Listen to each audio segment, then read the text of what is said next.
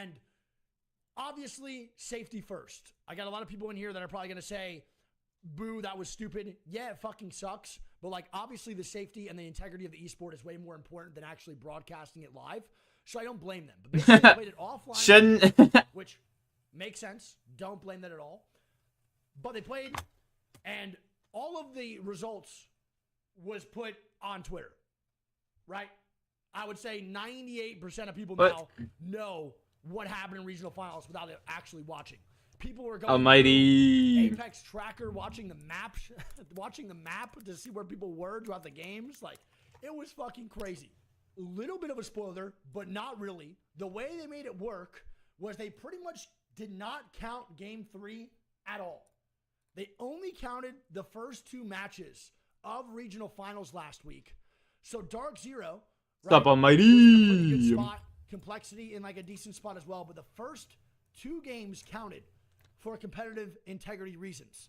They counted those first two games, which as an adult, that can make, that given context clues without actually being told. It's quite evident they think that the first 2 matches were not fucked with at all when it comes to Destroyer 2009 fucking with the lobby. They obviously thought that there was no foul play involved in those first 2 games, so they 100% counted for sure. Now, after that, did not count. Game 3, obviously, did not fucking count at all. Game 4, obviously, did not count. I need some Hennessy immediately. I'm sweating and I need some Hennessy immediately. All right, here we go, man. Game 3. Game 1 of the day, but game 3 overall. Drop first onto the map, picking up whatever loot they can manage, and then hopefully making their way into zone based on the information. Again, if you do not want spoilers, bro, do not look at chat. My mods cannot handle spoilers. About 75 pro players tweeted about it yesterday, and 1 million people did. Spoilers are out there. You missed them. Congratulations. You're one of the fucking 1 out of 7 million people that didn't see it. Able to drop by Cenote and take a trident. I know it sounds like a weird point to make, but no fucking way. Game 3. Game 3, a fucking devastated Coast end game. Are you fucking kidding?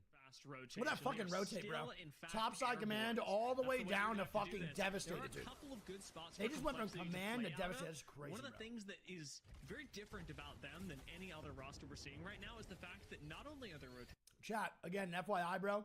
We are watching the main broadcast. The casters are good. Okay? Don't have to be an asshole. Not. Just fucking watch. If you don't want to watch, then leave. No worries. Don't really give a fuck that much, to be honest. Using the generator to supplement that, to keep them safe, even in, albeit, a little bit more Yo, Zeno, what's good? I'm trying. Oh, there we go. I'm not watching the POV of just Hal. That's not. I'm not watching. I'm doing a Hal watch party. I'm watching a regional finals, bro. That you had mentioned, and they're going to be staying put here for now. So many of the teams have already got into that final circle position. EEC with a 30-30 and Skull Piercer in hand. Great looks for them as EEC do land in devastated. Tell TSM to pay me 5.5 million and I'll do it. Position advantage that they were able to set up for quickly.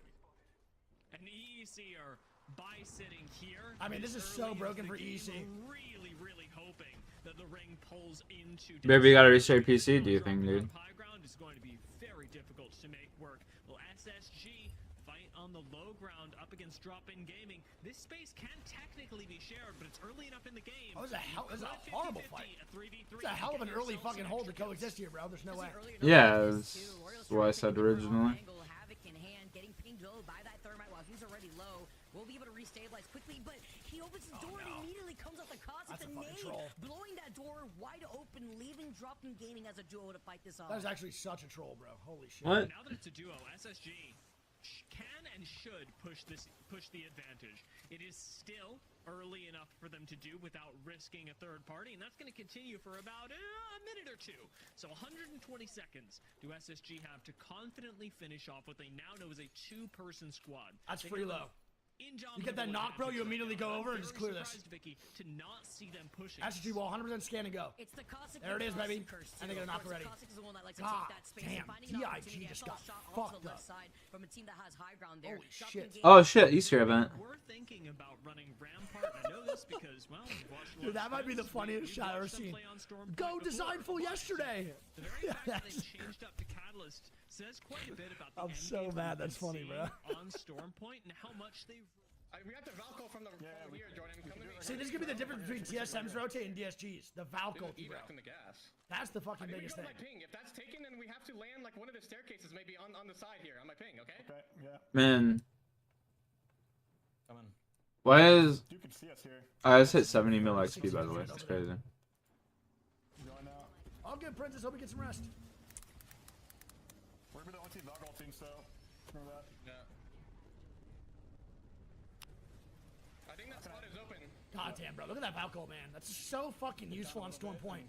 This right here, these Valcolties are going to be the game changer for TSM at LAN.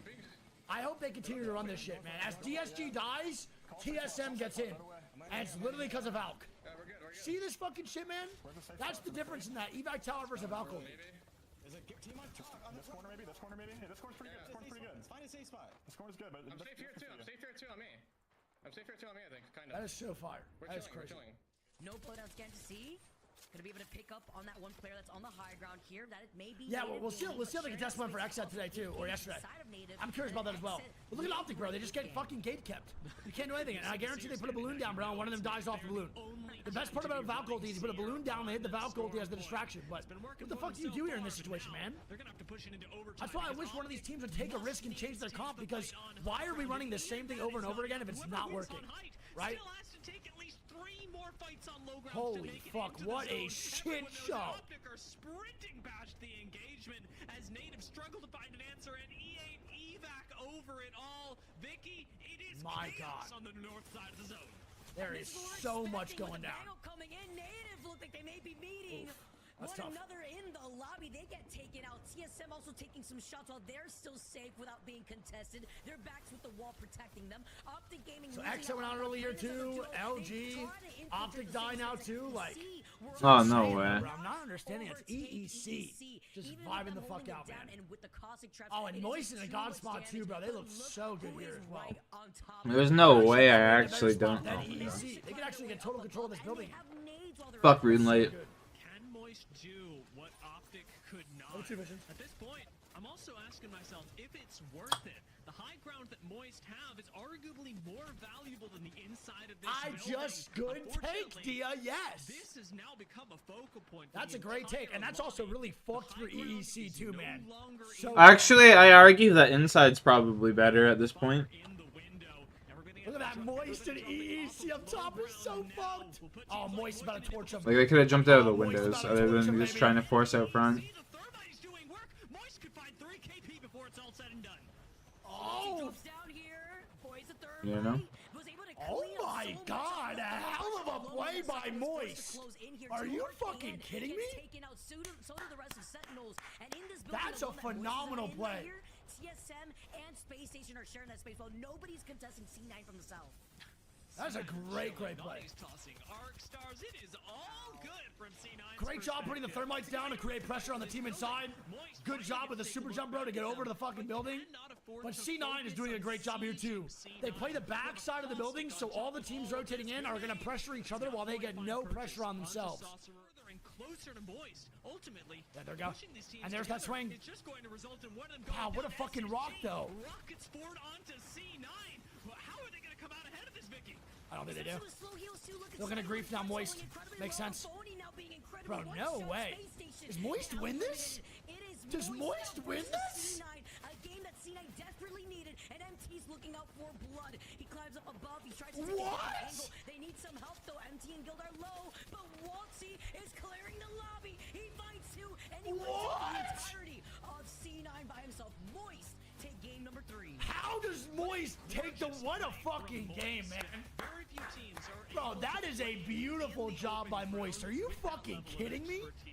taking out From the top side fucking zipline building, getting the height, pressuring EEC as the zone's closing in with the Thermites, then super jumping on top.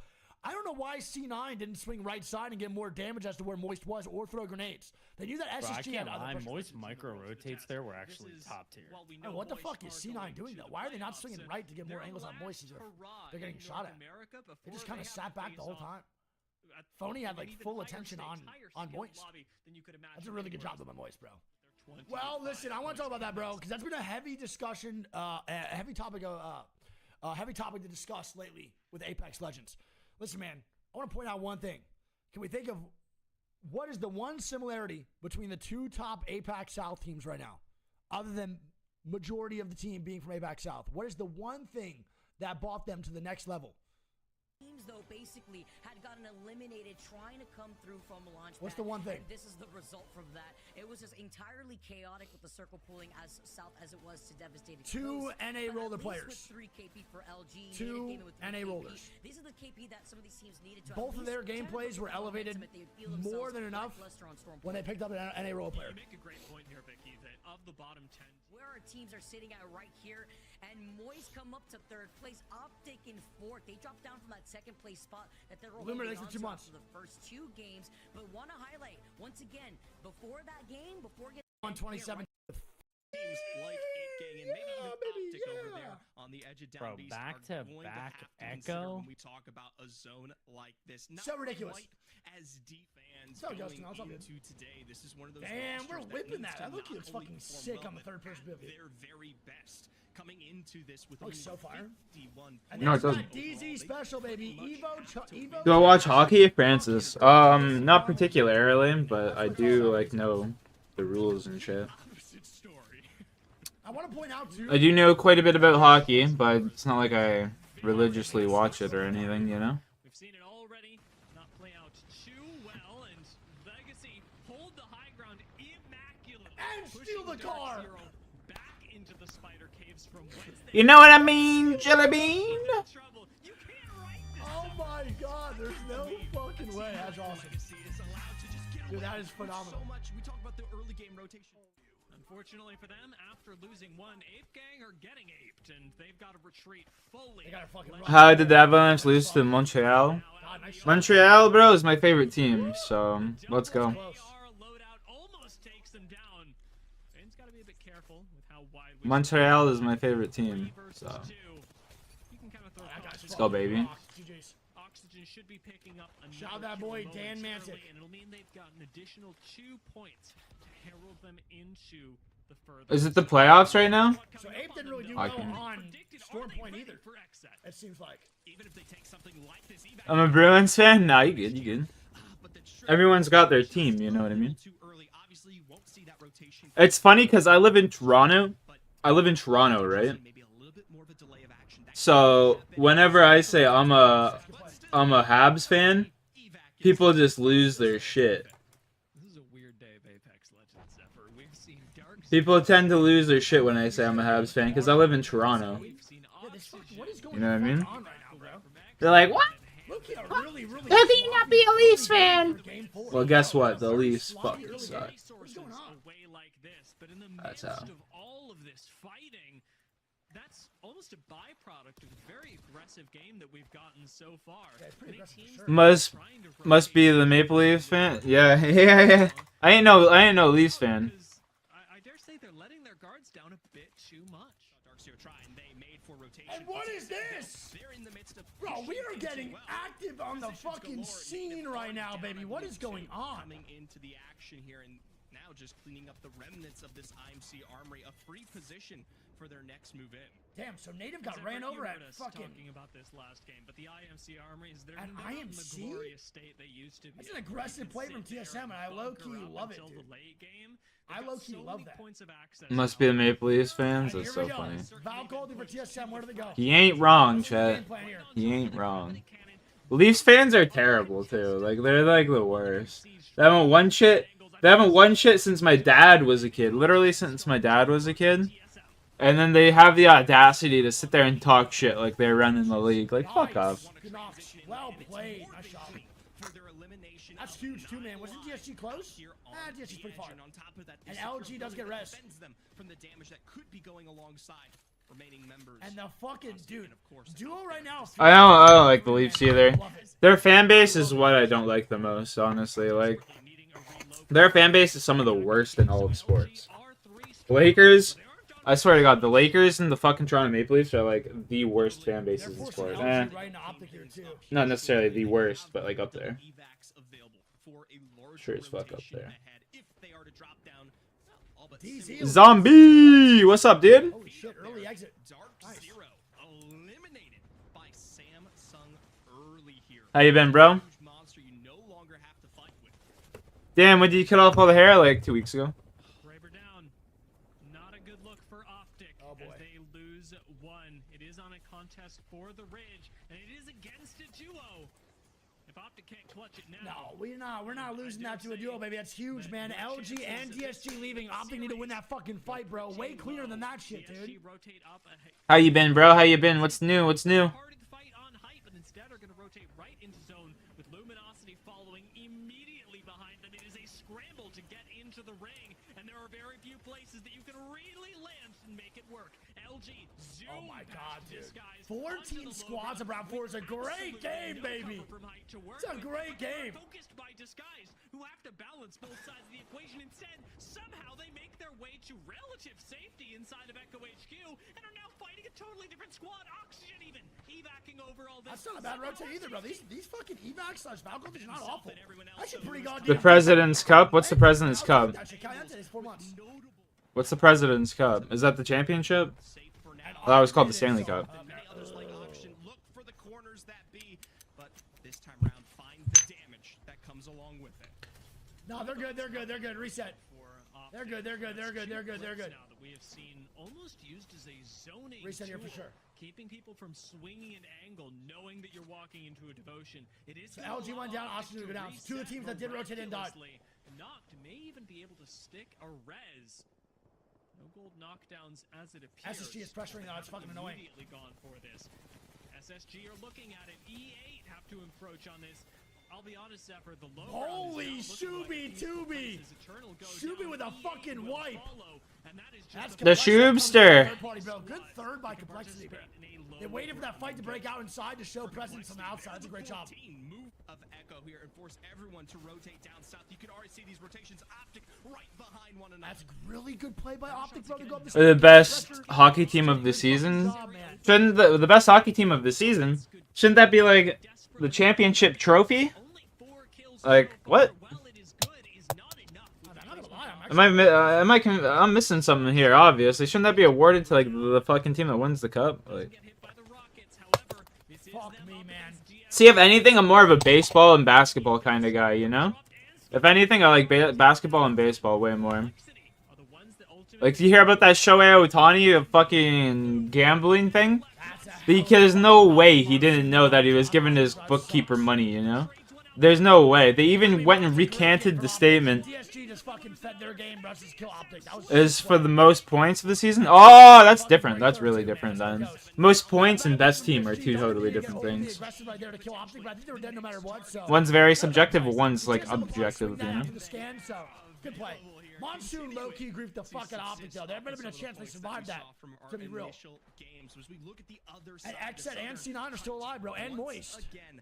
So C9 takes the backside building, which is a good call. And Xset's right underneath them. Dude, where does that? Does Xset die early on this game? There's no fucking way. That's SSG down below, right? But I'll be honest, right below TSM, Xset had to have a good game here. There's no shot. a lot of work taking out just to Might get it because the Bruins and the Stars are at 99, but the Rangers had 100. How many games left of this season? That's the problem, bro. No KP probably for the top 7 for Moist. Because they've been here the whole time just chilling. Figs, man, they spent fucking 6 months. Bro, Fig Newtons are so good. It'll be a fight between TSM, Xset, and C9 as to who can live the longest to contest Legacy's position. I really like this from TSM here, playing off of the very rare pickup of the Valk coming in clutch here to give Variables the option to find those angles, but with that comes the respect that you see ever so similarly from the likes of a team like C9. Their position going to last a little bit longer than we talk about the edges out there. Yo, do you know where towards the C9 west, but they lands have off the spawn? majority of the stack to contest with, notably that zip right there. Potentially the place they'll have to look first against Xset. Now, C9 predicted the zone really well, but Is anybody in members your chat? are on blues. They do not have the power spikes, really, of late game to be taking a full-on 3v3 and Xset. Well, they just Xset don't have the died, position to be bro. sitting there. I'm going to be real with you right now. Xset are a foregone conclusion. They are right my God. TSM and C9 that hold the high ground. Fuck TSM's me, Evo man. shields are so much scarier as Imperial Hal takes onto the forefront. Legacy are just God watching this damn, happen, brother. waiting for their chance. That's for such a third good party off spot of for the them, low too, to ground die like that. because the zone is coming to them. Who the fuck's using the Bolt with the 1x2? That's Burholes? 30 games per hockey team. Maybe not. The team that played the least played 70. 12 games left. Oh, okay. Even as a duo, this is gonna be possible. That's cool. Legacy's getting fucking torched now. That's too. cool. There's only 82 hockey games, right? I thought there used to be. I thought there used to be more. I'm not gonna lie. I'm gonna lie. I thought there was a lot more. Well played. Shut the fuck up. Shut the fuck up. It's 1v1.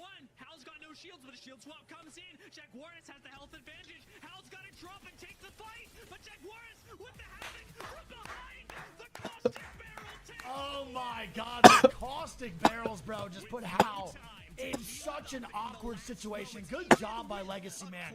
It's a fucking hell of a game for the boys, bro. That is a hell of a fucking game, man. Woo! Yeah, but that's where I think TSM is fucking next level, bro. They are playing the early game objectives of getting triple red while having that late game fucking faculty to fight the teams that are triple blue late game. Just like no one else see that. That's like my point. Is they are literally doing both. They're playing the early game objectives while farming early armors, but then getting to the late game spots to fight the teams that have been sitting in the zone with triple blues. They are almost every time at an armor advantage going into the late game fights. Every single fucking game. And that is just smart. It's just fucking genius fucking gameplay, bro. Also had a nice end game position. Optic did not, moving out of pylon. That's why I like that those Valk ults so much. It's because they know what they're doing. Ended up. Legacy, of course, do top the leaderboard with 20 points, but oh shit, he's on standing out to 12 me. This kills? doesn't God happen too damn. often, Zephyr. They're not the ones that got the most points that round. Damn, bro. All right. Into match. How much time? 37 minutes until system update. I mean, it all makes sense now for sure. It's definitely a scary cipher. Well, I guess we'll just sit here and farm. Correct. When you're seeing the #1 team. We'll just sit here and farm some winter toad. Other than DZ at match point in game 5. All right, turn off the music. We got a fucking contest going on. Come on now, kid. What we'll be seeing though is that 50-50 go down between Ipgan and Xset. Let's get it started. Let's get it started indeed. They didn't show 9 lives though, so just to shout out, they were playing a little bit of lifeline in that last game. I wonder if they'll stick with it here. But great points and great discussion as we head into it. If you're watching right now, that will be available to play. And check out those changes. Obviously, these pros, though, they don't want anything to change, especially if you're in the position of TSM, who have found themselves at the very top of the leaderboards yet again. See, now where Ape Gang is I think the better spot. Because now you see Xset getting scanned from Optic. Optic's in a really desperate situation, so they're going to want as much KP and points as possible. So they're looking to kill and third party wherever they can over on this side of the map, knowing contests happen them over in from Fragment East to Monument. Where Ape Gang is, they control the momentum and how fucking Xset's going to rotate out of this POI. Xset can go now left side and maybe go towards Landslide. That's the only spot they can really rotate out of. They can't go through Fragment. Optics there. They can't go top side because Ape Gang's there. They only have really one way to go through. Which is why I think that Xset not taking that spot from them is stupid. Nice. We're able to get that drone It's game 5. Game 5. to pick up a gold helmet. You always love to see that because you'll be able to have Climatizer. Okay. We get to take a look at where this Hold circle is the going to be fucking pulling. We have phone. those southern zones over by Storm Point. Well, time to take a trip over by Climatizer here on World's Oh, we'll Edge. take that. Underneath the building that Ape Gang was looking at originally. Caustic traps that were set up there now. I'm going to be able to get deleted. And that's a good play for LG too. But this is a great spot. We Honestly, see a great fucking rotate. This spot's pretty good. Oh my god, and there it is, bro. There's the difference of loot right now. A zone team playing against TSM here. Triple blue, triple purple. TSM should mop the fuck out of Sentinels in this situation every time. Excuse me. No. TSM up on top. Yes, Sentinels trying to get involved here. Arcade Yo, Rena! the building, but look at the disparity. It's Dog, purple 6 bucks. versus blue. That represents 75 extra. And there we go, health. TSM bro. can burn through. You and see what I'm still talking match up about, with man? Sentinels, so it's gonna be an They uphill just battle fight for them in another more team ways in than zone one. with triple blue Hal armor. did it again. And there's not Last even a game and clutched fucking... up a few to put him on match point. Right here, he's gonna clutch up again. You see what I'm saying, Doesn't man? even worry about the shield swap. Knows the See? Burholz on high and reps. That's well the inside the armor building. difference right there that TSM TSM recognizes off to a great start, so getting well 3 more points, than and they any have cleared other team in out the a world. lot of space They behind them. recognize armor Furia, differential Moist, so Disguise, well. Legacy as we take but the cascading It's so huge elements this season too, which is the crazy shit. consequences. So in this Armor situation, Diffio seasons like make or Fury break. gets ult back here, bro. They should send this shit immediately. we just make sure they know Without not a to fucking take our doubt. space here, not to do anything crazy. We still got a lot of ways to go in this zone. 2 of our latest rotating teams hasn't worked out. Oh my god. That's just gonna keep on pulling, baby. Good fucking job. On the call from SSG, dude. That's a hard call to make. I really hate playing these backside buildings just because I never know if the zone's gonna pull out over here. And if the zone pulls out towards RV right here, He just right, dead. these buildings are out the next zone. They're not gonna be in the next one. So SSG takes a risky call playing these 2 buildings because they have nowhere else to go after this is out. But they actually get the right call here, and it pulls back a little bit more. It's going to pull all the way back. And DSG dies, of course, in this situation. And there we go. Furia does get the bloodhound ulti back, and they get aggressive on the DSG. It's a good No way. Furia, man. Can they win this, though, is the question. No way. They Yo, did Banning's lose loaded Madness, once. though, so can they get him back is the question. Just trying to throw some nades. Maybe they can bait it out a little bit, but just going to play the shield most likely. Enemy in design. They've got more than enough damage. And let's not forget about going into the void. One of the only immunity frames in all of Apex that's a Legends. You crazy really get to swing. see it. But design has said here. That's a crazy swing, man. And it's his Watson as well. And Moist who with the stays third party. alive Great and fucking takes third down party, man. DSG. But And they both as die I for it. mentioned, the cascading See, that's, effects, but like, who hears it? in Well, that Moist- situation, why the fuck is DSG not committing to rotate farther in? Why are we taking a fight top Icicle? Why are we not just getting past Furia and getting bottom Epi to get more into zone? We have a portal. I'm so lost on that play. I mean, great job by Keon on the swing. Good job by Furia for not allowing DSG to sit there. But like, what an awkward spot to stop the rotation at and force a fight. Control of that building next, and with TSM calling in an evac, of course, it's not Storm Point, no Valkyrie here. They're taking to the skies to maybe see if they can get into a better position. But again, I don't know because I don't have comms from their team. Listening to their POV can be completely different. Maybe they had no like heals, maybe they needed to fight. I don't know.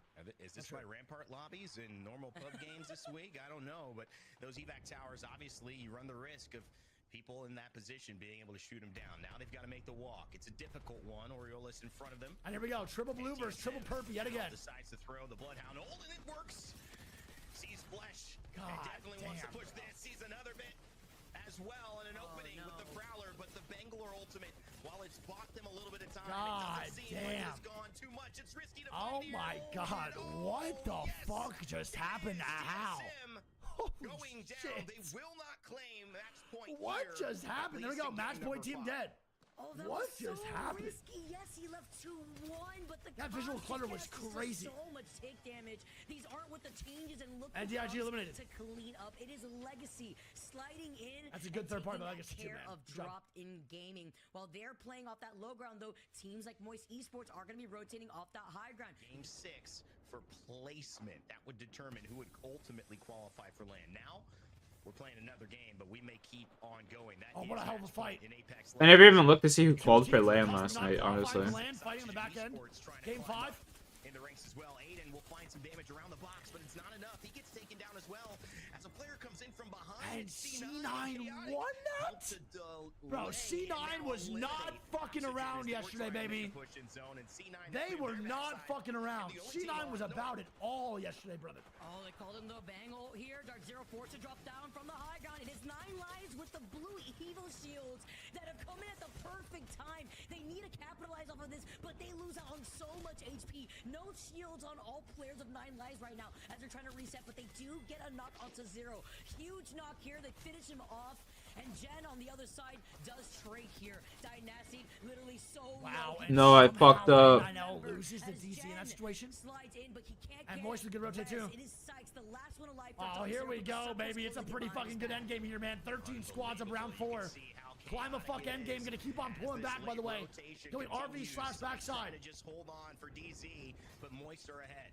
And they found a great spot up here on high. They could play this ridge, and they could see from above. And this is going to be so good for MT. Trying to pick up KP as well. I definitely cannot do that on stream, Maybe slash line. more, they get Yanya. That's Legacy who's trying to move in as Jaguares and Legacy are fighting complexity. And Monsoon Hey, Rocky. is alive still. Moist actually helped them Little out there, reset? so Monsoon And they have will all be that able loot to in the back? stabilize, it looks like. And Ape Gang is in RV? How did Ape Gang go from front side climber to fucking back of RV? What a fucking play. And Xset gets caught down below. So both teams contesting Monument. One get RV, one gets fucking low ground and climb up. The difference in rotation there is crazy. And the difference in spot is nuts as well. He saw this game from right below them here. That's what I was saying though. You see how Xset's rotate is stalled by Ape, but Ape is able to rotate out, so Ape gets RV and Xset gets fuck all. Yeah. Because Ape is able to stall their rotate out for no reason. If they want to. Have now moved from the fence line and they get taken out by Moist. Optic Gaming gets eliminated here with 9 squads left. They're second place right now with 40 points, Vicky. 9 squads left. That's easily enough. I think TSM were on 39 and did it with 7 squads left, getting just a second place. So if Moist keep this up, we could be looking at 2 teams on match point after this. He got taken out in the middle of the gondola. What the fuck am I watching, bro? Oh, he said bye.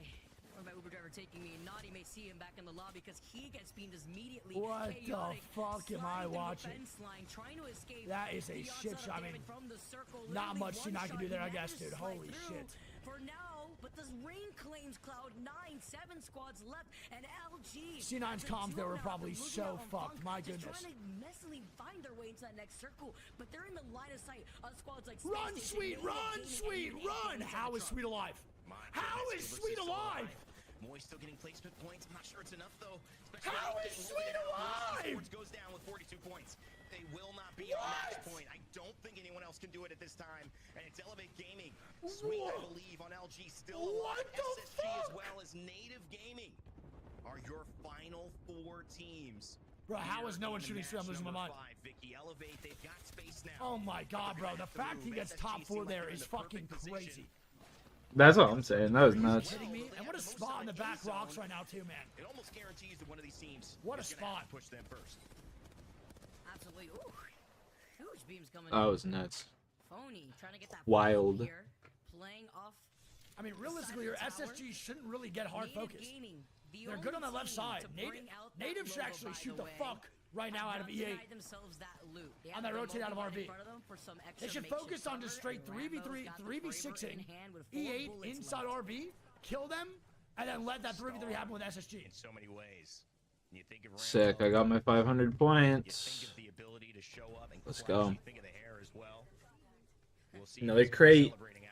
Only problem though, Claim blue armor on a Loba's crazy. On a Loba? Giving E8 way too much room to work with right now. Why is Zinio? SSGs on blues? Yeah. Toast. I never realized that last night. Nice job, man. SSG dead. Nice job by Zach, bro. Good aggression. Oh, dude, that Moby.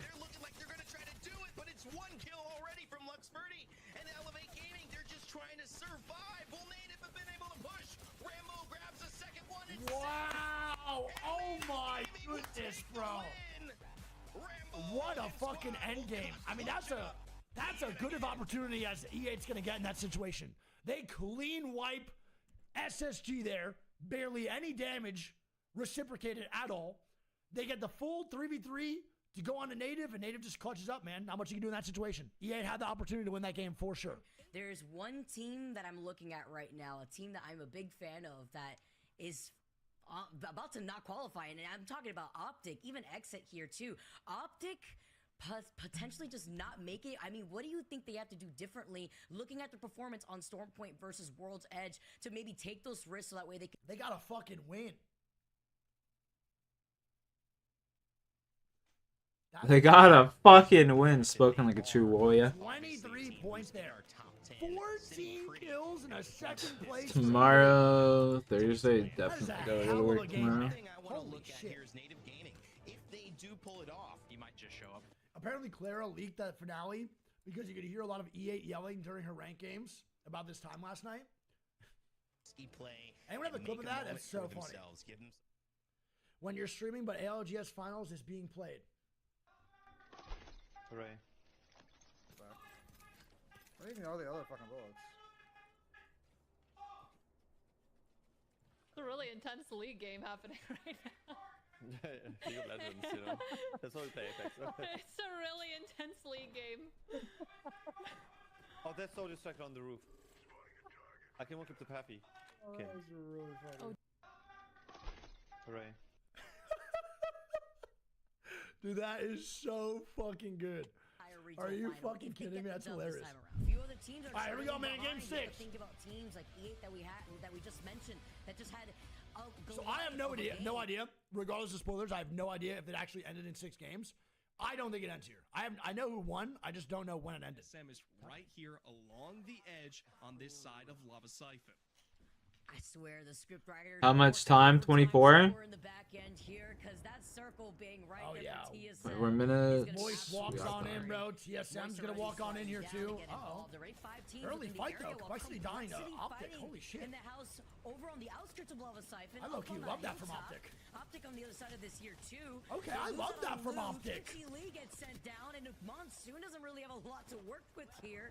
That's the Optic I wish we were seeing all split. Down, trying to reposition himself, and it was dropped with the rest of Optic that decided to come into entry for him. And TSM with a third party, of Still course. with only one member left standing here, you have to wonder where the follow through is, and it comes alongside. And what a looks fourth like party very from weak DIG, TSM, man. a There's TSM no way. that also Hey, knows Mel. They're far away. There's no way. They're far. Okay, and they're good. strong They're good. going into controlling a position like this. My Reps, of God, course, so on that reset is definitely Optic gonna be fights the for go 2 button. seconds What is on the some complexity and get frustration, but I 18 will say, party. they have That is so cleared up tough, and majority OG of this. dead. The runs have come through, and for Optic, Wow. that's a wipe early. Oh, and DZ's gonna be able to hold these guys out in 2 seconds too, bro. Another triple blue squad. And they just fucking run away. They get a shot onto Zero. They see red armor and they fucking dip the fuck out, dude. They hit the and they're gone immediately. This is Right call, perfect there, too. and this is going to cost the resources. Of They course, see of one red and ESC shoot who've themselves. had Their delay more notably set up when it comes And that's to the another edges of that double zone. blue But or Dark Zero, triple though, blue team these over are in the choke. benefits that will continue to This is what I'm extend saying with the out, early talking game about farming of shields here is just so important. You control the tempo of your own game when you have this armor advantage. The psychological effects that it has and the actual effects it has in game are both extremely transparent when you watch DC and DSG. It's pretty nuts.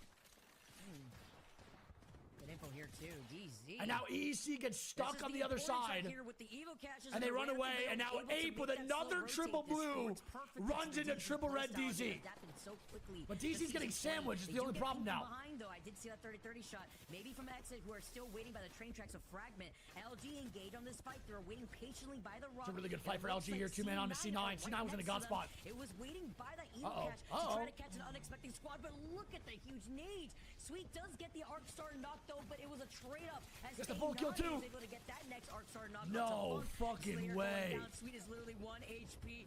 Bang called in. The knockdown shields Shut the fuck up. The insurance policy. They didn't know that he needed. C9. They get eliminated. Saved. How the fuck did that just happen? As LG get to see another Oh my goodness, and LG with a fucking reset. Are you kidding me? Are you kidding me? In the face of a bloodhound, but I'll tell you what, it doesn't get much easier. Another for quad teams jump for the like boys, Sweet, Disguise. dude. Now, Holy from fuck, above, man. Legacy have their pickings. A crack found, Insane. and even just but 20 damage descend on Hal that knock. just They saved barely like miss out LG's on game that there. pull. Oh man, Legacy on the high That's ground now, are waiting on the outskirts of this circles effort. This is insanity here, with so many teams still alive. For now, TSM. I don't even know if I'm gonna be able to get it this round. Holy shit. And they are still claiming heads. It's going so I fast. do worry though, we did get a sneak peek at that map with Furia being very present here on this low ground. Yeah, you really comment, Rosalind? One far But we want to just send, be nice to the main and that's broadcast. an Love you. immediate I want to knock climb up the from likes Furia. of Well. And through how they're just barely finding a presence of safety back. Reps now set up above once again with that Mozam Digi combo. Where did Furia go?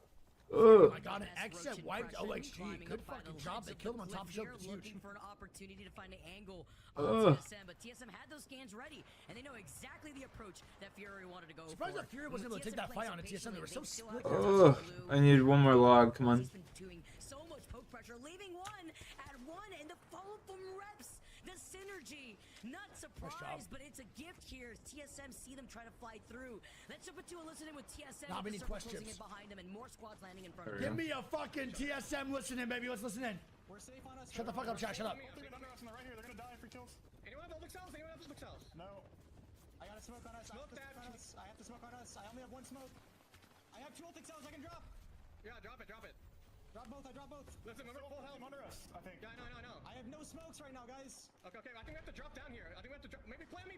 Actually, play me. Come to me. Yeah. Look at me. Under the building in front of us. And Barrels You just just fell. jump down. I fell. Okay, we're good. We're good. Look at these folks. Try their flash. Shoot the right side. Flash blood out. Flash blood out. I can't see him. I don't see him. I got him. Ground the fucking. Push that maybe. Finish them down. We don't need to push that. Looking for it. So like this spot, bro, where they're at right now. I'm safe here. I'm full safe on me. Yeah, full safe. I still have Bangle for this. We can push Ugh. the side of the building. Look, it's a dude. Oh, whatever. It's too late now. On the right. We're just gonna have to rock it. It's a duo on the right, but they have a 3-man up top. Elevate Gaming dead. In this situation, bro, TSM just needs to vibe the fuck out and swing with a fucking bang ulti going down. They have to. 70. Probably filled actually. He's getting shot. 100 down. Crack blood him. We can push up with Bangle. No. We don't need to push that. I need. Someone was behind this tree. There is. Can you smoke that angle so I can scan the building, please? Yeah. Or smoke right here. Smoke right here, maybe. Okay, I don't have a smoke now. I just smoked it like you. That's fine. You can do it. Nice. That's such a good job. So 3-man on Donut and 3-man left. TSM, in order to go across, bro, has to bang ulti and then just go outside somewhere. They can't go right side. They die right. I want to see what they do here. I'm not across now. Nothing this. Yep. Looking. Don't forget that the only team right now that can end the tournament is match 6. Match point for TSM. I don't know how the fuck they survive this if they do, bro. I don't think there's a world. I'm pumping that. Oh my god. I'm safe on me. He just got kidnapped? I'm dead. That's all you guys. There's a 2-man. I'm dead. They get fucking kidnapped? Two. Is that DSG with a fucking kidnap on the TSM? Holy shit. That's wild. Not only with the kidnap, but Oh my god. their opportunity to win on match point. Design with a great play on the barrels, bro. Gets the fucking costing a meter out of the fight. Good shit. From the circle, exit now fighting for their lives on the outskirts. Oh, it's nuts. Get eliminated. It's one of those moments where you just can't believe it's happening. It feels like the days of yore here. We've seen Design and crew get aggressive, but to come out on top, so many other rosters similarly to how Koi is finding Nox. See, that's what I'm saying though, bro. Xset shows these little glimmers of hope and then just cannot make the next step to actually get a top 5 or a top 3. Every time. I want to see if they do it this game, bro. I want to see so bad. Lots of fans coming in to look at this team succeed. LG fighting. Hey, thank you, guy. Much love, Osu. Appreciate it, buddy. Managing to get that scan by the rocks. But with the Beast of Hell activated and still getting Oh, on there the you other go. side, they know that they are pinched here. It's the Sky's right behind LG. See, how's that thermite not hit him there? That's crazy. Man, it's crazy. Here too. 9 squads left. Especially after that first win Majority versus of these C9. teams are That's sharing just the real nuts. estate inside of Geyser. An enemy with a great swing in the gas, bro. I love that. Good fucking job. LG dead. Good job by enemy to see that smoke come down in that gas and still swing that shit. Now for Moist swinging outside, you found the damage earlier, but you weren't able to follow through for Xset. What could have been is even still a punishment for Nocturnal, but a 2v1 situation. And Xset goes down, man. See, they just cannot. Everything they did was just not the next step to win games, bro. Clearing out that entire Fuck, building man. means that they'll have some We're freedom right to there. reset Little brother's as part of this the team, final but we're circle actually is right closing. there. Final circle and It's just 6 1 or 2 squads more left. steps It's to get Sky's 5 to Legacy 6 Moist extra points dropped in, every time for Space Xset. Station, and Every the Soul time. that is here. Space Station with the scan. I mean, SSG in such a good spot right now, especially since DSG jumped off early. There's nothing for anybody to do to get these guys. One rat, all full teams. It's going to be empty by himself. How is Designful alive? How did Designful get res? How is he not dying? And then they kill SSG? No fucking way. Yeah, what they like that team on height shouldn't have dropped there. They should have just wide swung out far. Moist dead. And Frex gets a top 2? And Legacy wins? Frex gets a top 2! There's no fucking way. And Legacy with a win in game 6. Absolute fucking demon, bro. Good shit. How Frex stayed alive there, bro, and got some KP is crazy. And we've even caught it happening on screen. All right, here we go, man. Game 7, baby. Lock me in. The next game that we've waited so long for begins now. Let's go, baby. Game 7. 4 teams on match point. I will remind everyone, TSM, Moist, Legacy, SSG. Those teams can end the games now. Where exactly the ring is going. A team like Drop-In doesn't have access Ooh, to and a North Zone. Dude, this shit is fucking rigged, bro. Of course, the TSM on match point, so let's go put it over in fucking North, of course. Why not? Take some shots while the But yeah, I'd rather go to bed early and wake up early. That's what I prefer. But it all depends. If I'm addicted to TFT, I'll just do whatever I want. Which starts off everything. Oh my god, Sack Maze are early death. Yeah, lately cap. Onto E8. But don't fret. On the other side of this fight, Ape-Gang is slowly creeping up from the other side of wall, and Disguise are looking onto this fight. Good knock by Zap, too. They paid for it as Sentinels good trades, 1-1. On one of their teammates, and Luda's trying to give him suppressed fire. 14 minutes. From Sentinels is really rough. From the caustical that started it all. It's a really nice way to put it. Hitting a roof. I was gonna say that fight was dog shit, but Sentinels your were words, not not mine. on the same page, and a third party just exacerbated that problem. Oxygen are the beneficiaries of this, but Sentinels also didn't do a whole lot of damage on their push, so there's a big chance that E8 are able to reset inside this building and fend off Oxygen's again. Oxygen should be able to wipe this, man. They could thank Oxygen for forcing Sentinels to back away. What the fuck is Vayne doing? Reset, but Vayne gets what are we doing? Knock for knock here. Good full trade. As now the rest of there we go. They should be good. To see if they can get the reset. E8 now lose out on another. Okay. And with Aiden getting pinged from the other side, I don't think that one last straggler. Is this 2v2 or 1v2? And they use the caustic ulti for the reset off this. So messy. Yeah, this is extremely sloppy. It's just Zap by himself. E8 still Alright, they're gonna reset. That's fine. Nice. It's gonna be TSM once again on the high I saw the Zionful with a portal, but I don't know if they right committed or not. Next to Sentinels over to their right. Furia that are neighboring them inside of that building that we saw them take place in earlier in the start of the game. And Legacy involved in a fight here too. Oh, I like this fight too. Top command.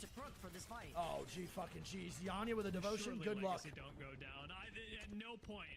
Good luck, baby. Should we be concerned about that? Legacy have definitely shown up with their team fighting chops today. Slide on by, collecting a quick KP before moving on to the rest of the fight. However, with Jaguaris down, it is just Jay standing in a 1v1 against Nazul. Oh my god, low key, almost a 1v3. Okay. Ultimately fall. That was a little bit too close. A little bit closer than I had imagined, but what still the come fuck? out literally and figuratively on top. Uncanny.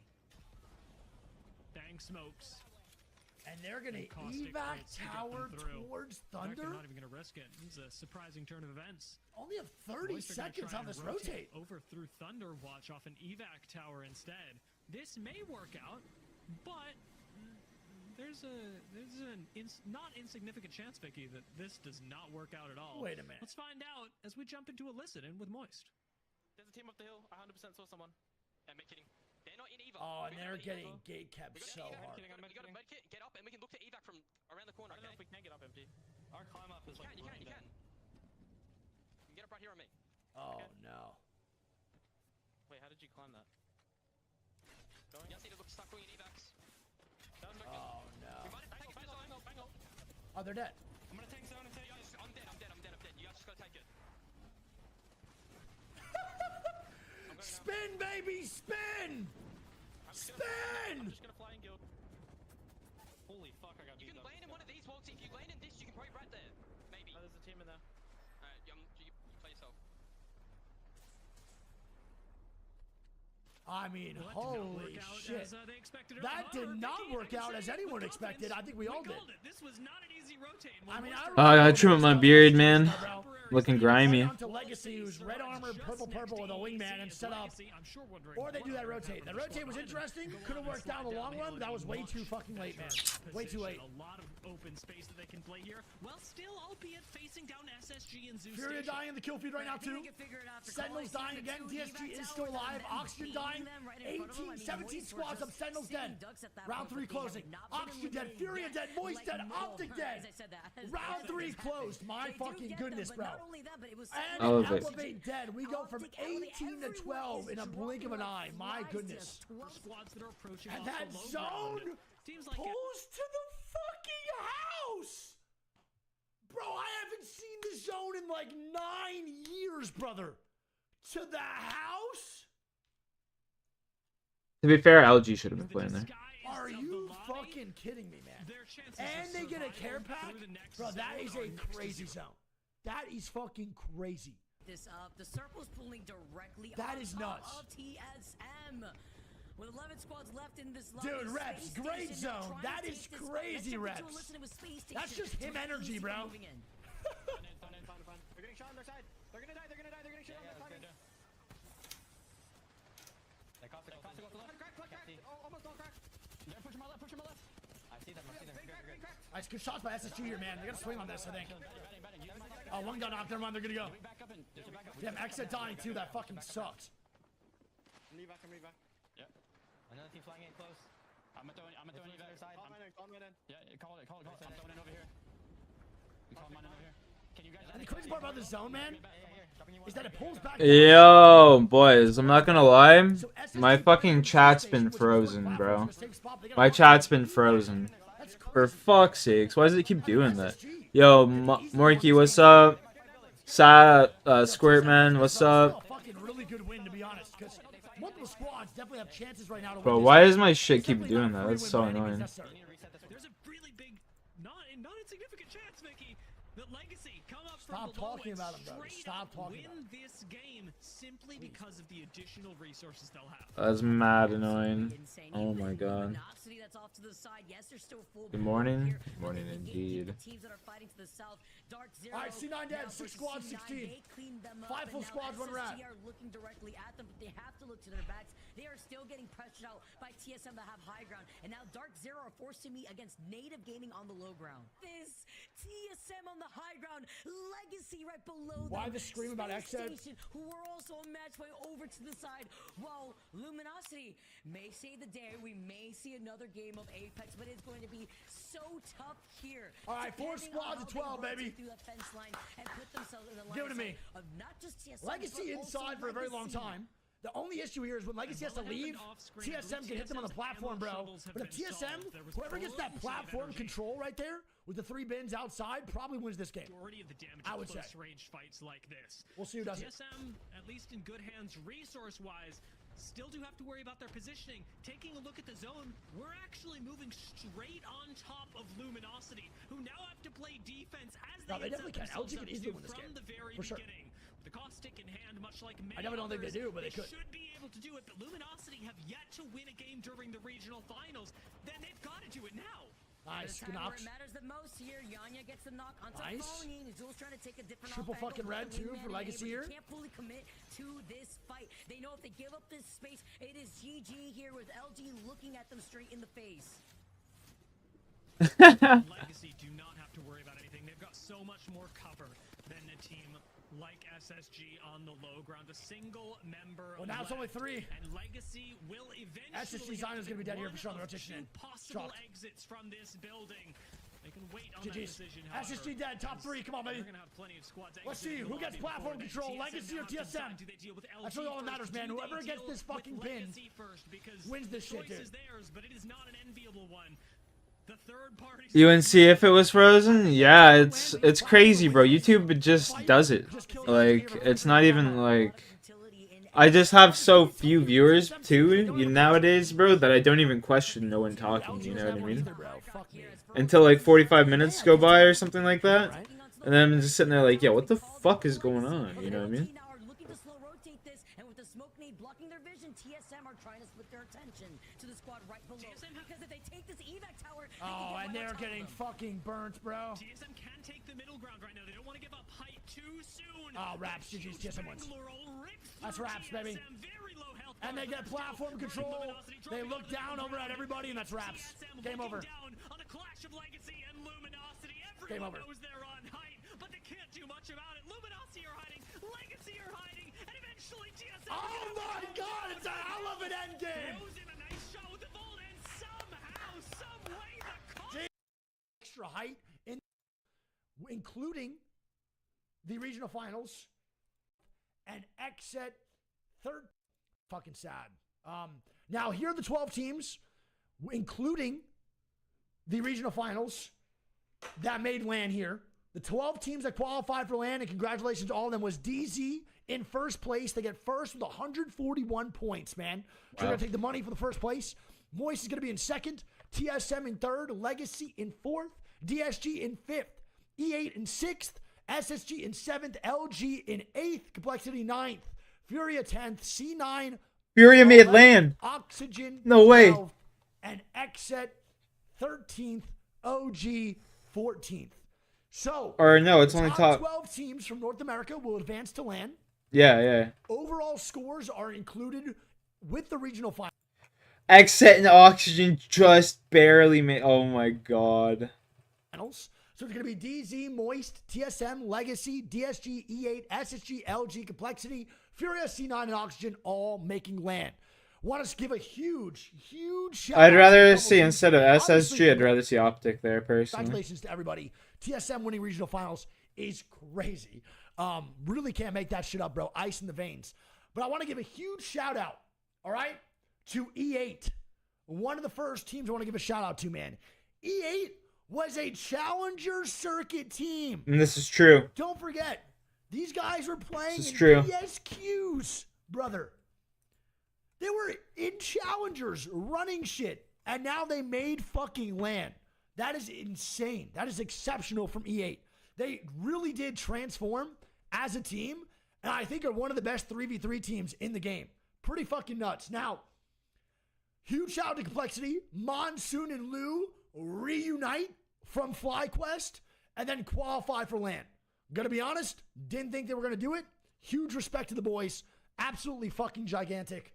Massive shouts to Complexity. Not only did they qualify for Shouts LAN, to they did it Fury as really well. Madness finally 100 makes points. LAN again. Has a squad that he's super confident in. And Furia makes LAN. Shout out to Madness, bro. And Watson comes out of retirement. W. C9, GKS. Come out of Challenger Circuit. Come through, get signed by C9. Qualify for LAN. Pretty fucking crazy, man. So, honestly, some pretty unbelievable stories for teams that... I just hope I just wish or split one SSG playoffs was in Los replacing Angeles. Optic. Overall, That's it. to me, a borderline unpredictable set of 12 with some teams not making LAN, including X and OG. Yeah. Now, you guys know how I feel. Fuck Exit, don't care. Exit's like some of my best friends, and I love these guys so much. So seeing Exit not make LAN, acquiring Koiful, genuinely does hurt my heart. I'm going to be honest. Like, it really, literally does hurt me. I'm pretty fucking upset about it. I don't have a team to root for because 100 Thieves doesn't have a roster, and Exet are my boys, so it does hurt my heart a lot. I wish nothing but the best for Exet. Hopefully they stick together, keep improving, and go from there. Super fucking sad about it.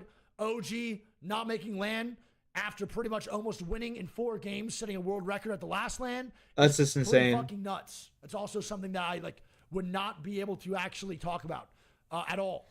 I would not be able to ever predict that. Pretty fucking crazy. Those two not making it are absolutely insane to me. I want to give a huge shout out though to Legacy, 4th place in Pro League and not signed. 4th place in Pro League in the toughest region and not signed. That's crazy. What are we fucking doing? What are we doing? Top 4 not signed to a team is crazy. I don't know if they're signed anymore. Pastillo keeps saying they're not signed. I don't know. Pastillo's tweeting now that they're not signed. So I don't know if that deal fell through that he tweeted about. I have no idea what's going on. They might be. Hopefully they get announced soon if they are. And then shout out Moist, man. Moist comes through to North America, one of the toughest regions to compete in. They come through with that boy Gildy Poo. I mean, shout out Charlie, shout out Walty, shout out MT, shout out Guild, man. Coming on through, getting 2nd place alongside DZ getting 1st. Congratulations to them. I mean, hell of a fucking time, bro. Literally fucking unreal, dude. Literally unreal. All right, well, congratulations to 12 teams that made LAN. I know those regional finals did not go the way we wanted to when it comes to live watching and live viewership. It sucks we had to watch a pre-recorded version, but it is what it is. I want to say thank y'all, man. I love you guys so much. Thank y'all for being here, dude. I love you all a ton. We had an insane split one. It is now officially over. Split one of ALGS is now done. The regular season is officially over. We now move on tomorrow at 7 a.m. PST. We now move on and we will go watch international scrims at 7 a.m. PST every weekday. Pretty fucking nuts, man. I want to say thank you. We reached records on this channel that I did not think were possible throughout ALGS regular season. It means the world to me that you guys chose to watch me throughout all these times. Love you guys, dude. Big kisses, and I'll see y'all there. All right? Love you, love you, love you. Peace out and deuces. Deuces.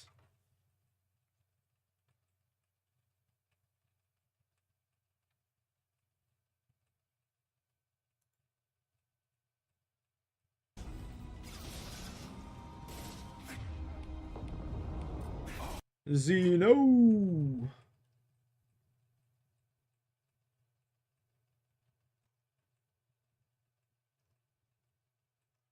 Damn, son.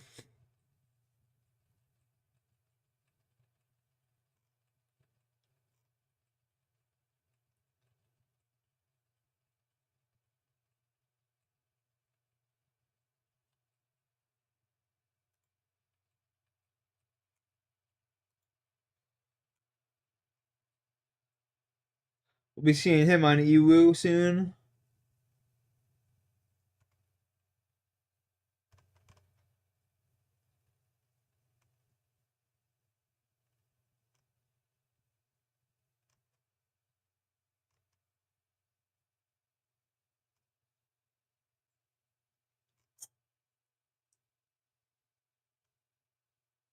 Bro, that looks so good.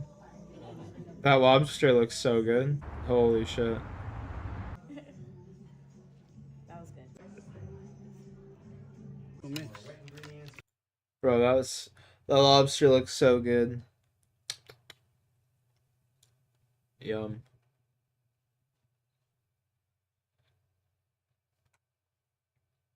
Lobster's fire. Yeah, it is.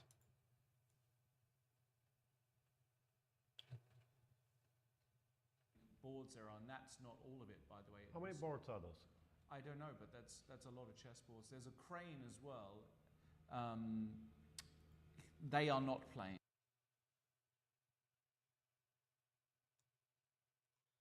That's unfortunate they're not playing chess. I would have watched people play some chess right now. Fuck, dude.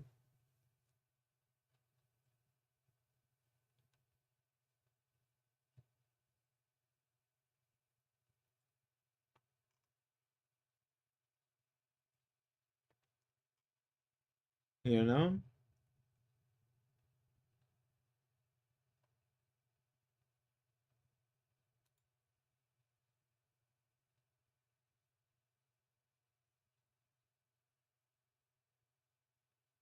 Damn, homie got cancer. Ain't no way.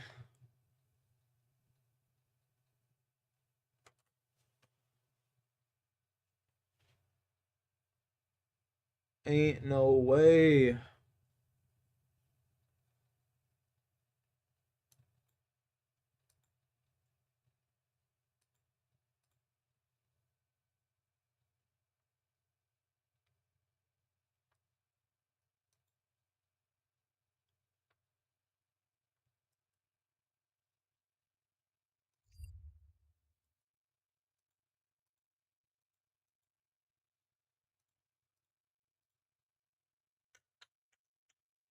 Damn. I just want to play some Runescape, bro, on my day off. Is it too much to ask for?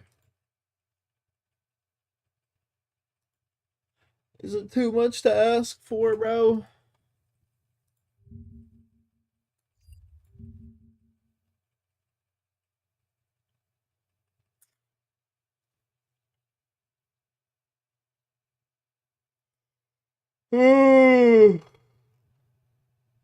Fuck, man. Yeah, look at that dog's face. Look at that dog's face. That man is in heaven.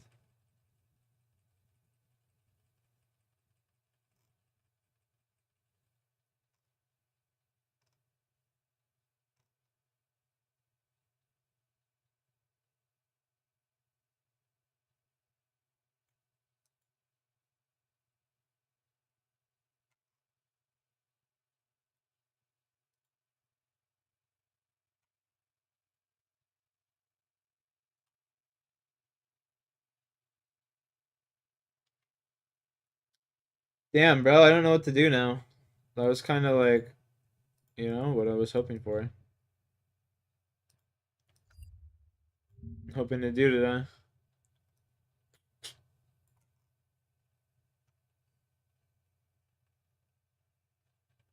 I'm leaving nerds, gummy clusters, and vodka for a week. Or until something interesting happens. This would be super good. Looks good. These are really good candy. Those things are like crack. I can only imagine it would be super good in this vodka. And now we wait. Well, it's been a week, and the nerds Look at the clusters color have, of that. like, The tripled fuck? in size. Pretty neat.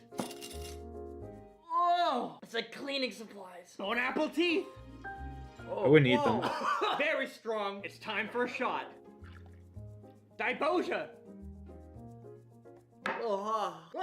Why? Wow. Do not drink this at 9 in the morning. The whole day's ruined. Wow. It's strong, but it's smooth at the end.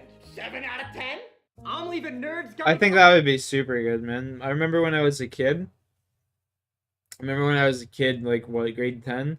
My buddy fucking got a Mickey of apple vodka. He got a Mickey of apple vodka, and we put it in, like, gummy bears and left it in there for, like, 2 or 3 days. And the gummy bears went from being a regular size to, like, that. And then we, like, ate, we ate, like, half a gummy bear, and we were just sitting there plastered, laughing at each other and shit. Good times, good times. Good times, good times. What do I do now, chat? Like, fuck. Rune light. Work for me.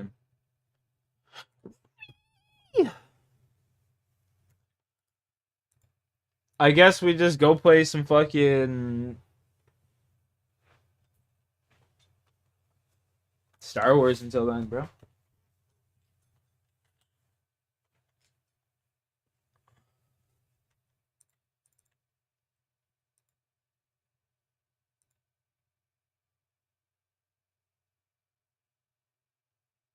Drinking's an hour. You can barely have more than a few beers. I mean, I might drinking sometimes. Just depends what's going on, you know.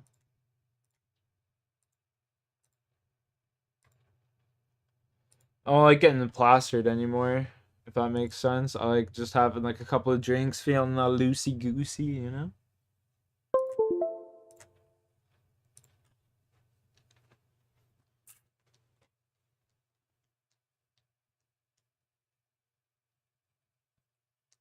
Yeah, I remember you saying you were getting drunk all the time. I was drinking too with you. At that point in time, anyway. I don't really drink too much, though. I need someone to show me my place in all this. Shut up, Ray.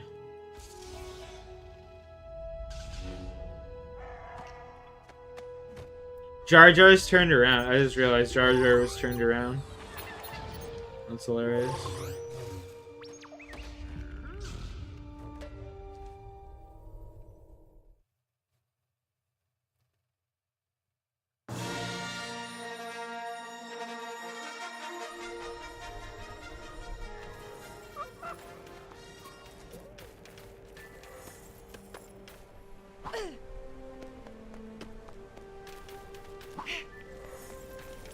I don't want to talk to you. No, I gotta follow him around again? I'm Come from the on now. Resistance. Your sister Leia sent me. We need your help. Come on now. This is nonsense. No! I've already done this. I'm not taking no for an answer. We'll have to find a way in there. Now imagine if a guy said that. I'm not taking no for an answer. The whole world would be going crazy. Following me.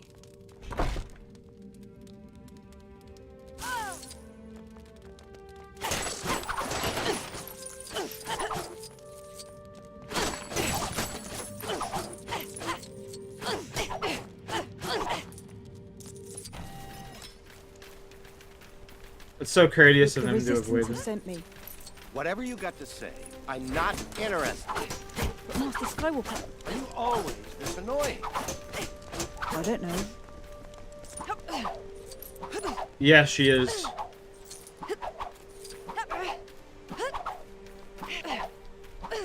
This gameplay is riveting. Why won't you hear what I have to say?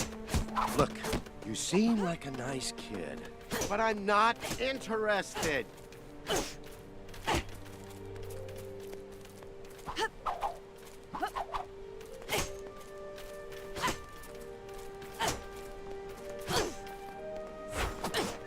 Master Skywalker, it's about the First Order. I know you can hear me. You can't hear shit clearly. I liked when Lego games didn't talk, you know? When it was just simple graphics and decent gameplay. Back in the day. The golden days. Man, fuck. I would have had 97 fire making today, bro. Listen, kid. What's your name? Goddamn, chat. I would have had 97 fire making. You know how heartbroken I am? Ray. Where you from, Ray? Nowhere. No one's from nowhere. Jakku. All right, that is pretty much nowhere. Maybe you should go back to nowhere. What's wrong with RuneScape? They're doing a system update because the update that they put out was broken.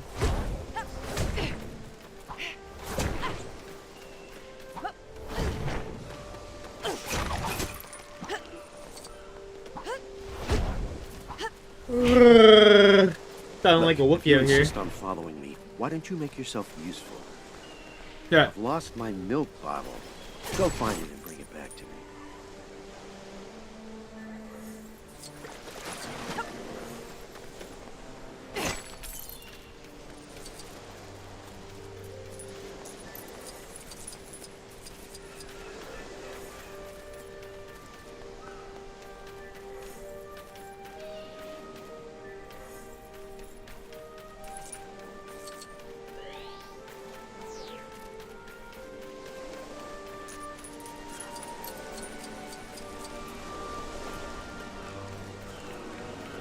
Ooh, bitch, get out my way.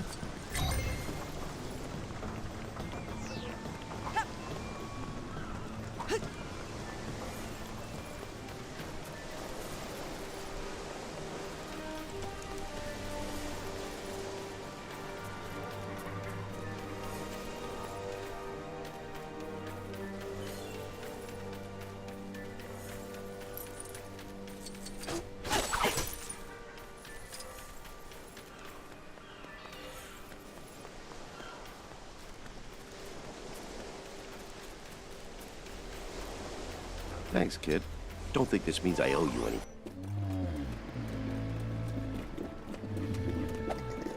What the fuck are those things? I like milking them. Oh god.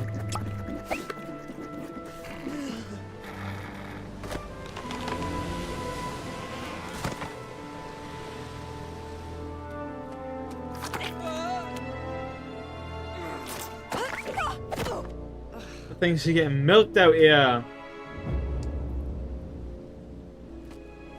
They getting milked. Just like your mama. I know this place. The original Jedi texts. Why are you here? Something inside me has always been there. I need someone to show me my place in all this. Ah. No.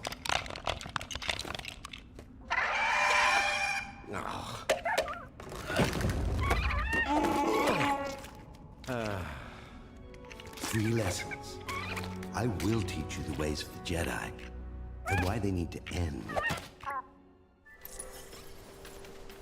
Let's go.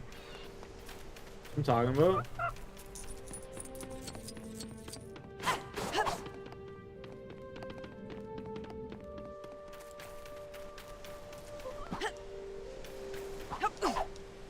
Oh, come on. I gotta run all the way back around. This way. Bro, I swear to God, half of this game is just running around.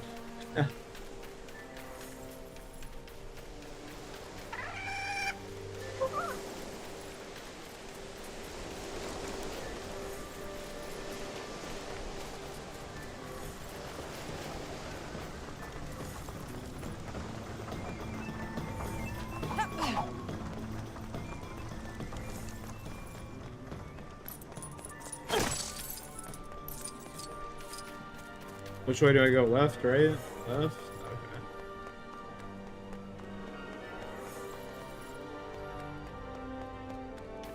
The game looks pretty good though. Can't deny that.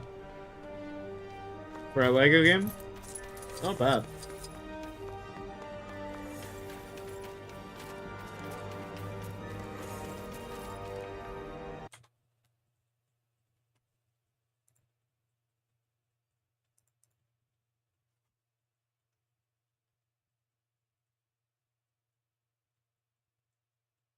Whee!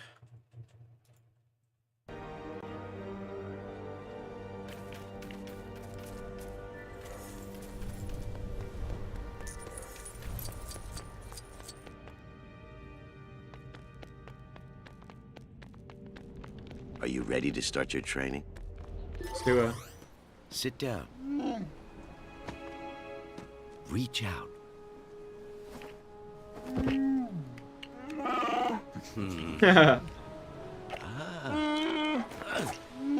Breathe. What do you see? The island. There's something else. Beneath the island. A dark place. It's calling me! Resist it. You went straight to the dark. That cave. I need to see what's inside. One thing I never understood is like this mysterious cave, man.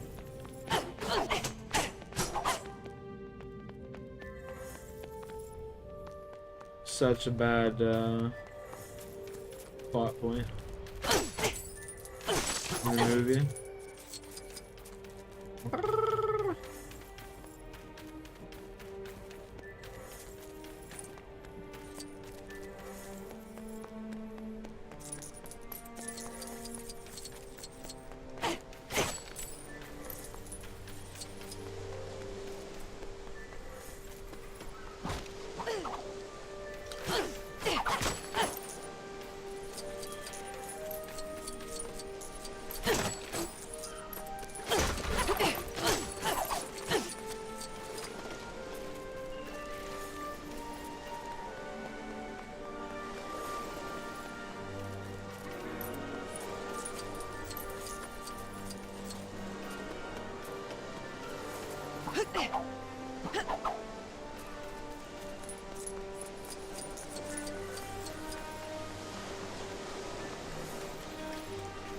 Fall in the hole.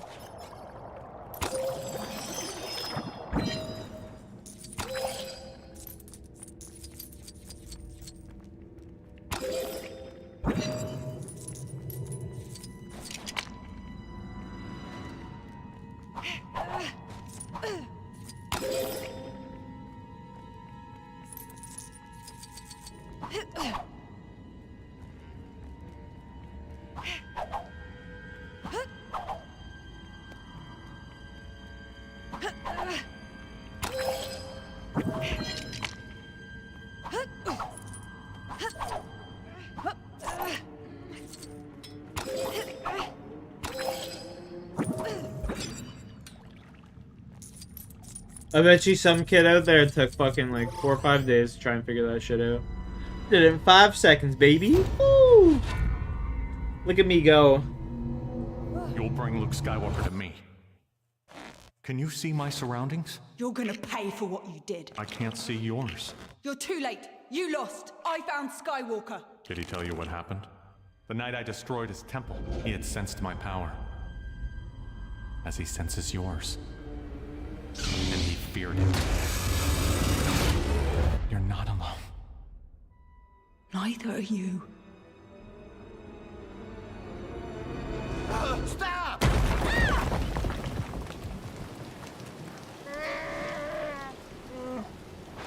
Is it true? Did you create Kylo Ren? Leave this island now! Oh, sick. Let's go.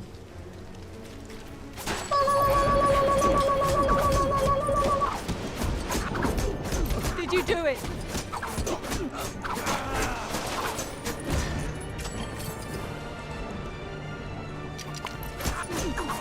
Stop this!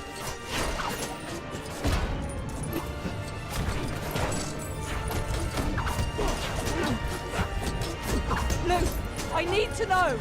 I'm gonna fuck you, Luke, because I am your father. What happened? I thought I could train him. I could pass on my strengths. Snoke had already turned his heart. And he turned on me. If I go to him, Ben Solo will turn. Rey, don't do this.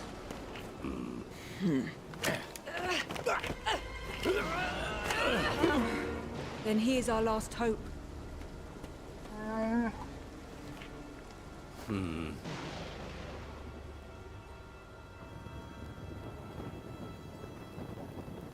I'm ending all of this.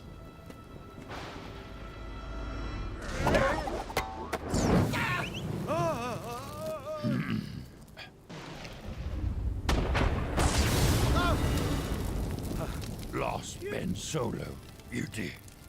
Lose Rey, we must not.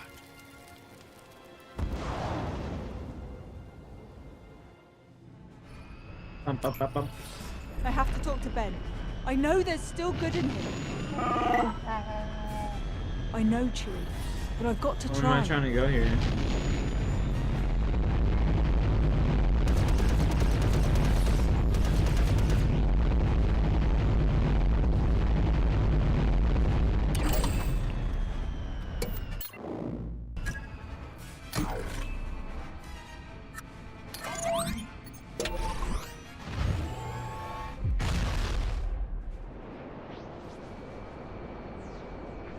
Woo!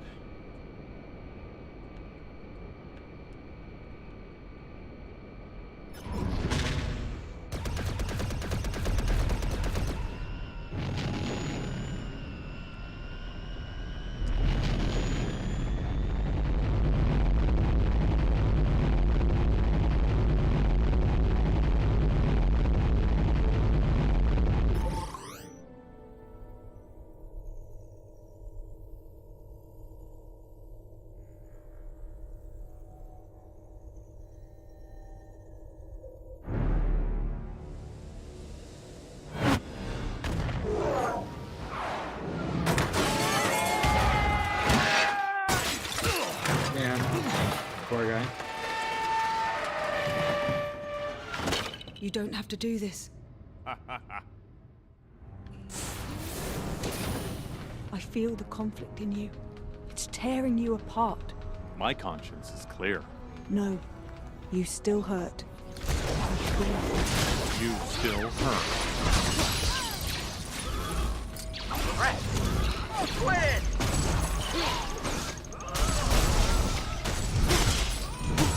Let me get that for you, Mr. Kylo, sir.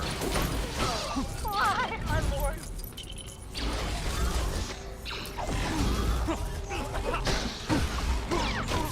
He's at it again. Is this what you always sweat? We're meeting the Supreme Leader. I dressed appropriately. But communicating through the Force? That calls for being shirtless? It caught me by surprise. Enough of this. The Supreme Leader is waiting for us. They will shoot off.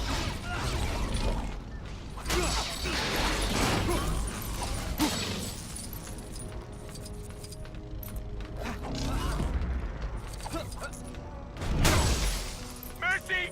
Feels like we've been chasing the Resistance for Damn, boy.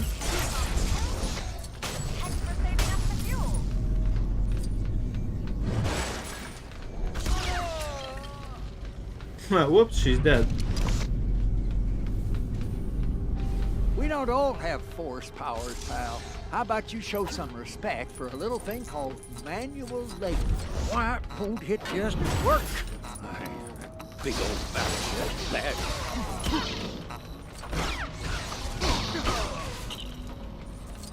Clearance, please. My lord, my sincerest apologies. Proceed as you wish. Please don't destroy my console. Then, when we touched hands, I saw your future. Just the shape of it. You're not our Come on. I saw something too. Because of what I saw, I know when the moment comes, you will be the one to turn. You will stand with me, Ray. Competent maintenance staff. I told them to have this fixed. Join me and let's fix it. I see what you're doing. How about you join me and we fix it? Can we just fix it together? Fine, but you will join me. I saw it.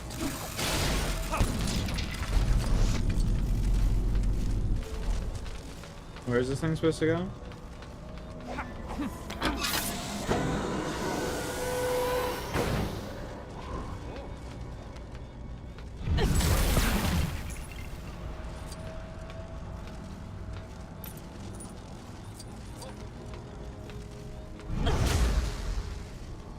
What the fuck is going on?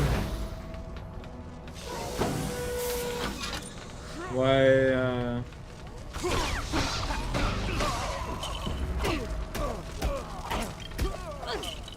let's get rid of them.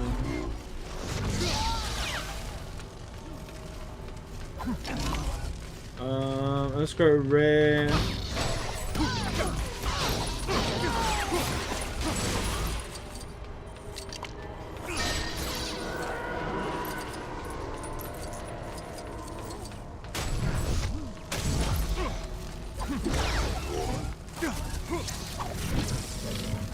I'm confused. I don't really understand what I'm supposed to do here.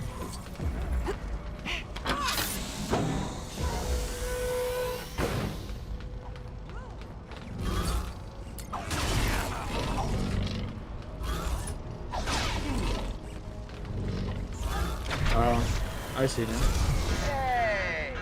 I see it. I didn't see that thing in there before.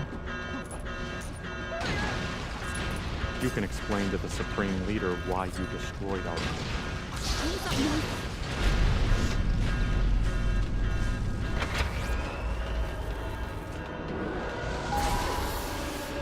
Get in.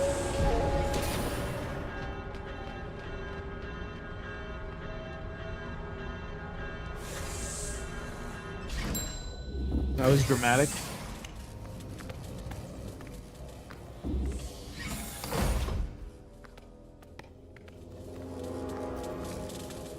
Young Ray. Come closer, child. You underestimated Skywalker. And Ben Solo. And me. You have the spirit of a true Jedi. My worthy apprentice, son of darkness, heir apparent to Lord Vader, fulfill your destiny. I know what I have to do.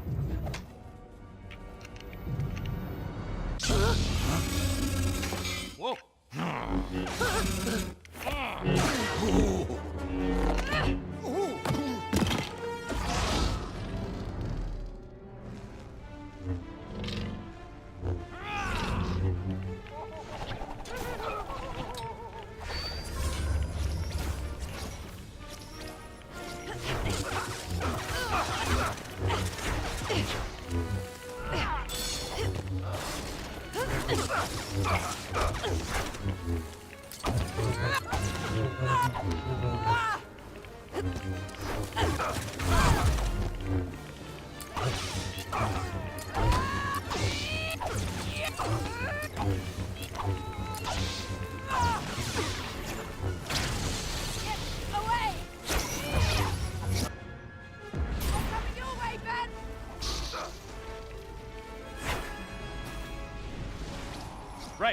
You doing okay?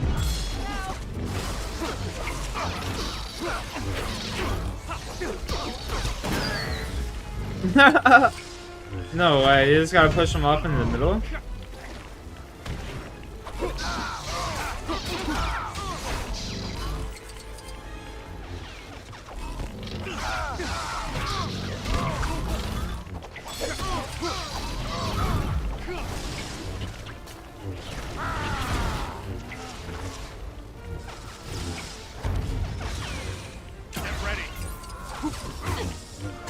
That's fine. This is fine. No, my jewels. Don't worry about me. Oh, he almost jumped off too.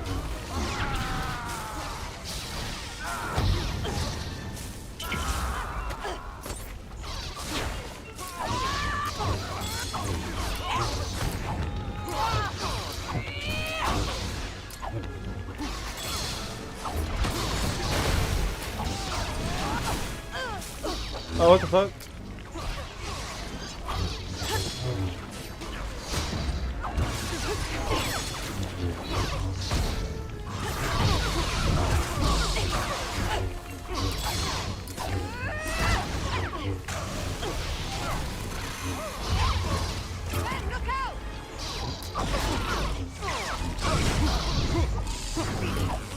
You all got to wear helmets. Why couldn't I? I'm only doing 2 damage to this guy. That's wild.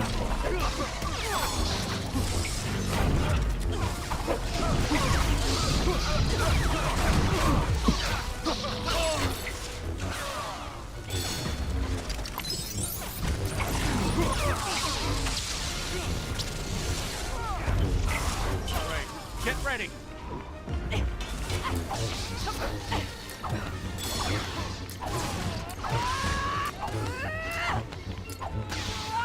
You thought, yo, these red guards were always dope as fuck, dude, for sure.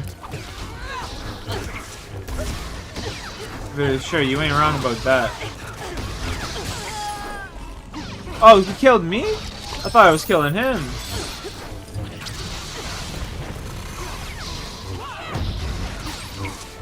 I didn't even realize that guy was hitting me.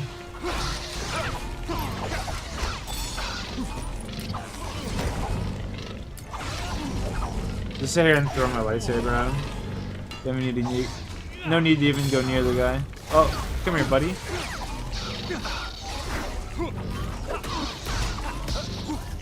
Yeah, yeah, yeah, yeah. Get rich, bitch! Yeah! Oh!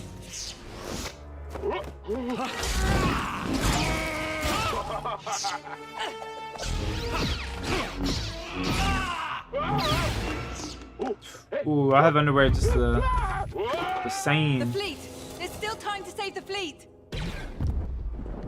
Ray, I want you to join me. We can Fleet's rule dead. together and bring a new order to the galaxy. Don't do this, Ben. Join me.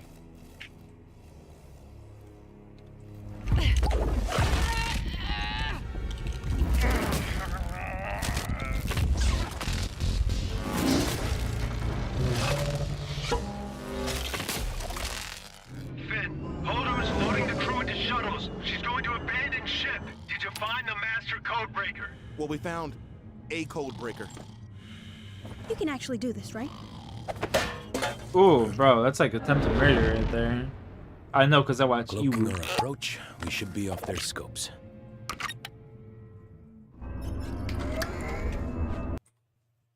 Come on, tell me RuneScape's working again, man. I just want to chill out. Play some RBS, you know? Whee!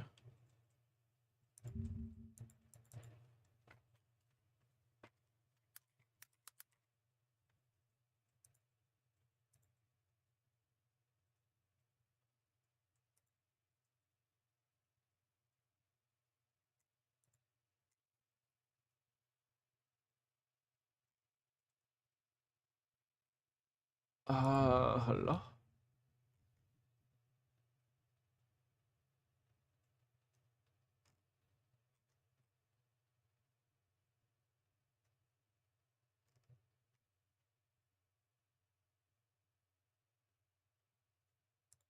the 27th.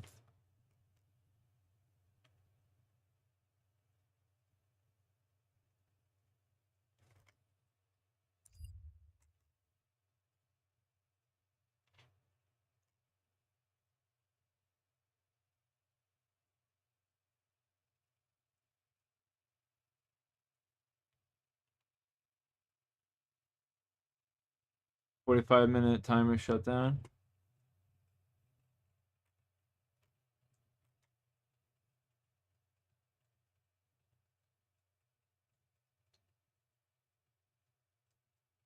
So it should be like 45 minutes to an hour. Okay, I can live with that. I can live with that.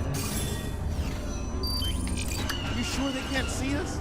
We'll be fine. And if not, we won't have long to worry about it.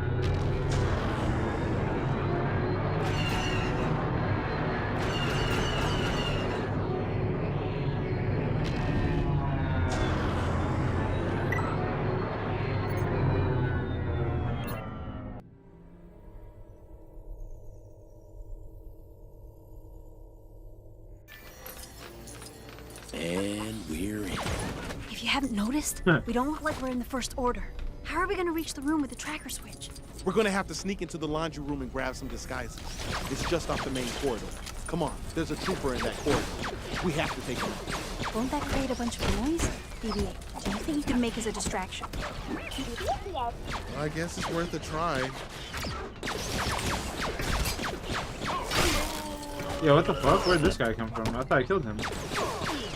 See you block a bullet, bud.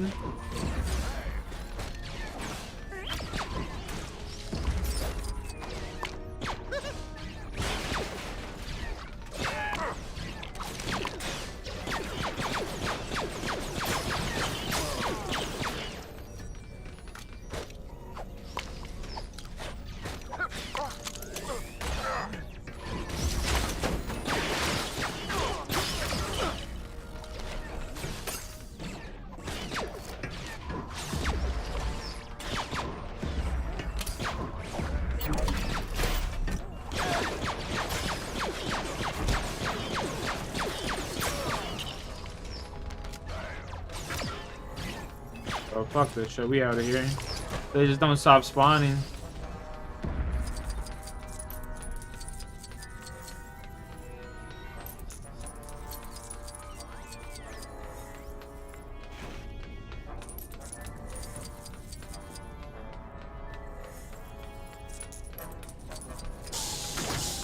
That's the break room up ahead. We'll be in real trouble if we go that way. This is it! The laundry room! We gotta get in fast before any troopers find us out here. Aha! Huh?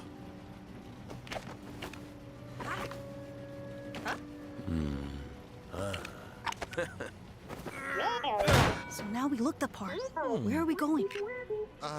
This way? Huh?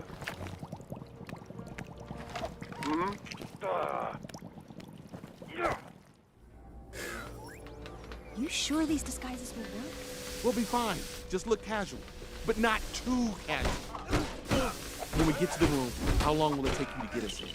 No, the time.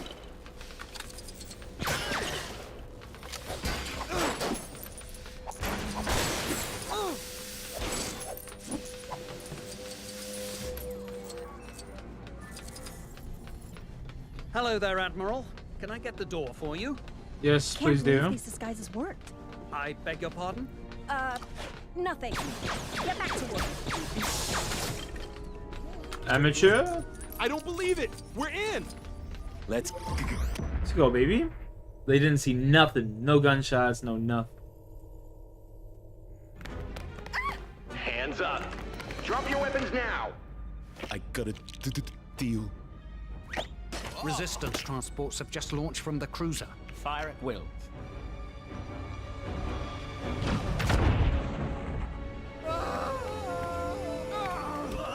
Those transport ships are unarmed, unshielded. We don't stand a chance. Ho. Time to board your transport. Someone needs to stay behind and pilot the cruiser. May the Force be with you, always.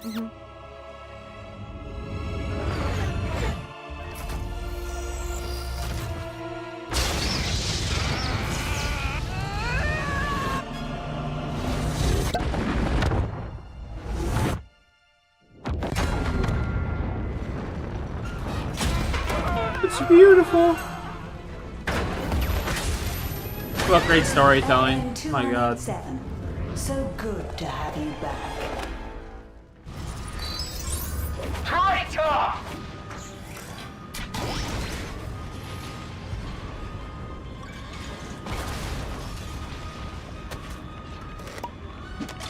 Our ride is ready. Come on! Let's grab a TIE fighter and get out of here. We can't reach her up there. We may not have to. This place looks dangerous enough. Let's use it to our advantage. Look at you, scurrying, like rocks from a sinking ship. Master, you know this thing is actually going down. Silence! Ooh. This whole place is falling in on us. I wonder if we can get some of it to fall on the chrome dome. Ooh, literally all we have to do. I have the high ground. You'll never reach me from Oh, there. they said Don't it. try it. Don't try it. That's a reference if I ever heard one. You like acid.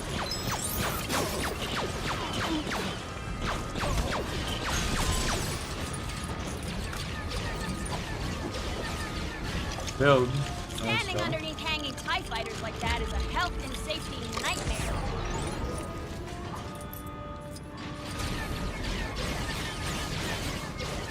You won't make it off this ship.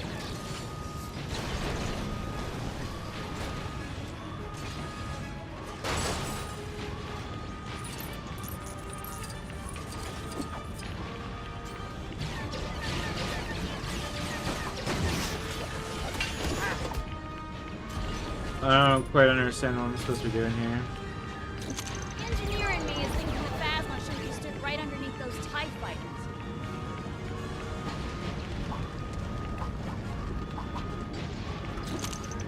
Hiding like a coward, I see. Actually, I don't. I don't know what I'm supposed to do.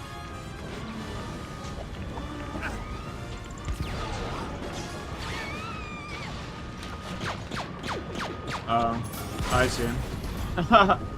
Duh. That was so obvious. This is only going to get worse for you, traitor. She got hops. Damn. The agile. Finish them. There's too many of them. We got hops too. Over fire though, so ours is cooler. Yo, don't crouch. Just throw one well-placed grenade. That's all you need, my guy. BB-8, you're the best. Stop that walker. Now! Your insurrection ends here. 2187. I don't think so.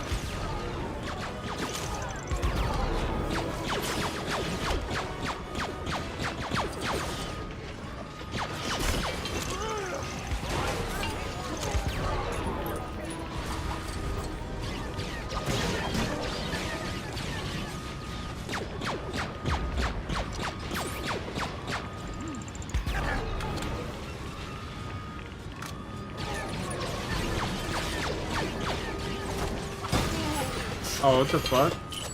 Those are explosives, apparently. Who would have thought?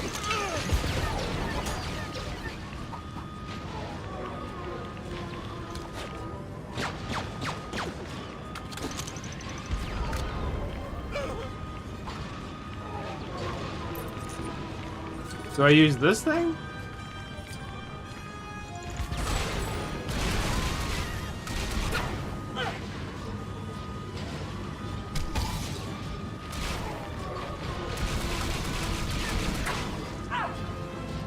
Okay, this is pretty easy. Or maybe not. It just randomly blows up.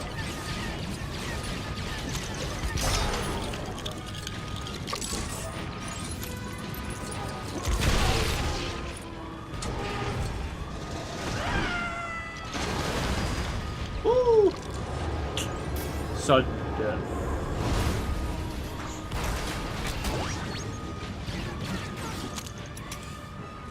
What makes you think you will win? You used to work in sanitation, remember?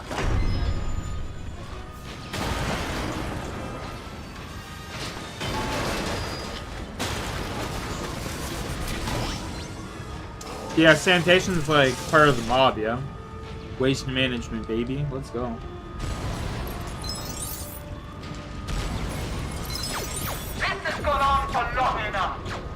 You're going down with this ship, Phasma. Oh shit, this is a flamethrower, dude. That guy gotta die.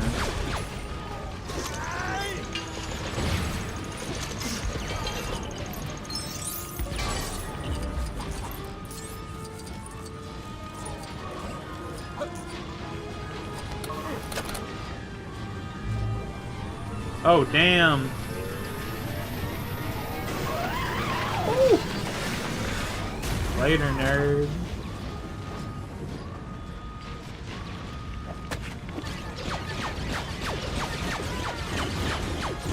What an angle.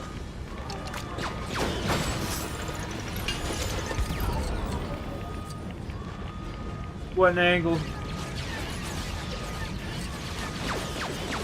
Want to call in some heavy firepower? We could get that working again if we had a fuse. Someone tells me the fuse is right here. Oh.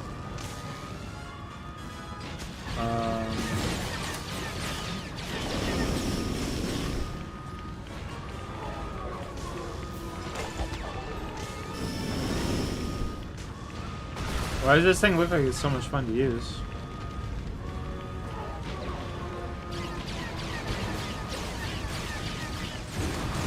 Whoa.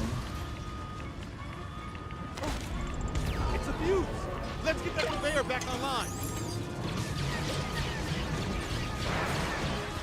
Oh, I gotta shoot it?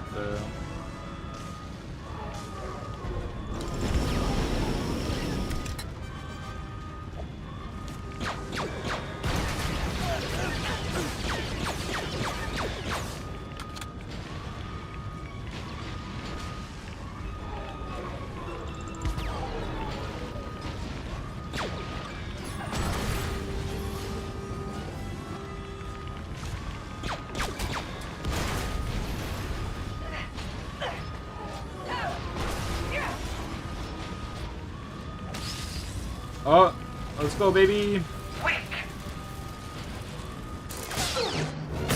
Woo! Bitch, eat it. You always were scum. Rebel scum.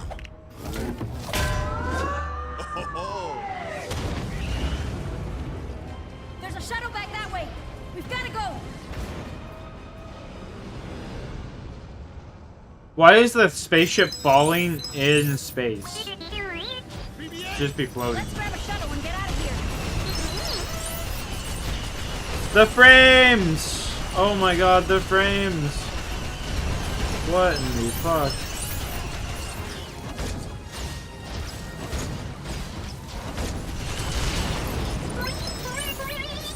We'll find a way across. Trust me.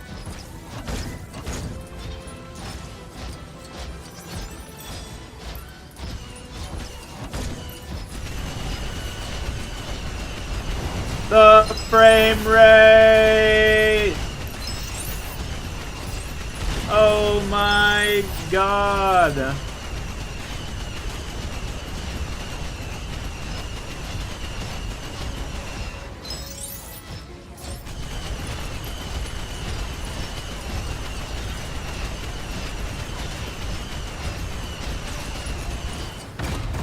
Bro, the frame rate was just AIDS right there. My goodness.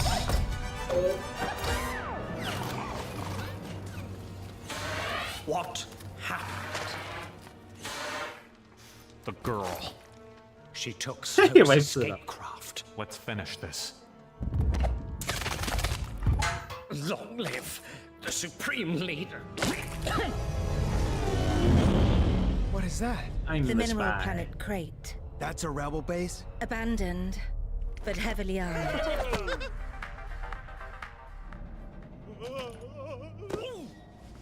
They're coming. Shut the door.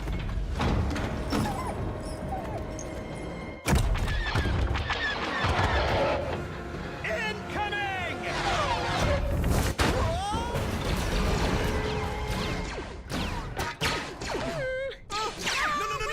No! Ben! Rose! You're not dead! Is this all that's left? Buddy! Oh, I'm so glad to see you! Use whatever power we've got left to broadcast a distress signal to the Outer Rim.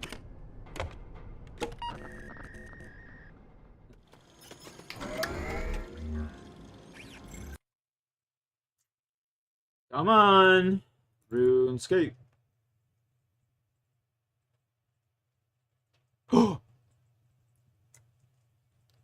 Hey. Let's go, baby. We's back.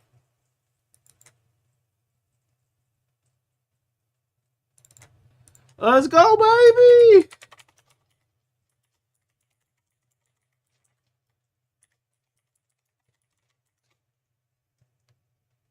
That's what I'm talking about. Woo, woo, woo, woo, woo, woo.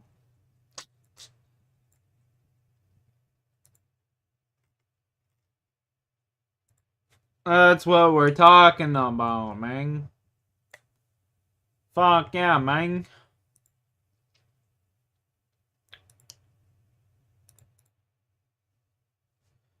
Fucking right, man.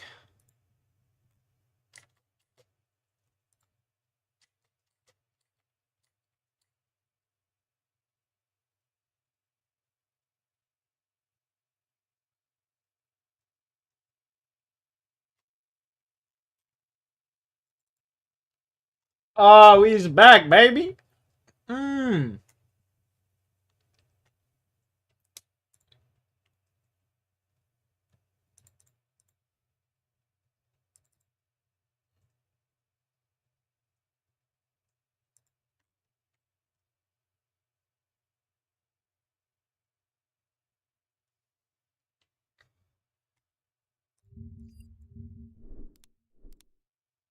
Now we find something to watch.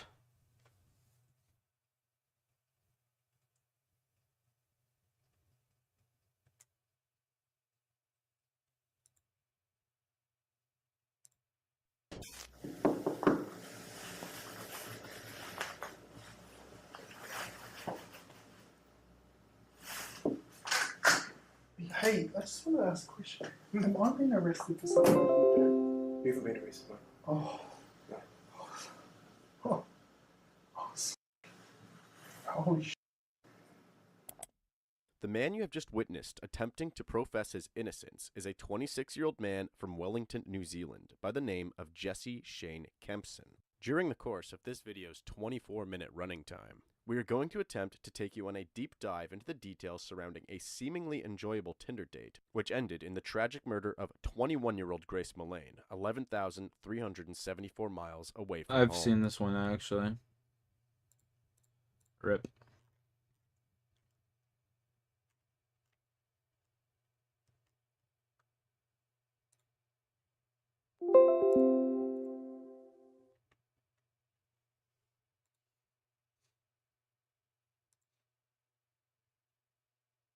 Of a community. We are programmed to believe that the truth will always prevail if these accusations are serious enough to enter the court system. However, time and time again, we are reminded of the critical flaws that can be found within the system that is designed to protect us. On October 24th, 2011, Garrett Phillips headed home after another typical day in the 6th grade. He lived with a single mom, Tandy Cyrus, and his brother my Aaron. fucking They lived in chat a freeze apartment again, complex dog. at 100 Market Street, known as North County It did. Manor. This was located in Oh a my small God. town in upstate New York called Potsdam Village. At 4:52 p.m., surveillance footage monitoring the school parking lot captured Garrett riding away on his ripstick. At about 5 p.m., Garrett's neighbors Sean Hall and Marissa Vogel, who lived in the same building, were watching Dexter when they heard a loud bang from across the hall. Through the walls, they could hear muffled cries of a child saying no and help. It sounded urgent, so Marissa rushed over and knocked on the door. She was met with silence, followed by a click of the door locking. This Fuck, disturbed man. Marissa, so she called 911. Potsdam Police, Dispatcher Schneider. Hi, my name is Marissa Vogel, and I have something I'm not sure if I should call or not. I thought I heard some screaming, like no and help a couple of times, so I knocked on their door, and I heard the lock click, and I know this sounds really paranoid and stuff, but I figured I'd call just in case. Where do you live? Sorry, 100 Market Street, North Country Manor Apartments. It sounded like something fell, and then it was either no or help, so it was a little weird. Okay, I'll have somebody check on it. Thank you so much. Thank you. Bye-bye. Bye. Unsure if anybody was in imminent danger, police responded swiftly, and an officer arrived on the scene within minutes. They knocked on the door to Garrett's apartment. Bro, look at that door. Look at that door. That door looks fucking spooky. But they believed they heard somebody walking around. Unable to access the apartment, they contacted the building supervisor, Rick Dumas. Hello? Hi, is this Rick Dumas? Yes, it is. So I set a patrol up thinking that they might open the door for patrol, but he's not getting an answer. Well, I'm in Potsdam. I got to drop my niece and nephew off at basketball and my wife, and I can run over there. I've got a key. Okay. Within 15 minutes, Rick arrived to open the door. It was clear Garrett had safely arrived home from school, as his ripstick was rested against the wall and his backpack laid on the floor. Garrett was then found collapsed in his mother's room. He was in full cardiac arrest. Oh, damn. Any more information? I'm going to start CPR. Unresponsive, male, probably 10 years old, no pulse, not breathing. That's about really all we got. The mother is Tandy Cyrus. We don't know the child's name at this time. She's not here. We haven't been able to locate. Okay. Isn't she John Jones' ex-girlfriend? Yeah. Wonder if he's got a number. I don't know. You might want to maybe call him and find out. An ambulance arrived, and Garrett was transported to the nearest emergency room. Hi, this is Nancy Rutledge. I'm the supervisor at the hospital. Obviously, we're here with this young child that was just brought in. Yep. The rescue squad gave us an insurance card of a woman named Tandy Cyrus. I'm working on it. They think that's the mother. Yeah, I'm trying to get in touch with her right now. Tandy rushed to the hospital when they finally got in contact with her. She watched as medics struggled to resuscitate her son. Tragically, these efforts were unsuccessful, and Garrett succumbed to his injuries. At 7:18 p.m., he was pronounced dead. An autopsy was scheduled for the following day. Back at the crime scene, it was clear that Garrett had not been alone. The rear window at the back of the apartment was half open, with the screen forced out and the metal blinds broken. It was possible that somebody had escaped that way, but police were skeptical at first, as Garrett lived on the second floor of the building. And so, the drop from the windowsill to the ground was about 20 feet. However, that's not even that below the window. That's not even that far of a drop, though. Honestly, 20 feet isn't that far of a drop. This theory. Police estimated that the perpetrator was athletic and was possibly injured. It's really not that far of a drop. Floor window. A like, dangerous killer 20 was feet likely on the loose. is like time was of the essence, and it was crucial to track like down my potential window. I'm up suspects higher as than soon 20 as feet possible. right now. Like Police my began jumping over questioning my Garrett's window, that's a family, far friends, and drop. the surrounding It's like 40 community, feet. and were able to narrow it down in That's an a far fucking astonishingly drop. short time frame. One of the main discoveries that made this possible Maybe even was higher, the school actually. parking lot surveillance footage. As we showed before, Garrett is seen riding his ripstick away from the school. Shortly after this, a vehicle follows, and investigators believed that they knew exactly who was driving this car. On October 25th, Really? That's crazy. the day following Garrett's death, a phone call took place between Lieutenant Mark Murray of the Potsdam Police Department and the Chat, what's everyone district saying? investigator Dan How's everyone Woodward doing? to discuss the status of potential suspects in the case. Potsdam Police Dispatcher aware. Hi, how are you? This is Dan Manor from the DA's office. Hey, Dan. So, Mark Murray or the chief in right now? Mark's in. Hold on 1 second. Thanks. I mean, like they said though, it helps you a little. Yeah, yeah. No, you're right. Nicole twice last night. Okay. Just updated. But even then, they're saying it's like a far, like 20 feet's a far drop. Like it's not that far of a drop. Like most, I'd say even like a 30-year-old man would be able to make a 20-foot drop, depending on his shape. As long as he's not like a fat slob, you know. Like I think, yeah, I think they'd be able to make that drop, no problem. Olivia got a call from one of her cousins that said that this 12-year-old boy had been killed by his mother's boyfriend. Now, where that came from, I have no idea. Yep, that's the rumor. The man that they are referring to is Tandy's ex-boyfriend, a man named Oral Hillary, who goes by the name Nick. They had already reached out to him the night before. Hello? Oh, is Mr. Hillary there, please? Mr. Hillary speaking. Yeah, also depends what's under the window. Yeah, well, it was just like a grassy patch like they just showed, right? We had an incident occur this evening, and I was just going off of like what they literally just showed. It was just like a patch of grass and dirt beneath it. Like, it's not like hard concrete or anything like that. Oh, sure. You didn't see why it goes? No, but I have my kids here with me. Is it possible? You didn't see why it goes by Nick, yo, for real though. Where do you live? Meadow East. Okay, what number Meadow East? Apartment E6. E6? Yeah, sure. They proceeded to meet with Nick, but they essentially broke the news to him and left. Notes from the meeting outlined his reaction. He said things like, "I feel so empty inside," and seemed visibly shaken up. There was nothing out of the ordinary, but they still did not know much about this. I gotta get all these logs in. Let's go, baby! From Jamaica, who moved to the U.S. at 16 years old. He went on to serve 3 years in the military before attending St. Lawrence College, where he led Get them logs in there. Give me that crate. Championship. Although he was a talented athlete, he switched gears to do it. This kid's fletching are crazy. Helping the younger generation.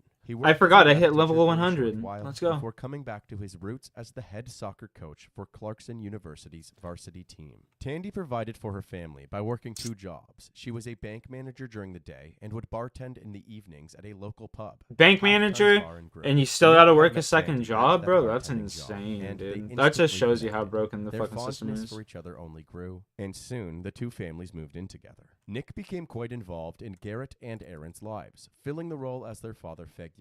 However, it wasn't always easy. The community of Potsdam had their own judgments about Tandy and Nick's relationship. These judgments impacted Garrett's life, which led to him disliking Nick and the fact that Nick was dating his mother. The couple wanted to take the pressure off of the kids, and to curb any future harassment from the community, they decided it may be best for the 2 families to live separately for the time being. However, as with most separations, the couple began reassessing their relationship, and just 1 month before Garrett's death, they decided that it was in their best interest to officially break up. The same morning as Mark Murray and Daniel Manner's phone call, Tandy was brought in for an interview with the police.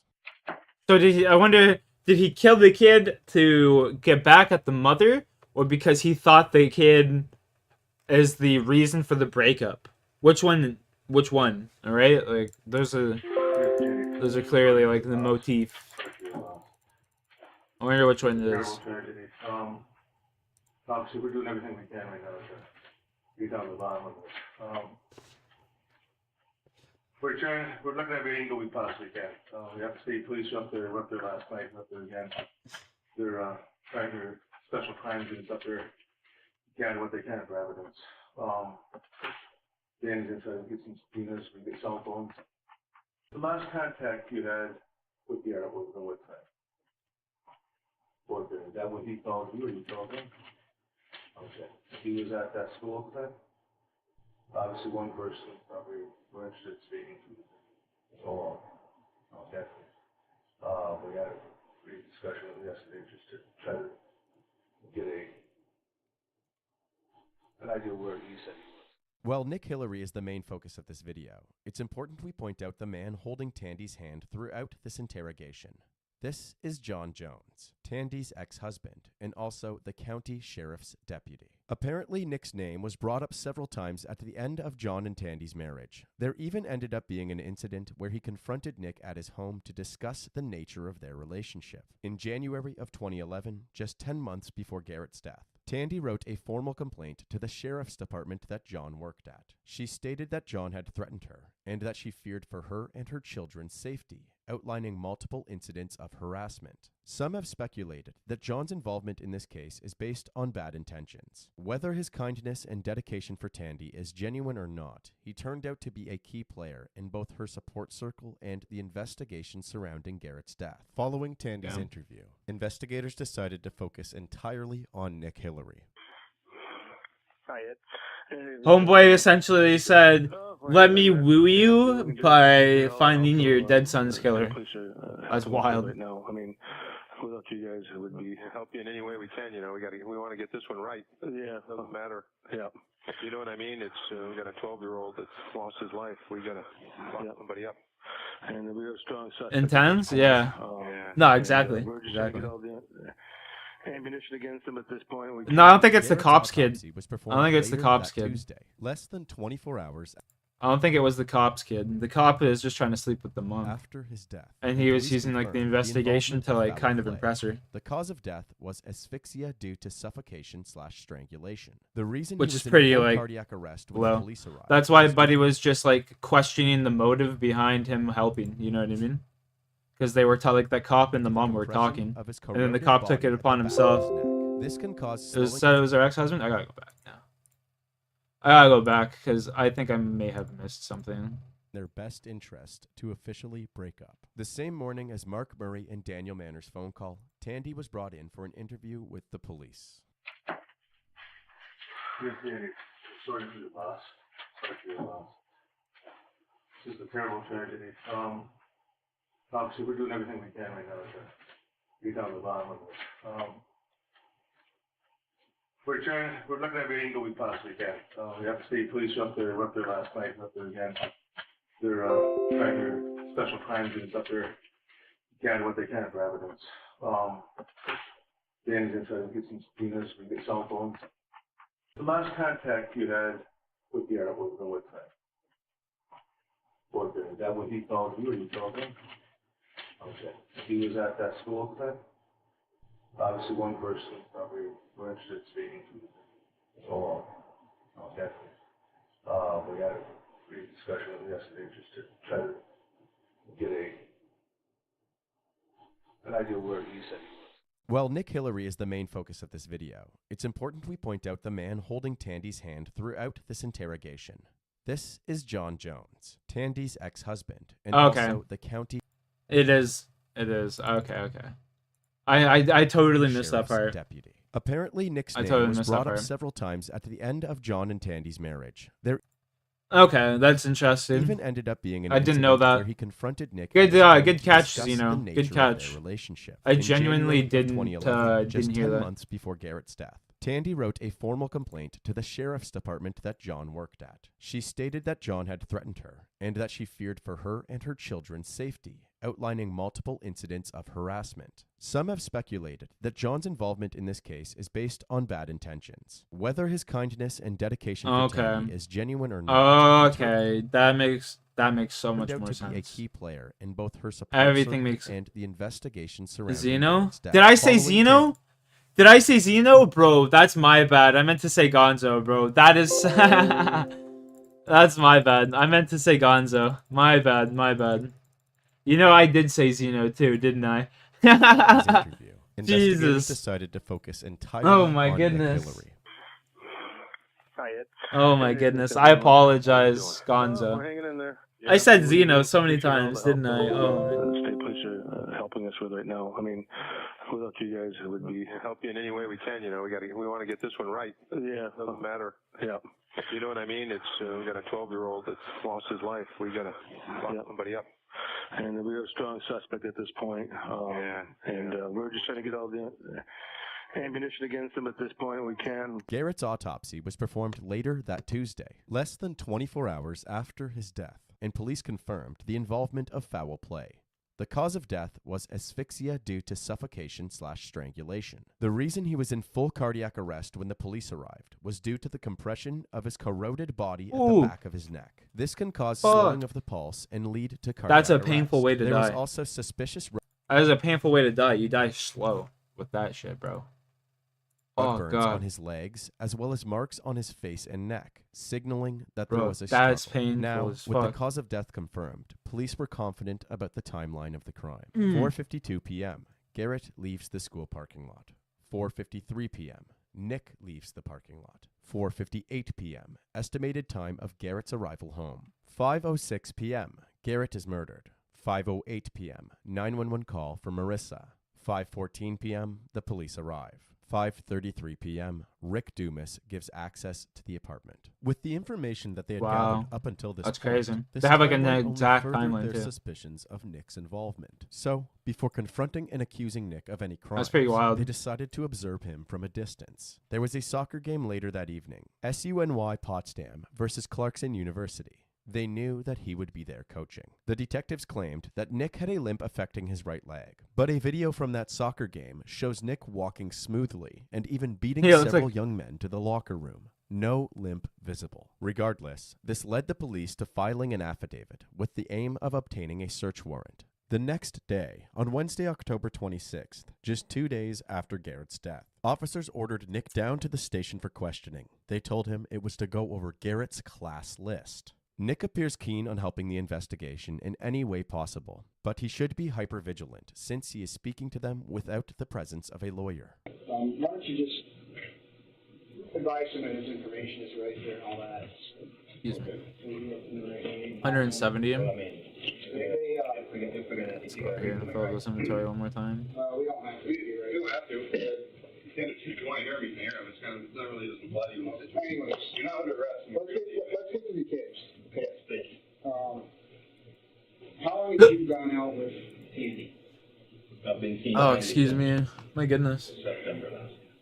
She's a good-looking girl, obviously, and draws attention. You know what I mean? Is there other people that express a big interest in her, or that you're aware of any? I'm aware of some. I know several people have always liked her. You know, that's the thing that I can't say. Can't really say. Did you break up with her? Did she break up with you? What's the deal? Oh no. We separated. Separated. You usually pick up your kids from school for your daughter? She goes to the high school or she walks home? She goes to the high school. And what's her name? Fuck, man. Mark, I'm not trying to be a prick like you, but you actually come down into the corners. Then you get that right. You guys are actually some of damn questions right now. Okay. I don't mind answering questions, but when I answer questions, I need to know pertaining to what. Okay. I'm just trying to get some information about your daughter. This is where I'm going with this. Has she heard any rumors about what's going on? She hasn't. Can you provide me? You're here to help me with something I'm clueless about. So I'm clueless about it as well. You know that you can. You're free to leave at this point, Nick. I want to be as helpful as possible. Okay. Well, what we'd like to do is eliminate you as being a part of this whole thing. Am I suspecting this thing? No, what we'd like to do, we know the word eliminate is a big word. Everybody's a suspect. This whole town's a suspect, okay? All these kids are. Okay, we need really, you know, we're hurtling forward here, and I don't like this is the most informal I could find it. We're here alone. No one knows that you're here besides you, us, you, me, and Gary. That's it. Okay? If we wanted to treat you as like what you're saying, as a suspect, it'd be a lot different situation. You know what you did on Monday?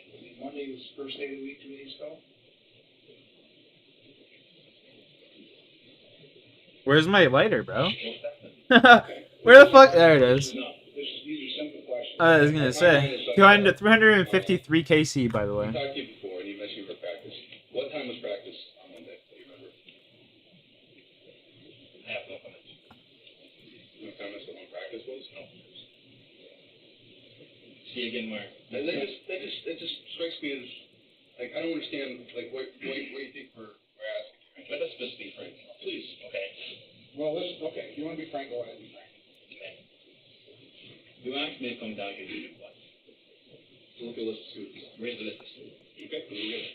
That's like a fortune. I appreciate that. Let's not turn nasty with that thing. No, I'm not. What's your name again? Gary. Gary. Yeah. I agree, Donzo. Please hold 20 years. Okay. Okay. This is in person. I talk to somebody. Okay? Understandable. Talking to the family. This is a big case, and it's been going on here. It should be a big case. I agree, Gonzo. I know you've heard this before, but this is random warnings. You're not under arrest, okay? They've said that like 4 times. And before you go to make any snap judgment, what you do, I want you to hear me out. So you came in here, I told you I wasn't gonna like you. Understandable. Okay, so there's a question that has confused me for 3 days, and I gotta ask you. Okay? You have the right to remain silent, and if you say it can be used against you in court of law. You have the right to talk to a lawyer and have a person with you reviewing questions. All right, you just read me my miranda rights, and I'm not going to make mistakes of it. Whoa, what you got on True Crime Stories? You didn't hear me out for my question. It's pretty Reels of Earth. Fat clouds, baby. I know once you've read miranda rights. What you got? True Crime Stories. That's what I thought. Okay, so. No, it's just easy to watch. It's just like, it's just enjoyable to watch. You know what I mean? Sit here, play some RuneScape, put on The different Sixth fucking Amendment videos and states stuff. that criminal I don't know. defendants have the right to a timely and public trial, the right to know who your accusers are, and the People nature of just the enjoy charges it. and evidence You know what I against mean? you, and the right to a lawyer. In other words, Nick is basically saying, "I'm done talking, and I demand a lawyer." Yeah, I told him I might be down here for a shot fun. Okay. It's only been an hour, right? An hour, not even? I mean, I don't. You got to watch on. What time is it? It's 9:35. Aren't you curious as to what Garrett said or anything in his dying moments? Would that make you curious? I mean, I know it makes you curious. It made me curious. Why don't you tell me what he said? What do you want to know? Tell me what he said. Well, let's put it this way, okay? Wasn't good. If you and I, Mark, are going to have a detailed conversation about what happened there, I'll tell you everything you want to know, okay? Mm-hmm. I'll tell you right now that you've got some problems, okay? Go lay down, bud. You've got some problems. It's daylight out. It's 5 o'clock. You're on Market Street, Potsdam. It's a small town. This trade's gone on. It's just better than sitting here watching RuneScape. You know what I mean? Like, I can sit here and AFK my RuneScape, and like people who want to watch RuneScape can sit here and watch RuneScape. And then the people that don't want to watch RuneScape but they want to watch me play, want to watch me, they can sit here and watch me react to a true crime documentary or anything like that, you know what I mean? Or Apex video or whatever, really. You play Destiny? Nah, I'm not a big Destiny guy, dude. I've played it a few times, it's just not my fucking thing, you know? I have respect for you as well. I'm professional, you're professional. I respect the game, though. The game is super fun to play. I'm just not an enjoyer personally. You know what I mean? I know that. And I just Fun game, though. From like, if you're like just looking to like if that's your type of thing, it's a fun game for sure. What can I do to make this thing have the best closure? Kids aren't over with before it's a mess. Because it's going to get to be a huge mess. It's going to be horrible. Okay. Accidents happen. Okay. I know. These cops suck. Okay, if you do know what happens, then you As well, I'm not burnt out on zombies. Honestly, the zombies community, it made me shy away from playing it. Like, the people behind the scenes in the zombies community, most of them are just fucking douchebag losers, bro. Like, the fucking... They only fuck with you when you're getting views and shit. Like, they're not really your friend. Like, it's... I don't want any part of that shit. It disgusted me, honestly. To go to work, You know what I mean? and I would like for you guys to grant me the opportunity to speak to y'all later on when I have more time. Will you show me outside, please? Do you sit down? You're that 12-year-old kid. You tell me when your practice was. Wait. You don't keep up, yeah, that's fair. When your practice was, you gotta take You just like the game? Yeah, I like the camaraderie in the community with a lot of people, but a lot of people are just fake as fuck and, like, honestly just use you. Pretty sad. Yes or no, Mark? Yes or no? Yes, we did, but I want to explain something to you, okay? Okay. We can do things the easy way or the hard way around here. There's two ways to do everything, okay? You can call your attorney or do whatever you want to do, but in the meantime, we're going to apply for a search warrant to get permission to photograph your body, okay? Just like I told you, Nick, this doesn't have to be the end of the world I for you. understand that, but look, you guys brought me down here, and I'm saying to you guys, I'm still willing to cooperate and be helpful. Okay, well listen to me then. I'm Dude, you hear that, man? Sorry. Put your phone down, shut it off. I had fun, you know what I mean? I had fun while it lasted. I'll still play zombies from time to time.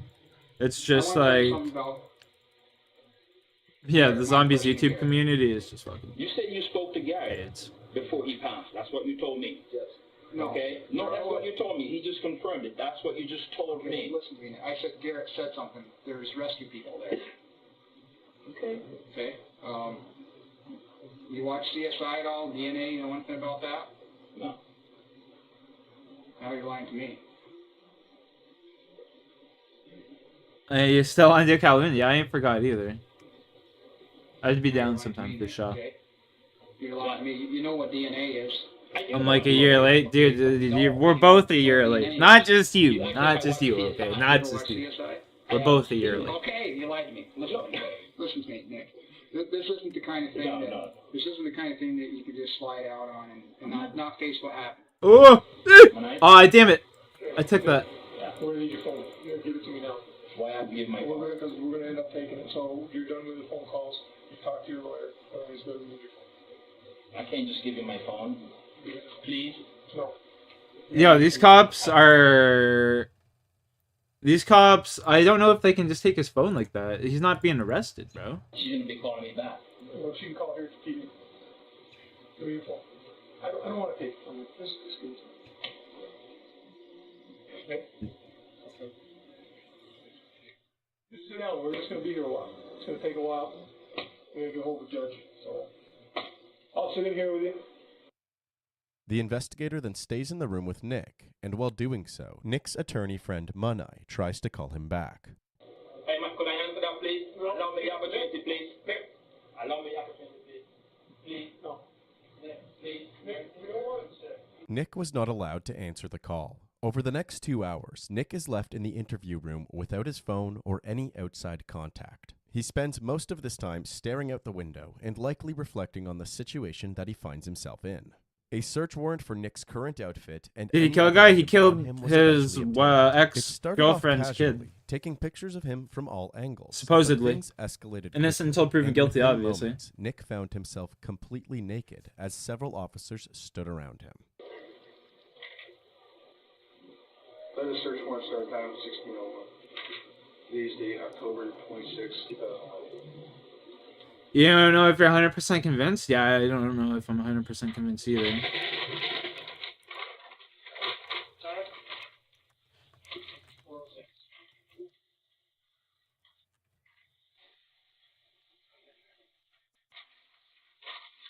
As you can imagine, Nick questioned whether or not this treatment was ordinary or if his civil rights had been violated. Unfortunately, there was nothing that Nick could do during these moments other than cooperate. Something interesting to note is that the investigators went into this search determined to find an injury on Nick's lower legs as a result of jumping out of Garrett's window. Upon removing his shoes and socks, the detectives noticed a small wound on his right ankle. Nick claimed the injury occurred while moving furniture in his house, but he refused to elaborate any further. When Detective Murray was questioned about making Nick strip naked, he said that it was a normal procedure and that other people were also photographed naked in this investigation. When asked who, he responded, Garrett Phillips was. After 8 hours of being questionably detained, Nick was given an outfit resembling a hazmat suit and was allowed to leave. Following this interrogation, news quickly spread throughout the community of Nick being a prime suspect. Clarkson University no longer allowed him on their campus. Despite how intense law enforcement's suspicions of Nick seemed to be, the district attorney Nicole Duvet would refuse to attempt to getting an indictment against him. The case seemed up in the air for the time being. It was uncertain whether the evidence provided enough clarity as to who killed Garrett. Everybody associated with this case continues to work very diligently, following up every possible lead.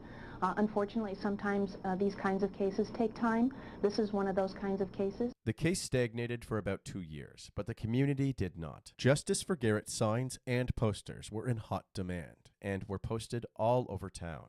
A $40,000 reward was offered to anybody who could provide information that aided in the arrest of Garrett's killer.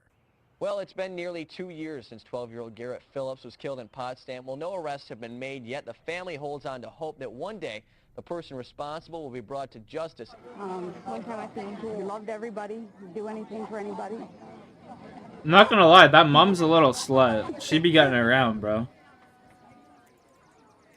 Alls I would That mom's a little slut, bro. She be getting around, dude. On God. really ask the people is That's like her fourth boyfriend in like fucking 2 years. Not even a year. keeping the pressure on so that it's just not, you know, left on somebody's desk. That was wild. Nick Hillary was She going publicly through him. named as the main person of interest and remained that way over the passing 2 years. As you can imagine, this led to him and his family being ostracized, regardless of the fact that he had yet to face any charges. Feeling bullied by the system, he filed a civil lawsuit against the Potsdam Village Police Department, alleging false arrest, false imprisonment, unreasonable search and seizure, defamation, and emotional distress. A Clarkson coach has filed a notice of claim against the Village of Potsdam, and his attorney says a civil lawsuit will follow in the near future. He says the notice of claim is being made for injuries and damages sustained during the investigation, including claims for false arrest, illegal detention, illegal search and seizure, emotional distress, and defamation. Hillary's attorney says that his client has handled the situation the best he can. Well, Mr. Hillary has conducted himself with extreme dignity throughout this entire process, and Mr. Hillary has faith in justice and also the truth. In 2013, Mary Rain took over the position of district attorney after promising to push forward with the Garrett Phillips case. Meanwhile, legal proceedings for the civil case began. The date is January 20th, 2014. The time is 10:08. Manai Tafari for Mr. Oral Nicholas Hillary. Thomas Mortati of Burke, Scalamero, Mortati, and Hurd for the defendants, and I'm here with Amanda Sherman of my office as well. This case as runs deep, Edward man. Tischler My and God. Murray. Good morning, Mr. Hillary. As you know, my name is Tom Mortati, and I represent the defendants in a lawsuit that you brought, and we're going to be here doing your deposition today. Monday, October 24, 2011. I want to start with the beginning of the day. Do you recall when you got up that day? Objection, relevance. I typically get up around 6:30 in the morning. What vehicle were you driving, sir? Objection, relevance. I was driving my vehicle, What vehicle was that? a Honda.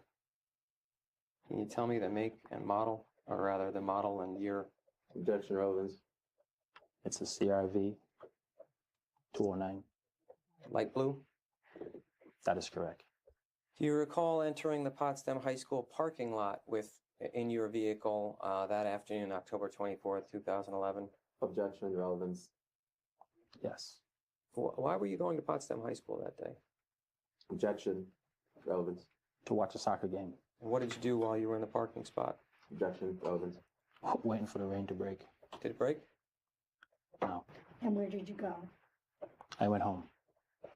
Mr. Hillary, are you aware that approximately 7 seconds before you left the Potsdam High School parking lot onto Leroy Street, Garrett Phillips left the Potsdam High School parking lot onto Leroy Street? Objection, relevance. Calls or facts not yet in evidence. No. And you didn't see Garrett Phillips at all in that parking lot, correct? Objection, asked and answered, relevance. No. Mr. Hillary, are you aware that Garrett Phillips turned left out of the Potsdam High School parking lot that afternoon as he left Potsdam High School? Objection, relevance. No. Are you aware, Mr. Hillary, that there is security camera video that shows you turning left in the same direction as Garrett Phillips, exiting Potsdam High School parking lot in your blue Honda CRV that afternoon? Objection, relevance, assumed facts not yet in evidence. Mr. Hillary, your apartment was to the right, up Leroy Street from Potsdam High School, correct? Yes. And you've told me under oath on 2 different occasions that you went... Yeah, why are you turning left? Leaving Potsdam High School parking lot, correct? Yes. The fastest way for you to get from the Potsdam High School parking lot to your apartment would be to turn right out of the parking lot onto Leroy Street to go in the direction of your apartment. Do that one again. Sure.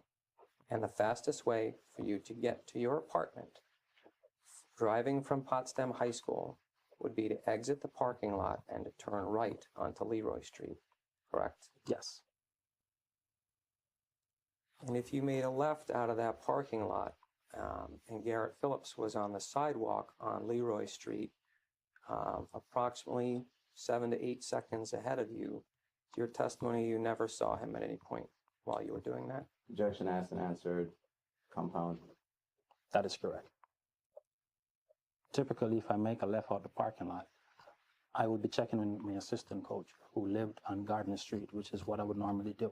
Is that what you did that afternoon? I cannot recall. This deposition from Nick's civil suit became public, and Mary Rain presented it alongside other evidence to a grand jury, using it as an attempt to obtain an indictment against Nick. 3 days later, the grand jury returned the indictment and Nick Hillary was arrested. 100% innocent. 100% innocent. That's all I have to say.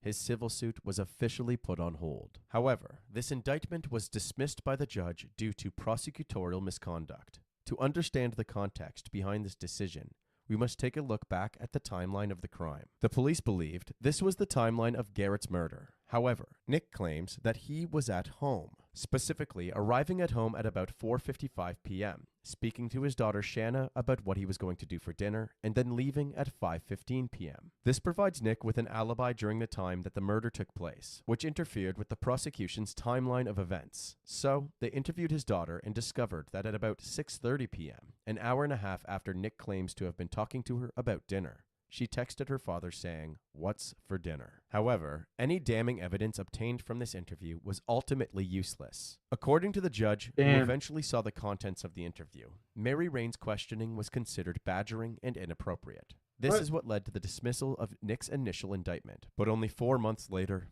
he was indicted once again. Now, this is the second time Hillary has been indicted for Phillips' death. Oral Nick Hillary was back in a St. Lawrence County courtroom Monday. Hillary was arraigned on a charge of second-degree murder.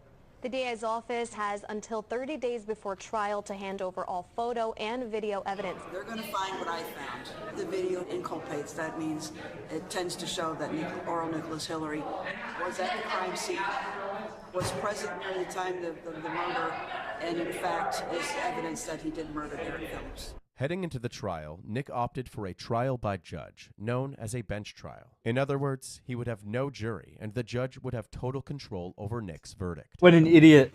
What an idiot. Good morning, oh my everybody. God. Please be seated.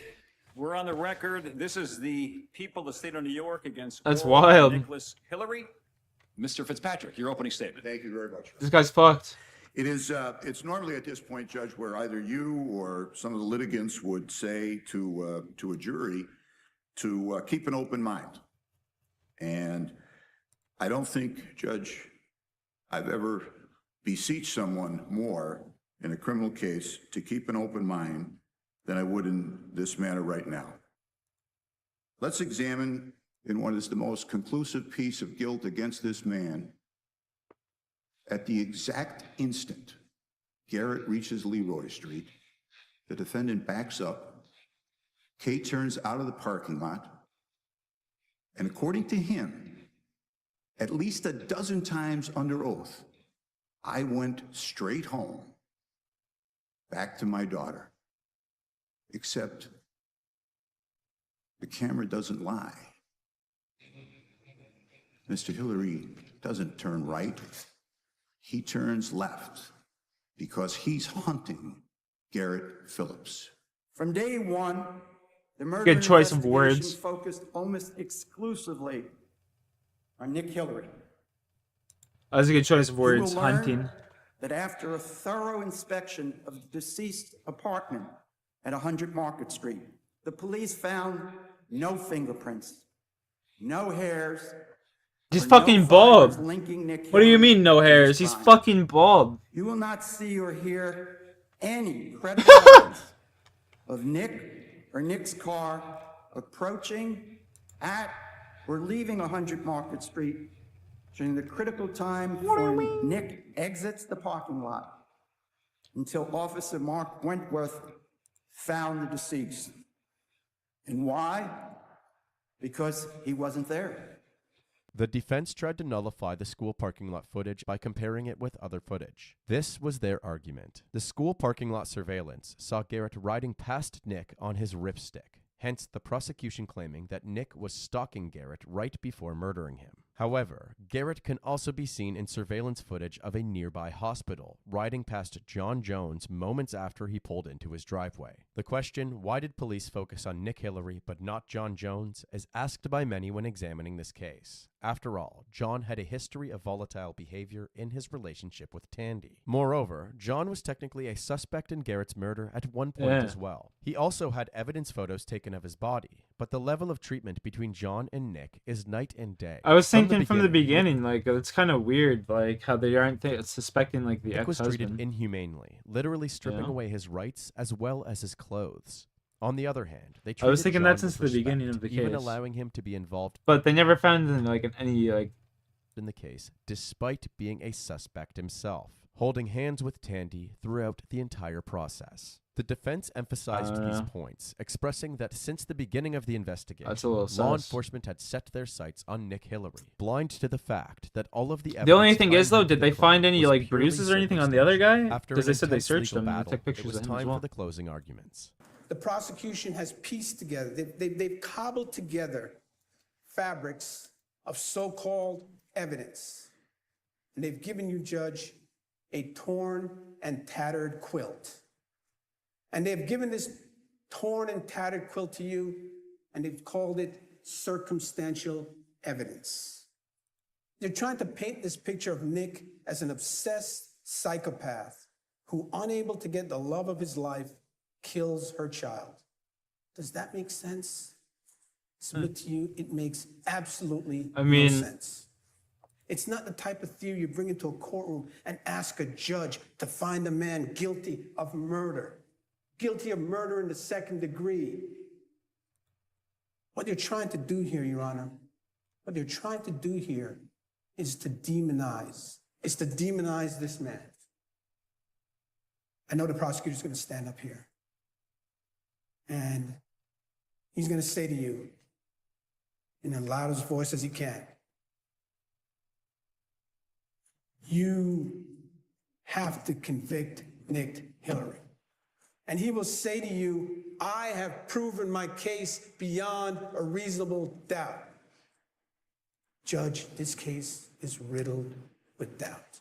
I can't emphasize enough, Judge, how in this case, there's two possible explanations. You have to give the benefit of the doubt to the defendant. But possibility number one is either Nick Hillary is the victim of the most bizarre convergence of coincidences since man first learned to write and record history, and he sits there an innocent man, or on October the 24th, 2011, obsessed by his breakup with Tandy Cyrus, enraged that it came down to the needs of a 12-year-old boy, as if there was some moral confluence between his needs and the needs of a 12-year-old boy, he entered that boy's apartment, he chased him down, he dragged him into a bedroom, and he spent 90 seconds choking the life out of him. And he's been lying about it ever since. And we're here, Your Honor, because of tapes. And frankly, none more important than Exhibit 71. And there's the last time we ever see Garrett Phillips alive. Garrett Phillips wasn't killed by someone passing through town who hates little boys. He was killed by Nick Hillary. He wanted to be with his friends. He wanted to occasionally watch TV, Judge. Damn, even the fucking prosecutor's getting emotional. Play in his ripstick. He wanted to be 12 years old and not be dictated to. And that cost him his life. And now Garrett belongs to the ages. He's forever 12. I wish you Godspeed, Judge. I pray to God you've seen this defendant for what he truly is. A person who, with premeditation, murdered a beautiful 12-year-old little boy. And he did it so arrogantly and stupidly that he can now finally be brought to justice. I don't know if you have to add in the stupidly there. That kind of hurts. About a week later, the court was scheduled to deliver Nick's verdict. I don't know about that. This is a 7 it was News beautifully special delivered report. up until that point. Good morning. We're Please be interrupting seated, ladies and programming to gentlemen. bring you the verdict in the Good Nick Hillary murder morning. trial. Welcome Let's back listen to in St. now Lawrence in Canton. This is a continuation of the people of the state of New York against Oral Nicholas Hillary, indictment number 2015-015. The matter was scheduled this morning for the court to deliver its verdict. Mr. Hillary, if you'll please rise. This court has fully and fairly considered the evidence in this case pursuant to that standard, along with the other applicable and stipulated to criminal instructions. Accordingly, it is the judgment of this court that as to the charge of murder in the second degree as charged in the indictment, the defendant, Oral Nicholas Hillary, is found not guilty. Not guilty, yeah. There having been an acquittal, the court shall enter an order pursuant to section 160-50 of the criminal procedure law. Bail is exonerated and the defendant is released. Ladies and gentlemen, this court is adjourned. Thank you.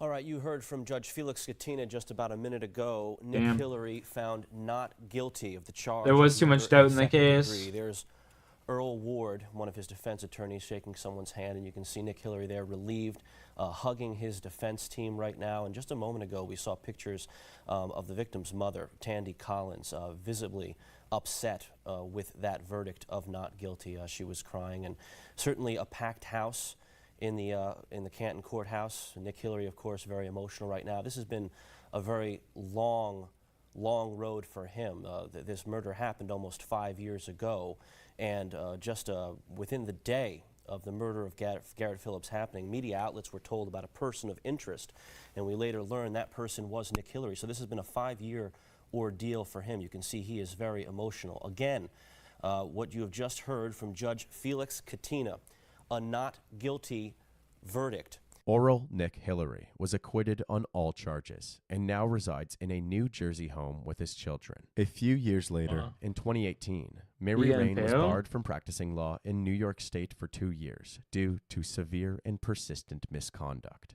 Most recently, in 2022, Nick's civil lawsuit finally concluded. The jury determined that Nick's detainment by the police back in his 2011 interrogation was not unlawful, clearing Potsdam and any investigators involved. Tandy Cyrus continues Garrett's legacy by raising money for after-school programs in his name.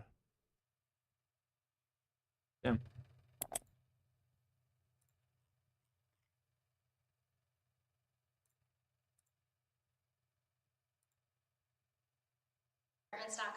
And I'm this year's Education Committee Chair. Thank you so much for attending today's class. This is 27-year-old Sasha Samsudian, a graduate from the University of Florida, who later became a social Who killed the media kid though? manager, Well, obviously they never found the murderer. personality. A professional during the week who still enjoyed to party with her friends on the weekend. Over the course of this video's 43-minute running time, we are going to analyze the mysterious events that led up to the tragic murder of this young lady. While doing so, we are going to outline each step that she took throughout her final evening by walking you through the copious amounts of surveillance footage that nearly caught her each I want and this every pet move so on bad. camera. We will also break down the multiple interrogations, polygraph tests, and subsequent legal aftermath that took place throughout and following this investigation. And as we've seen in another video on this channel, this case is also commonly referred to as a crime caught almost entirely on camera. Wait, is this the one where she's in her room or her apartment? Sasha and a small group of friends were having a night out in I've seen downtown this one Orlando. before. One of their first stops was at the Attic nightclub. Sasha's friend Anthony said Seen Sasha this was one ready before. to leave just after midnight at a Like that.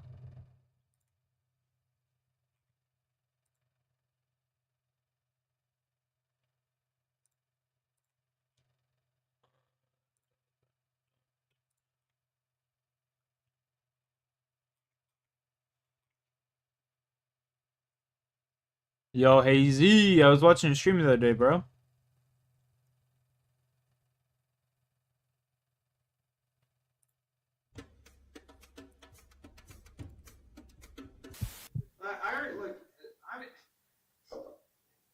I don't need to be punished for these other things that I haven't talked to you about yet because,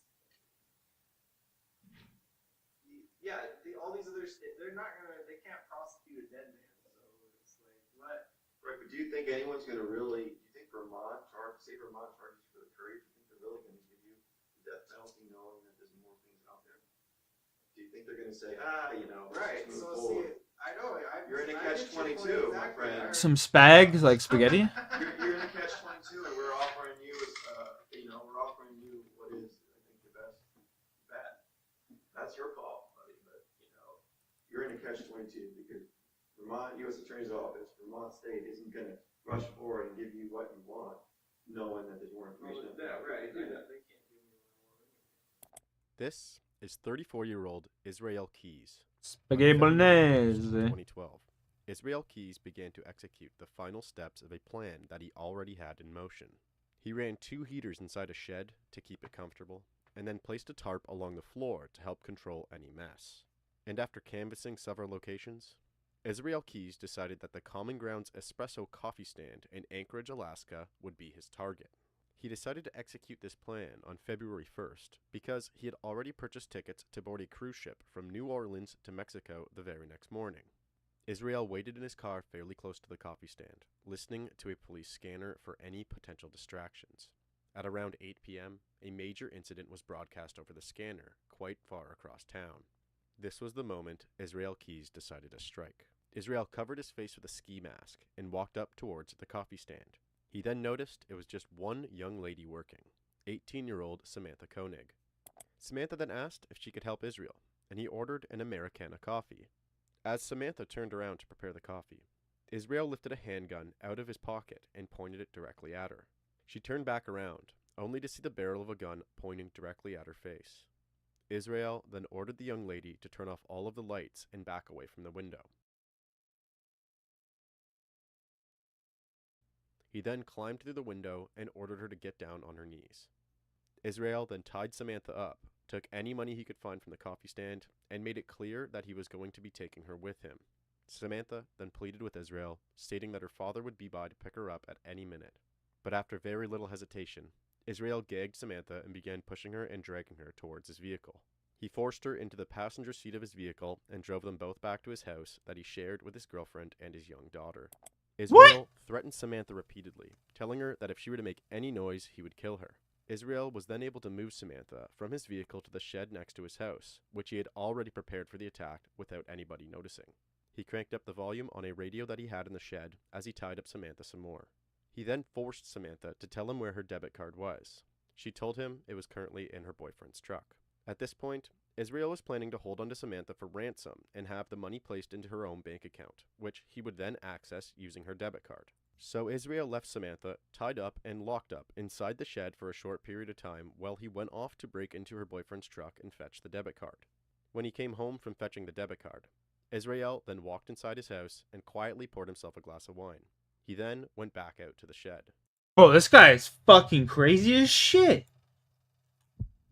Israel Keys then brutally raped and murdered 18-year-old Samantha Koenig via strangulation. When he was finished, Yo, he peace, then bro. wrapped her body Have a in good a one. plastic tarp that he had laid along the floor in his shed.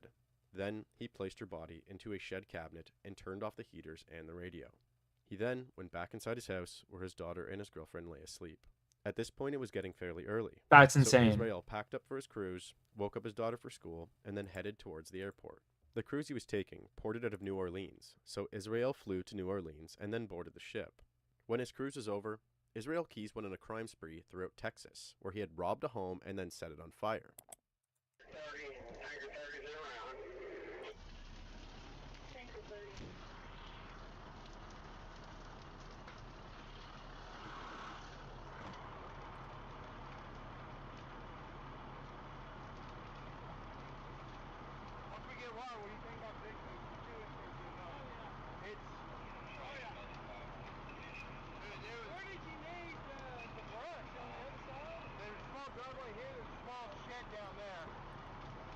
And then he robbed a National Bank of Texas at gunpoint.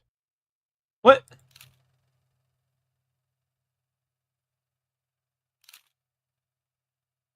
Bro, this guy's fucking crazy as shit, bro. He then flew home to Anchorage, Alaska on February 19th, 2012. After being home for a few days, Israel decided that he needed to dispose of Samantha's body. So, he began the process.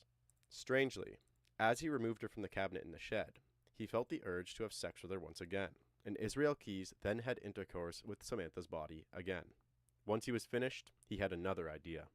He stitched Samantha's eyes open using fishing line and applied makeup in a way to attempt to make her look like she was still alive. Israel then grabbed a recently released newspaper and held the newspaper in front of Samantha for a photo.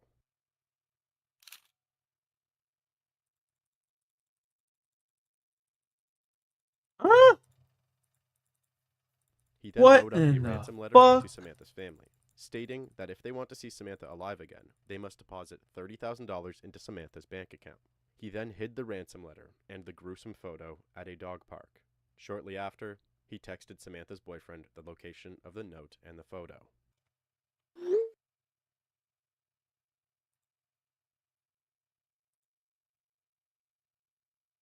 After another couple days had passed, Israel decided that he now really needed to dispose of her body. So he began the process again. Israel completely dismembered Samantha and dumped her remains into the Matanuska Lake just Dude, this guy is outside crazy as Anchorage, fuck. Alaska. Sometime during the first week of March 2012, Israel Keys decided to go on a trip to Las Vegas, Nevada. So he hopped on a plane and flew there. He then rented a white Ford Focus and drove himself to Arizona. While in Arizona, he put on a different outfit and a mask and withdrew $400 from Samantha's bank account. This activity immediately alerted the FBI, and they began to check ATM cameras and monitor Samantha's bank account activity. On the ATM camera footage, they were not able to make out Israel's identity, but they were able to pinpoint the white Ford Focus he was driving. Unfortunately, they were not able to work out what the license plate was. Just 2 days later, on March 9th, 2012, Israel Keys put on another disguise and visited an ATM in Texas, where he withdrew money from Samantha's bank account again. The FBI then immediately informed Texas authorities to keep a keen eye out for the white Ford Focus. Just 4 days later, on March 13th, 2012, a Texas police officer monitoring the highway witnessed a white Ford Focus parked outside of a Texas motel. The officer waited inside his vehicle and monitored the white Ford Focus. And when Israel entered the Ford Focus, the officer followed him. Due to suspicion that this may in fact be the vehicle that they were looking for, the officer kept his eye on Israel's speed limit. And when Israel went just 4 miles per hour over the posted speed limit, the officer pulled Israel over.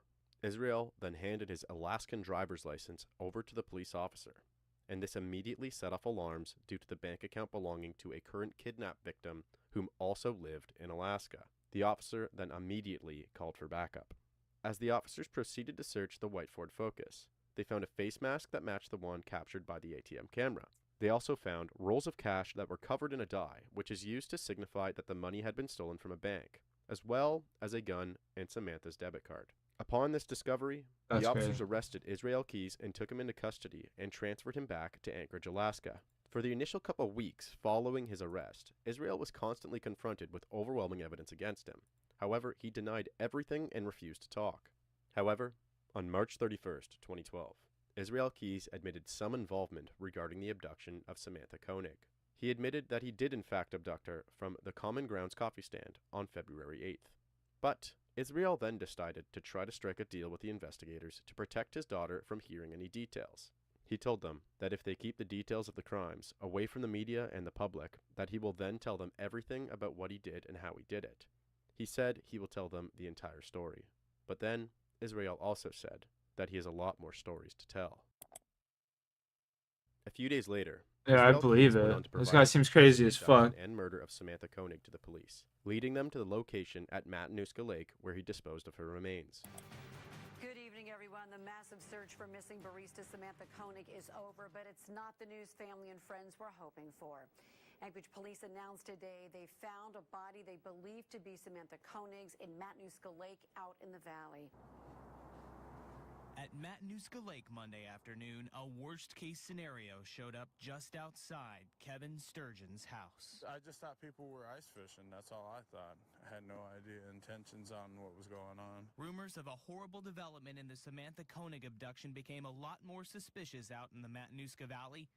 Kevin says snow machines started showing up. Just riding back and forth and hearing chainsaws, that's all I've been hearing until I came out and I just seen a bunch of people. And all it took was the Anchorage Police Department Monday to make it official. Earlier today, a forensic dive team discovered in Matanuska Lake what investigators believed to be the body of Samantha Koenig. Just after this discovery, on April 18th, 2012, a federal grand jury returned an indictment on Israel Keys to face charges for the kidnapping and murder of Samantha Koenig. The indictment charges Keys, age 34, with 3 counts. First count is kidnapping resulting in the death of Samantha Koenig. The second charge charges receiving and possessing ransom money. And the third count charges access device fraud. This is a first superseding indictment that replaces the original indictment against Israel Keys. The indictment alleges that Israel Keys abducted Samantha Koenig from the Common Grounds coffee stand on Tudor Road on February 1st, 2012, and that he took her against her will to his white pickup truck that was parked across the street. The allegations continue that he confined her and intentionally killed her early the next morning. The indictment also alleges that on the same night as the abduction, Keyes stole a debit card from a vehicle that Ms. Koenig shared that was parked near her residence, and that he further obtained the PIN number for that card from Samantha Koenig. Keyes then sent text messages from Samantha's cellular phone in an effort to conceal the abduction. According to the indictment, Keyes then left Alaska and boarded a flight to Texas early the next morning. The indictment further alleges that on February the 24th, Keyes sent a text message using Samantha's cellular telephone for the purpose of demanding that ransom money be placed in a bank account connected to the stolen debit card. With the help of the reward money that was generously donated by members of this community, the Koenig family was able to place money into the account. The government should do that. What? And the indictment alleges that Keyes then used that stolen debit card to withdraw this ransom money from ATM machines here in Alaska, in Arizona, in New Mexico, and in Texas. Law enforcement was able to track these ATM withdrawals. The crime of kidnapping and killing Samantha Koenig, as charged in this indictment, carries a maximum penalty of life or death.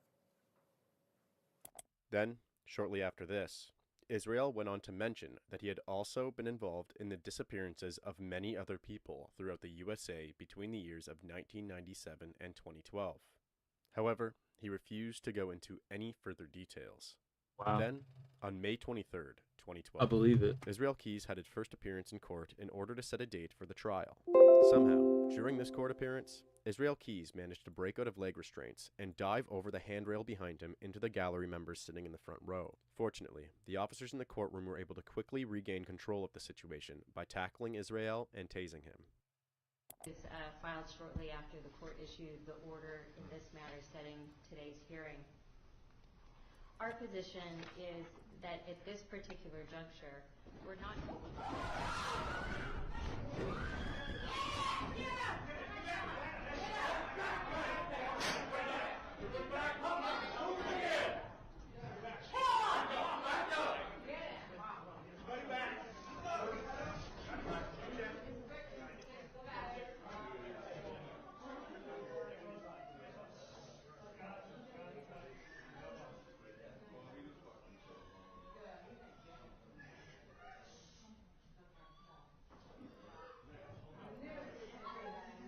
Someone's crying. Shut the fuck up, lady. My God.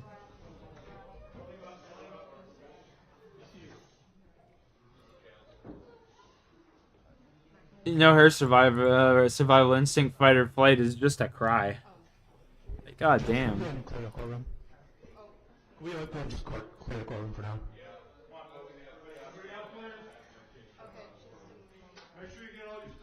At this point, prosecutors involved in the case were seeking that a trial take place sometime around 10 months after his initial court appearance, which would make the trial take place around the end of January 2013. During the months between Israel Keyes' first court appearance and his projected trial date of January 2013, Israel took part in several different interviews with police. During these interviews, Israel displays a disturbingly casual demeanor and a complete lack of empathy for his victims. Investigators would even go on to state that he appeared bored at times. Let's now take a look at some moments from those interviews.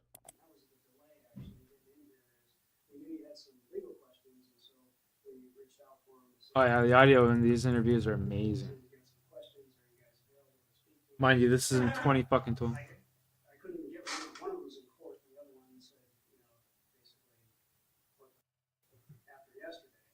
So they didn't think that was too funny. Why are they afraid I'd actually get away? That would be embarrassing for them, I guess. No, it's. I don't think that they were looking at it from that perspective. You know, lawyers just don't like excitement. That's all it is. Well, it's more of a understanding that they thought we were kind of working towards the goal, and they're working on trying to keeping Vermont on board, doing everything. I would have sent them an anonymous letter. When Israel Key spoke with investigators providing details about the murder and kidnapping of Samantha Koenig, he believed that he was striking a deal. Israel requested that his case be kept as quiet as possible from the media in return for the information he provided.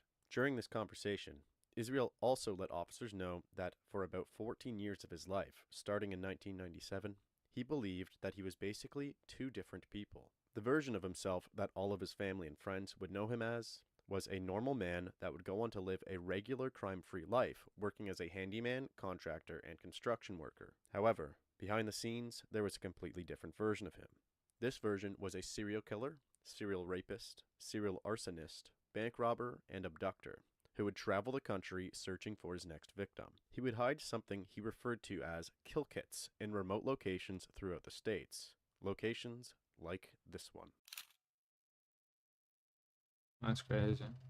In these kits, he would leave what he believed was the necessary equipment needed to complete an abduction, murder, or armed robbery. This one consisted of a 5-gallon Home Depot bucket, which he filled with zip ties, ammunition, guns, silencers, duct tape, and Drano to accelerate human decomposition.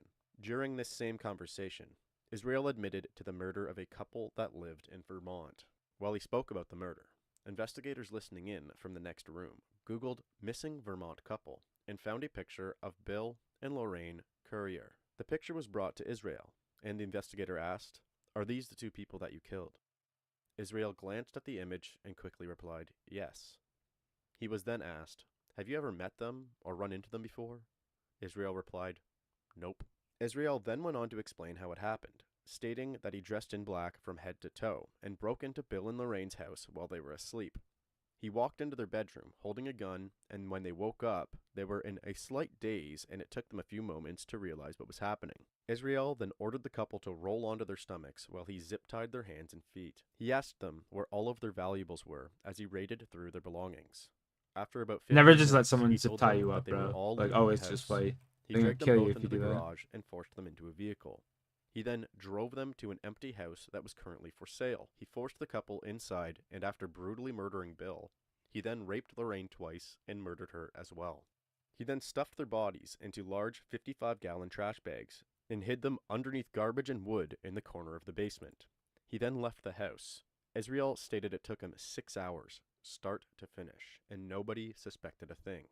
After telling the police all of these details, Israel expected that the investigators would hold up their side of the agreement by keeping his case out of the news as much as possible. Unfortunately, soon after he told them, Israel caught wind that he was all over the news in Vermont. This made Israel more and more difficult to extract information from, because now he felt the investigators were not living up to their end of the deal that they made. With all of that in mind, that brings us back to the interrogation room, right where we left off.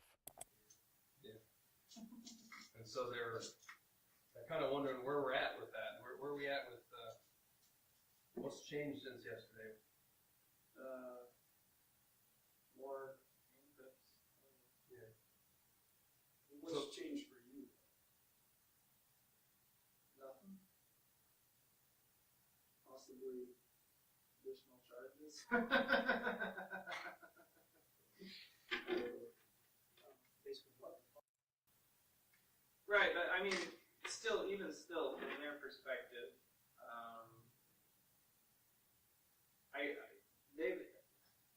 I mean, come on, let's face it. Yeah, what happened yesterday? Ooh, I'm a bad guy. I tried to escape, but let's be honest. Nobody really thought I was a good guy before that, so it's not like being escaping suddenly makes me untrustworthy. I was kind of untrustworthy before that, so.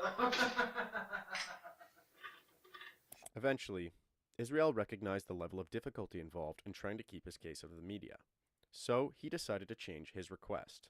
He then went on to tell the investigators that the only way he'll provide further information was if he was promised that he would be sentenced to death. I already look. I don't need to be punished for these other things that I haven't talked to you about yet because, all these others, they can't prosecute a dead man. So it's like, what? Right, but do you think anyone's going to do you think Vermont charges for the courage? Do you think they're really going to give you the death penalty knowing that there's more things out there? Do you think they're going to say, let's Right, just so move forward? I know, You're in a I get your point catch-22, my exactly. friend. I already up, so. You're in a catch-22, and we're offering you, what is, I think, the best bet. That's your call, buddy, but, you're in a catch-22 because Vermont U.S. Attorney's Office, Vermont State isn't going to rush forward and give you what you want, knowing that there's more information. Right. They can't give me what I want. You may have noticed Israel's lack of attorney throughout this entire video. Well, it has been said that this is likely due to Israel Keyes' strange obsession with another serial killer who goes by the name of Ted Bundy. Ted Bundy also traveled throughout the USA, murdering people along his travels, sometimes posing as if he had a broken arm and needed help with something, or that he had lost his dog. When Ted Bundy was finally arrested and tried in court, Ted Bundy also made the choice to represent himself. Anyways, Israel Keyes' final interview with investigators took place on November 29th, 2012, and just 3 days later, on December 2nd, 2012, at exactly 5:57 a.m., a prison guard noticed a red streak on Israel's cell floor, and when they approached his cell, they found Israel Keyes lying face down, covered in blood, and deceased from what appeared to be a plethora of very elaborately planned self-inflicted wounds. Under Israel's mattress, they found disturbing pictures of skulls that Israel drew using his own blood. And next to his body laid a 4-page note that was almost completely destroyed due to being soaked in blood. The FBI was able to restore the note to a point that it was almost legible. One quote from Israel's note read, "You may have been free, you loved loving your lie. Fate had its own scheme. Crushed like a bug, you still die." Further details surrounding his death can be found online, but I will warn that they are quite gruesome and are not for the faint of heart. American serial killer Israel Keyes was pronounced dead on December 2nd, 2012. After years of investigating the case of serial killer Israel Keyes, law enforcement now believe that Israel is responsible for 11 murders throughout the USA. Damn. He was very specific about some of the details he gave and very vague about others, leading me to believe that he was certainly holding a lot of cards up against his chest at the time he died. Keeping his grasp on control over authorities, the investigation, and his victims, even from the grave. One of the tragedies that go along with a case like this and a guy like this is that he takes to the grave many of the things that they would love to know. And in a way, it's the ultimate act of cruelty. That's wild.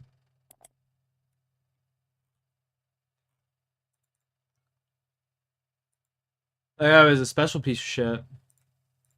My God.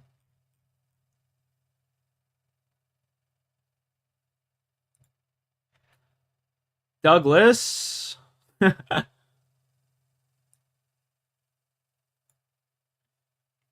Douglas. Character exacting revenge on his or her foes. We often see something along the lines of a loved one being murdered during some sort of robbery or gang violence. These movies tend to paint the protagonist as a good person trapped in a terrible situation, who one day snaps and decides to get even with the people who put them into the mess. Movies like Kill Bill and John Wick are a great example of this. John Wick? More often than not, as a viewer, we tend to root for the main character, the protagonist that is exacting the revenge and going on a murderous rampage throughout all of the people involved in the crimes that hurt them. In some perspectives, it would seem absolutely correct and accurate to be rooting for these characters as they seek out their revenge. But in other perspectives, mainly based off of some of the common law practices around the world, violence should not lead to more violence. Various studies I have disagree. been done on why our brains tend to feel the need for retaliation, some of which claim that it is due to a natural reaction of our fight or flight response, while others have determined that it is caused by a desire for an emotional release that can only be attained via retribution. Ooh. Ironically, most I of like these that. studies have gone on to prove that despite the somewhat natural craving to seek out retribution, the result of doing so does not provide any form of closure. In No, it fact, doesn't even the perform vast majority of gratification. these studies You know seem what to I claim mean? that seeking out revenge has the opposite effect. Despite possibly feeling a sense of reward during the initial few moments, scientists have found that instead of quenching hostility, revenge actually prolongs the unpleasantness of the original offense. A man that studieth revenge keeps his own wounds green, which otherwise would heal. To sum all of this up, although Hollywood tends to glorify the idea of seeking out revenge and the rush of retribution it may bring, revenge is actually a quite counterproductive act, which seemingly leads to more time spent suffering. That's why they compare it to poison, you know? Unfortunately, Holding in all the that idea of bitterness. revenge isn't only found Like in a Hollywood poison that films. boils in you. It seems as though this concept is also somewhat common in reality. And unlike the Hollywood films, where the protagonist generally has some intensely dramatic loss of a loved one or multiple loved ones, which is why they are seeking out retribution, a large majority of times in reality, the revenge is only being sought over one thing: money. What an effect. This is Alvin Lickness Money. and Kathy Lickness. On the weekend of June 27th through 29th, the Licknesses decided to hold an estate sale at their Park Hill Ligmas. home in southwest Calgary.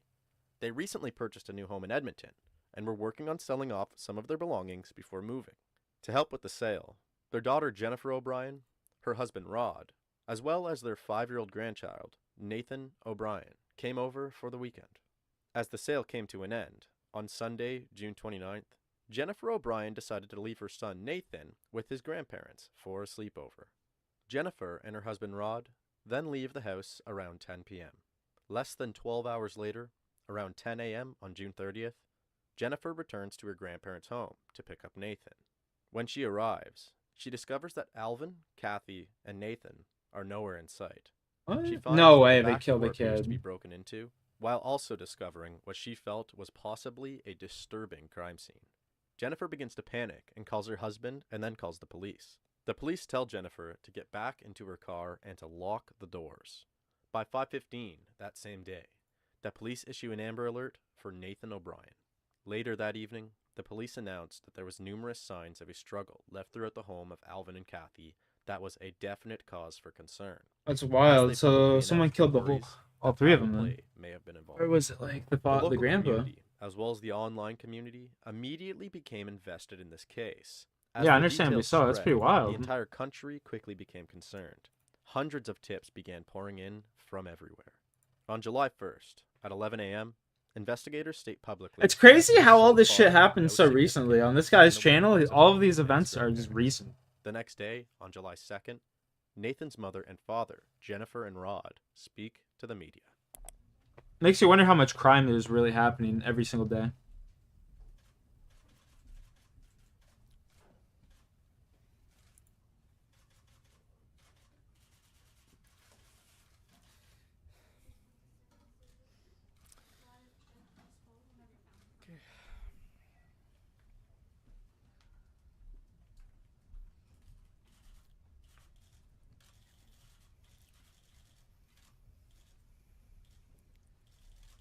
Where's my phone?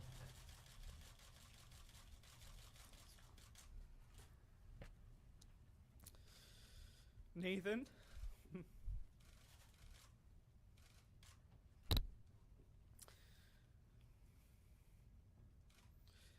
Your mom and dad, Luke and Maximus, and your whole family loves you to every star and back. Nathan? You are our superhero. Look at this chick, bro. She doesn't even look sad. This chick doesn't even look sad. And we're gonna bring you home very soon.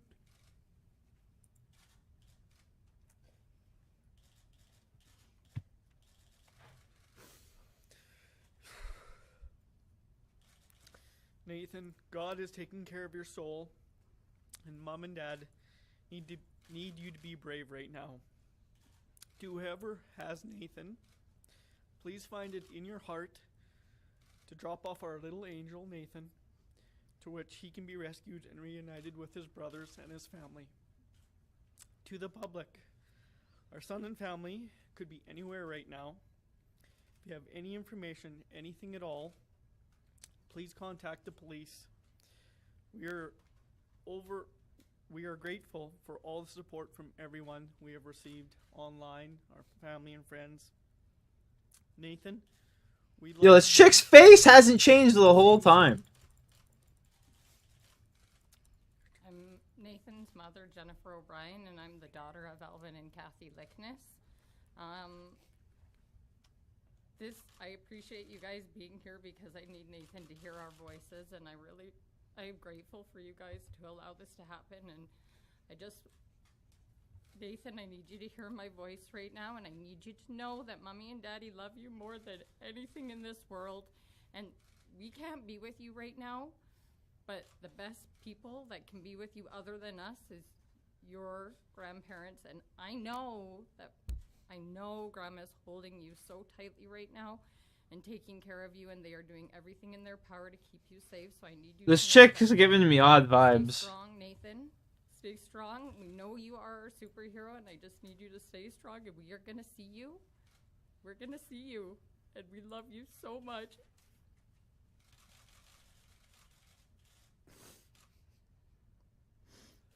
This chick's giving me weird ass vibes, bro. Like, she doesn't seem sorry at all. Like, if my parents and my kid went missing, bro, I'd be fucking. After spending the following days losing my searching mind. for anybody who may have attended the estate sale at the Lickness residence, on July 4th, the police then release surveillance footage of a truck that appears to have been in the area the night that Nathan and his grandparents went missing. They quickly identify the driver and speak with him about the incident. They did not release his name at this point. Later, also on July 4th, the Calgary police release more details about the state of the Lickness home from the night that the family went missing. Is this now a homicide investigation? It's still a missing persons investigation. We're hopeful that we'll find these individuals, these family members, alive. So based on the amount of, I'm assuming the forensic exam was blood, you believe that it's still possible these people are alive? I can't go into details of what we found in the residence, and we're continuing to assess that information. I can tell you there was a violent incident in the residence. We're continuing to assess that information, but we're still hopeful we'll find these individuals alive. And do you know yet who that violent incident was against, whether it was the That's child part of our assessment of the scene. We have sent evidence up to the forensic crime lab, and we're anxiously awaiting the results of those examinations. How long does that usually take? It can take anywhere up to several months, but we're expediting the analysis of these exhibits. So what do you think for time? It could be several days to a week. Sometime over the next 48 hours, investigators release... Literally, like when they expedite it, They found they pools of fucking blood on the bed, on the pillows, Damn. on the cabinets, on the floor, as well as drag marks that traveled from the bedroom through the hallways, down the stairs, and out the door.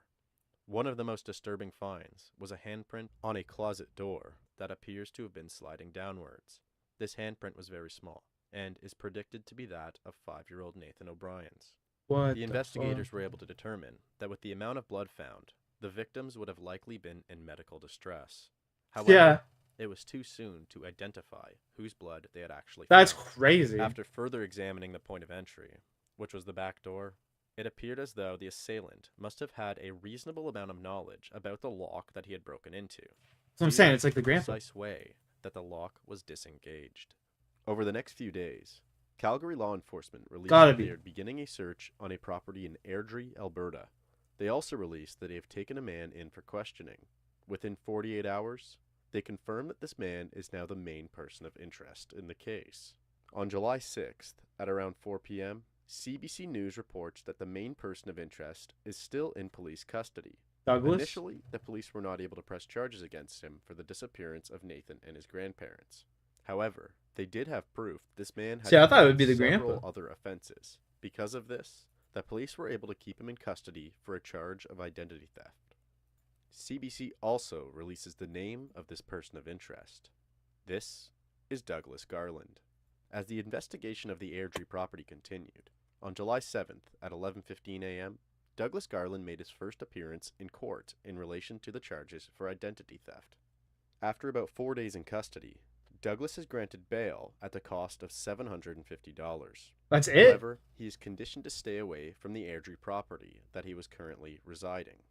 As the investigation of the properties continued, just 3 days after being released on bail, at 1:30 a.m. on July 14th, Douglas Garland made an attempt to sneak back onto the Airdrie property, which he was currently restricted from.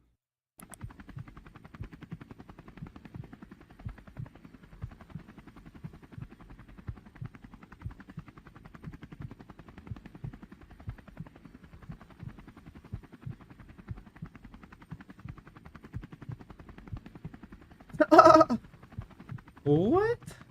Unfortunately for Douglas, but fortunately for everybody else, the police were seemingly ready and waiting for this attempt, with a police helicopter monitoring the entire property. Douglas was then taken back into custody and charged with 2 counts of first-degree murder as well as 1 count of second-degree murder.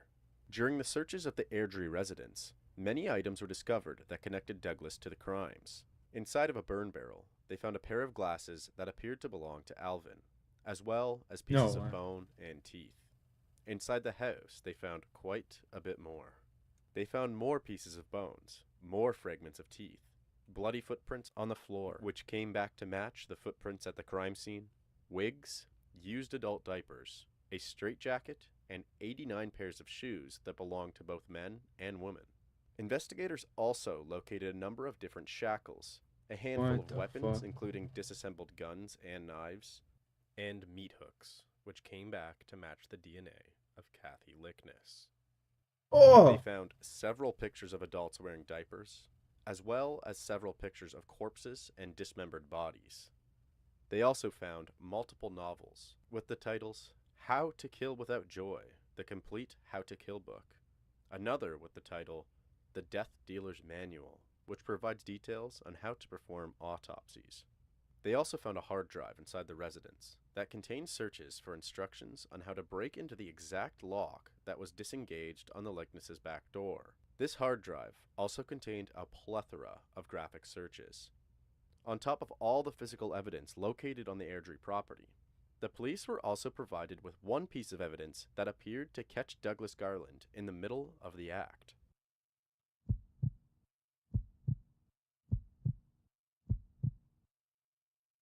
On July 1st, at approximately 9:30 a.m., a surveyor's plane, which was flying over Airdrie, Alberta, programmed to take a picture of the area below it every 3 seconds, flew directly over the Garland property.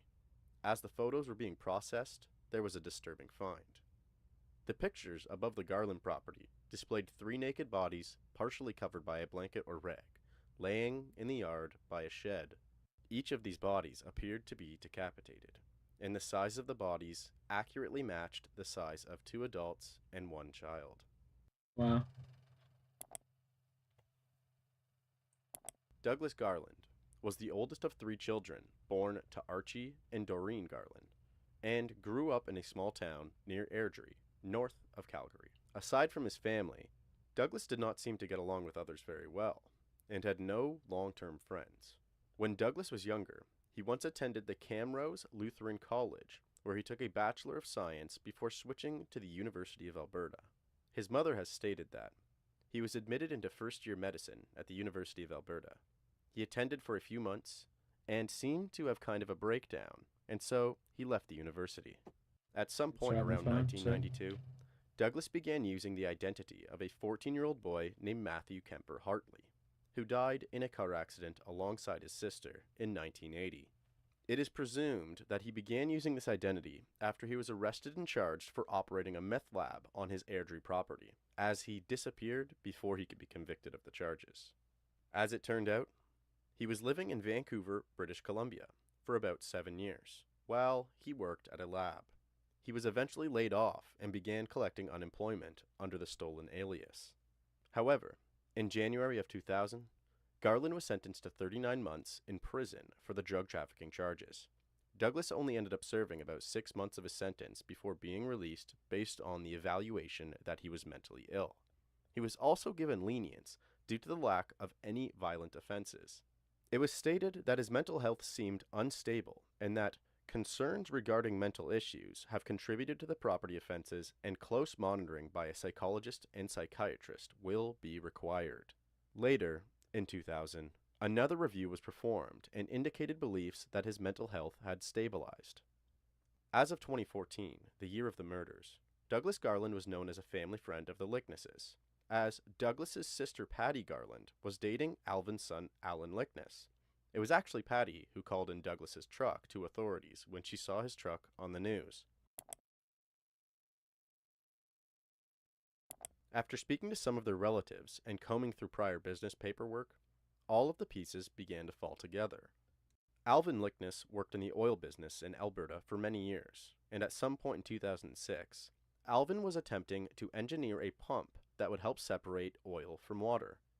While Alvin was remarkably knowledgeable in most aspects of this project, he also found himself needing help from somebody with a better understanding of the electrical side of things. So Alvin went on to ask for assistance from Douglas Garland. Douglas participated for a short while and provided Alvin with some of the answers to his questions. Sometime in 2007, Douglas became distant from the project. Alvin would continue to reach out, but Douglas no longer responded.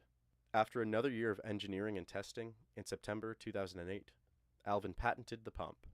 The patent was approved almost 2 years later, in March of 2010.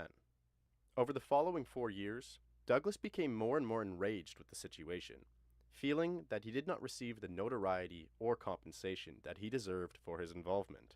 Due to these factors, it is believed that Douglas Garland went on a downward spiral for the years between his involvement in the project and the subsequent murders. He read more and more books regarding the act of killing, as well as researched the best ways to dispose of the bodies. It is believed that he began forming disturbing fetishes and eventually found himself obsessed with the idea of exacting his revenge. Some 1,400 exhibits were collected. Calgary police say by far that is the most evidence ever collected in an investigation, all of which is the jury's job to consider. Douglas Garland's trial began in January of 2017. He was originally facing 2 first-degree murder charges and 1 second-degree murder charge in relation to the murder of Nathan O'Brien. However, by the time that the trial began, the second-degree murder charge was changed to a first-degree murder charge as well. Douglas Garland remained still and emotionless through the entirety of his trial and stuck to a plea of not guilty. After a very graphic and heart-wrenching trial, Douglas Garland was found guilty of all 3 charges on February 16, 2017. Douglas was sentenced to life without parole for the maximum of 75 years.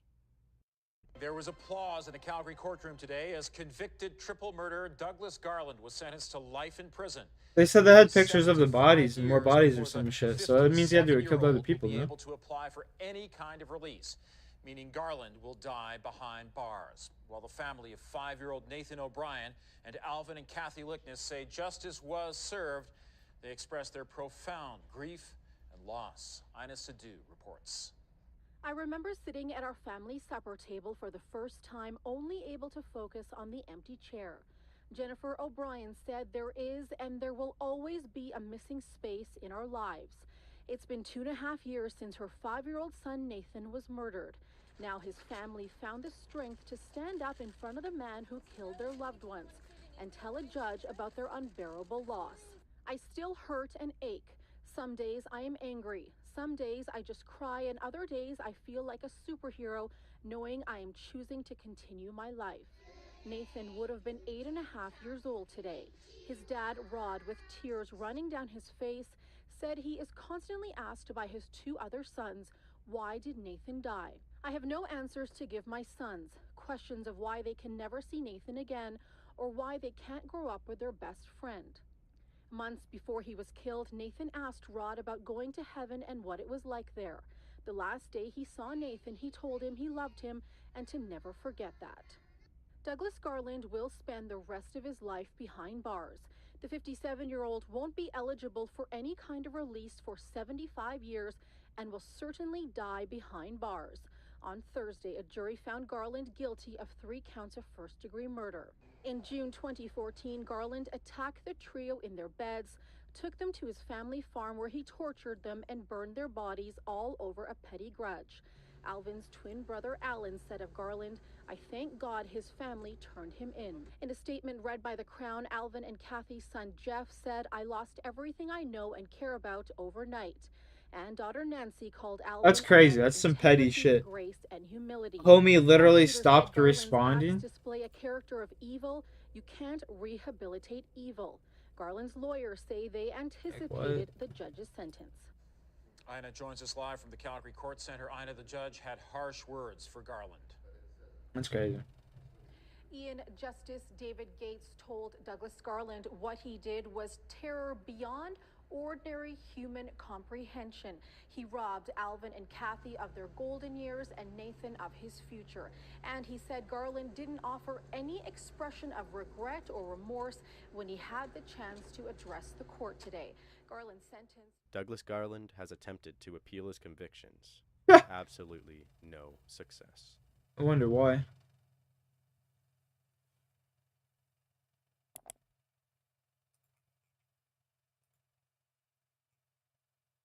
Bro, like, that's so petty, though. Like, over a grudge, you kill 3 fucking people?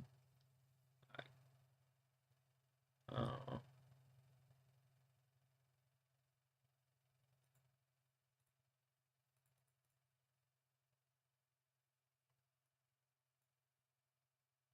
Pinellas Park, Florida, USA. Rachel Wade desperately awaited the arrival of her ex-boyfriend and occasional lover, Joshua Camacho. When Joshua didn't arrive, Rachel decided to take her dog for a walk.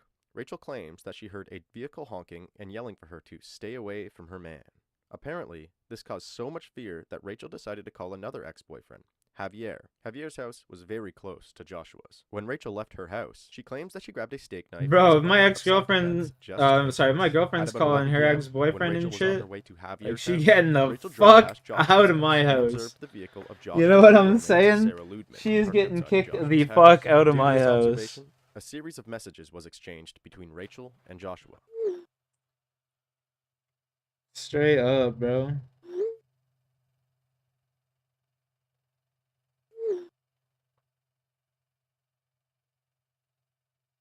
At about 12 a.m., Joshua's sister asked Sarah for a ride to McDonald's. Along the way to McDonald's, Sarah recognized a friend named Ashley stopped at a stop sign.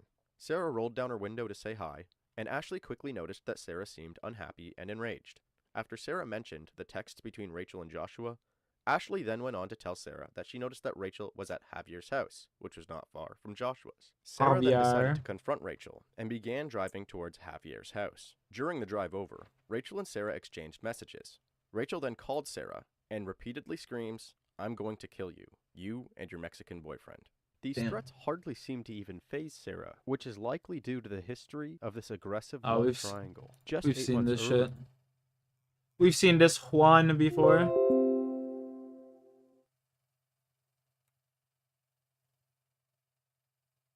Lots of this one, sure. This channel covers multiple real-life true crime stories and will dive into some graphic details of death or abuse. Please do not continue if this is Mercer University. Lauren had dreams of becoming a defense attorney one day, and as it appeared, she was doing just that. In 2011, Lauren was actively working her way closer and closer to having a career of her own, and her career dreams coming true. Lauren had many friends and what appeared to be a Stefan. active I know who social this is. However, she was also known to spend a lot of her time studying.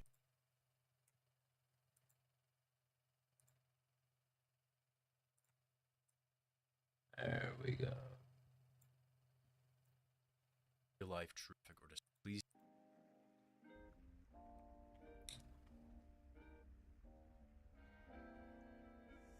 Diego County, California, 2010.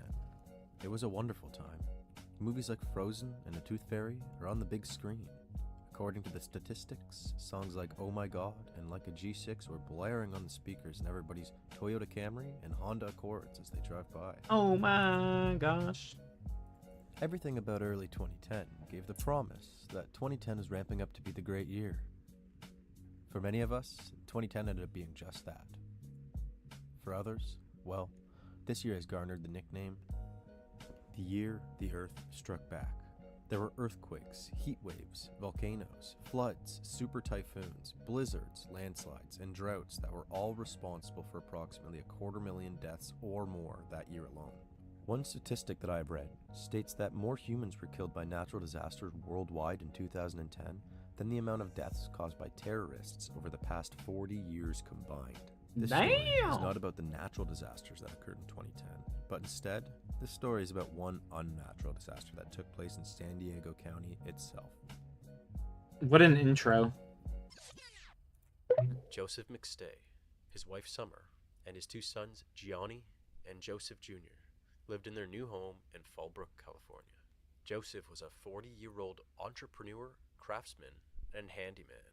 His 43-year-old wife Summer helped with the business, pretty hot. Also while being a full-time mom to 4-year-old Gianni and 3-year-old Joseph. Hey, The Johnny! business that Joseph was running was titled Earth-Inspired Products and was a fairly successful indoor-outdoor custom water fountain manufacturing and installation company. Joseph was known as the hands-on engineer and creative side of the company, while Joseph's fellow coworker and employee Dan Kavanaugh was known for being more of the internet whiz or the computer guy. As of early 2010, Earth-Inspired Products was manufacturing fountains for a number of clients and had sales 9,400. some sales reaching as far as Saudi Arabia. Due to the nature of the work, Bro, if you Joseph selling out in felt Saudi the Arabia, need you for making trade bank, to help complete son. the products. I would assume this was to ensure the quality, durability, and longevity of Joe's products. One day, Joseph was working on a job that required an experienced welder, and after some discussions with his co-worker Dan Kavanaugh, and likely some talks with his wife Summer, Joseph decided to reach out to Charles Chase Merritt and hire him for a job. Joseph and Charles went on to have an ongoing business relationship, which operated on a need-for-work basis. Between the days of February 4th and February Whatever 7th, that guy did to his the mic McStay right there is family and just friends instantly started to better. notice that Joe and Summer had not been answering any phone calls or responding to any messages. This was odd for the two of them. On February 6th, Joseph's brother Mike decided to head over to his brother's house and see how the family was doing and possibly ask what's going on. Upon arrival to the home, Mike noticed that the family's dogs, Bear and Diggy, were both freely roaming the backyard and that there was water in the dog bowls. Mike assumed at this point that somebody must be coming to the house to take care of the dogs and that his brother and his family just went on a trip of some sort. Mike decided to move the dog bowls to another part of the yard so that when he came back the next day, he would be able to determine that somebody was in fact taking care of the dogs for the family. When Mike returned the next day, he was happy to find that somebody had moved the bowls and that somebody was in fact feeding his brother's family's dogs. Since the family had no changes in the cleanliness of the house, he still felt things seemed strange and abnormal. Mike decided that at this time, he was going to leave a note for whomever has been filling the dog bowls stating that he was the brother of the homeowner and that he was very worried about his brother, and to please call.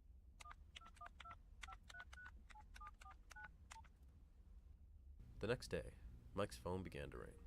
When he got his phone out of his pocket and looked at the screen, it read Animal Control. Animal Control went on to inform Mike that they were not asked by anybody to watch after the dogs and that they had only come by because they had received some reports about the dogs being left outside. They told Mike that they had decided to fill the food and water bowls for the dogs every day That's just wild. in case something had happened to the homeowners or if they had been forgotten. As you can imagine, this only led to an increase in anxiety and concern as to where his brother Joseph and his family could have gone. Over the following days, and a continuation of the lack of response from the family, Joseph's mother decided... Man, I would have been reporting them missing like at bat. Like what? Law enforcement immediately began their search inside the McStay home. At first glance, everything appeared fairly normal inside the house, and was actually reported that there was no signs of struggle. Law enforcement found some groceries lying out and opened, including some eggs and an apple. They also found popcorn in the couch, and several toys sprawled on the floor. During the search of the upper level of the home, law enforcement found some lamps knocked over, and drawers opened, but nothing actually missing. They also found several luggages partially packed, with clothes folded and toiletries inside. Due to the nature of the situation, the investigators seemed inclined to believe that the family was fine and off on a mysterious road trip of some sort. Due to this belief, investigators became complacent and failed to treat the McStay residence as a possible crime scene, leaving nearly all of the possible DNA in the residence contaminated and not useful if needed for later testing. During the early days of the investigation, law enforcement spoke to all neighbors of the McStay family. Although none of these neighbors were witness to anything that happened to the family, one neighbor had a security camera pointing in a direction where it was able to actually capture the McStay family's vehicle, and a Isuzu trooper leaving the McStay's residence. Unfortunately, the video captured by the camera was too low of a resolution to make out any of the occupants inside the vehicle. On February 8, 2010, the family's Isuzu trooper was located in a parking lot near the U.S.-Mexico border in San Isidro, California. Based on witness statements, the investigators were led to believe that the family vehicle was parked there between 5:30 p.m. and 7 p.m. that day. The vehicle had new toys in the cargo area, which were covered with blankets. What? Because of this find, local law enforcement began to research into the possibility that the McStay family had made a last-minute decision to go on a trip to Mexico. Throughout this search, That's uncovered definitely recent it. Google searches for traveling to Mexico and passports for children on a computer in the McStay home. And on March 5th, 2010, investigators publicly released a security video of the U.S.-Mexico pedestrian gate dated on February 8th, 2010 around 7 p.m. And it actually seems to show the silhouette of a man and a woman walking hand in hand with two young children. This had led many people to believe that the McStays were okay. This did not have the same effect on the family What? of the McStays. This is Several so statements sus. from the family were made about this video and how they did not believe it was Joseph, Summer, and the boys. They asked, why would they walk? They asked, why would they abandon their dogs at home and leave? They asked, why not tell a single person where they were going? On top of all that, Joseph's mother and father, and brother Mike, all believed that the man in the video had a different height, weight, and build than Joseph. Joseph's mother even stated in an interview that the walk of the man in the video was absolutely not Joseph's walk. Unfortunately, despite the family's public beliefs and observations about the video, this sequence of events left law enforcement overly focused on... That's crazy. I gotta pause that shit. I'll be right back. I gotta grab a glass of water. That is wild, man. That is wild. Hello, Rocky Boo Boo. You gotta go outside? You gotta go outside? Let's go. You gotta go outside? No?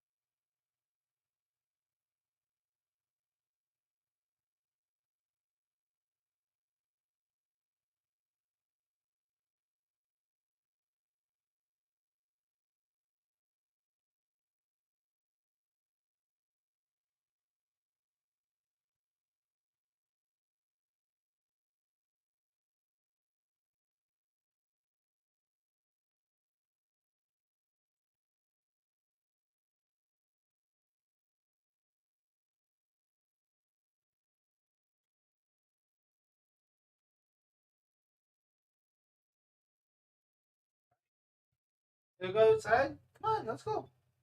Let's go outside. Keep going. Keep going.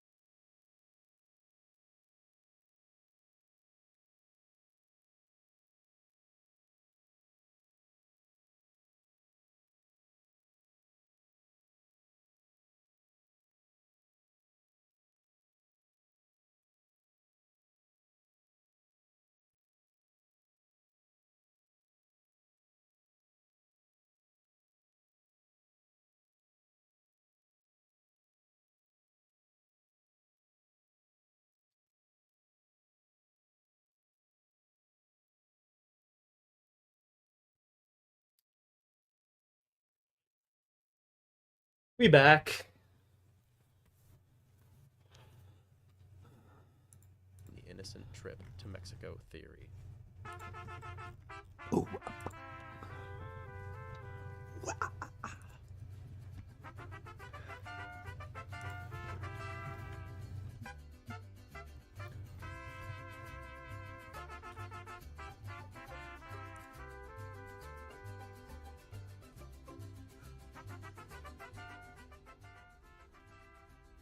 The media took a hold of this in Mexico, and people began handing out flyers, taping missing posters to posts, speaking of the family over the radio, and even having some direct contact to locations, hoping that a witness would show up somewhere.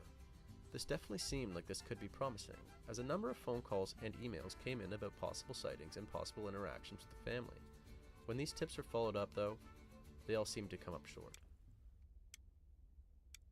After several years had passed, and the return of the McStay family did not come to fruition, the family and friends of the McStays began to lose hope and to start to cope with the unfortunate reality that they were living. Then, breaking news hits the TV. On November 12th, 2013, a random man riding a motorcycle in the middle of the Mojave Desert believes that he has stumbled across bones. He takes a look around and calls 911. Tonight, 10 news sources are revealing new details to us about the desert crime scene where the bodies of the McStay family from Fallbrook were discovered. Law enforcement immediately begins a search into the bones found in the middle of the desert. After the initial observation, many more forensic investigators were called to the scene. It has been reported that an anthropologist and a team of diggers had spent multiple days uncovering and logging the remains from that day. After countless hours of gently digging and brushing, the site was labeled as a mass grave site, where the skeletal remains of 4 people had been found. It was revealed that the dental records of 2 adult remains matched that of 40-year-old Joseph McStay and 43-year-old Summer McStay. After additional testing, it was confirmed that the other 2 remains matched that of 4-year-old Gianni and 3-year-old Joseph Jr. as well. Inside the grave, investigators found a white extension cord wrapped around Joseph's neck and a 3-pound hammer lying next to the bodies. An extensive examination of all of the items found in the grave, as well as the bodies of the family, was completed. Investigators were able to make the determination that Joseph and Summer were both murdered by blunt force trauma to the head. One of the son's skulls was found to have been bludgeoned by a hammer, an estimate of 7 times. It was clear at this point that the McStay family had fallen victim to a crazed lunatic of some sort. This type of news could have only come as shock and horror to the friends and family of the McStay family, and would have left many people disturbed and exhausted. Fortunately for the investigators, this news painted a new perspective on the case. This was a murder, a precisely calculated murder where a beautiful family of 4 was brutalized. But for what reason? Why would somebody do this to harmless kids? The investigation ramped up following this discovery, honing in on anybody who had been an initial suspect but may have been excused due to any of the conflicting evidence that had been uncovered. 1 year following the discovery of the McStay family grave, law enforcement announced the arrest of Joe's ex-welder and employee, Charles Chase Merritt. Initially, investigators had a close eye on Merritt, as he seemed to speak about Joe in the past tense, speaking of him while using words like, he was a great guy, or he used to love doing that, etc. Charles slipped up in multiple interviews, seemingly doing the exact same thing. As far as you know, you were the last person, or at least one of the last people to see him, right? Yo, Shawnee! When he left Rancho Cucamonga, nobody else. What's good, my boy? I think there's another person or 2 that he talked to. I'm not sure. But you were the last person he saw. I'm definitely the last person he saw. After speaking to Merritt again in 2014, law enforcement dug further into the investigation of Charles this time and managed to find a plethora of evidence tying him to the disappearances. Law enforcement managed to uncover friends and family of Chase claiming that he has a history of trouble with the law, including felony robbery. Others stated that Merritt had an excessive gambling addiction, one of which constantly got him into financial trouble. It is believed that at the time of his disappearance, Chase owed Joseph McStay approximately $30,000 in loans that he had asked Joseph for to help him get out of any gambling debt that he was in. It has also been said that Joseph spoke to Dan Kavanaugh in the days before his disappearance and told him that he'd planned to let Chase go and not work with him anymore. On November 7th, 2014, the county law enforcement released a statement saying that Charles Chase Merritt was being charged for 4 counts of murder in association to the McStay family. In the following months, Charles Chase Merritt went on to delay his trial in any means possible, He would claim that after a recent diagnosis of congestive heart failure, that he believes he only has months left to live. He would file motions to request to have his attorney replaced multiple times. He would also eventually go on to request that he defend himself in court and act as his own attorney. Not sure why he did this exactly. Some people have speculated that it was an attempt to speed up the duration of his trial in relation to his health issues. On January 6, 2019, the trial of Charles Chase Merritt is set to begin. The prosecution showed up with one clear intention: to tell the jury exactly how Chase murdered the McStays and why Chase should get the death sentence for his crimes. The attorneys presented the means, the motive, and the opportunity to the court, and went over some very striking evidence that they had uncovered since 2010. Something of interest was an email that Joseph had sent Chase in the days before the disappearance. Joseph clearly was unhappy with Chase's work. He went on to ask Chase for $42,000 from a job that Joseph felt Chase had botched. After this email, instead of negotiating with Joseph, Chase went on to write himself a series of checks from Joseph's company QuickBooks account, about $21,000 worth.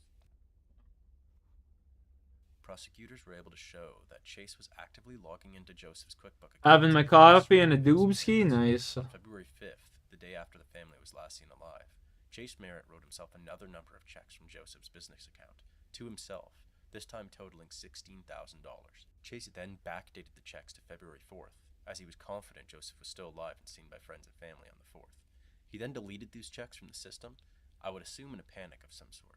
Maybe he realized just how risky it would be if it were found by the police. Unfortunately for Chase, he did not understand that the deleted checks were still recoverable. Prosecution was able to highlight the multiple locations that Chase's cell phone pinged off of. They were able to show that on the night of February 4th, Charles' phone pinged off of a tower that would place him in the area of the McStay family home. They also showed that on February 6th, 2010, Chase's phone was found pinging off of cell phone towers in the vicinity of the McStay family grave in the middle of the Mojave Desert. It was also presented that Chase's DNA was found on the steering wheel of the McStay vehicle. The prosecution's theory was that Chase had been going down a bad road for a long time. He had run-ins with the law in his past, and he was aggressively addicted to gambling. He found himself in dangerous financial situations often, and would find irresponsible ways to temporarily rectify these situations, so he could just go back to gambling and continue the cycle again and again. They went on to paint Chase piece of as a shit. heartless, immoral person, that when challenged by somebody who had helped him for so long, he snapped. He planned a merciless murder and eliminated an entire family because of it. He also did it in such a calculated way that the relatives of the McStay family would go on to spend the next 4 years following the disappearance searching the world for them. Chase was in very hot water. He was facing the death sentence. The defense came out strong, wisely deflecting all of the evidence towards another suspect, Dan Kavanaugh. When speaking about Chase to the jury, Chase's defense attorneys painted Chase as another victim in all of this, as a sad friend of the McStays that is simply being misinterpreted as a crazed murderer. They used Merritt's lack of computer knowledge to refute claims of the company QuickBooks use, and they used hardware technicalities to prove some inconsistency with the cell phone tower information presented. The defense seemed to insist that despite Dan Kavanaugh's Hawaiian alibi, that Dan was much more capable of achieving this.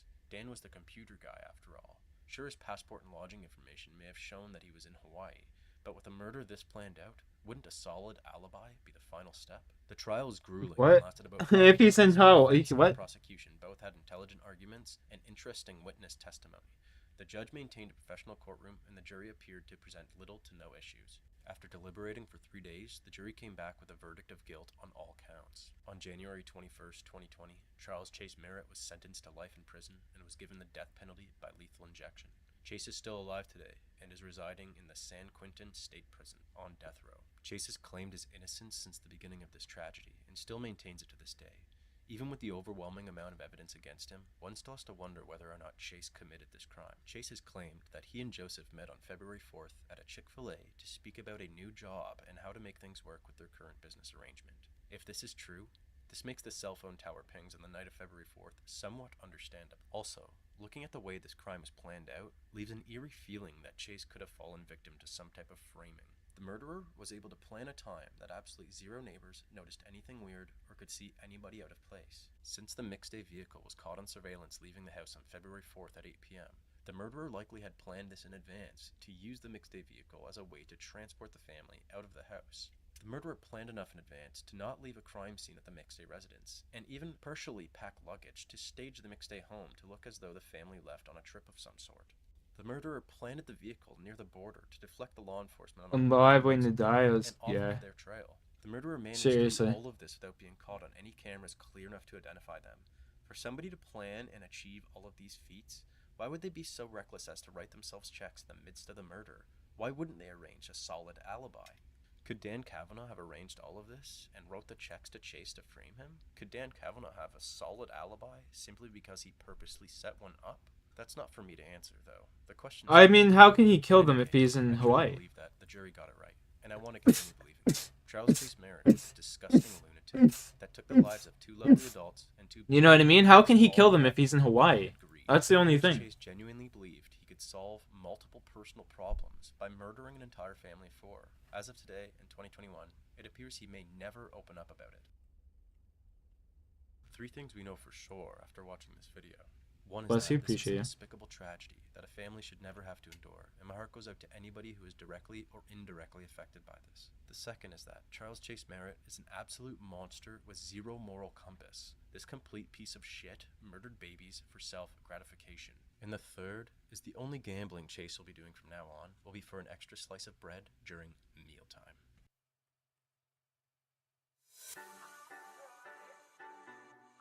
Damn, usually this guy doesn't let his personal feelings be too prevalent in the case, but he did there. That is for sure. Damn. Damn, Becky! She's thick.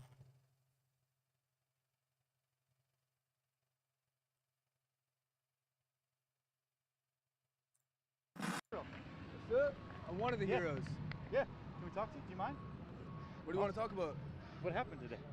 Well, went straight out of Dogtown, skateboarding, surfing it up. Before I say anything else, I want to say no matter what you've done, you deserve respect. Even if you make mistakes, you're lovable.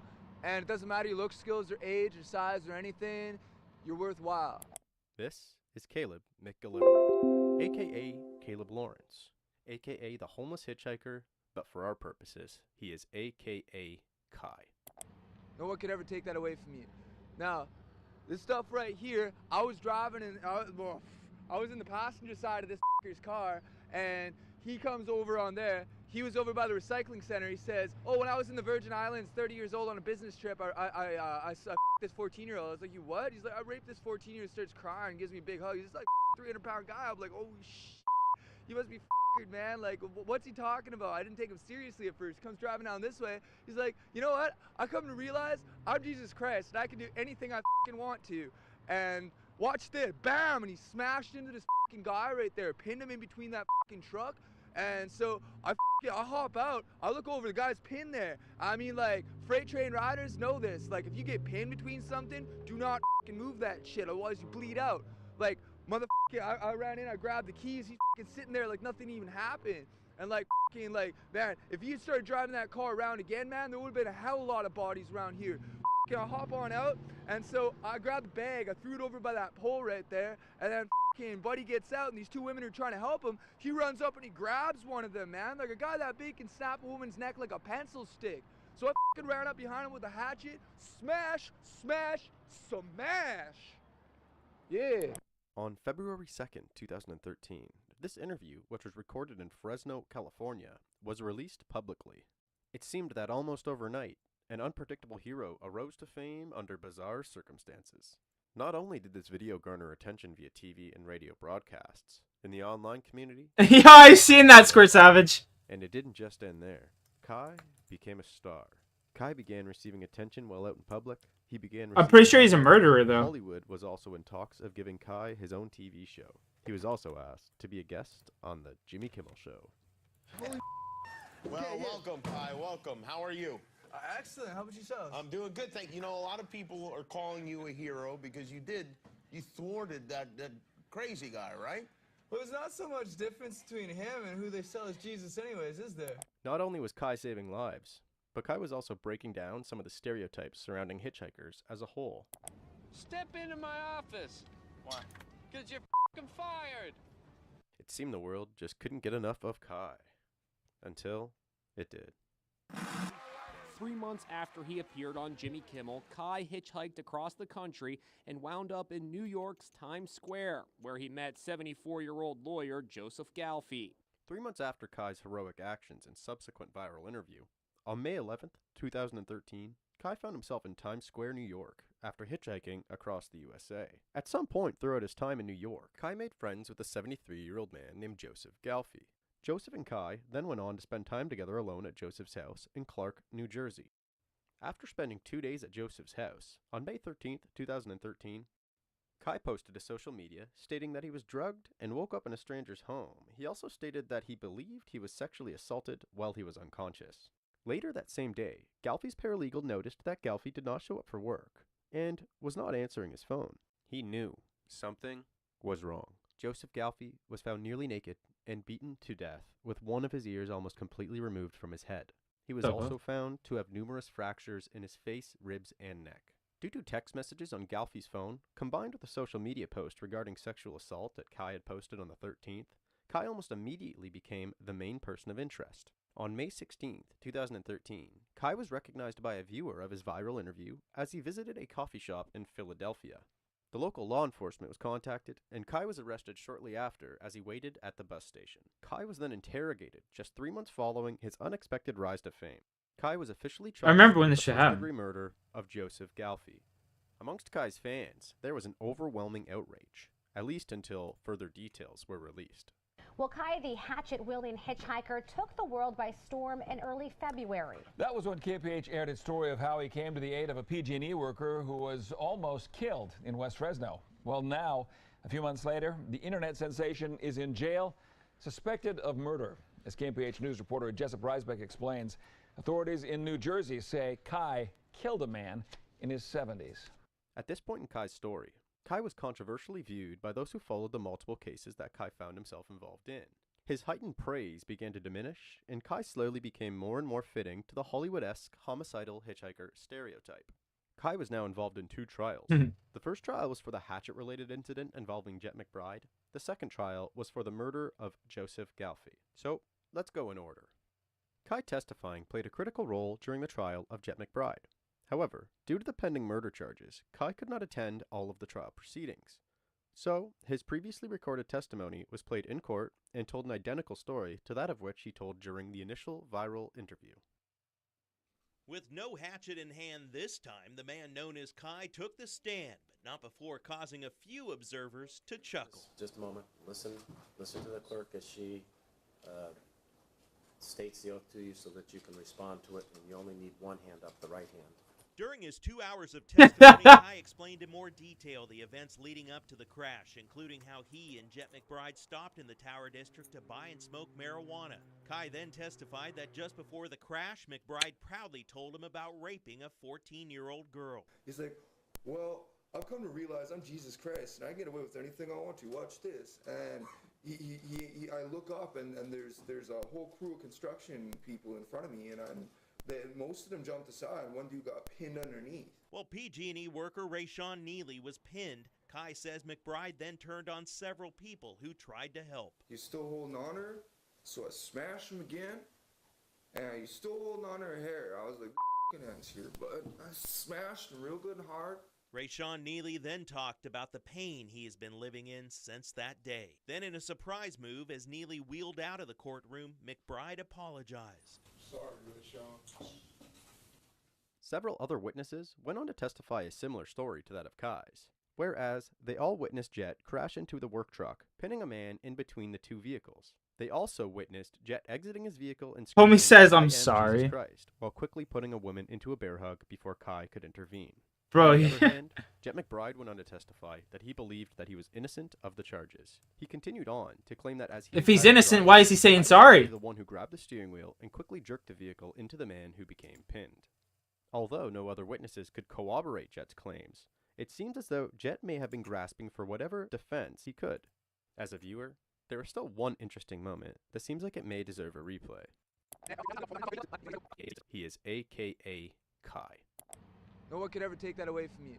Now, this stuff right here, I was driving and I was in the passenger side of this car. No way. Dude. Homie ratted himself out. Homie ratted himself out. Alright, I gotta go clean my bong out real quick. This guy literally ratted himself out. No way.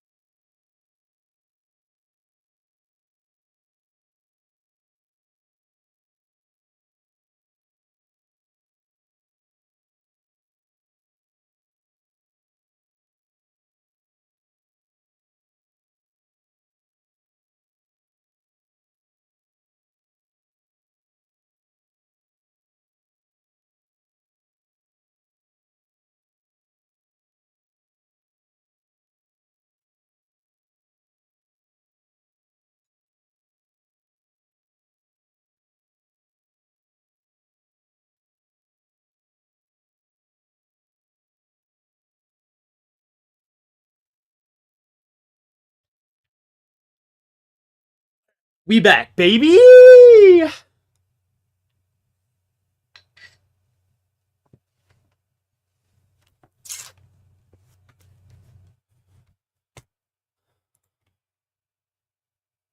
And I was driving and I was in the passenger side of this car. Regardless of a potential Freudian slip by Kai himself, the witness statements seem to secure Kai's place as a well-hailed hero in this situation.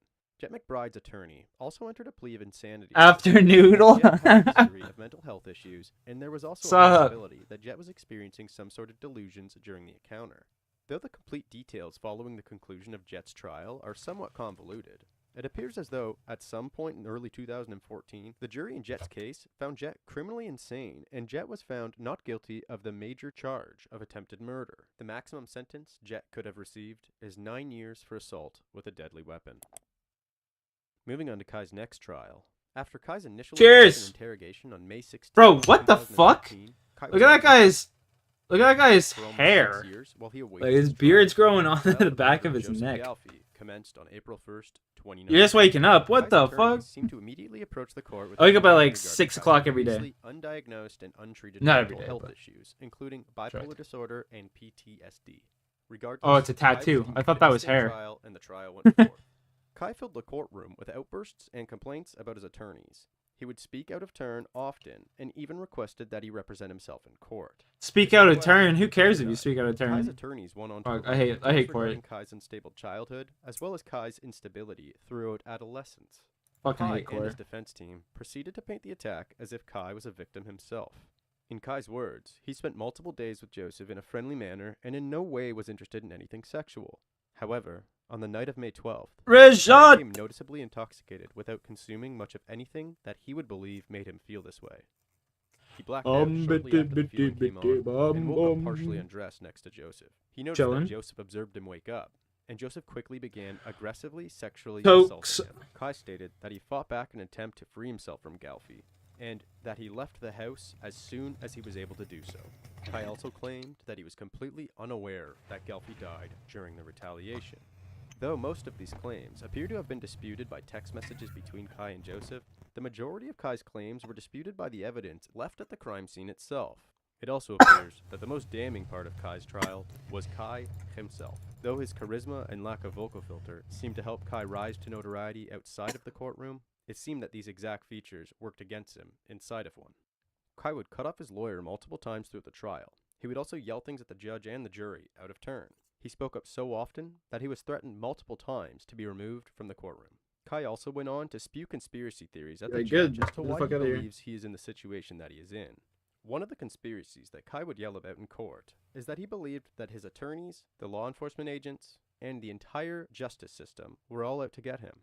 The judge found Caleb McGillivray guilty of first-degree murder and sentenced him to 57 years.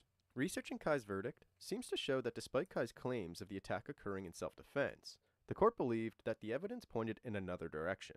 It appears that the most credible narrative for the jury was the storyline about Kai waking up confused and angry, then sequentially confronting 73-year-old Joseph about their night, and then beating him to death when he was too frail and weak to be a threat to Kai himself. While delivering his sentence, the judge titled Kai as a powder keg of explosive rage, and told Kai, when you become eligible for parole, you will still be younger than Mr. Galfi was when you murdered him. Damn. That's a pretty powerful statement. I'm gonna give him nitrous. That vibration, bro. You know? It's being a part of everything. Like when I say I'm from It's that vibration, bro. West Virginia. Notice that little punctuation there? Kai's real name is Caleb Lawrence, but since the age of 14, he's been known as Kai. Pull back my hood and kiss me real good. And just move, get a little bit closer and pull back you do. And just move. It's my boy Kai. That was Kai Sinet before Kai. On God.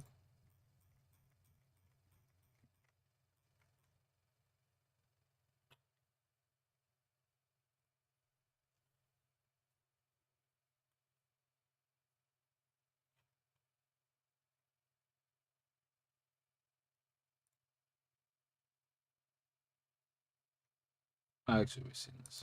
I think we've seen all the fucking videos on this guy's channel now. I'm pretty sure we've seen all the videos on this guy's channel. So I'll finish this boss, and then we'll go to a different one. Actually, let's do it right now. Fuck it.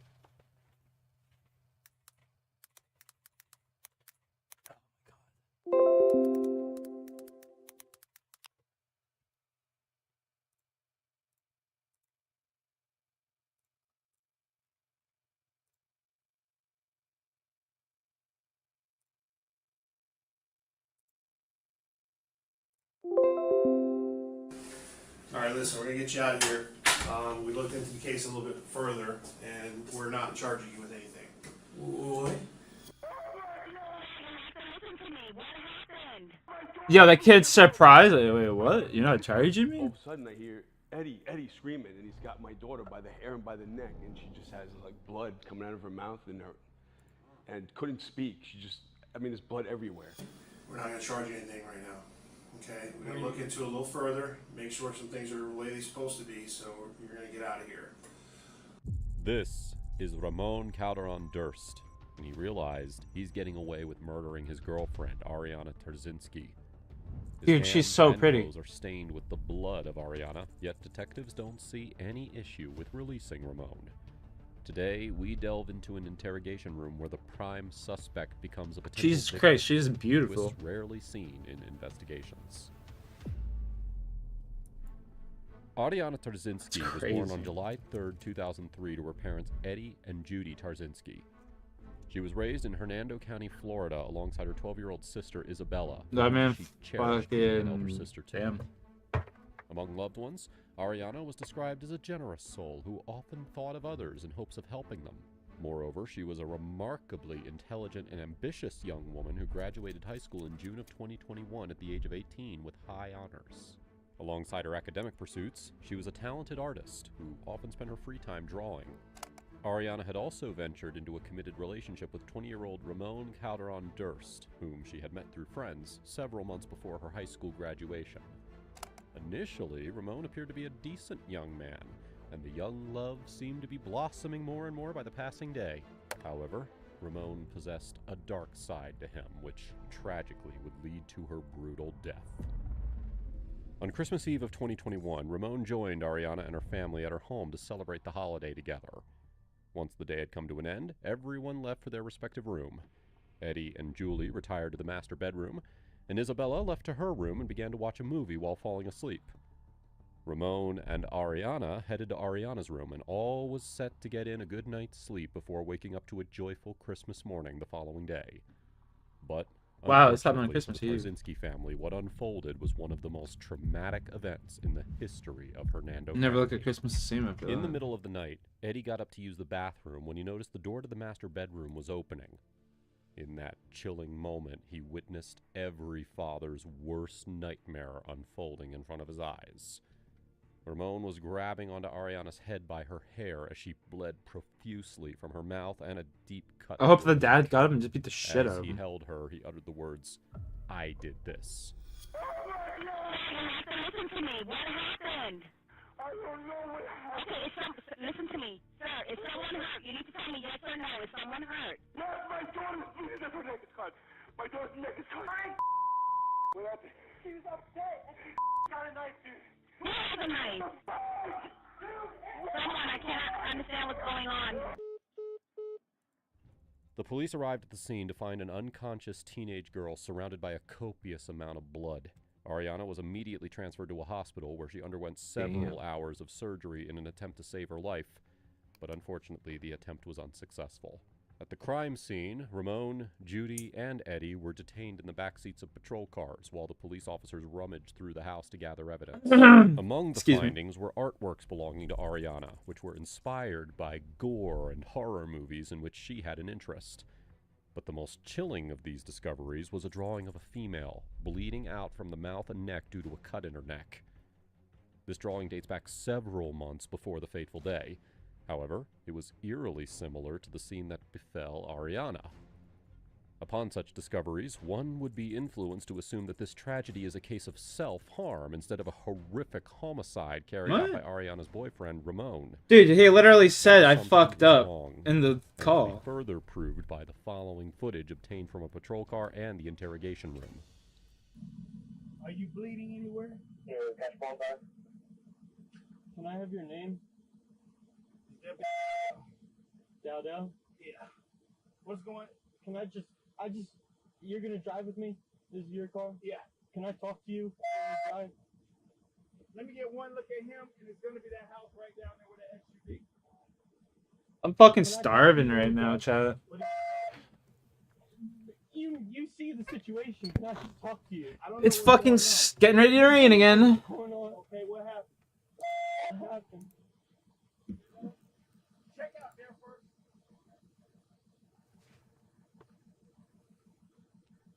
On Christmas. Huh? On Christmas. What happened? You know what's going on. You know I don't know what's going on. I just got here. What do you think? I'm losing feeling in my fingers. Huh? I'm losing feeling in my fingers. Okay, well, we had him check you out. But I don't know what's going on. We just pulled up. Anyone who was here, and is that her dad? You think? I don't know. Is that her dad? Yes or no? Because your dad, I'm trying to get him to help me. The dad in handcuffs. So what happened? Don't ask me that. I know you're just trying to get information. What the fuck is this kid on about, bro? He just... Hey, look at me. Look at me. I'm looking at you. This kid's high as fuck or something. How old are you? 49. What's the crime like in this area? Ramon initially appears overwhelmed with emotion, but his demeanor quickly shifts when he begins questioning the officer about the quote-unquote crimes in the area. Now, while some might overlook this shift, it is important to recognize the fluctuation in his emotions throughout the footage. These changes serve as one of the several signs suggesting his guilt in committing this crime. What's your name? You from Spring Hill? There's no doubt in my mind he committed it. He admitted to it on the call 2911. Like, what? How is that even a question? Can I just say something? Can we have a little back and forth real quick? Let's have back and forth. You know what I'm saying? Like, how is that even a discussion? He literally came into the room and said, "I fucked up." You see what the situation is? I don't know what the situation is. I was outside with you. Okay. What do you think the situation is? I don't know. I don't want to assume. You see what I'm covered in? Okay. What happened? I don't know. I can't. I'm not going to say something because I know. Well, I see you, the dad out there fighting, so I don't know. Look, all right, you don't know, but I know. But the situation is like, my life's over. I'm 20 years old. I love that. I love that. This shit just fucking Christmas. Alright, okay. I fucking I couldn't hear you. I fucking slept on that wet bed and it's all over. You slept in the bed. I slept on the bed. I slept on the bed. Look, we got a whole rag.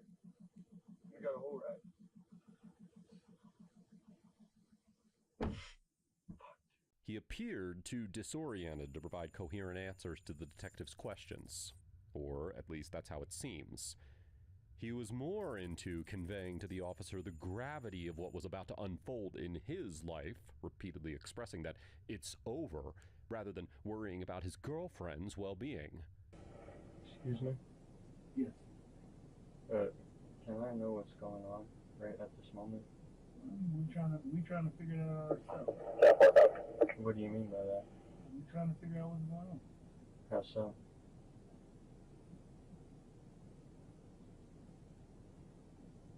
I wonder if they try and charge the dad with this. I'm sorry, did I say something wrong?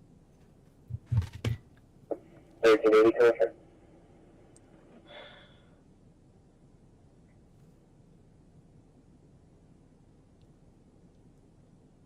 Are the EMS still here? No, they'll come back and check on you. She's more... No. I didn't know if there was 1 or 2 or 3. I didn't know.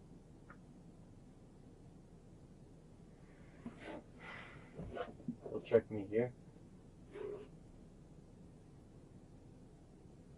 You know, it sounds like almost too ridiculous. What sounds almost too ridiculous? Well, what do you think happens now? Listen, I don't know. But I'm not going to sit here and try to guess and try to figure out. I'm sitting here covered in blood in the back of a cop car on Christmas Day. Well, that's why we're trying to figure it out. You were out there in a physical fight with somebody's dad. That's all I know. But I thought you knew what was going on with the No, girl. I don't. 415-34 needs That's what I keep trying to tell you. Why do we have to talk about that? Huh? 22-24, one of the units on the scene. Why do we have to talk about that? 415, switch to 2. Can you let me know, like, how, like, what's gonna happen? Like, we leave here and then what? 22-24, one of the units on the scene. I go to the police station, correct? Mm-hmm. And then after the police station, after I arrive at the police station, then what happens? I don't know. It depends on whatever went on here. Does it? You Is say it? you're from Ocala? What's your name? I told you. No, you didn't tell me. Yeah, I did. I said Ramon Calderon Durst. I can't hear you. Ramon Calderon Durst. I mean, it's gonna be known sooner or later.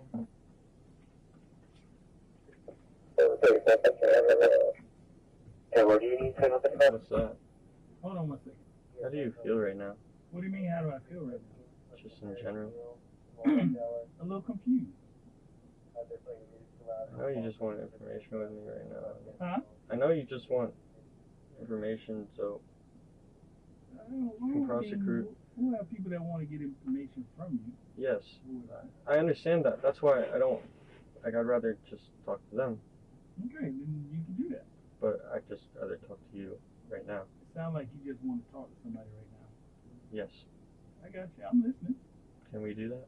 Chat, there's no way I make this. Oh my god. I want to cry. Huh? I want to cry. Go ahead, cry. Come on, baby, put them in.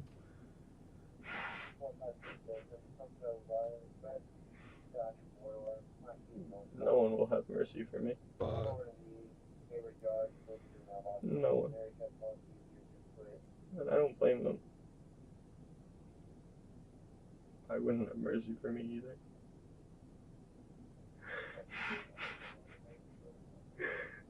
It's like ridiculous, you know? You know, like, no way. No way life is this fucking ridiculous. Oh.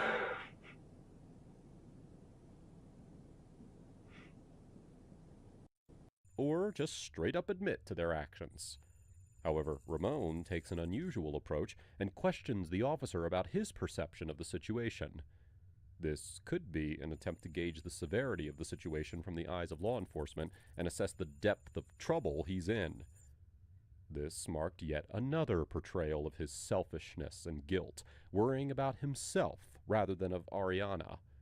Fortunately, we aren't alone in noticing this peculiar behavior. Finds Ramon's behavior suspicious and addresses it. I don't know if you're being honest with me or anything, but what is the crime like specifically here? You keep asking what's the crime like. Yes, I do. Do you know what federal prison I'd go to? Excuse me? I have no idea. I have no idea what you've done. Yeah, I know. Yeah, I know, that's ominous. Is there only one in Florida, one federal prison? I know you don't want to talk to me. No, you're fine. I'm just... No, like, I know you don't want to talk to me. Like, No, you just... You want to talk to me, but you want to talk to me because you want information from me. No, because you're writing down. No, I'm not. I wrote your information down here. Can I see so it? If someone comes up, I can give them your information. Who? If who comes up? One of our detectives. Can I see it? No. Can I see it? What is it you want to see? In your notebook? When I ask a question that detracts from information being given to you, you ignore me. I can't hear you say again. When I ask a question that detracts from information being given that you want from me, you ignore me. No, actually, I don't ignore you. I would never do that. Okay, well, I asked if I could see the notebook. I don't know, man. Let's, I don't mean this in a rude or short way. It's like yogging me, bro. He's gonna. Oh, yo, that's fire, Savage. The detective? Will I still be seen by the EMS? That's fucking fire. Top tier comment. Here or at the station? Let me see that notepad. Excuse me? Here or at the station? That's funny. At the station. Possibly here. But possibly at the station.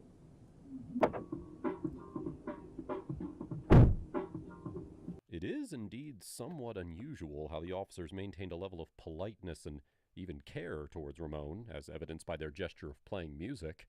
This contrasts significantly with how they treated the parents of the victim. You hear me? I know you do. Please, please, just open the door and let me just pee. Please. Please. I need to know what's going on with my baby. Please. Please. Why are you doing that? That's crazy. In prison. This kid's just I'm gonna get raped in prison. Yeah, Ninja does have cancer. It's on his foot though. Is that type of cancer? He's a multi-millionaire. He'll have that shit fixed in no time. Trust me. I need to watch Death Note. Yo, you need to watch the anime. The anime is fire. I was watching the anime and then my stream got taken down. Can't imagine my mother. Can't imagine the family.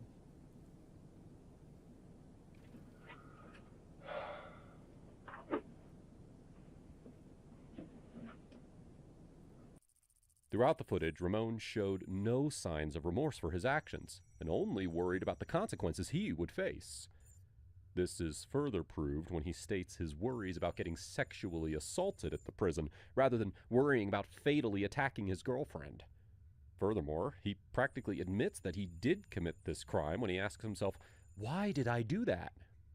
Yet, somehow, once he is brought into interrogation, a surprising turn of events awaits him.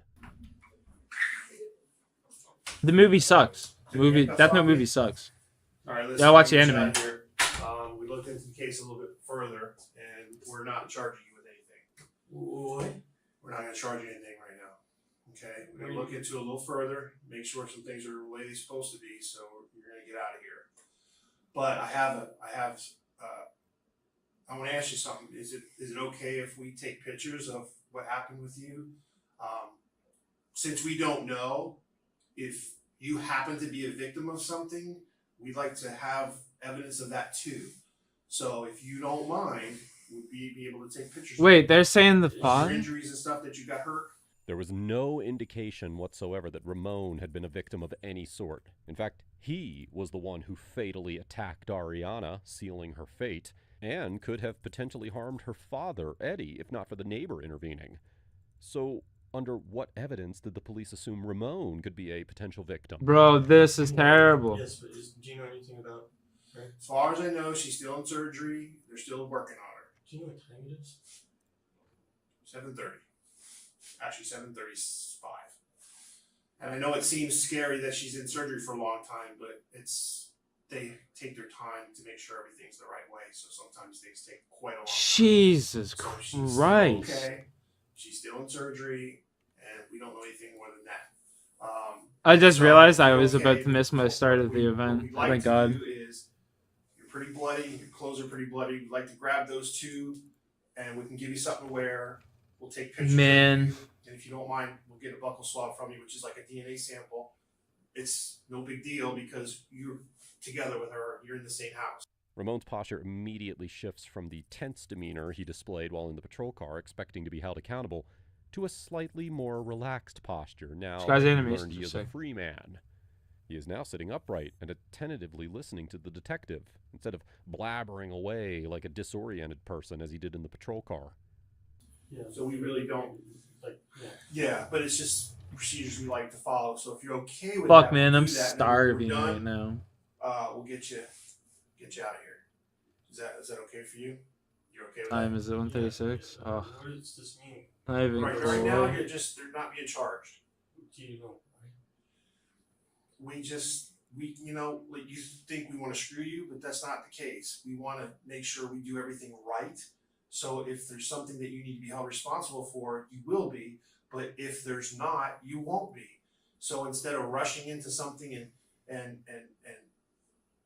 doing all this stuff, we decided to back up and take our time a little bit and look into it a little bit further, because there's always things maybe we don't know about. Okay, so that's what we're gonna do, and so I'm glad they took that stuff off you. You've been sitting here, okay? So I'll go out, and there's a forensic tech who's gonna come in here and help do all this stuff. So if you just give me a minute, I gotta go find her, get our stuff together, and I'll come back in, okay? Okay. What if they want to? Sorry. What if they No. want to like charge me? And I'm like at work. I'm doing. If they charge you later, they're gonna charge you. I'm not really the lead on this case. I'm assisting the detective. But as long as if you're cooperative with us and you keep in touch with us, we have no reason to come jack you up at your business or wherever you're working at. If something has to happen, you can run all you want. We'll come get you wherever you are. You know what I mean? It's not. You're a young kid. If you run away, it doesn't make no sense. If something's gonna happen, running isn't gonna solve the problem. No, I just think if they come and arrest you. It depends on who you're talking to. Like, I could call you, like me, if you've been straight with me, I'll call you on the phone and say, listen, this is what we got to do. When can you do it? And if you do what I need you to do, we're good. And if you don't, I get a warrant and I'll track you down. Other guys, they get scared because they don't know what you're going to do. Are you going to run away? Are you going to do this? So they'll just get a warrant and come get you. So I don't know what this detective will or won't do, but you going home is a good thing, so that we can look into this a little bit further to find out what's really going on. And you know what I'm saying? And if any other time, I just need to know if they fucking try charging the father. If they try charging the father, I have no faith in justice. Okay. Yeah, all my stuff, like my wallet, my keys, my bag, my clothes, are in the house. Okay. Well, we got some things that we're gonna do at the house, but I don't see any reason why once we do our initial stuff, we can't get you that to get out of here. Okay. So is there any way to be in the loop with her condition? That's going to be up to her family. While you're here, I can tell you what I know because I hear it, and I can keep you up to date that way. But once we're out of here, you can't call the hospital because they're not going to talk to you. You're not family. So if you don't go through the family, you're not really going to know. And I know they're upset right now, so they're probably not going to tell you. But you know what? She's good. If she recovers fine and she gets through all this, then she could probably call you on the phone if she wants to talk to you. So, you know what I mean? So, it's more going to be like a waiting game for you. And I know that's the worst part is trying to wait because I can tell you're really anxious about all that. But, right. You just got to kind of relax for right now. Things are not going to go super. 377 KC, by the way. Let's go. That means I have 76 crates. Like I said, I don't know how serious everything is. So. It's not just even that serious. Right. Oh, there she is. Ramon is now suddenly concerned for Ariana's condition, which he never did while in the patrol car. Previously, he was far more worried about his own fate rather than Ariana's, as he thought he would be charged with this crime. However, now that he was granted freedom, his main concern was of potential ways it could be taken away. Is it possible that he's only worried about Ariana's condition because he's afraid of what she could reveal if she turns out alive? Probably because we didn't know what the situation was when we first showed up. Everything's so crazy, we don't know what's happening. So he's not handcuffs.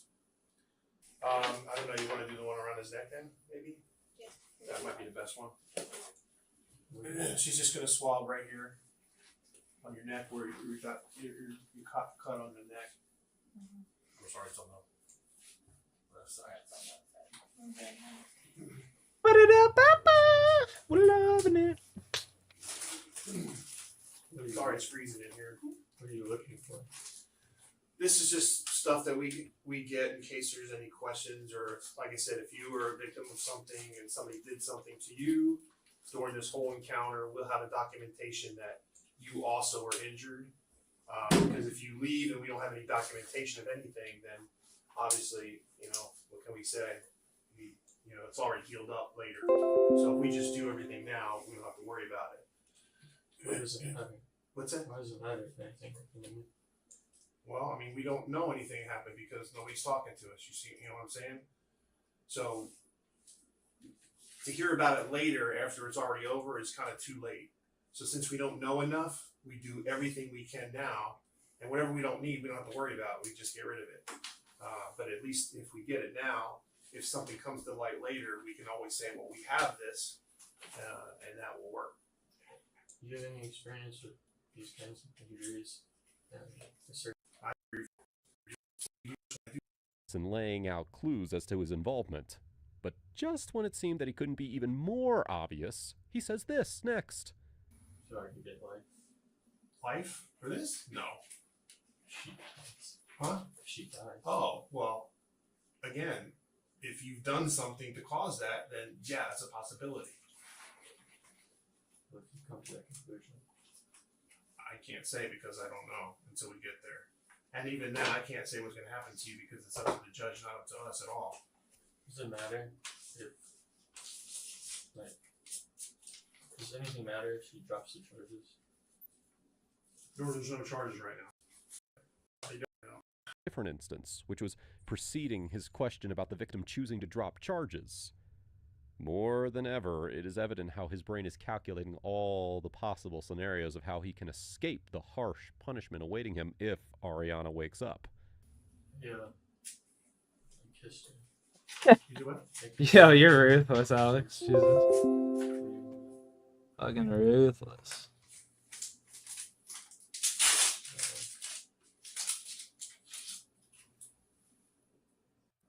To take pictures and, just do the things we need to do as investigations. And it says, it's right after. News about his girlfriend who was fighting for her life. Instead of focusing further on the positive aspects, as soon as he heard not to charge, quote, and hoping that something might go wrong. Sadly, the detective's warning proved true as Ariana's condition took a turn for the worse, sealing her fate. In August of 2023, the state attorney's office decided not to charge Durst, stating in a letter, quote, on-scene investigation determined there was no probable cause to arrest Ramon Calderon Durst. Take a hit there. The letter went on to say, quote, the filing decision is not based on the lack of quality of the investigation or the lack of investigative effort by the sheriff's office. And, although the medical examiner's office listed Ariana's death as a homicide, Florida courts have historically held the acts of negligence cannot be made criminal, regardless of the loss of human life, without mens rea. As Eddie and Julie began a social media campaign to try to get answers months after Ariana's death, they said that they faced pushback from investigators and prosecutors. As of today, Ramon Calderon Durst remains a free man, while Ariana's family continued to deal with the heartbreaking loss of their daughter and fighting for justice in the fate of her cold-blooded killing. He even knew he did. This case was. He even knew he did it too. That's the craziest shit.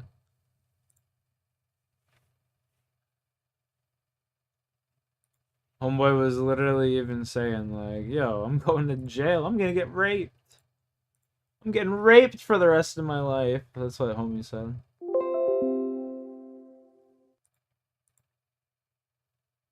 He doesn't even know why he's free. Yeah!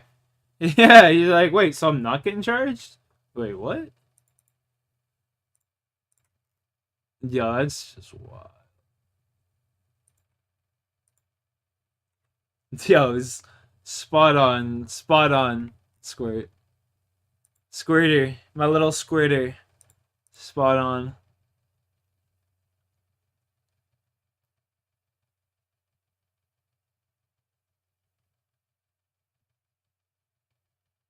My little squirter.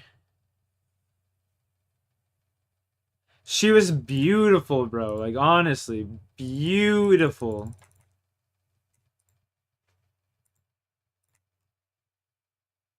Fucking gorgeous.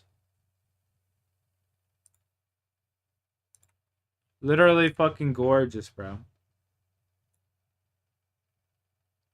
Like, I don't understand how people could do something to like, California. You want a foreign country. This is Abraham Shakespeare, whose life unexpectedly changed after winning a $30 million lottery jackpot in a quiet town in Florida. As his string of wins continued, he found himself drawn closer to Dee Dee Moore, a woman whose motives were as shadowy as they were dangerous. In a shocking twist, he wanted that fucking BBW white girl, bro. The events that followed would lead to a terrifying interrogation and a Know what I'm shocking saying? confession. Like James Bond. Okay, Go ahead I'll and talk. Don't. Go ahead and go Don't. ahead. Are you gonna talk or not? Yes. Let's get started. Thank you. You don't ask me for You don't protect me. You won't. You don't ask me for protection? I don't care if I'm killed. You don't. Damn right, I ain't asking you for protection, woman. I've done this. You think I took a gun and shot somebody? Look at the bright side. If you can convince You know what's crazy? I always find a lot of women always end up shooting people. You know what I mean? Unless it's another woman. Women always end up shooting the man. They can never just like stab him to death most of the time. Like Jodi Arias, she literally had to get homie to like sit down in the fucking shower to be able to even attempt to murder I've only him. been involved with the information entailing this whole thing for right at 5 days now, okay? I don't have 10 months of knowledge like Detective Wallace and Detective Clark. Promise you won't Okay, shoot. when you're Oh talking about god. two agencies involved with each other, we have unlimited resources. We can find out. You never said anything about stabbing though. What we do as a collective I gotta close this curtain, man. Okay? Now, I rely on What's up with this weather the past couple of days? It's just been fucking atrocious. Just fucking non-stop rain. Well, I have lasted them because I've been. Well, it wasn't raining this morning for a little bit, but like, there's non-stop rain. As soon as noon hit. They knew I was keeping something from them. They knew I kept hiding something. What is up with this weather?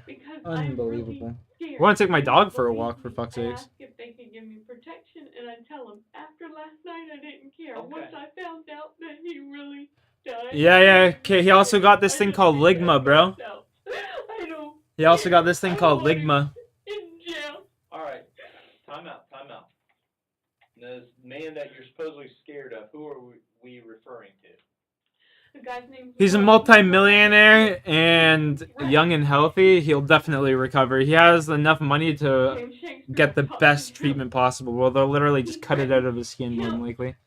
Or they'll freeze the cells in his skin and just kill it at the root. He threatened him so bad that he went at the sheriff's department. It's not like he's got, like, colon cancer or something, you know what I'm saying? Ronald, a new authority, Yeah, Ligma balls! Shawnee knows. Sean's got that Ligma. adding a new layer of complexity to it. She alleges that Sean got that Ronald made Ligma. threats, in addition to being maybe responsible for James Shakespeare's distressed demise. The issue takes on a new twist as a result of this revelation. Bro, honestly.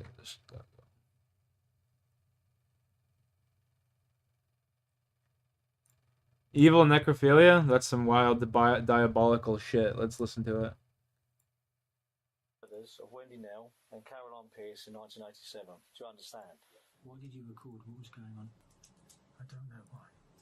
This is David Fuller, a former staff member at the Kent and Sussex Hospital.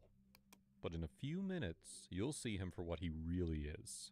He sits in this interrogation room in 2021 for a crime that took place in 1987. But that only uncovered his string of abuse that went unnoticed and unreported from 2008 to 2020. Back in 1987, there were two residents in Tunbridge Wells, a town in Kent, by the names of Wendy Nell and Caroline Pierce. Both were in their 20s, but were not acquainted with each other than... Yeah, okay, I was waiting for him to say their age. The girl on the right actually pretty cute.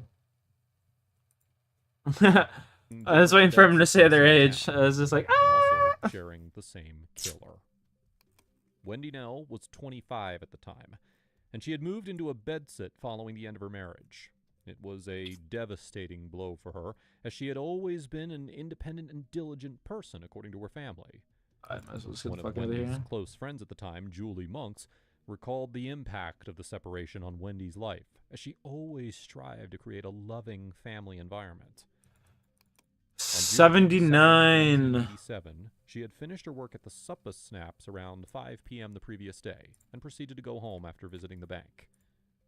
Following an evening spent at her boyfriend's house, he bid her farewell at 11 p.m. The next day, her boyfriend got concerned when she didn't show up, given how she has a strong work ethic. The I have a boyfriend really drove strong to the work flat, ethic. only to find Wendy's lifeless body lying naked on the bed, with her Damn. blood staining the sheets. Now, despite the thin walls of the bedsits, none of the neighbors had heard any distressing sounds. The autopsy report You're later 6 and confirmed 87? that Damn, not only John. was Wendy brutally beaten, but also sexually assaulted. I and was a strangled. twinkle in my father's Presumably nutsack. why no one in the neighboring area heard anything, since it was a very peaceful town. Wendy's father, Bill, a retired bus driver, sadly passed away in 2017 after battling cancer. He once expressed his belief that if Wendy's killer remained at large until his own passing, she would reveal their identity to him from beyond the grave. Just months after Wendy's death, it was Caroline's unfortunate turn. She was 20 at the time and worked at the renowned Buster Brown's restaurant in Tunbridge Wells. On the night of her disappearance, there were distressing reports of screams from Caroline's doorstep, which raised alarm among the residents. Unlike Wendy, It's crazy to me how people can sit there and be like, yeah, we heard someone screaming in pain or whatever. Or, yeah, we heard a couple gunshots that night. Like, you know what I mean? It's like, if people are fucking smart and just, like, you know, acted sooner, a lot of these people would have been caught. in her home. Instead, Way sooner. after a Or, like, just three-week-long prevented. absence of Caroline, the authorities found Caroline's lifeless body abandoned Fucking in an overgrown it baffles me, drainage man. ditch on farmland Like, if I heard my neighbors located on the south next coast. door to me, She was wall found to wall with next clothes door to and me, if I heard them motherfuckers sitting there screaming right now, sheer I'd be chance, calling the 911 and be like, tractor yo, driver spotted sounds the like this remains chick's called the beating her police daughter to immediately. death. You know what I'm The saying? authorities dubbed these two cases as the bed-sit Fuck murders crazy. because of the similarities. But because this was 1987, there was very little information to go on about. There were no mobile phones for tracking, no CCTV footage of who entered their houses, and the collected DNA samples were inconclusive. Fast forward to 2019, when the advancements in forensic techniques provided a breakthrough. Experts developed new methods to extract DNA from damaged sperm samples, similar to the one found on Caroline's tights.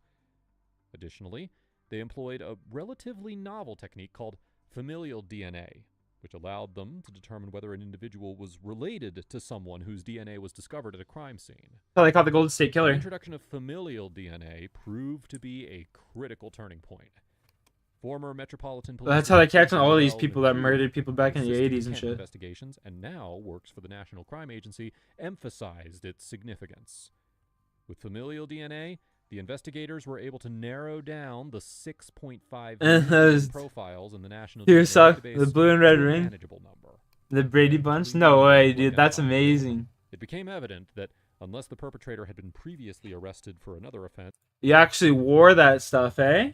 That's amazing, bro. and had their DNA profile stored in the database, the DNA samples collected from the murder scenes would have remained unattributed. The investigative team began examining Dude, that's individuals on amazing. the list who had resided in the vicinity of the murders and matched the age criteria. Led by Senior Investigating Officer Detective Superintendent Ivan Beasley, they compiled a comprehensive list of potential suspects, ordered by their proximity as potential relatives of the offender. Through rigorous checks, the list was narrowed down to approximately 90 individuals who exhibited close matches. The breakthrough came when detectives identified Fuller's brother, whose DNA showed a partial match to samples collected in 1987. The odds of this match were estimated at a staggering 1 in a billion. Further collaboration took place between the investigators and archivists at Clark's Footwear because of the footprint. Yeah, I remember. Well, I don't remember. I've seen They were pictures. able to determine that a footprint found in blood belonged to one of Fuller's trainers. Photographic evidence from his family album revealed him wearing sports Trek shoes during the 1970s and 1980s. With these crucial pieces of evidence in hand, the detectives proceeded to get a search warrant and detain David Fuller at his residence on December 3rd, 2020. Morning. David's place. Hello. I need to come and speak to you. Oh, yes. Are you alone? No. Good to see you. Let's just get back to it. Okay. David, if you listen to what I'm going to say. Yes. We're from Kent Police and we're investigating the murders of Wendy Nell and Caroline Pierce in 1987. Okay? 1987. As part of that investigation, you've been linked as a suspect both geographically and forensically. Okay? If you listen to what my colleagues are going to say to you. All right, David. You're under arrest on suspicion of the murders of Wendy Nell and Caroline Pierce in 1987. Do you understand? You do not have to say anything, but it may harm your defence if you do not mention, when questioned, something which you later on in court. Anything you do say may be given in evidence. You are being arrested to secure and preserve evidence by means of questioning, so we can conduct searches, so forensic samples can be obtained, and to prevent your disappearance. After he was apprehended, the search of his house yielded significant evidence. Detectives found concealed computer hard drives, CDs, and floppy disks, some of which were intentionally hidden from the public eye, like this hard drive here. The police later found millions of images depicting sexual offenses. But in just a few minutes of search, the police put aside the murder case, as the evidence showed pictures of deceased women in the mortuaries of Kent and Sussex hospitals, as well as Tunbridge Wells.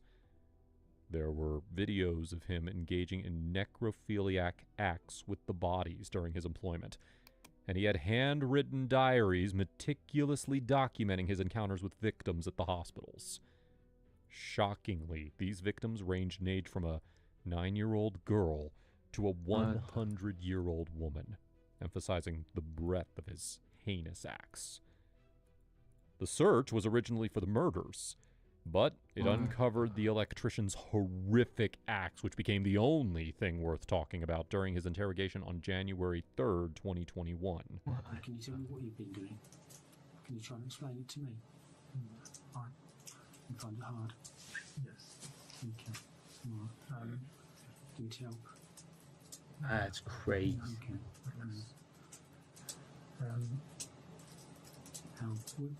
We know that. I want to admit it. I am admitting the offences, but I don't really want to go into detail. Yeah. Okay. I appreciate that. And what offences are you admitting, David? As you've just described to me. Okay. In terms of the actual penetration of corpses. Okay. And do you know how many occasions, David? No. No. David, I was asking where you put the hard drives, where you would have kept them. Can you help me with where you kept them? You said it was in the office. Now you've got a desk in the office. Yeah? And you've got a wardrobe. You keep quite a lot of your clothes in the office, don't you? Yeah? Quite a small room. Yes.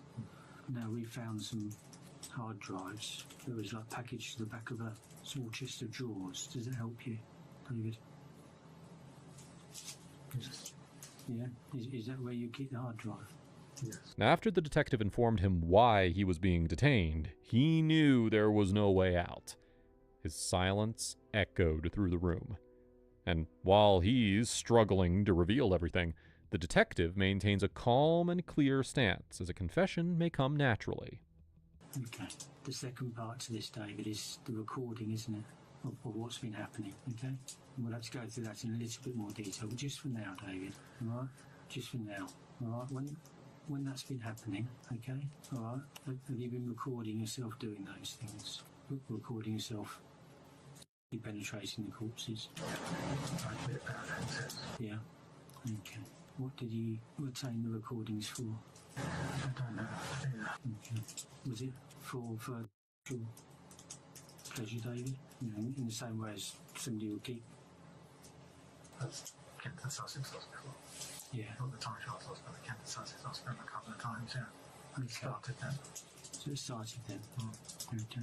And you said a couple of times. How many would you say? Sorry. Not many. Not many. Not many. Okay. And in terms of at the Kent and Sussex Hospital, were there any occasions other than at those hospitals? Okay, so it's always just been hospital setting. It's not been at any funeral parlours or anybody that you knew that had died or anything like that. Okay. Do you know why you started? Do you remember the first time? The first time? Okay. Oh yeah, he definitely remembers his first time. This sick fuck claims that there were not many victims, but according to the hard drives, there were 4 million images of abuse found. Now, while most of them were downloaded from the internet, some were recordings of Fuller abusing bodies. Keep in mind that he had been working in the hospital since 1989, and his horrific routine was that he'd wait for the mortuary staff to finish their shifts, after which he'd access the fridges containing the bodies. All of his recorded abuse took place between the 31st of December 2007 to December of 2020. Did you record who they were? Any details on the hard drive? Did you? Yes. Oh, okay. Sorry. Did you record their names? Dude, that's crazy. So he was doing it the whole time, for sure. Yes. Okay. David, this is probably the hardest question. All right? Or the hardest one for you to answer. Or at least try and feel comfortable answering it. Why did you record what was going on? I don't know why. He recorded himself abusing them. He recorded their names and age. And he's got a hard drive full of images of abuse. Of course he knows why. We're not siding with him in this situation, but he's actually being smart by not confessing. By admitting his intent, he'll incriminate himself, and his attorney will have the impossible mission of getting him out. But at this point, his hard drive is all the more proof there is for him to serve life in prison. Yet, he's still trying to reduce those chances. And I can help you, because you know we've searched your office, haven't we? And we've seized your office, and we've downloaded computers. I don't know, David, whether certain things in your life have given you the opportunity to do it. Can you see where I'm coming from? That could be a particular shift, or it could be a particular day when the mortuary closes early. It could be something else in your personal life that allows you to do that, or there may not be a sequence. It might just be when one of the females enters the mortuary. What was your thought process about your offending, David? How would you decide that a particular offence would occur? I mean, you know, is it? I didn't have a particular. Because the detective's string of questions about his abuse is met with a string of I don't knows, the interrogation came to its natural end. All this started with the familial DNA that tied him to the crime. But now, in his trial, he had to give a better answer than I don't know to abusing over 100 deceased women and murdering 2. That's right. Mr. Michael Bisgrove, the prosecutor, said, quote, "The indictment reflects the course of conduct by Mr. Fuller during his employment at 2 mortuaries, during which he systematically and repeatedly abused the bodies of dead women and girls. He abused at least 101 women." That's just the ones that were recorded. It was also revealed that he continued his abuse till his arrest in 2020. Some testified to him abusing even hours before his arrest. This was the case for one of the victims, whose daughter spoke up and said, quote, "David, I want you to know how much damage you've caused, how your sick and twisted behavior has damaged families like mine. I'm pleased you're now being held accountable for what you did only 7 hours after she died." She said her mother did not want to die in hospital, and the family declined a post-mortem examination because she had been subjected to enough quote-unquote prodding and poking during her illness. The brother of another victim said, quote, "He has caused complete and utter devastation. David Fuller has tainted every single memory I have of my sister. All I can think of is what he did to my sister when she was supposed to be resting." The judge presiding over the case revealed just how depraved this monster is by exposing the hard drive that carried his monstrous acts.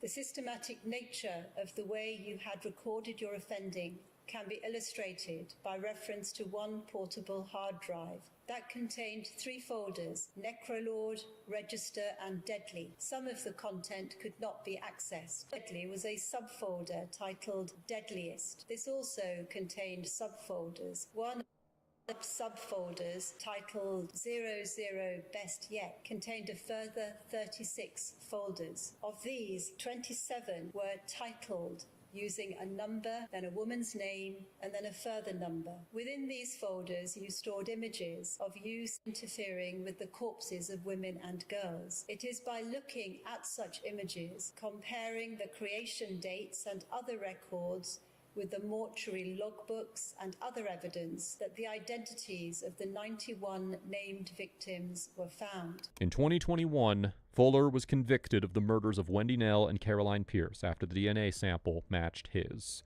He was sentenced to a whole life order, That man which is definitely the British killed other equivalent of people. life in prison without the possibility of parole. Later the same year, he was charged with an additional 16 offenses committed at mortuaries in the now closed Kent and Sussex Hospital. Finally, in 2022, David pleaded guilty at Maidstone Crown Court to the following: 2 counts of murder, 32 counts of sexual penetration of a corpse in respect to 32 individual victims, 1 count of sexual penetration on a corpse as a group charge in respect of 27 victims, 8 counts of taking indecent photographs of a child, 3 counts of possessing an extreme pornographic image, 3 counts of making indecent images of children. Whoa, 3 counts of possessing an extreme pornographic image. What the fuck does 1 that even count mean? of possession of an indecent photograph of a child. Couldn't that be like 1 anything count on the of internet possession of nowadays? prohibited images Like- of children. 1 count of voyeurism, and 1 count of possessing an extreme pornographic image. He is now imprisoned at HMP Franklin, a maximum security prison, spending the rest of his years behind bars, where he's away from committing any disgusting act ever again. Just think for a second about how innovation in DNA technology was enough to bring this madman into custody. Yeah, that's pretty fucking crazy. Can't lie. That was pretty fucking crazy.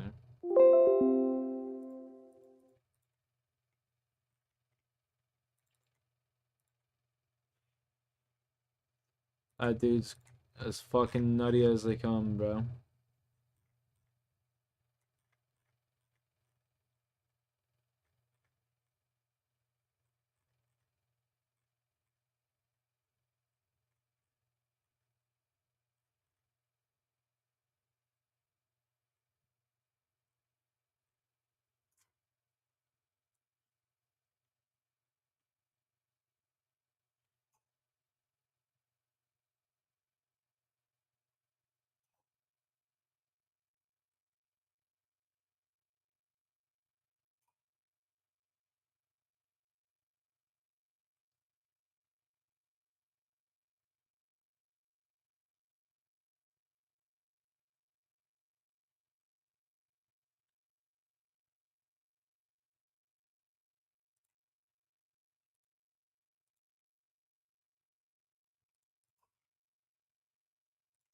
Any of this. Okay. Well, I'm telling you what the FBI wrote and Yeah, what Okay. what they said. And So how does that make me a suspect? This suspect is Jack McCullough. Whoa, in his Jack. 70s, accused of a crime that happened while he was 17. After the unfortunate kidnapping and murder of a 7-year-old girl, he was questioned by the FBI and even his family about his whereabouts that day, to the point that he finds himself in an interrogation room 55 years after the crime. As viewers, we want to have an objective set of eyes for this case, because we're taking you through the case of Jack McCullough, and by the end, we'll reveal to you whether he did it or not. This was 7-year-old Maria Ridolph, living in Sycamore, Illinois, in a town where everybody adored her. But on the unfortunate 3rd of December 1957, she disappeared. After months of searching and investigating, her remains were found 5 months later in a wooded area near Woodbine, Illinois. The only thing to go on about at the time was a friend of Maria who said she saw her with an unknown man in his early 20s who called himself Johnny. The investigation Hey, and Johnny! that's where Jack McCullough came up as a possible suspect. Jack and John. Jack is an acronym, acronym, whatever you want to call it, He was named for John. Tessier, as his mother, Eileen McCullough Cherry, married Ralph Tessier in November of 1944. Redeem Toke, Ralph and Eileen had Alex. 6 more more children over the years, so basically 6 step-siblings for John. God damn. At the time of God Maria's disappearance, damn. John was 18, living with his parents and siblings, and planned to join the U.S. Air Force, which he did. By 1994, he legally changed his name to Jack Daniel McCullough. Chat, after I His mother beat this passed away that fucking year. boss, We'll get I'm gonna have to go details make about some them when they fucking heard the something video. to eat, man. In July I of swear. 2011, McCullough was brought in for questioning Basically by a the wake and Seattle Police bake. Department.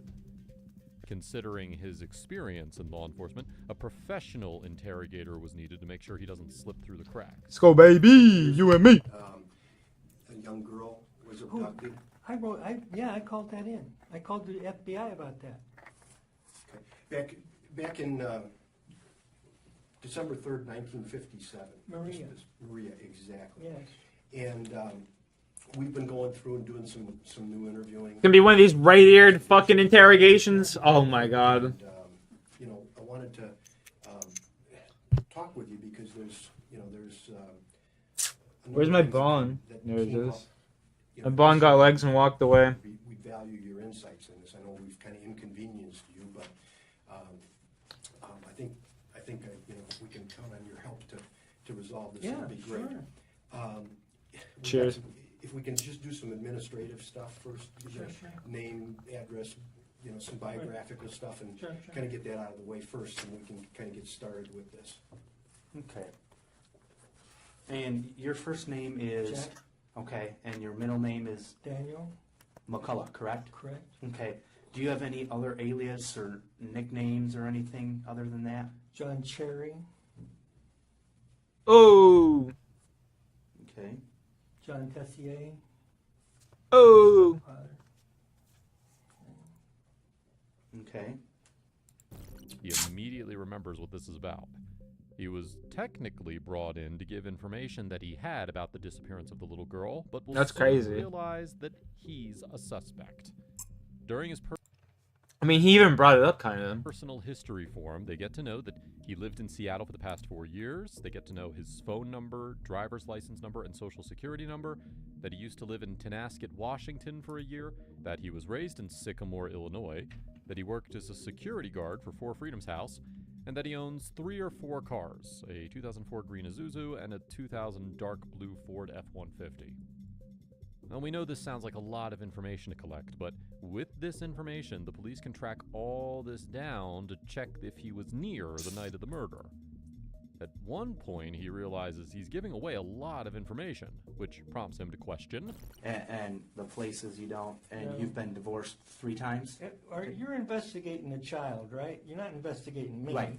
This is a personal history form. All right. We fill this out for everybody. All right, our good. command wants us. Yeah. Yeah. I just do what I'm told. Yeah. You know. You know why I said you weren't from here? Why is that? You got a tan. Oh, yeah. And there's a joke. What do you call somebody in Seattle with a tan? Stranger. Yeah. Yeah, actually, It's a good one. fishing, and so I was out on the Oh, lake. did you? Alright, chat. Yo, you guys gotta forgive me. I gotta go make something to munch on. I am fucking starving here. We almost have 100k kill confirmed on this boss, though. So, that's good. We almost have 100 crates we can open. We almost have 100 crates. Let's go. Alright. I'll be right back. I just gotta boil some water and whatnot. I already know what I'm making. I'll come back up while the water is boiling.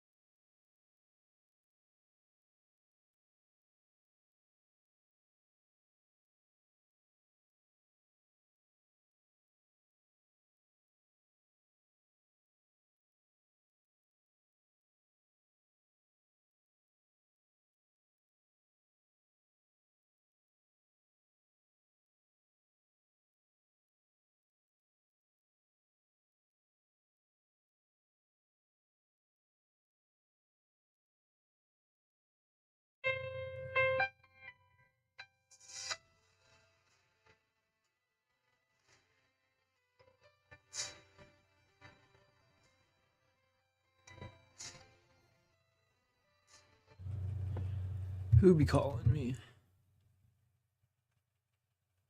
What the fuck?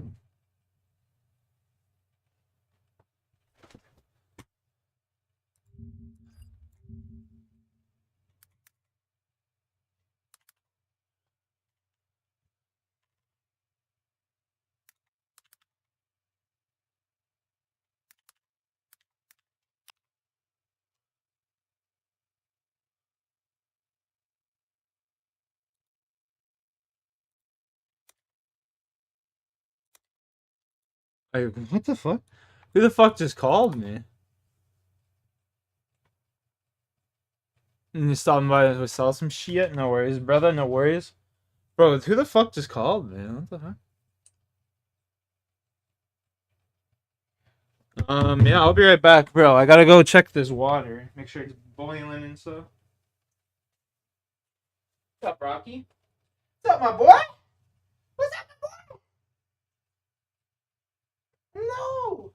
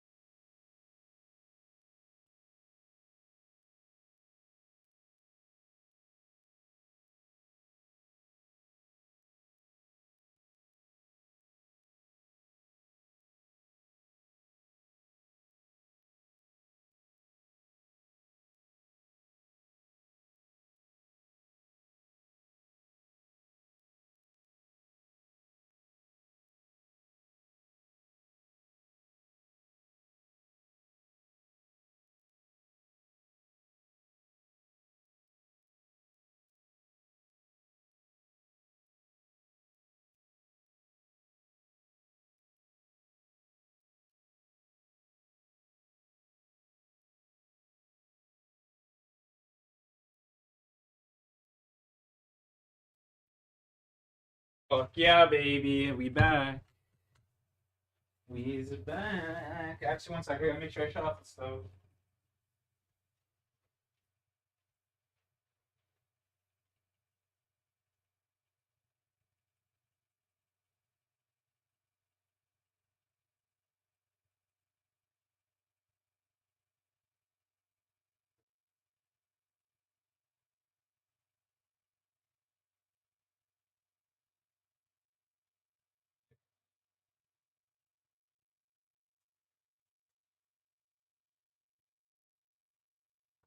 I am back. I'm back. They should. You saw it? Yeah, yeah. I know. I was watching you play for a while.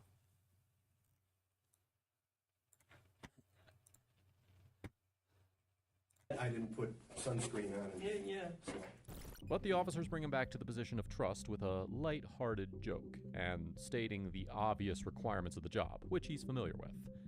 So now he continues giving away more information, like the time he did 10 years in the Army and 4 years in the Air Force. Now, usually we skip the part where the suspects read his rights, but we're not going to do that here because we want to establish how the detectives are being slightly unfair to him by violating his rights. The final thing that we do for everyone in Illinois is witness, suspect, I just want to advise you of your rights. Okay? Before we ask you any questions, it's my duty to advise you of your rights. You have the right to remain silent. Anything you say can and will be used against you in a court or other proceedings. You have the right to talk to a lawyer for advice before we ask you any questions and have him with you during questioning. If you cannot afford a lawyer, one will be appointed to you free of cost before questioning if you wish.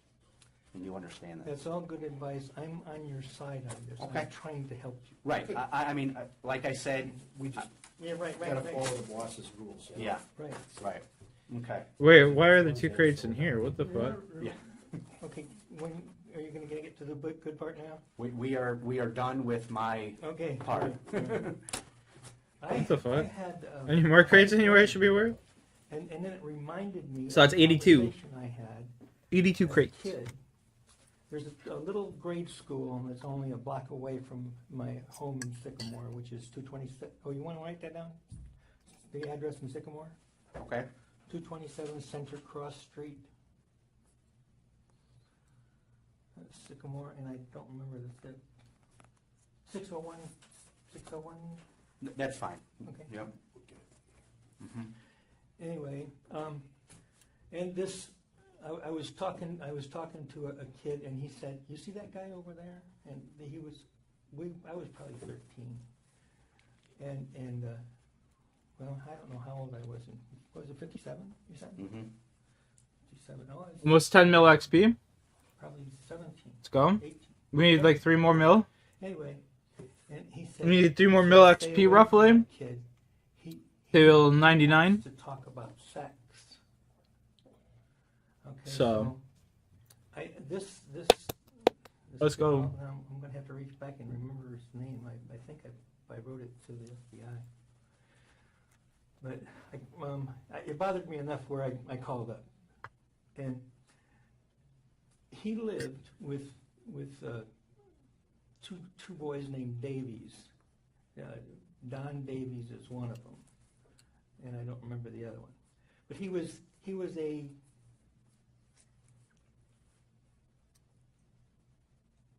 kid they allowed to stay with them. He didn't have. Yeah, I know exactly what you mean. home in Stardew Valley used to be like that for me. I used to play a lot of Stardew Valley. This is kind of like that game for me. This is just really relaxing for the most part.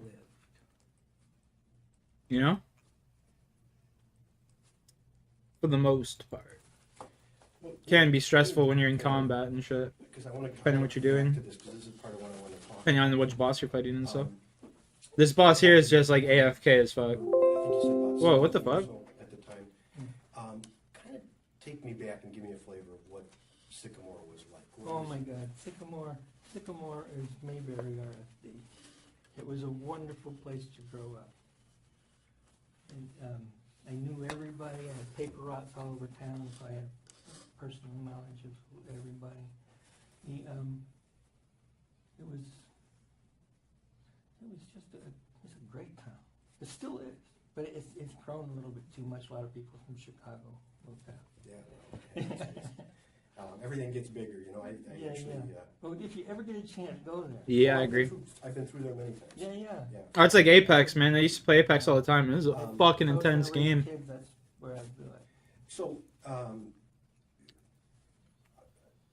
at that It's time, an how did intense you fucking kind of get game. around town? I mean, was there bus routes or was it bicycles? I never took a bus. I had when I was younger, it was always a bicycle, and then I became a teenager, and I got an old clunker.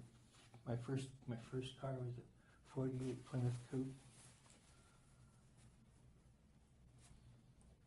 Now, even though he didn't want to continue, the interrogator changed his statement, and that got him convinced enough to continue.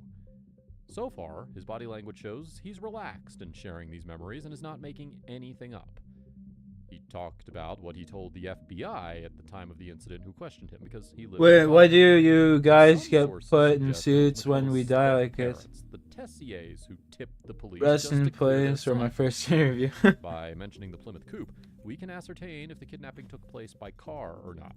And so everybody was in the 227 residence, huh? Yeah. That's fucking jokes. And parents were. Ralph and Eileen. How do you spell Eileen? Eileen.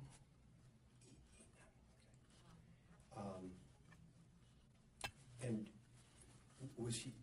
It seemed like you just said he was a foster, or not a foster, stepdad or correct, something. correct. Stepdad. Okay. Yeah.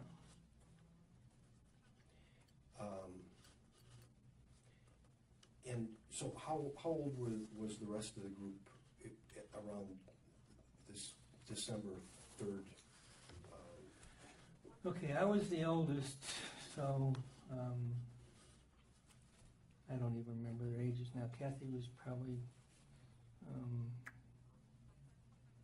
3 years younger than me, and my brother's probably 5 years younger, and I had another sister who was a couple years younger. I don't even remember. What are the other sisters' names? Kathy, Jeannie, Janet, Mary Pat, Nancy Joe. Mary Pat, Nancy Joe, those are old names. Now, were they Ralph and Eileen's children? Yes. So you're the only step Correct. to Ralph then? Huh? Correct. Okay, gotcha.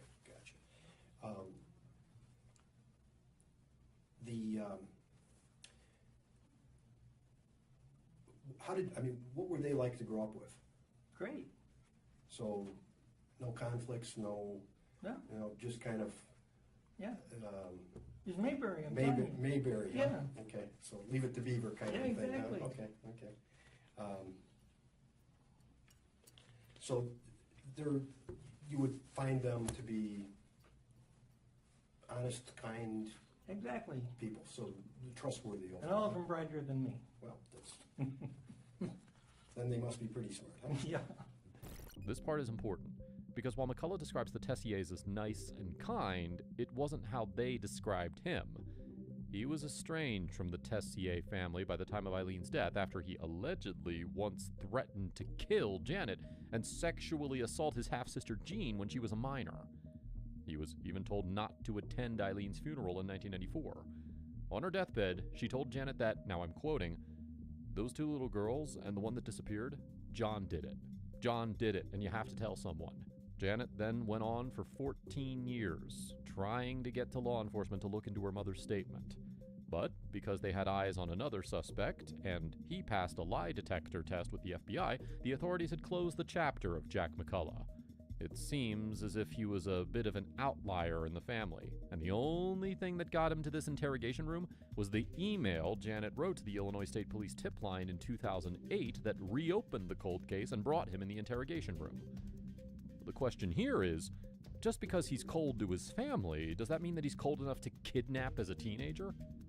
Now, I want to go back to and this to me is kind of a thing. It's kind of like we all remember where we were when President Kennedy was shot or 9/11 happened. And this is kind of the 9/11 for Sycamore. I mean, anybody who we've talked to who's you're gonna like this. Go ahead. Yeah. So tell me kind of what you remember about that.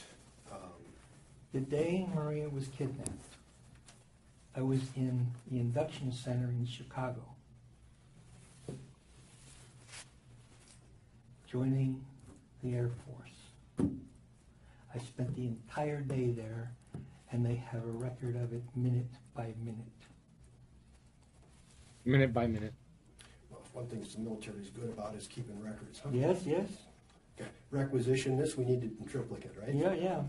I was really pissed. The FBI talked to me back then as a suspect, and they even interrogated me, and is because the suspect that they think took Maria had a green coat, and I had a favorite green jacket at the time. So, I'm sure they asked the neighbors, anybody with a green jacket. And yeah, Jack's got one.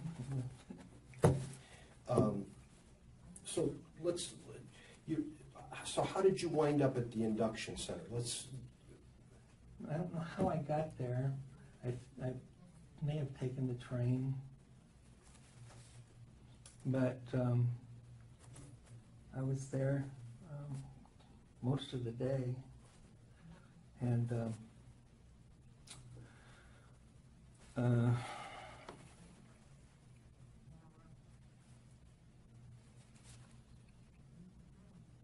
and you can check with the FBI because they gave me a lie detector test, and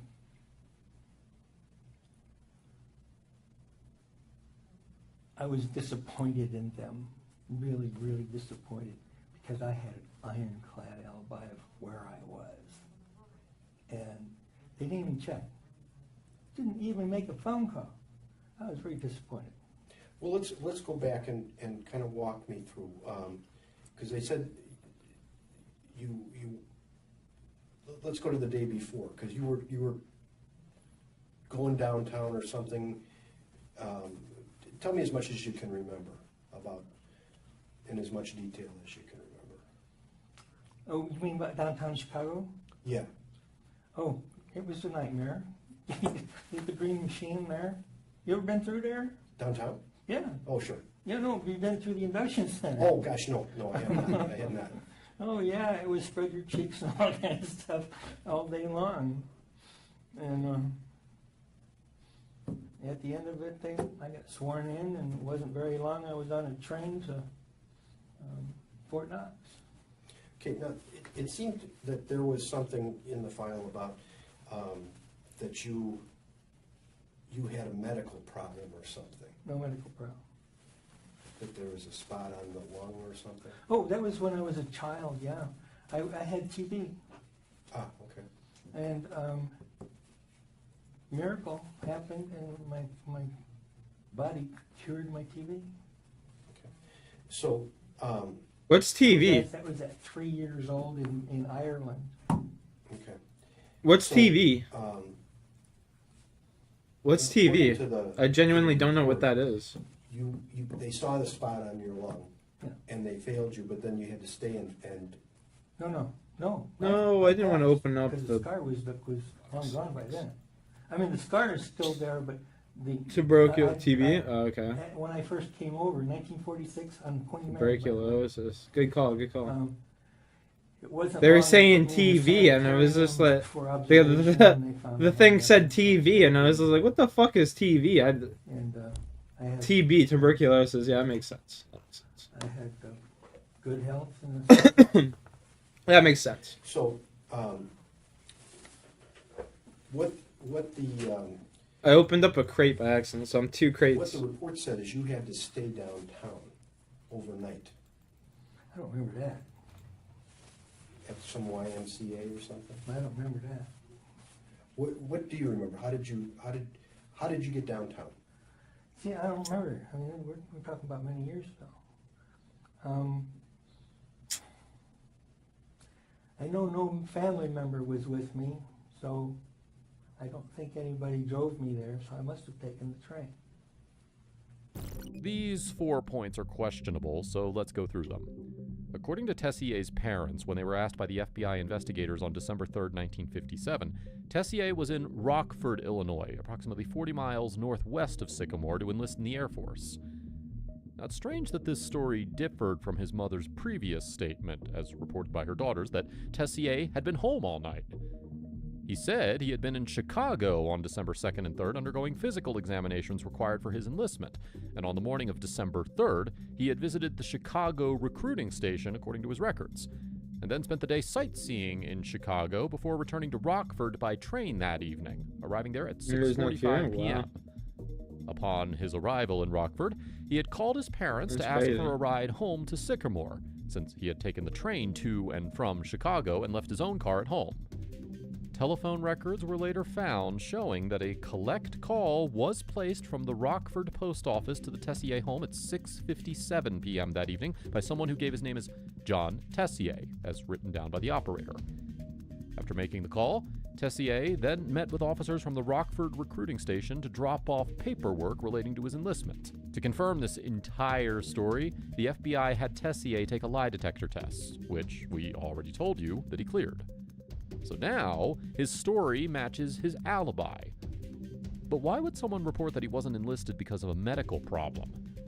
He needs to fill in the missing points in the story. Otherwise, he's definitely incriminating himself. Now, did you have to purchase your own ticket? Did they give you a ticket? Don't know. That makes I just sense. don't remember it all. Is it important? Yeah, we're just trying to, I mean, as much as you can remember is important. Man, these subtitles are so wrong sometimes. Played Red Dead Redemption 2 now. You know, I mean, I appreciate the fact that we're talking about, you know, Well, you're 50 looking at me years as a later. suspect now. I don't like this.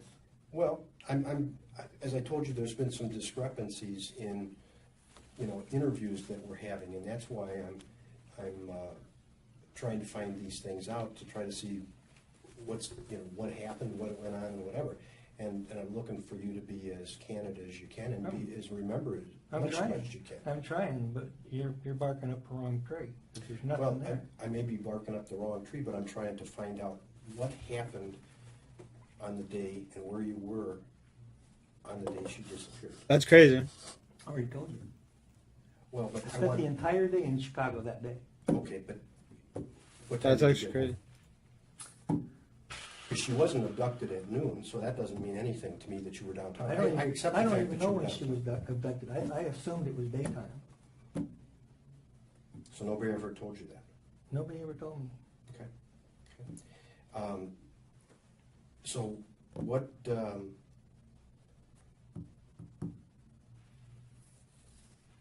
tell me, let's start at the beginning. So you went into the induction center. What time did you get there?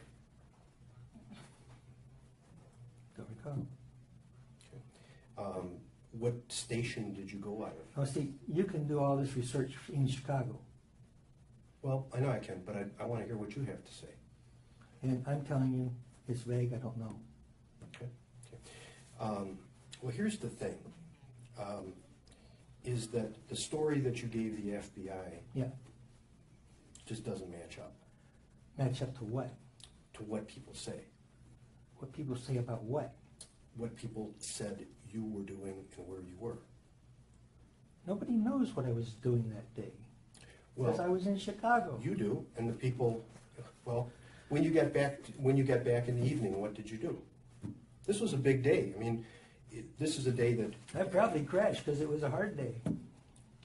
So you think you were home asleep? I'm assuming. I didn't have any place else to go. I go home.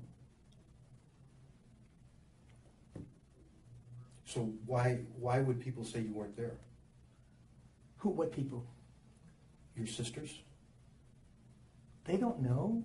Well, they say they do. They don't know where I was back then. Yeah, they do. No. Mm-hmm.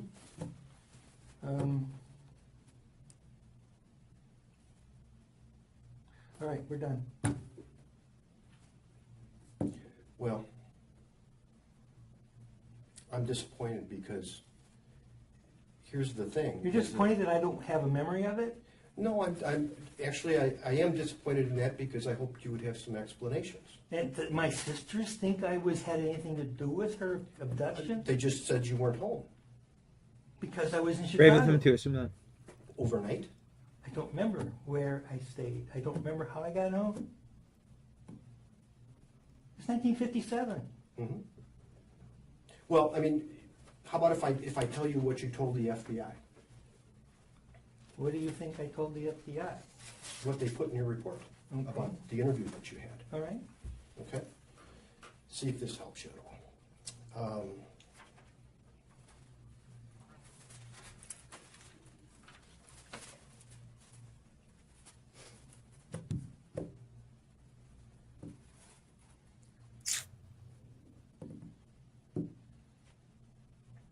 Talk, bro. He said that you had gone on the 2nd of December, which would have been the day before, and that you got a train ticket for Rockford, and that you went down to the city, and then you were rejected because of the spot, and that they asked you to stay overnight at the YMCA, and then you went to the second day. I don't remember any of this. And that you had another physical exam, apparently, and then you came back to Rockford.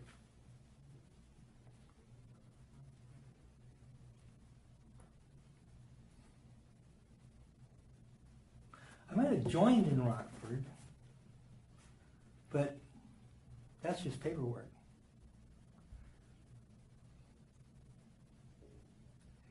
And I joined twice. Because I got out for a year and went back. And Rockford wasn't in the first thing at all, I don't think. Rockford was the second time I enlisted, which would have been 1960 or 61. Well, apparently you were delivering stuff to Rockford, to the post office. No recollection of that. Well, that's what you told them. I told who? The FBI. So I'm assuming you didn't lie to them, right? No, but I don't remember anything about this. Okay, but I'm just, I mean, if you lied to them about something, then this is incorrect. If you told them the truth about that, then the information that they have in their report should accurately reflect what you told them. Would that be correct then? If you've got any kind of documentation from back then, great. But I don't remember any of it. Okay, so the story that you told the FBI was that you got, on December 3rd, you went to some burlesque shows. Burlesque shows? The That's old school as fuck. or whatever you called it, and then took a train back to Rockford at 5 o'clock, and it got you in about 8:30. Or not 8:30. Sounds reasonable. Okay. I mean, do you remember? Back to where? To Rockford. Why would I go for Rockford when I live in Sycamore? I don't know. That's where you claim to have been. The only attachment I had to Rockford, besides marrying my wife from there, was the induction center was there. Not the induction, but the what do you call it? Recruiting office? The recruiting office was there. Okay. I went with a buddy. He wanted to join the service, and it's funny. Let me tell you this quick.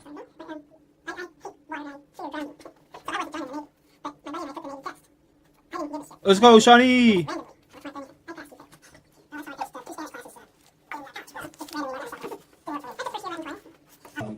So the story that you tell the FBI is that you go down on the 2nd, you fail because of this spot, so they talk to the recruiter and they re-examine you on the 3rd. And then you finish that, and then you go to a burlesque house or a couple of burlesque houses. Don't remember anything like that. Well, I would hope you'd remember that. Yeah, I'm sorry. And so then you take the train back to Rockford, and you go to the post office to drop some papers off. Don't know. But if you told them that, that would be an accurate reflection if they put it in the report that way. I would assume. Okay. And then they said that you made a call home to get a ride. How did you do you think? How would you get Uptime, 5 hours, 50 minutes. Don't know if I had my car then. I think I sold it. So Dad would have probably come and got me. 5 hours, 50 minutes on me. So how would you got up there? From in what time frame? What what Well, day? on the 2nd. On the 2nd. You have a command for it? was the Yeah. buddy that I have it turned on. I just usually just tell people. places where.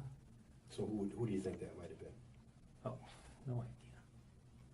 Well, who did you hang around back then? I don't even think he was a friend of mine. I think he was just along.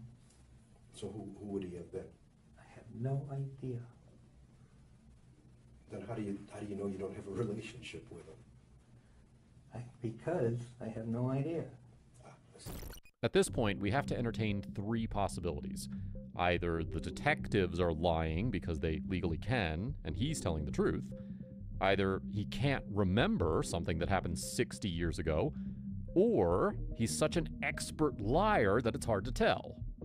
We can't rule out the theory that he genuinely can't remember what happened 60 years ago, but he seems to be agitated. Notice how he said, "I think we're done." This meant that he didn't want to answer any more questions. But instead of acknowledging this request, the detective grills him even more. It is only Jack's willing cooperation that is giving detectives such useful information, so they should tread lightly so that they can get some sort of breakthrough. I don't know. I wasn't there. I'm just going by what you told right. me. Okay, we're going to go back and say, you're saying they said, because I don't know it. I'm just telling you what they wrote in their official report. Okay. To hear. So I wasn't obviously there because I was probably still in diapers. Yeah. So then they said that your dad came and got you. Probably. Okay. And then they said that you were going to go out with your girlfriend. So? Well, I'm just asking if you remember. Don't remember. Okay. But I'll see it in position. that's what they say anyway. Yeah. Okay. And that you had a date with her. I had a girlfriend back when I was going to go in the service, yeah. And what was her name? Janice Edwards. Okay.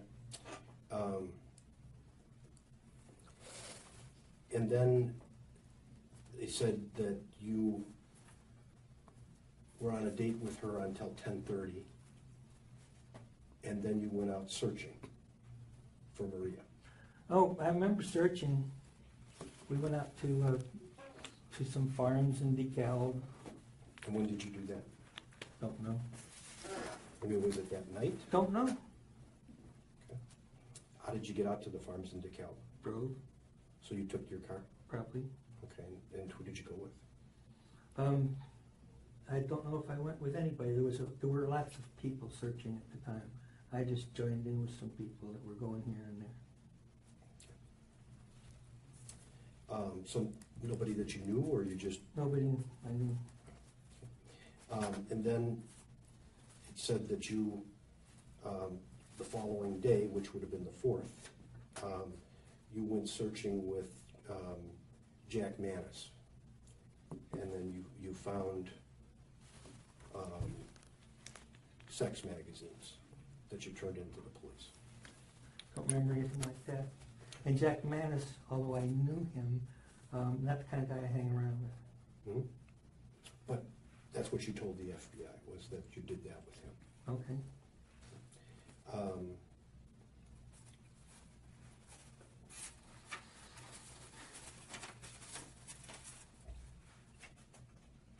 So the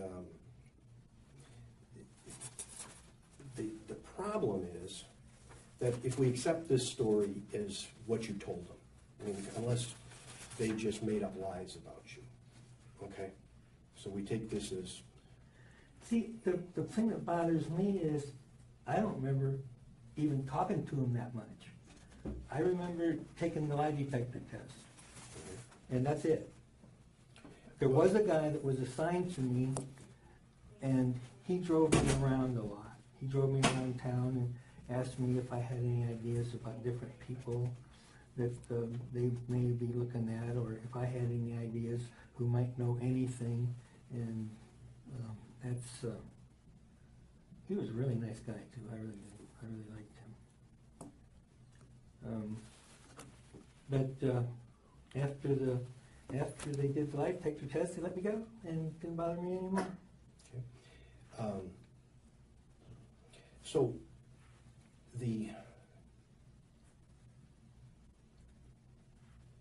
when we start to look at the story that you tell here, okay, and we've done a lot of interviews, there's things that just aren't right, okay? First of all, you had the nickname Johnny, I think. Yeah. Okay. So the person that was introduced themselves to the girls said he was Johnny. Okay? Who knows? Okay. The description of the person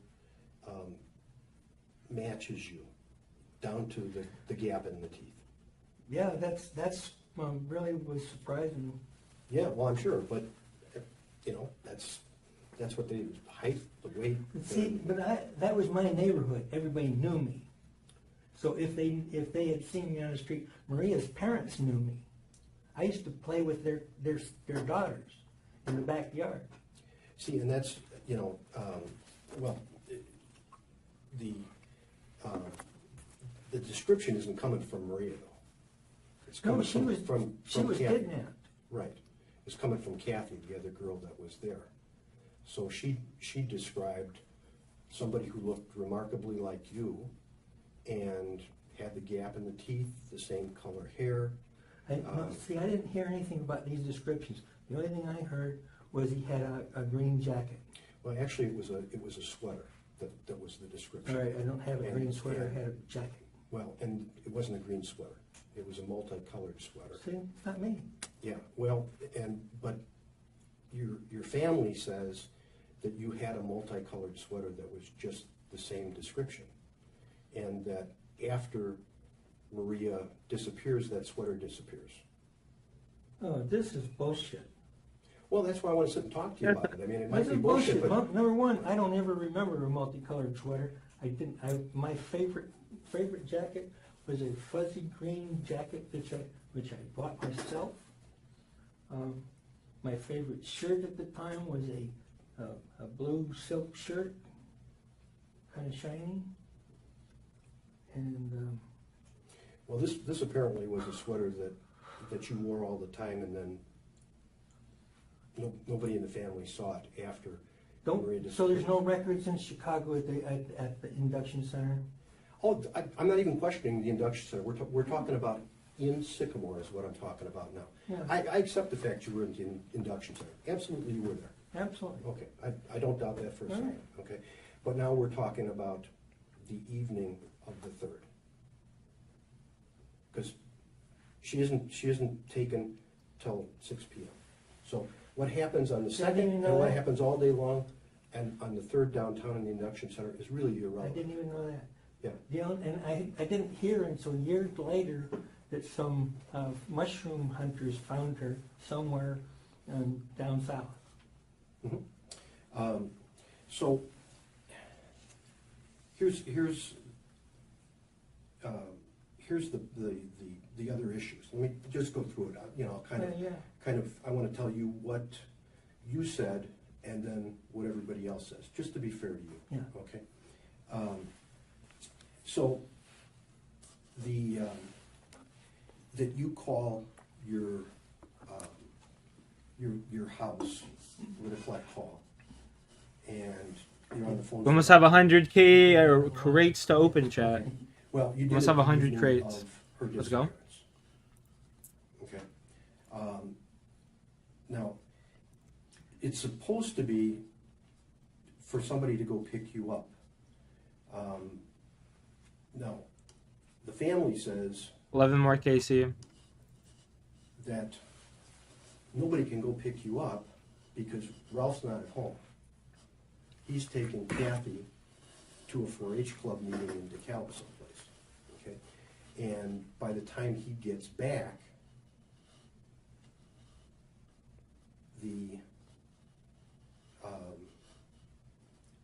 it's like 8:30, 20 to 9, because the police have already been contacted. There's squad cars all over the place. Everybody's looking for Maria, who's gone. Yeah. Okay. But you tell the FBI that your dad picks you up at 8 o'clock. But he can't, because he's running your sister back and forth from this. This is all so wet, because who knows about what time exactly you do anything? I was a kid. Well, we know for sure that she had this. We know what time the police were contacted. We know what time they arrived. So for her to see all these cars and ask what happened, it already has to be done. So at this point, it's 8:30, 20 to 9. Now you, in your statement to the FBI, claim that you're back in town at 9:20. So? Well, it's a half an hour drive to Rockford. Okay, but you also say that you're going out on a date with Jan, and Jan says we didn't go out on a date. Yeah, and she said, I know we didn't go out on a date because my parents wouldn't let me out of the house because of what was going on with the abduction of Maria. Oh. So now we have a couple of other inconsistencies. Why are you telling people you went on a date when you couldn't have gone on a date? Who said I couldn't have gone on a date? Well, Jan says. She says her parents wouldn't let her out of the house. You weren't there. So I mean that's I'm just telling you. Okay, Yeah. You know, I mean, just, you know, I can only go by what you told the FBI. I don't even remember any of this. Okay. Well, I'm telling you what the FBI wrote and what they said. And so how does that make me a suspect? well, let's review. Your name is Johnny. Yeah. The guy who took him says his name is Johnny. Really? Yeah. His description, including the gap in the teeth, looks just like you. We've got a sweater that matches what she described. Spleen in half, bro? Holy shit. Imagine the thing that had to bite that in half. Very last moment, he crosses his arms, indicating he's no longer going to be open-minded. What He's the slowly fuck? That's shifting crazy, to bro. evasiveness and aggression in his responses. It's hard to consider everything his family says against him as credible statements, considering he had such tainted ties with his family. So, because of that, we can't just go forward with their testimonials, as that might be biased. At his age, it makes sense to get aggressive, but it's not looking good right now. Even if he's telling the truth, his aggressive nature continues to incriminate him more. We'll come to that. All right. Okay. But Dude, that's actually insane. That thing gotta be huge, man. you say That's what you call a gray. That's probably a killer whale. and yet Ralph can't be picking you up because he's taking care of your sister, running her back and forth. You say, I went out on a date with my girlfriend. She says, no, we didn't. My parents wouldn't let me go out. He never came over. You say, I stayed I stayed the night. Where? In your home. Probably. The girls say you weren't there. And they know you weren't there because Ralph and your mom went to help search and help to feed the That's kids. crazy, though. And they put a lock on the front door so that they couldn't get in. They put a 2x4 across the back door so they couldn't get in. And they told the girls, one of you has to sleep on the couch and let us in when we get here. They come home at 4 or 5 o'clock in the morning, let them in, you're not there. So where are you? I might be in Chicago. You can't be in Chicago. I mean, you could be in Chicago, but you said you were in Rockford. Your phone call comes from Rockford. So you can't be in Chicago if the phone call collect is from Rockford.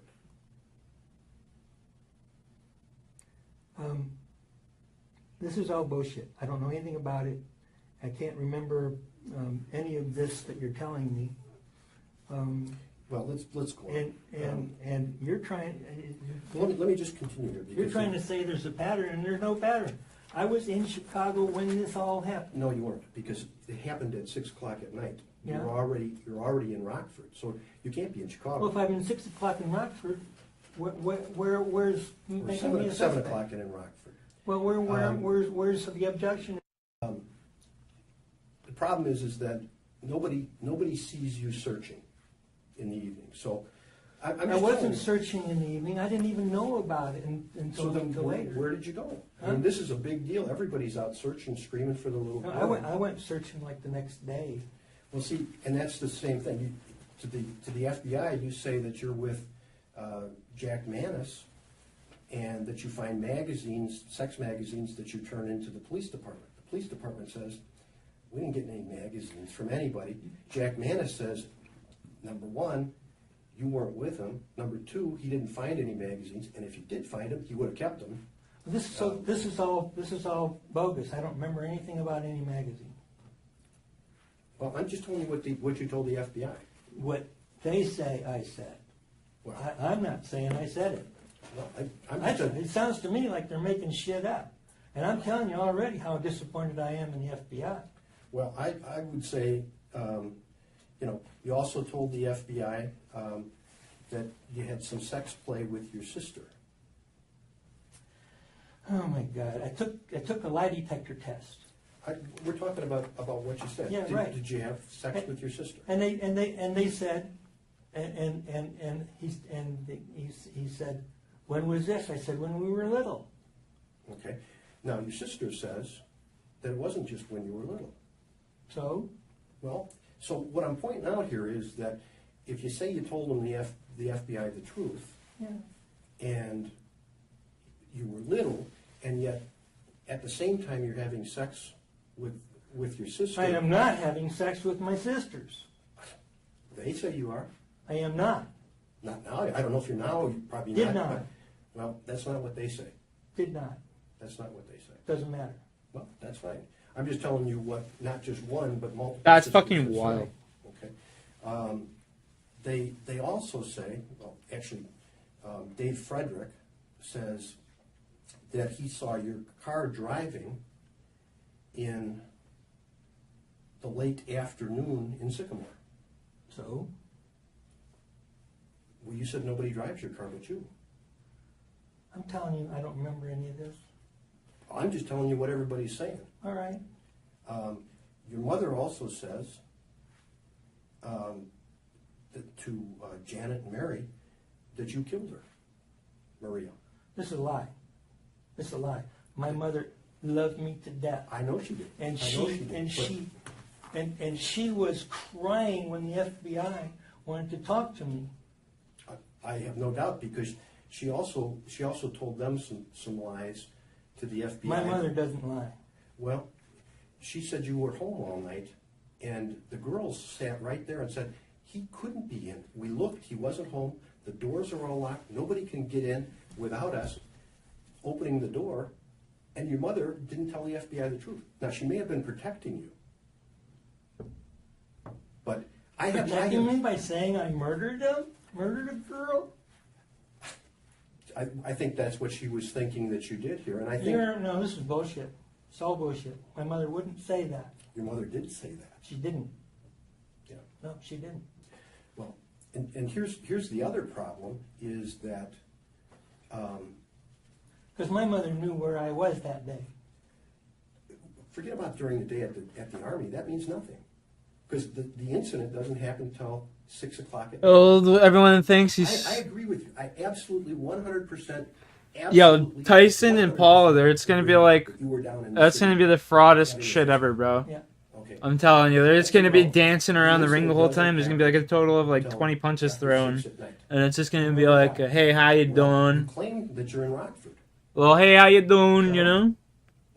Oh, hey, how you doing? So, Where does the train get off? in Rockford? It doesn't go to Sycamore. Well, apparently not.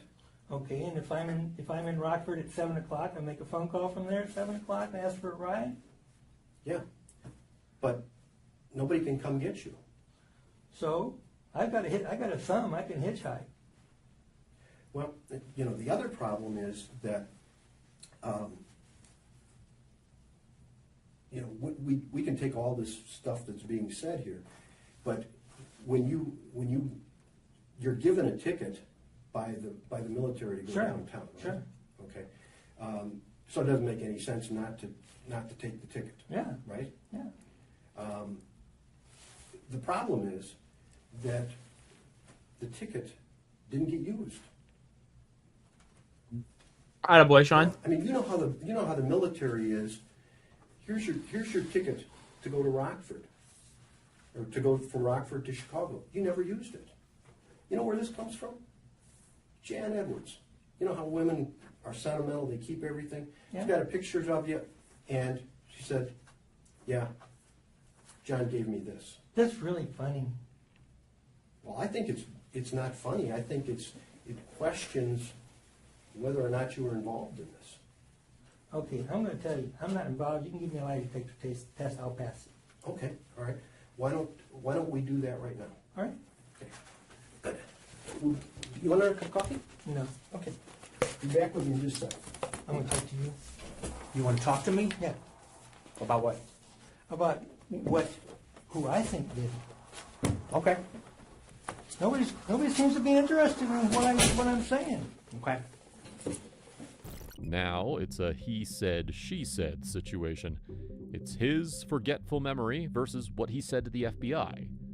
At this point, he's even denying having bad relations with the family. So a lie detector test can settle the situation for good.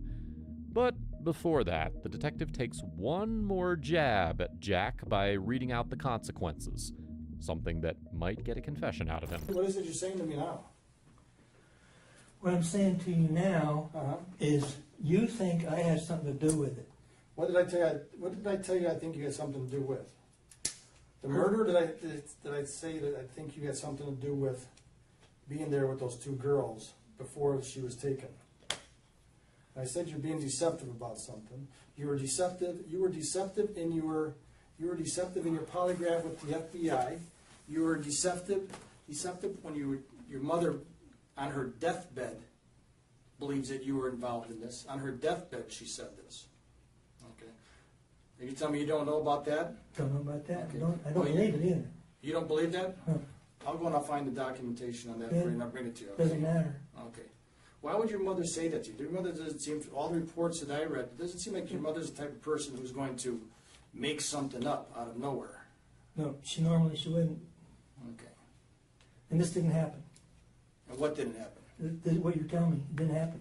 That your mother didn't, on her deathbed, didn't say that you did this? Right. My mother knew I didn't do it. Yeah. So she just made this up? She decided to Somebody tell made people on her it up. Somebody made it up. There's a whole bunch of making up here. Who's making up? Are these people? I've heard so many things today I had no knowledge of. Well, I don't know what the other guys asked you about, but this girl here is saying this is Johnny. Yeah.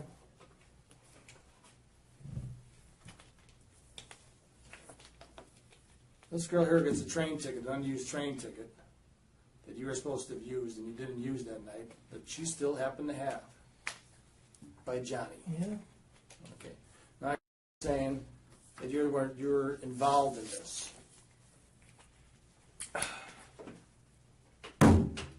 There's no way my mother would say that, unless she was out of her mind. Was your mother out of her mind at that time when she was dying? I don't know. Well, you know, you told me earlier that you talked to her every single day. No, I didn't say that. Yes, you did say I said that. a month. Oh, every month that you talked to her? Yes.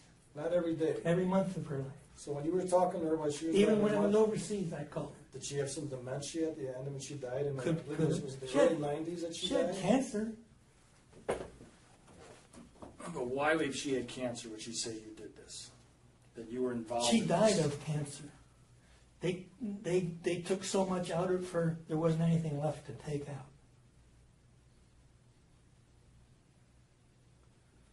She never mentioned this to you then, No. at the end? No. So she doesn't sound like she's a spiteful. Excuse me. She's not spiteful, is she? No. So, with no confession, the next step is to set him up for the lie detector test. After he's read his Miranda rights and the polygraph statement of consent, he goes through an hour-long test. But before he just willfully gives all his information, he gives a silent reminder to the interrogator to not violate his rights. What year is that?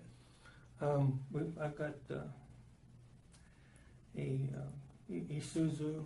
Okay. I think it's a 2004. 2004. Do you know the what's the color? The color is green. Green? Yeah. It's kind of like Eddie Bauer colors. Okay. Okay. Is that the only car you guys have? Does your No. wife have a car? No, I got a. You don't have like 8 cars, do you? I got 3. Oh, 3? Okay. 3 or 4. Oh, gee. All Let's right. see. I got 3 here and 1 in Tonasket. Just give me your vehicle and your wife's vehicle. That's all I would need. Well, that's the vehicle we use the most. I also have a truck. Okay. It's a 2000 or? It's well, I remember the name. What is it? It's a.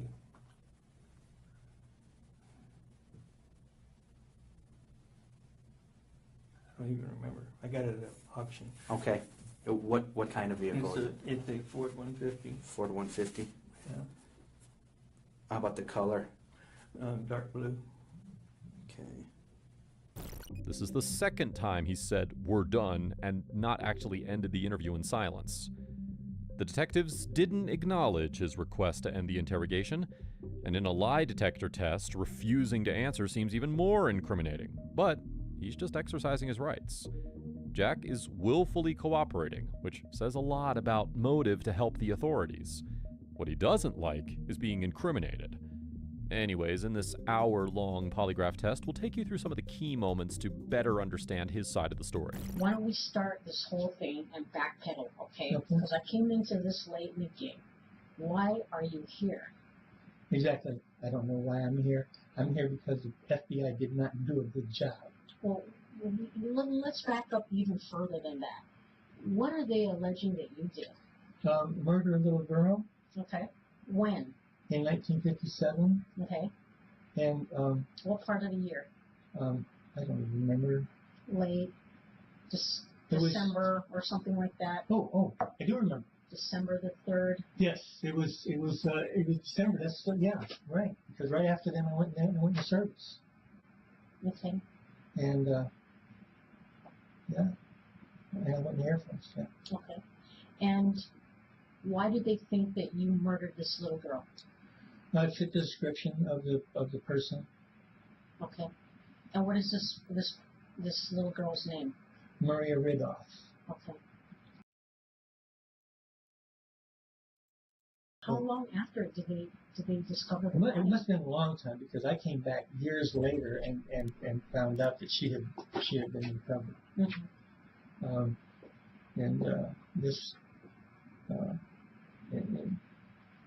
But there was a big question as to whether this story was true because it wasn't mushroom hunting season, Mm-hmm. and maybe probably just people looking for an excuse to be in the woods. Mm-hmm. But Do you think those guys were fitting then? I don't know. Or the reason why they were in the woods? You said that they were mushroom hunting? Yeah, there was, I think it was in the paper maybe, that there was a question why these people were in the woods, and they said they were mushroom hunting. Yeah. And some people that I What spoke. is mushroom hunting season anyway? I don't know. It's when I have no idea. I never pick mushrooms myself. Yeah, Isn't yeah. that generally in the fall? Probably. Yeah. It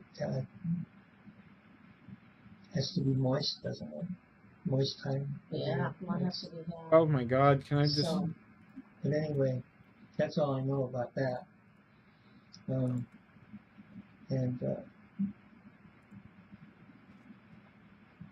don't, if they ever find them, the punishment can't be enough. But then again, how old is that person going to be now? They're going to be my age or older. Yeah. So you think they should be strung up? Absolutely. Absolutely. Yeah. She needs justice. Mm-hmm. Finally, when I became 17, I joined the service, and it was a good move. I enjoyed. Why don't we stop right there? Yeah. When you joined the service, Yeah. how was joining the service? I floundered my first 4 years. I really floundered. I didn't make any rank. I did go to Japan and enjoyed the heck out of that. Well, why don't we just go back to the day in question that we're talking about, Yeah. which is December 3rd, the day Maria disappeared. Yeah. Okay. Where were you? I was in the Army Induction Center. Well, I was going into the Air Force, but the Induction Center in Chicago, 60 miles away.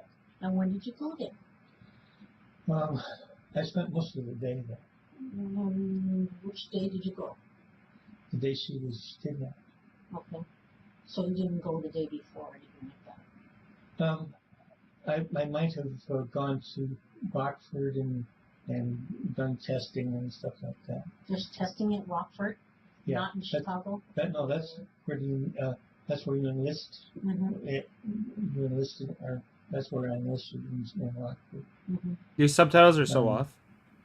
Which is about 30 miles away from Sycamore. How does one get to Rockford anyway, back in the day? I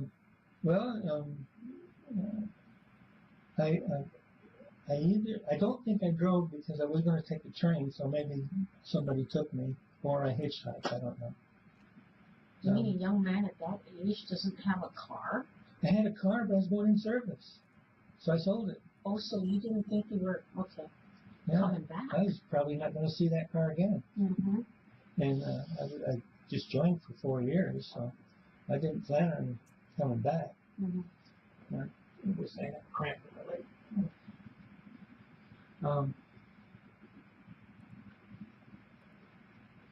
All right. Homie stood up in the middle of What the. day did you go to Rockford? We're talking a long time ago. I don't know. You don't know? No. What day did you get inducted in? All I remember is the day Maria was kidnapped. Which was December the 3rd? That's the day I was in Chicago. I thought you go through induction in Rockford. There's no induction. Okay, so what happens in Rockford? The induction center is in Chicago. Okay. The enlisting center Is in Rockford. Yes. Okay. So I spent the entire day there, and that can be easily verified because they were looking, they were taking all kinds of blood tests and everything. Mm-hmm. So every minute of my day. So is there like a train that leaves your little town that goes to Rockford? No.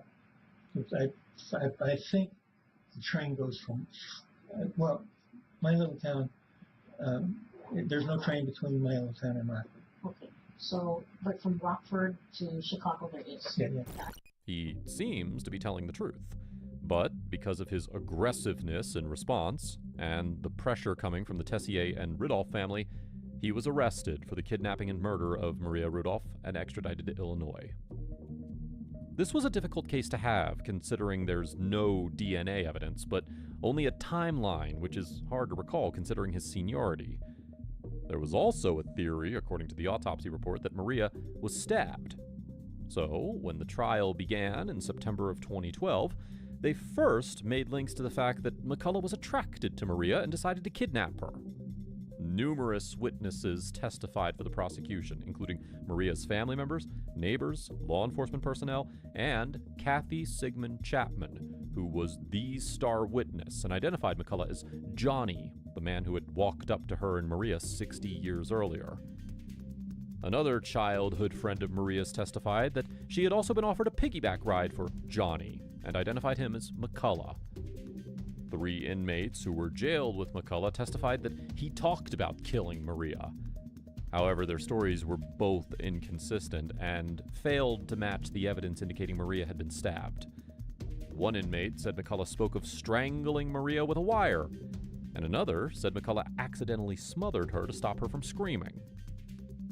The defense argued that the prosecutors and police were pressured by the Ridolph and Tessier families to solve the case and implicate McCullough, even though there was no physical evidence, motive, or indication that McCullough was in the area when Maria was kidnapped. McCullough did not take the stand in his own defense on the advice of his attorneys, considering he might get aggressive again. All this considered, on September 14th, 2012, McCullough was convicted of the kidnapping and murder of Maria Rudolph and received a life sentence with the possibility of parole after 20 years.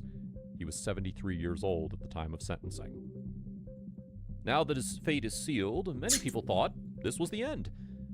But if you look at the trial, all they acted on was witness statements and pressure from the families for a crime that happened 60 years ago. No one questioned the witness statement's credibility and rechecked the evidence at trial. So, McCullough, after 3 years in prison, filed a petition for post-conviction relief, which was pursued further by a public defender. This successive motion could not be denied without a hearing from the state attorney's office. So, the newly appointed state attorney... Looks like if Richard Jeffrey Schmack, Dahmer was who 80 years replaced old. Clay Campbell, conducted an extensive review of the evidence and concluded that McCullough could not have committed the crime and was actually innocent. He stated that evidence was kept out of trial which supported his alibi, like the phone records which confirm his collect call from a payphone in Rockford, not Sycamore. Considering the 40-mile distance between the two cities, he could not possibly have been in Sycamore at the time of Maria Ridolph's disappearance. After a court hearing in March of 2016, Judge William P. Brady of the Illinois Circuit Court vacated McCullough's original conviction and sentence and ordered a new trial. Now, keep in mind, he had served about 4 years now. A week later, the judge dismissed the charges against McCullough, but did not dismiss the murder charges without prejudice, which means that McCullough could be tried again for the murder provided a prosecutor does so. Maria Ridolph's brother, Charles, got hundreds of Sycamore citizens to sign a motion requesting a special prosecutor to be appointed, which means they didn't want schmuck on McCullough's case. But that motion was denied by the judge, and Charles later stated that he would not appeal the ruling. After this legal battle, after 5 years of serving a life sentence, this happened. 76-year-old Jack McCullough is a free man this morning after an unexpected and unwarranted prison sentence for the 1957 murder of a 7-year-old girl. Turns out he didn't do it. This new information is information that the trial court did not have available to consider when it's made its ruling. With McCullough's release, the murder of Maria Ridolph becomes once more a mystery. You can imagine his sigh of relief. After being targeted by 2 families, 2 detectives, and the FBI, he is finally cleared of a 60-year-old crime. Despite being honest in interrogation and in 2 lie detector tests, he had to go through 5 years of a life sentence. And it was only through the effort of public defenders and newly appointed prosecutors that he got justice. But that also means that the 7-year-old Maria Ridolph did not get justice, even after 66 years. This was how a 76-year-old man was wrongfully convicted in a 60-year-old case. And as always, thanks for watching. Was he wrongfully convicted, though? Judge, welcome. Thank you. You are probably the least productive member. I don't even.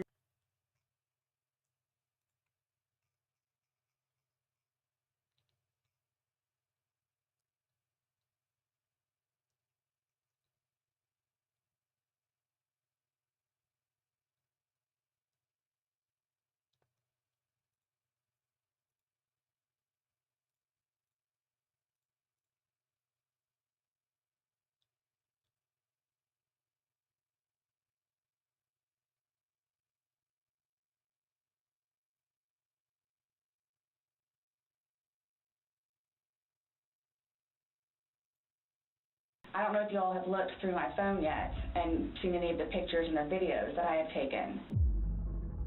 Sarah. That's my name. Don't wear it up. I don't want to watch it, please. This woman is seen taunting her partner Jorge, trapped inside a suitcase. She makes no attempts to save him. Instead, she lets him suffocate to death. But why would someone do that? Her eerie laughter is heard while her partner suffocates to death. But this is just the beginning. Today, we are going to explore cases where girlfriends become killers. Courtney Clenny. In April of 2022, Miami police received a desperate call. I can't feel my arm. I can't feel my arm. Oh, my boyfriend is dying of a stab. Ma'am, what is the address? 134 North 3, North.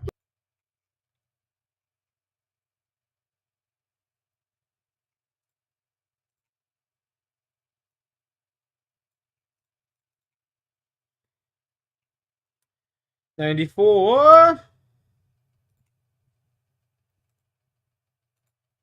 Lack of treatment, he expressed his hatred of the world to his psychologists and therapists.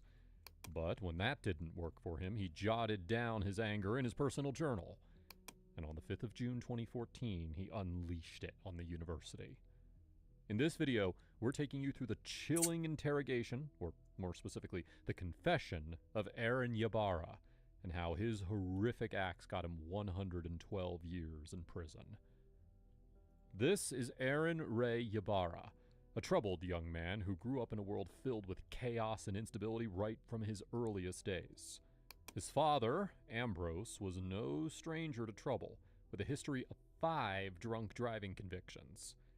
Aaron himself struggled with alcoholism and dabbled in drugs, while his younger brother Joel fell prey to the grip of heroin addiction. Father and son were drinking buddies, often found at O'Hooley's pub and getaway tavern in Mount Lake Terrace. Ambrose often footed the bill for cabs to transport them to and from these drinking dens. Although Aaron managed to briefly abstain from alcohol for a month, the incarceration of his father after his 3rd DUI shattered his resolve, leading him back to the bottle. He claimed it was his way to, now quoting, cope with depression as a result of his father being incarcerated for his 3rd DUI. Amidst the turmoil, Aaron's mother, Janice, tirelessly worked to shield her family and maintain some semblance of control. She held down a job and shouldered the responsibilities of managing their home during her husband's spells behind bars. When Ambrose stumbled home in a drunken stupor, Janice would lend her support, guiding the 242-pound man back into their house. Both Aaron and his younger brother Joel developed a shared fascination with firearms. Even before they were old enough to legally acquire weapons, their resourceful mother stepped in, registering the firearms in her own name, as stated in one of her police statements. Aaron later found employment at a local great gun mother. range, spending years immersed in the world of firearms, while the 2 brothers nurtured a competitive streak as skilled shotgun shooters. She shared once that, quote, "They are competitive shotgun shooters and have always had access to the safe and have been very responsible. At least, that's what she thought." On the 5th of June 2014, Aaron drove to the campus of Seattle Pacific University and killed a then 19-year-old freshman named Paul Lee on a sidewalk outside Otto Miller Hall, and wounded a second man, Thomas Fowler. He then tried to shoot a female student, but his shotgun misfired and she ran away. He later walked into Otto Miller Hall and shot a then 22-year-old Sarah Williams as she walked down a flight of stairs. He pointed the shotgun at another student, but the gun misfired again, and he was tackled by John Mice, a student safety monitor, who doused him with pepper spray. 2 other students provided first aid to Williams, while another student ran into classrooms to warn others. He was apprehended by security and taken into custody immediately by the authorities. In the interrogation room, he I like how the sat guy rubbing just his kicks the eyes gun with like he's in a polka dots as he was movie. pepper sprayed by the safety monitor. After the interrogator helped him out with his eye condition and read him his rights, the interrogation begins. Okay, what was the question? Do you go to school there? No, I don't. I wanted to, well, I'll explain, well, I know, but I'll explain when we move on. Okay. Because I was talking to the patrol officer that brought you in here, and they're telling me you were telling them stuff about what happened today. Yeah, I was, when I got caught, I might as well was just letting it all out. Okay. I was meaning to die. Okay. But I got caught instead. Okay, so, are you gonna ask questions, or do you want me to just start explaining? Why don't you start explaining? This doesn't feel like an interrogation, and it's not. He knows he got caught. He knows there's no reason to hide. So, while he struggles with opening his eyes, he's about to open up about his past and explain his actions. I grew up in a Christian home. My family's very Christian. Okay. I started off being that way. Then I had a high level of OCD since I was 13, and I was lonely growing up. I felt like I started to become psychotic or something, because I noticed I've been living in fantasy than reality. I made people want to hate me because I was part of their crew when I was really bugging them. Okay. And then because I kept going to the same spots over and over, because it was part of the routine, and I need certain belongings and certain routines to keep me sane. I don't know why, but it was just like that. What do you mean belongings? Like, I needed certain things for my routines, like my cologne, my bedroom furniture, just certain things. And that's what made your day normal? Yeah. Okay. I knew if something affected that, it would automatically change my mental state. It made the compulsion go from good to evil, but I couldn't stop it, and I knew I couldn't treat it on my own. But the first time, when I was 21, when my brother was doing drugs, he let his junkie friends come in, and one guy that kept bugging me, he took my cologne, which I used every day. I started to lose it and started making death threats, telling his acquaintances what I was going to do to him. Well, let me ask you this. Have you ever had contact with the police in any of these times or anything like that? No, I was just going insane. Well, not insane. I was just losing it. My OCD, I have requirements. I had to take it in my own hands to get the respect. Well, not just respect, but every situation had a price to pay. What do you mean situation? Like if someone threw off a routine or someone took something from me that I needed, there had to be a price to pay. Have you ever hurt anybody before? No. And I knew I was being safe about it. I stayed away from those kind of people because I was trying to be good. I knew I had a future to live up to, and I wanted to be the good guy. But my parents didn't understand what was going on with me. And when I was 23, I had my bed that I used for a while, but they didn't talk to me and wanted to work on it with me. And they took out the bedroom furniture because they said it had to go. I told them, wait. I told them not yet, and because it wasn't time yet, they just wouldn't listen. And then I started losing. I kept drinking daily. They ignored my drinking and told me to go to therapy, and it was all about therapy. Because are you seeking anybody for any type of medical condition or anything like that right now? As a mental, physical. I stopped seeing my psychotherapist because I couldn't afford it. Who's that? Samantha Good. Is that person local? Her office is in Eastlake. While you might be thinking that OCD is not that big a deal, at least that's what we see portrayed by the media, severe OCD can, and I'm quoting here, impact someone's ability to work, go to school, run errands, or even care for themselves. With severe OCD comes the problem of avoidance. Avoidance from healing, talking, and even fixing. It should have been an early sign for the parents to treat their son's OCD, but by the time they talked about therapy, it had gone from mild to severe. We're not saying that OCD is untreatable, but it would have been fixed with therapy earlier if they had seen the signs. Up to me. Were you prescribed medication or anything like that? Yeah, from my psychiatrist, Heidi Iwanski. And what did she prescribe you? Am I doing chilling? Prozac and Risperdal. She diagnosed me. Almost have 100 crates here to open up. But when she told me about OCD, I realized that it's on a higher level than what people really think. Like, I can't control myself no matter what's going on. Okay. And I can't control my mental state. Even if I wanted help, I couldn't stop wanting to do the things that I've been planning on doing. Okay. How long have you had these? Nothing much. That's what's up. You gonna stream? What are you gonna stream? The good feelings until 23 when my stuff got taken away. My bedroom furniture got taken away. So in the last 3 years, you've started having these bad feelings? Yeah. And can you describe the bad feelings to me? I just 3:43 p.m. 100% hatred towards the world, towards everyone. I threatened to massacre the local bar once because I just wanted everything and everyone to die. And then Columbine came to mind. I don't know how, but it just hit me. When I was watching the news when I was a kid, Columbine, like Eric Harris just came into my head, the mastermind of the shooting. Right. And I kept identifying. This guy's fucking just pathetic.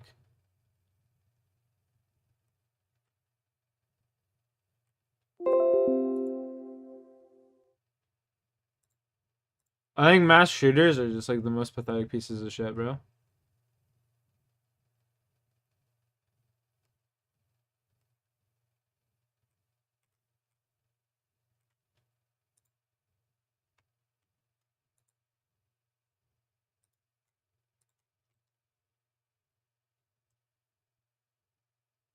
Whether or not, CUDA only.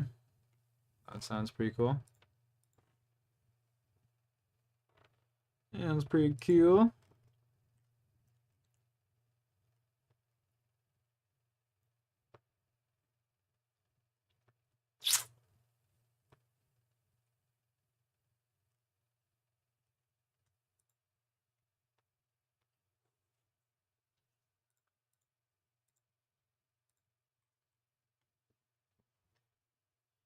Takes away the fun. I feel that. I feel that.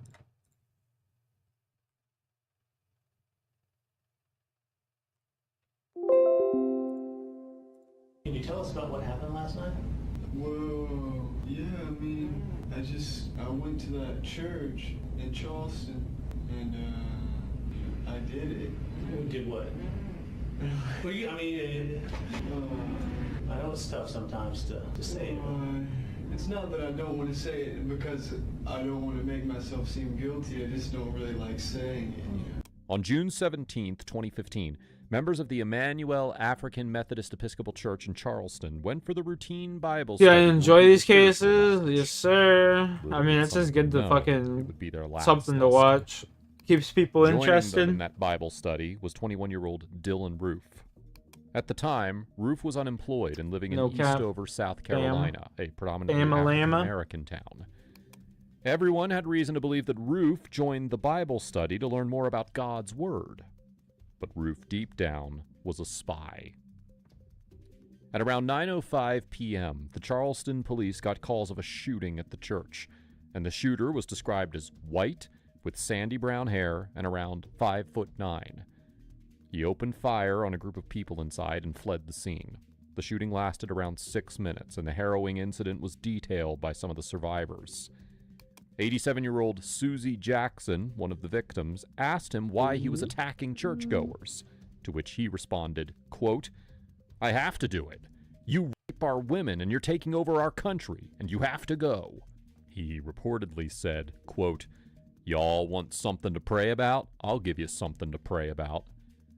One of the victim's relatives said that Roof spared one woman named Polly Shepard. I'm just honing my skills, Timmy. That's why I watch these, brother. I'm learning how not to get myself incriminated. He said, quote, for my multiple "We need someone to survive murder because I'm going to shoot myself, and you'll be the only survivor." The only reason why he didn't shoot himself is because he ran out of ammunition. Obviously. After his father ID'd him from the suspect photos, Dylan Roof was arrested the following morning in Shelby, North Carolina. Later wild. that day, 2 FBI agents interrogated him. That's fucking wild. The following video shows some of what unfolded during the interrogation. Now, before we continue, let me thank Law and Crime Network for sharing this video on their YouTube channel. Bro, my PC Check out sounds like the it's channel gonna if you want to watch the full interrogation video. Can you tell us about what happened last night? What the fuck? Well, yeah, I went to that church in Charleston. My PC's gonna explode. And, I did it. You did what? Well, I know it's tough sometimes to say. It's not that I don't want to say it because I don't want to make myself seem guilty. I just don't really like saying. All right, chat. I'll be right back. I got 4 more kills I gotta confirm on Winter Toad, but I gotta go say hi to my mom first.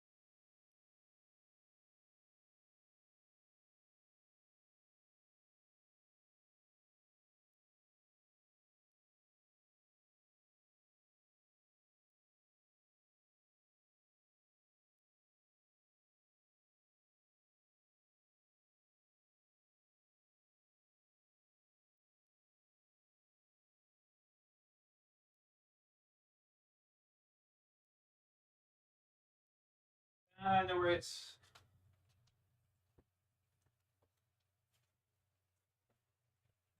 No problemo.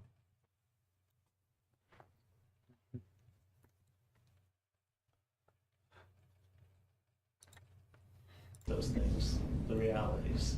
We don't want to put any words in your mouth. That's why. Right. That's why Agent Stansbury just was asking you what it exactly is that you did do. Well, I killed. Well, I guess. I mean, I don't really know. Well, I mean, I don't know how many people or anything like that. So did you shoot him? Yes. What kind of gun did you use?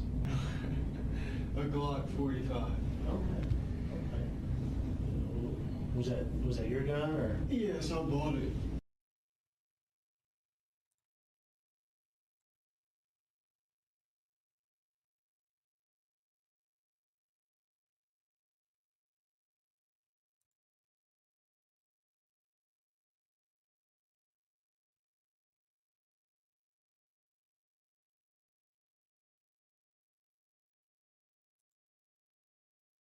You were not Sergeant Pilo. You were absolutely somebody else. This is Jeffrey Pilo, a veteran police officer, a Bloomington police sergeant, and a father of 3. But that was his persona before his 2006 arrest. And since then, he's been known as a stalker and serial rapist. All it took was one stranger danger call to the police, and his double life was exposed for the world to see. In this video, we're taking you through the interrogation of ex-Sergeant Jeffrey Pilo and how he landed himself 440 years in prison. To Jeffrey get the full Pilo. perspective of this madman's reign of terror, we have to remind you that his horrific acts started back in December of 2002. He would enter a victim's house with a firearm and knife, threaten them, and sexually assault them. And because he was an officer, he came well prepared to make sure there were no repercussions. He'd use his resources to discover the personal information of several individuals, like the victims, run his own license plate numbers just to check whether his car had been reported or not,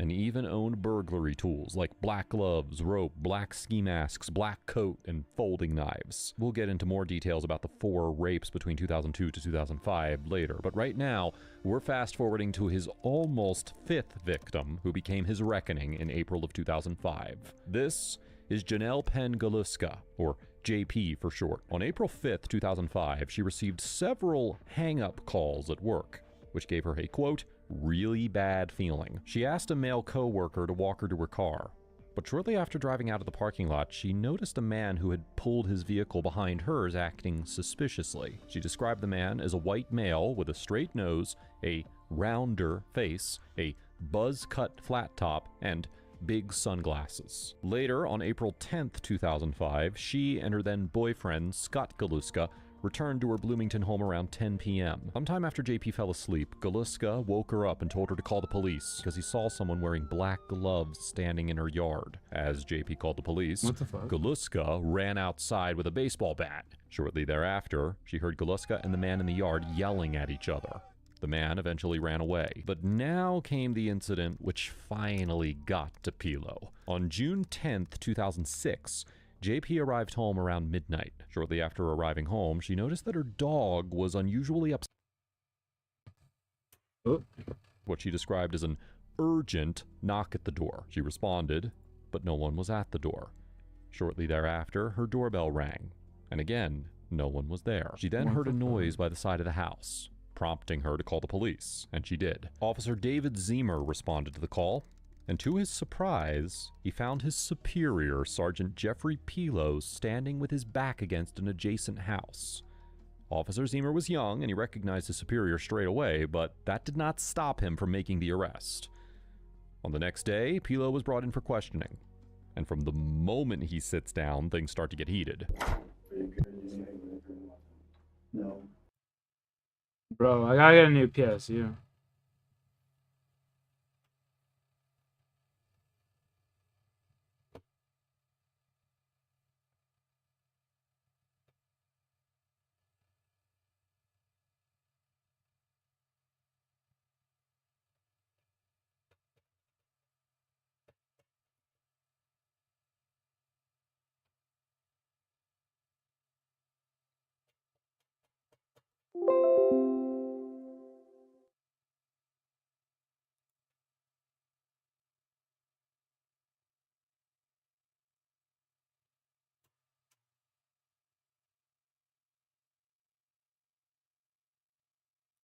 Definitely have to get a new PSU, man. What's going on?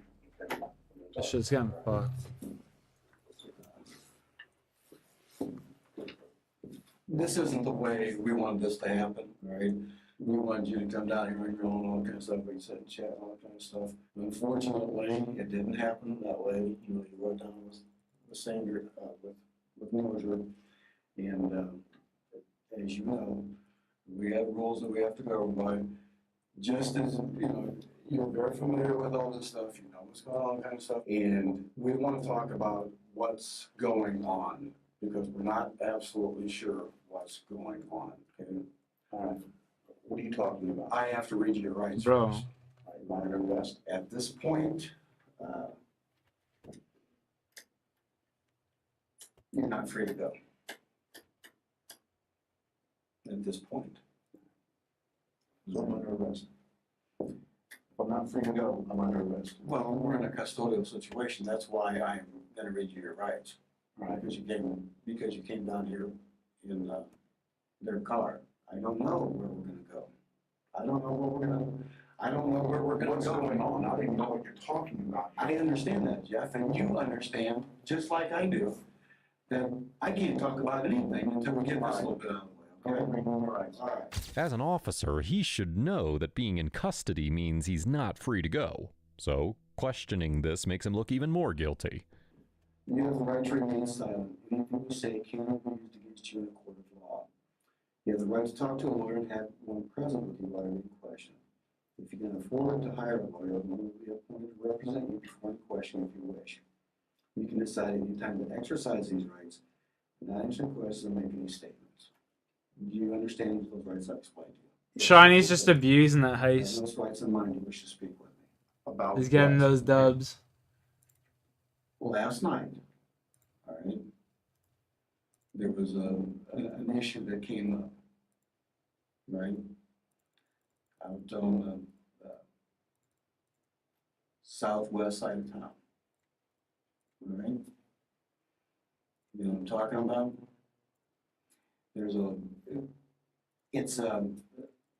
I want to hear what you have to say about it, and I'm really hoping there is a good explanation for it all. The gambling was tough. Facts. Did you meet up with the police officer last night? You're talking about Zena. Yes. When I was walking around by the lake, looking at the lake down there. Again, I drove down there. I couldn't sleep.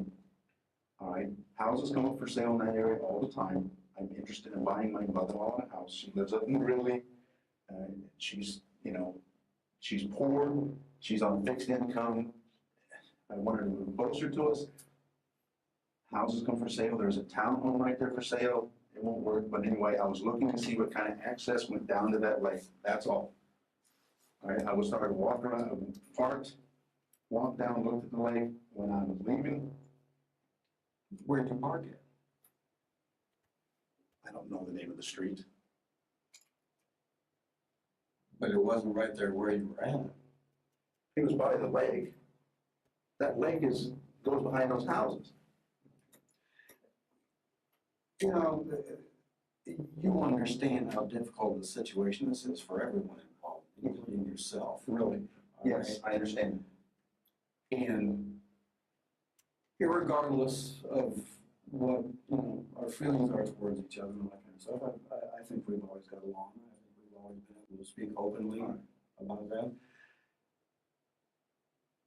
There are just some things that happened last night that just doesn't add up. And you know, Jeff, you know, as a former investigator yourself, that there are things that we know, okay, such as the way that you met up with David, you know? You freaked him out. You freaked him out. Why would you be in between two houses looking at houses? I couldn't keep going straight. There's a drainage thing that goes down the lake. I couldn't keep walking. So I walked up, the dog started barking, and oh hell. So I walked up between the houses, going to go to the road. All right. He comes around, I thought maybe it was the homeowner. I was like, I don't want to startle, you know. He startled me, so I turned to walk back down. He said, stop, please. I was like, oh, hell, it's a cop. I turned around and walked back. Jeff. Well, you know, as being a police officer, that kind of thing is not within the norm. We don't, as police officers, we don't walk around at 12:30 at night in the morning, walking in between the houses. I wouldn't walk between the houses. I was by the lake. I couldn't keep going, so I walked up between the houses. That's it. I mean, that is it. Bro. That's it. Think about what you're telling me. I am thinking about what I'm telling you, the truth. I went down there, what kind of public access is down there? I walked, I started going to the west side, but there's fences and I was, oh hell, and I come back around the other way. All right, again, I can't go no further. There's a drainage thing that comes down that fills that like overflow, I guess, I don't know, whatever it is. So I started, you know, the dog started barking, so I walked up between the houses, go up to the road, and yes, to be on the road, so I'm not walking up between, you know, it's just. Wait a minute. But you weren't on the road until I was going in the road. All right, that's where I was walking up to, was go up to the road. Walk down to my truck and drive away, because I was done looking at the lake. There's no access going down to the lake, so. Okay, Jeff. We're past the point of you were there, right? You readily admit that you were there. Yes. In between those two houses. Yes. All right. I was just walking from the lake up to the. Okay. If you get a call of someone walking in between two houses at 12:30 in the morning, I don't know what call brought him out there. Yes, of course. Of course.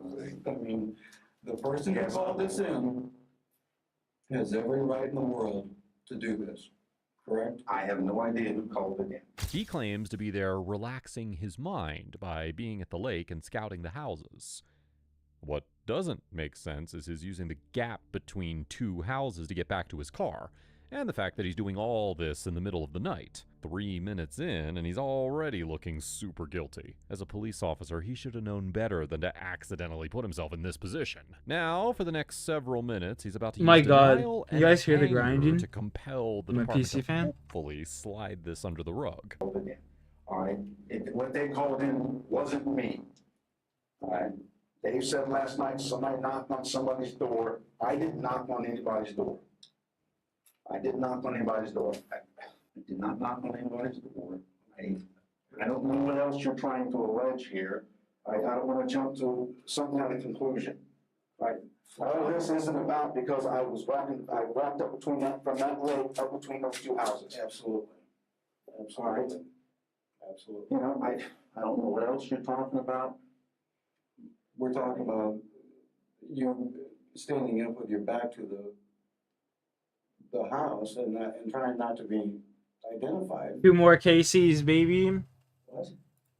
Having your back up against the house and not trying to be seen as David walks by. I was walking up. I saw someone coming, so I stopped.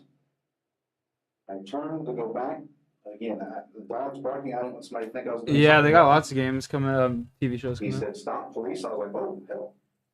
So I turned around and walked up to him. I wasn't standing with my back against no house. Well, I think you're minimizing all of it. I'm not minimizing anything. He said, "Stop, police." Wasn't there a little bit more than that? No, that's what he said. You didn't see the gun he had pulled on you? No, You were unaware that he pulled a gun on you? I did not know he did that. No, I did not. When I turned and walked towards him, so he could see who I was, that I wasn't a threat. Well, you know, his hand was at his side. He was like, we talked for what? We talked for a moment. Yeah. Yeah, I don't know if you'll watch it. Yeah, I definitely won't be watching it. That you were there to look for a house for your mother-in-law at 12:30 in the morning. I'm interested in houses in that area. There's that lake. I was looking to see what kind of access there is down to that lake. Bro, can you guys hear my fan in the background just grinding? She can walk, but she can't walk too far. Holy fuck. But I didn't see any access down there. I mean, I'm gonna take my computer apart tonight. Clean the fuck out of this bad boy. But as far as a public sidewalk going down there, I didn't see one. I was gonna walk back around and then go to my truck. And Jesus.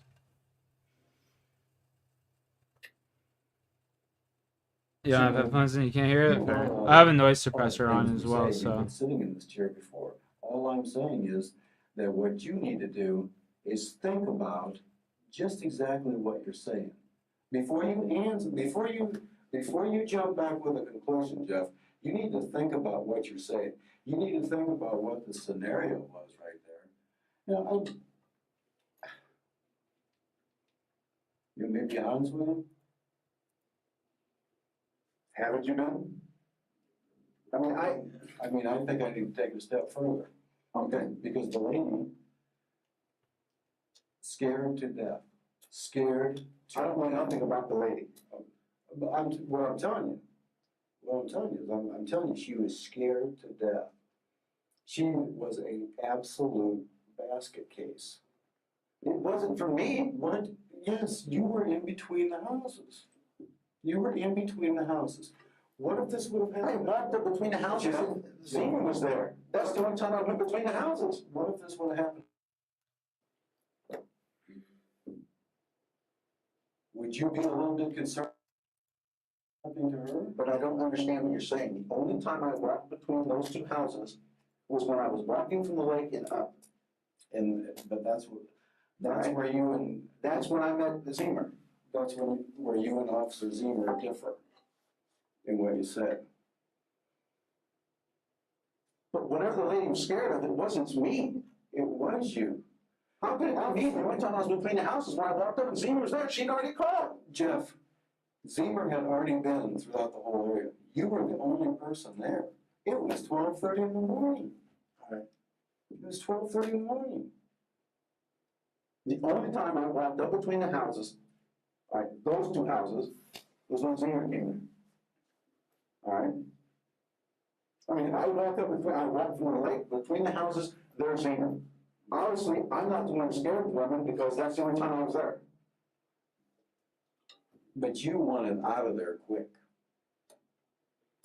You didn't stop and, you said, I'm here looking. You think let's just run all the way down the line. He's on a call. I'm not going to stay there and talk to him. With you, Jeff. Think about it. I mean, it is just right down the line. Right down what line? I mean, he's called out there. All right. There's nobody else out there but you. This lady has someone prowling around her windows. She's a very attractive young lady. It wasn't me. I wasn't prowling around anyone's windows. I wasn't prowling around at all. Again, when the dog's barking, I said, oh, I need to go up by the road, and that's when I walked between the houses. Well, what makes you decide to go look at houses at 12:30 in the morning? I wasn't looking into houses. I'm interested in a house in an area. I was looking at that lake. That is all. Officer Zima responded to the lady's call, and according to his testimony in court, he approached JP's house and saw someone standing with his back against an adjacent house. Zima ordered the person to walk toward him, but instead, the person turned to walk away with his hands, quote, in his waistband area. Zima pulled his service firearm and ordered the man to stop, but the person continued to walk away. However, once the man got to the back of the house, he turned and he walked directly toward Zima. As the man approached, Zima recognized the man as his former supervisor and a member of his softball team. Before he released the defendant, Zima noticed that the defendant, quote, had an item of clothing or something under his shirt.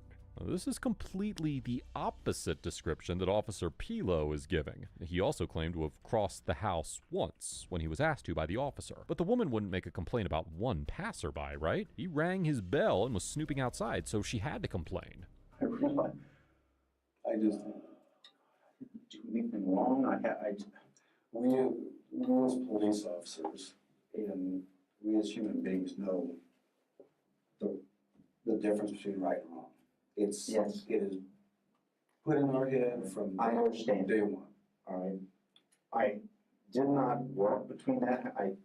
This is my last KC for 100 crates, chat. Let's go. Is when I was down on the lake, I can't go. So I walked up to go up to the road. That's it. Okay. And when I walk up there, somebody comes running. All right. What were you wearing last night? A t-shirt, shorts, flip-flops, and socks. Not flip-flops, sandals. Okay. Did your t-shirt have any writing on it? I don't remember what my shirt had on it. What color was your shirt? Dark. What about your shorts? I think they were my black shorts. Okay. Were you carrying anything else with you? No. Nothing. Nothing. What was My car keys. Where were they at? My pocket. Jeff, I've always liked you. I understand that. And you understand how difficult this is for. I understand how difficult it is for you and everybody involved. I understand that. But I didn't do anything wrong, but I'm a realist. I'm a realist. I understand. And I think there's a whole lot more going on here than we're. And I'm willing, Jeff, to sit here all day long and talk about it. I understand. All right. There's something right here that, you're a police officer.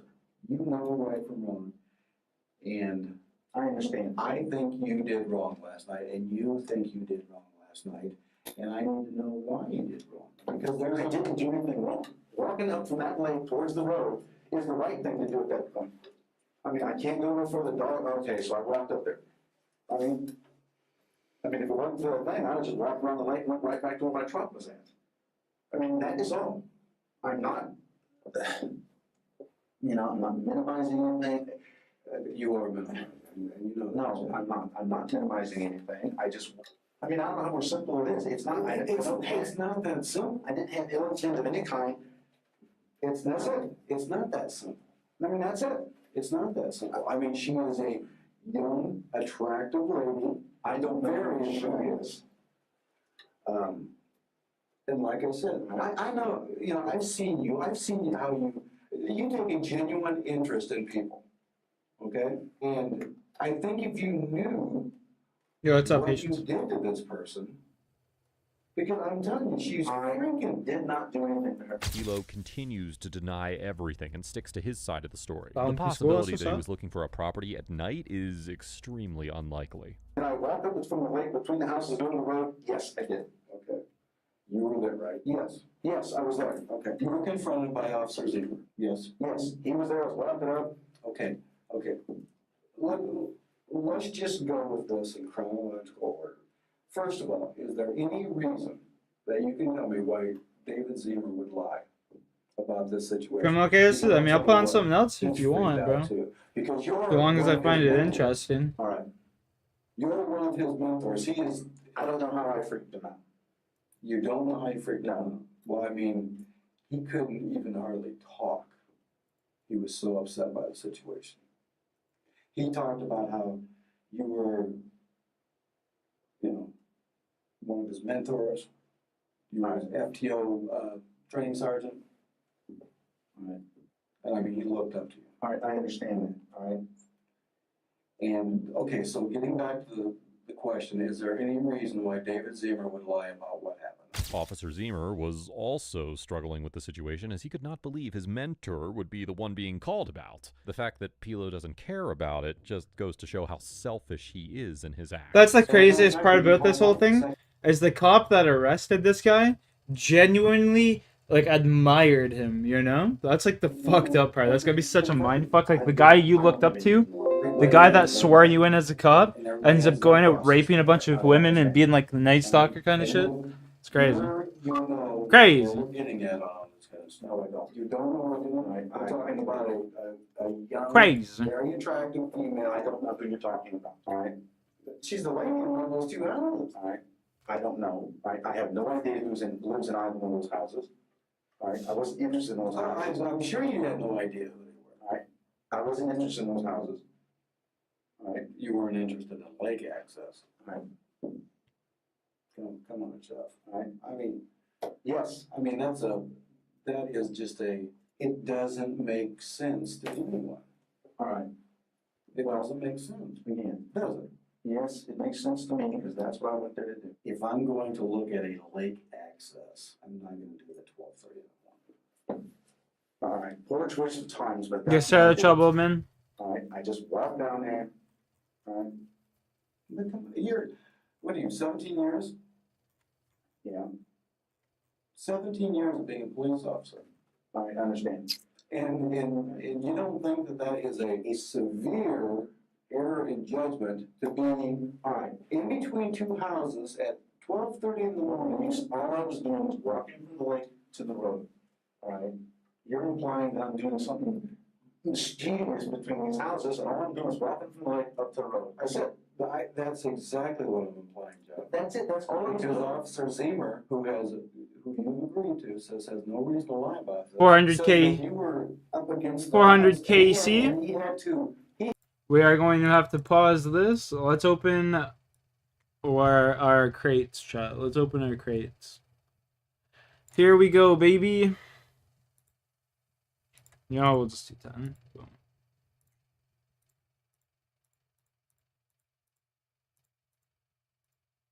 And nothing worthwhile really there.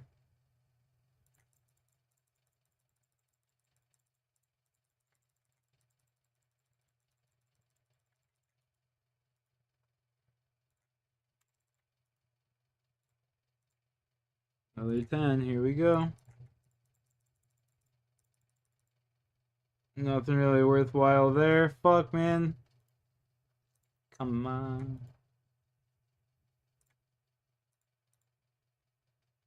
Come on, don't do me dirty like that. Give me something good. Give me some boots, at least.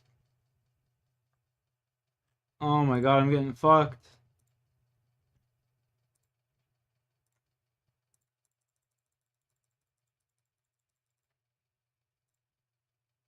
I'm getting fucked here. Come on, baby. Oh, I got the boots. We got the boots, chat.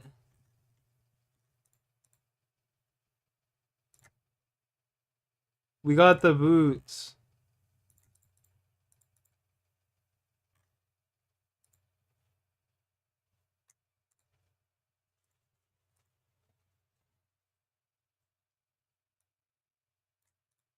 We got the boots. Let's go.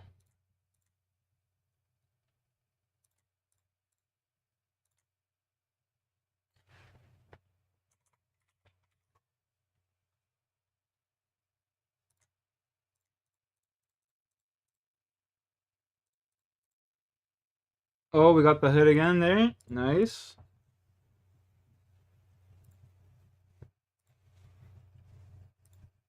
We got the hood 2-2. Damn. We got some booties. Fuck, I wish.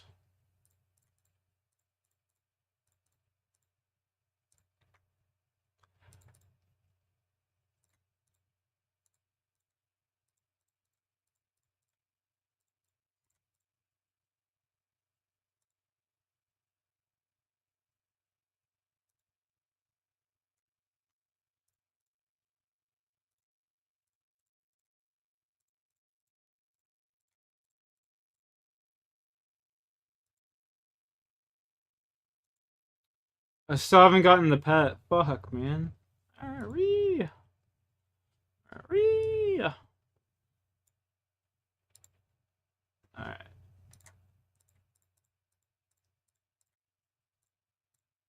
No pet. Oh my god.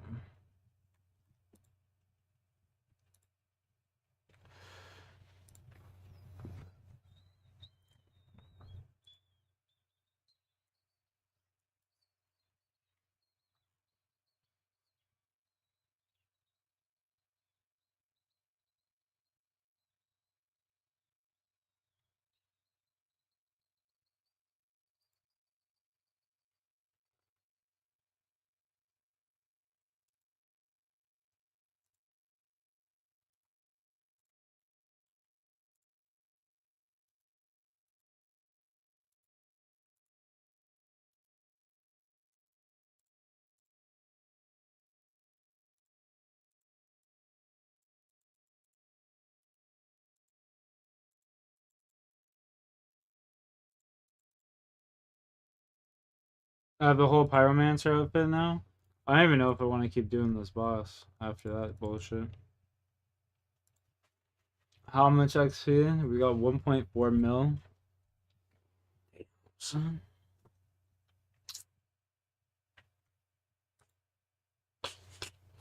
I don't even have any fish or anything.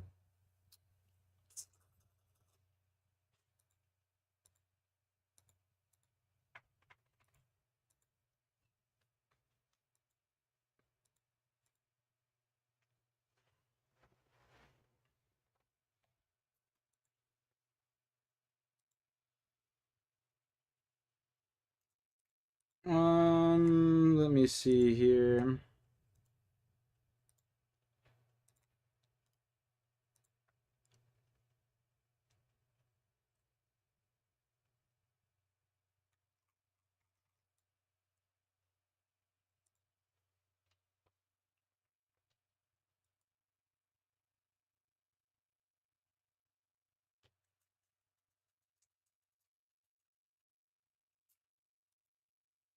When, Jay?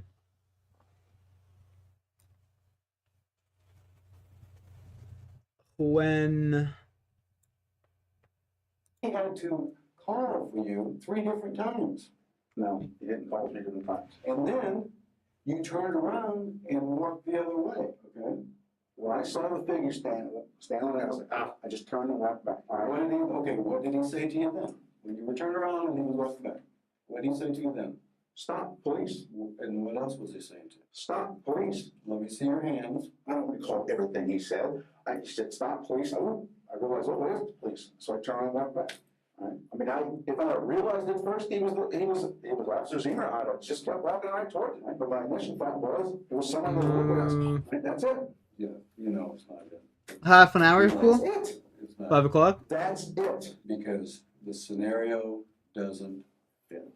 And you know the scenario doesn't fit. That's it. And here comes also BS, but I think you've seen me interview enough people that I'm just laying it on the line to you. No, I understand. Something is wrong. All right. Something's wrong. I understand. You think something's wrong. I'm convinced. I'm convinced something's wrong. Whatever scared that woman was not me.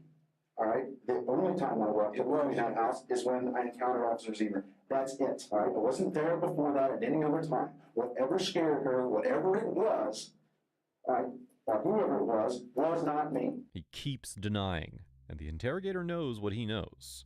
Zimmer had no motive against his superior and was completely shocked that he saw him at the scene. His denial, coupled with the way he smacks his leg, just goes to show that he's guilty and he's trying to cover up the real reason for the visit. He has no reasonable explanation, and every time the detectives bring up the weak points of his statements, he gets upset and falls back on I'm done bluster. playing in like half an hour. That doesn't make sense. Like 5 o'clock. It doesn't make sense. I'm just being real with you, Jeff. I understand. I don't know what else to tell you. I wasn't doing anything wrong. I did not. The only time I went between those houses is when I walked up and met Officer Zimmer. I did not do anything to anybody anywhere last night. Period. I don't know what you're trying to allege here. I did not do anything to anybody at any point in time. All right? I'm not looking in someone's windows. I'm not doing any of that. I walked down by that lake. That's what you said a minute ago. That you were looking. You said somebody was walking around looking in this woman's windows. It was not me. Whoever it was, I have no goddamn clue. No goddamn clue whatsoever. I don't know that I saw. I don't know how else to say it. I have no idea what that is. All right, the truth Oh, what is the the fuck? truth. I've Easter already told Bunny's it to you, here. and that's that. I don't know what else to do. Excuse me for getting pissed off here, but I didn't do anything wrong. All right, I did not do anything wrong. Period. I don't know how else to put it. I don't know how else to do it. I don't. I don't. Well, as it's happening. Yeah, I have no idea. And I'll just tell you, I'll tell you point blank. I don't think the story is exactly the way you're telling it. I don't know what Dave Zimmer told you. All right, I don't know what his perception of it was. But the only time his perception is right on, Jeff. His perception is right on. Exactly right on. Again, and here's the real story of it all, Jeff. You're the one who has to answer for it, not David Zimmer. What am I thinking? What did I come here for? I'm not alleging he did anything wrong. All right. I'm not. Again, I don't know what his perception of it was. Hey. I didn't do anything wrong. And I had no ill intent. All I did was walk from that lake and up between those houses. All right? You know, now that I'm sitting in an interview room and accused of being a criminal, honestly, I should have turned and walked back 50 feet and walked up onto the cul-de-sac that's right in that cul-de-sac. Yeah, cul-de-sac's right there. Obviously, you should have done what again? Should have walked all the way back to where there's no houses and I walked up to the cul-de-sac. Obviously, that's what, you know, looking back on it, perhaps that's what I should have done. Oh my God. Is that how you came around? Huh? Is that how you came around to the empty lot to see the spillway? There's no spillway there. You know, whatever you call that, at the end of the cul-de-sac, alright? Is that the way you went around? Needs an update. Come down off of whatever, I can't remember which street is. Come down, alright, I didn't want it, so I walked up on the street, whatever that street's called. Rocky, hey. I can't remember the name of the street. Andy. What's up, dude? Walked down to where that cul-de-sac is, looked at that townhouse, I didn't go up to the windows of the townhouse, I looked at it from a distance to see if two-story, whatever it was.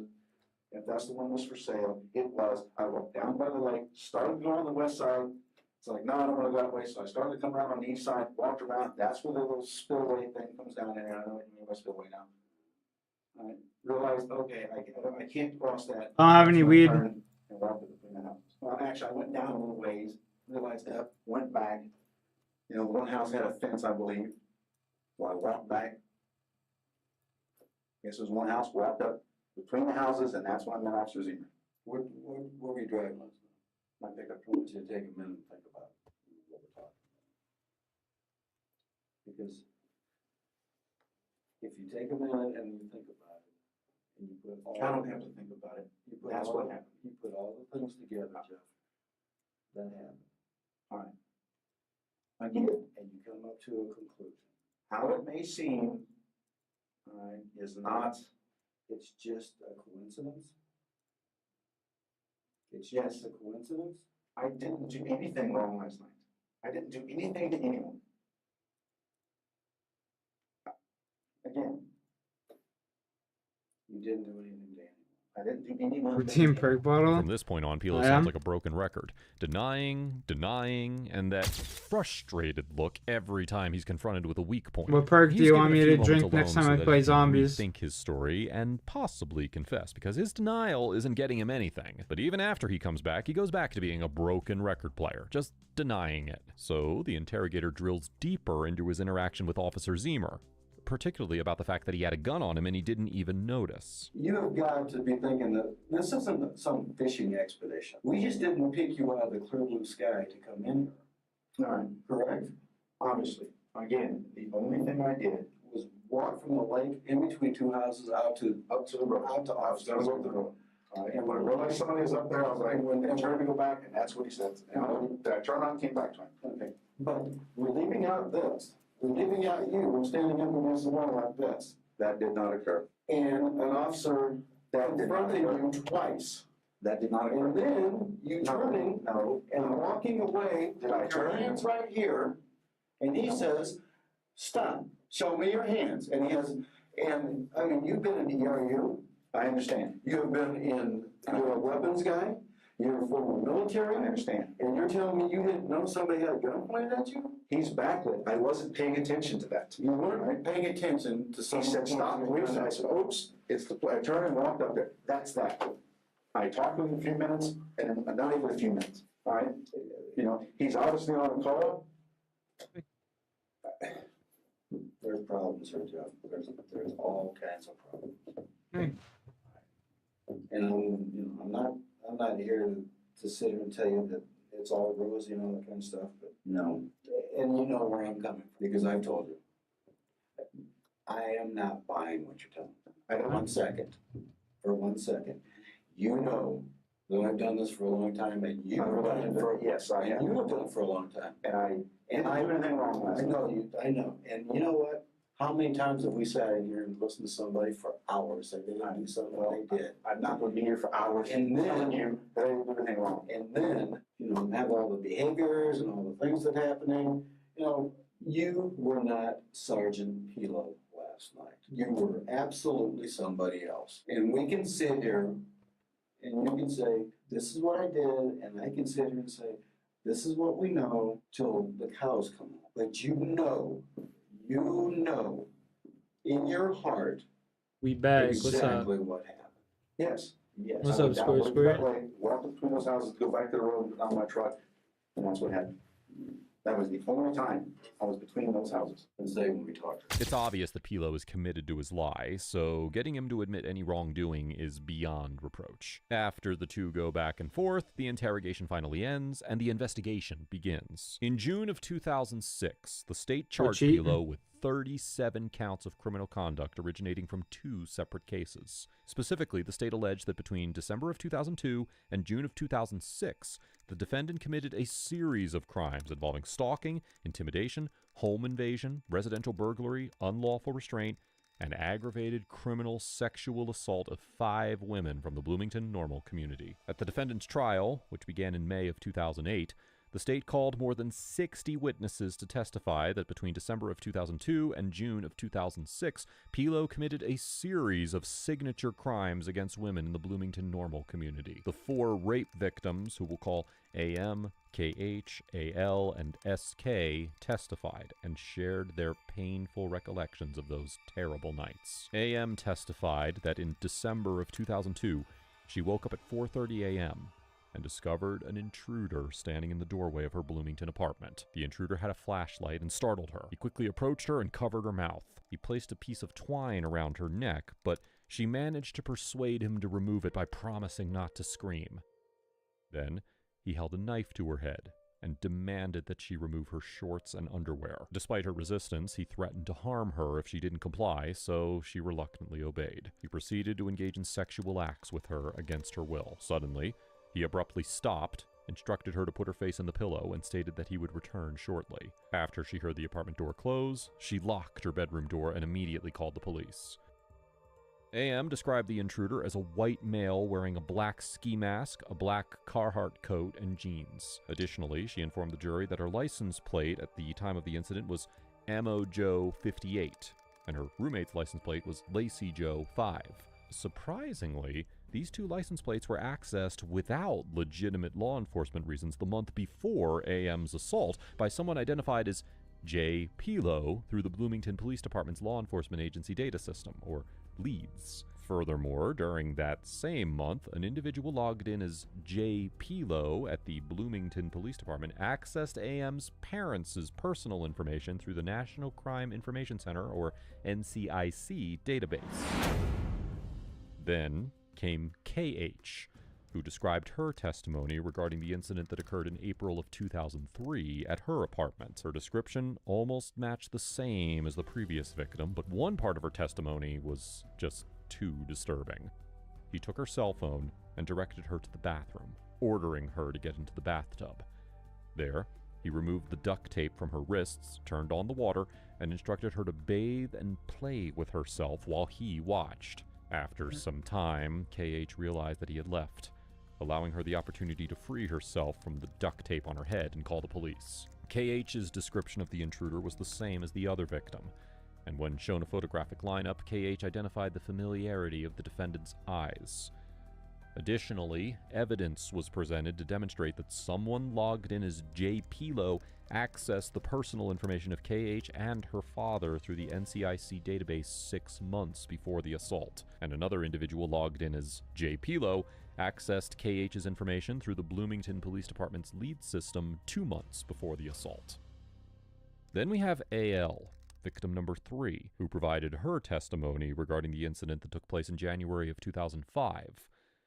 AL went to bed, and then later woke up to find an intruder wearing a ski mask standing at the foot of her bed. The intruder assured her that he didn't intend to harm her, and forced her to roll onto her stomach. A struggle ensued when he tried to put a rope cord around her neck. Eventually, he turned her onto her back, displaying a knife and claiming to possess a gun. The intruder questioned AL about sex toys, asking if she had any, and then inquired about beer bottles. What he did with those is too sickening to tell. At this point, the intruder claimed that AL had talked him out of the mood. He instructed her to take a bath and left the bathroom, only to return with a towel and her cell phone. After some time, she attempted to free herself from the zip ties, and the intruder re-entered the bathroom. He ultimately cut the ties, warning her not to involve the police and stating that he would be watching her. As soon as she heard him leave, A.L. called the police using her cell phone, which he had left behind. A.L. described the intruder as a white male wearing dark clothing and a sweatshirt with the word England on the front, with the hood pulled over the mask. Photographic evidence was presented to establish that the defendant owned a similar sweatshirt based on his family's trip to England. During the trial,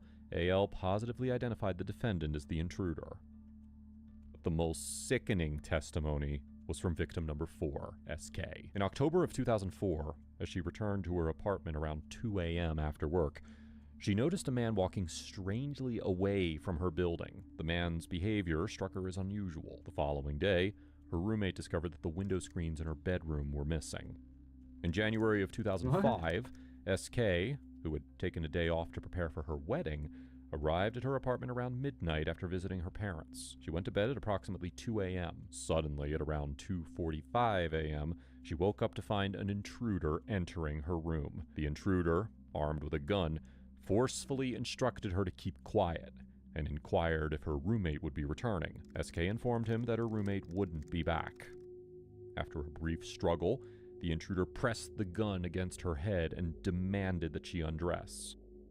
S.K. described the intruder as a white male wearing a light-colored University of North Carolina hooded sweatshirt, dark blue jeans, a black neoprene coat, black gloves similar to those worn by wide receivers, and a black belt, which he used as a utility belt for his weapons. He concealed his face with the sweatshirt's hood pulled tightly, and a black scarf covering his nose and mouth.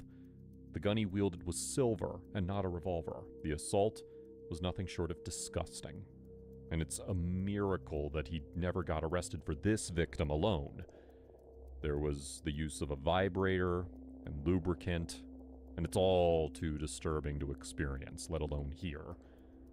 Throughout the assault, he repeated inappropriate comments and expressed a desire to shave her and assault her. After this tragic episode, he knelt next to the bathtub and freed her wrists by cutting the zip ties with his knife.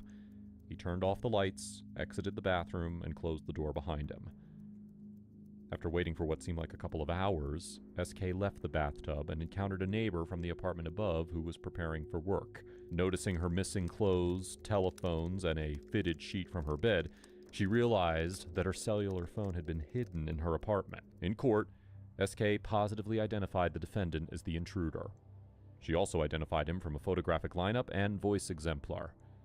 Furthermore, she testified that the intruder shared the same distinctive walk as the man she observed walking away from her apartment in October of 2005. The most unimaginable part of all this was what he did to these 4 victims, and he got away with it every single time. It's a miracle that the 5th person avoided this entire debacle by calling the cops right on time. In June of 2008, he was convicted of 37 counts and was sentenced to serve a consecutive term of 440 years. In 2011, Pilo's attorney argued that the verdict should be tossed because the jurors were shown too much pornography from Pilo's computer. Unfortunately, his horrific acts were all there, and the appeals court ruled that a few of the images weren't relevant, but that the issue didn't affect Pilo's conviction. The jury recalculated the sentence, and Judge Robert Freitag reduced his sentence by 65 years. So now he'll be out of prison by the year 2383. That is, if that monster is still alive. In the end, it was a stranger danger call that got this monster behind bars for 375 years. Despite his denials, his loudness, and his frustrated looks, his two-faced persona finally came into the limelight. This was how an ex-sergeant got 375 years in prison. And as always... It's crazy. Yo, Jayski, you still in the chat?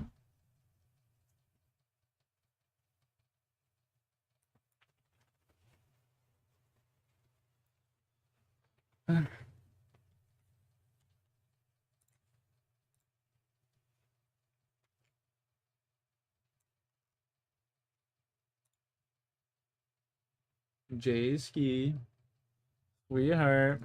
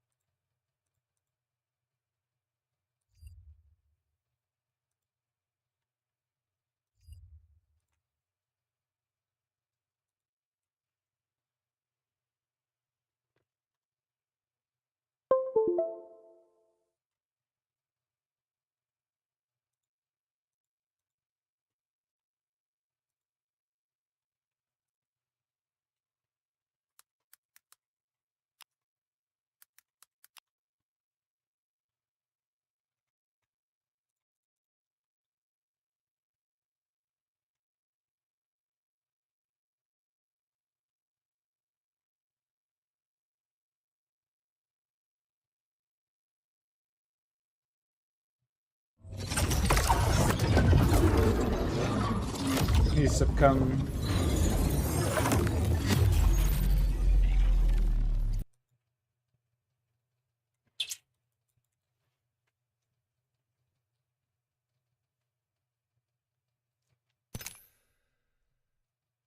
I'm ready for my shit to get hacked.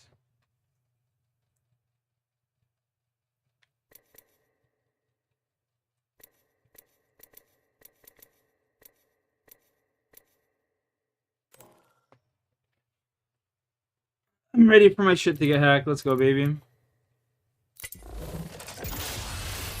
the difference between me and a shotgun?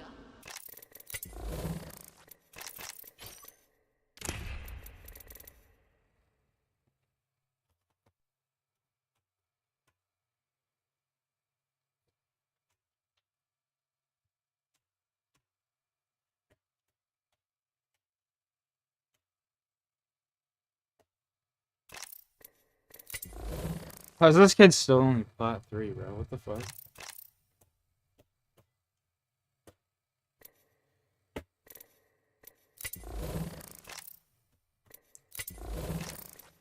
Bro, I swear to God, everyone's gonna be stuck in plat. Like, nobody can get out of plat. They're all just stuck in plat. That's funny.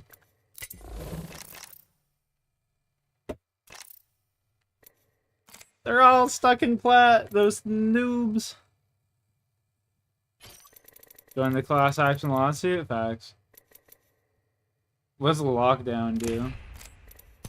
About 4 squads face off in a battle to hold. That sounds stupid.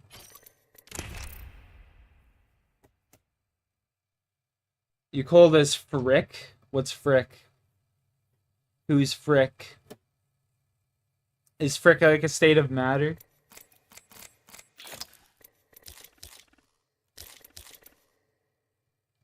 Aren't we supposed to get like 1 free pack?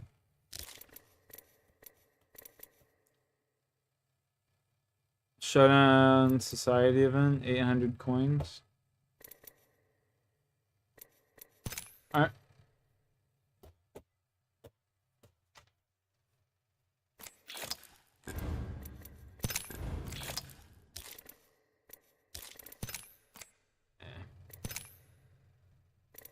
You gonna stop playing because it's annoying to solo queue? Yeah, for that.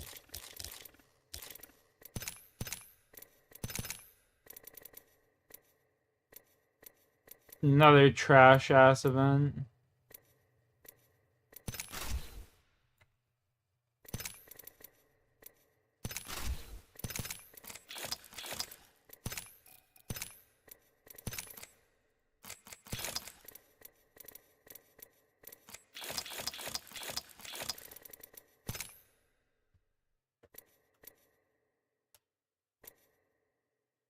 Jay, my boy. My little bitch.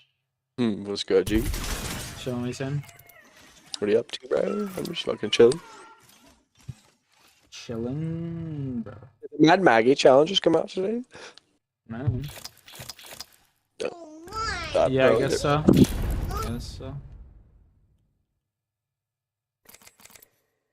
I guess so.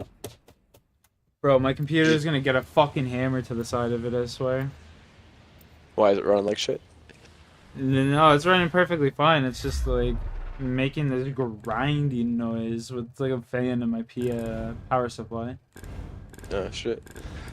I've got what you need. If you can afford it. You can call me. It's that thermal paste going bad, bro. not even any of that. It's just literally a fan in my. Gonna get messy. YouTube doesn't post your messages when you swear? Yeah, it definitely doesn't. YouTube sucks. Softer than 2-ply. Wet 2-ply at that.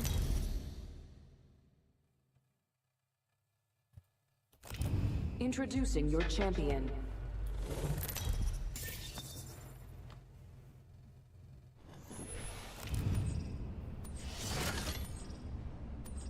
Oh my god, it's Stanley. Let's explore over there. Prepare for battle. I always like late jumping at a team. It's my favorite. No, Oh, they're not even coming here. I know. I'm tripping, bro.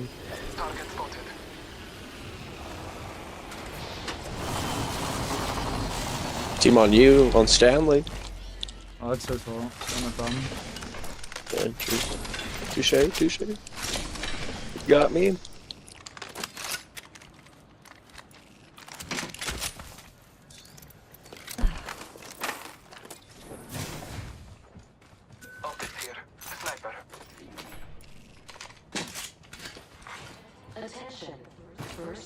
I kinda hear Lifeline's meta, bro. Why aren't you playing here? Some lobo me. I don't meta fucking jump. Dude, honestly, this whole update, I don't even think they touched Loba. It's crazy. It's kind of balanced, that's why. Usually when they touch updates, they just buff a legend that's really weak or really strong, nerf one that's really strong. Kid's just gonna instantly die.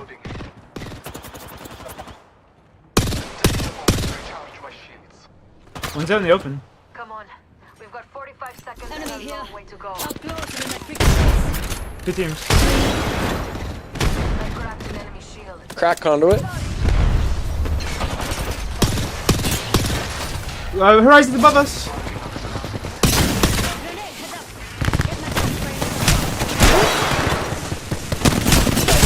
Okay. Get up the kid behind us, pretty good too. Cool. I like it. Hey, the sword guy is in our game. Damn.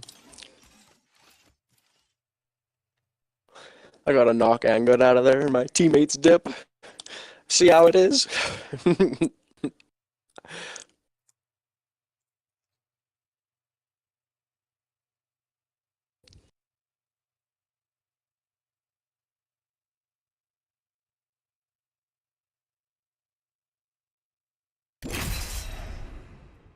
Good fuck.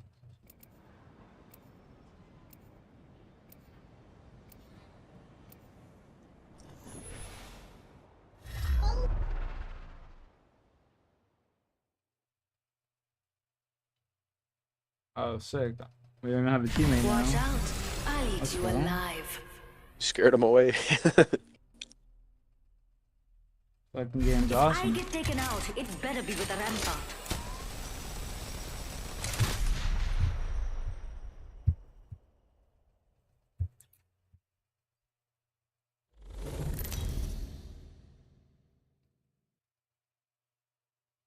Stop Asian hate. Champion. Nope. Any phantoms in our game too? Let's go. It's funny because like I always get put in the same games as all these kids. It just shows you how limited the fucking player base really is, you know? Oh yeah. I bet it's dropped. This new update didn't really do much, you know. They added Not like only older that- weapons in the. Not only that, but the fucking recent hacking and shit, this player base is like probably at lows. All-time lows type shit. I don't know about all time, but definitely low. Watch out. Oh I yeah? feel it. This fucking game sucks, dude. No fucking gun.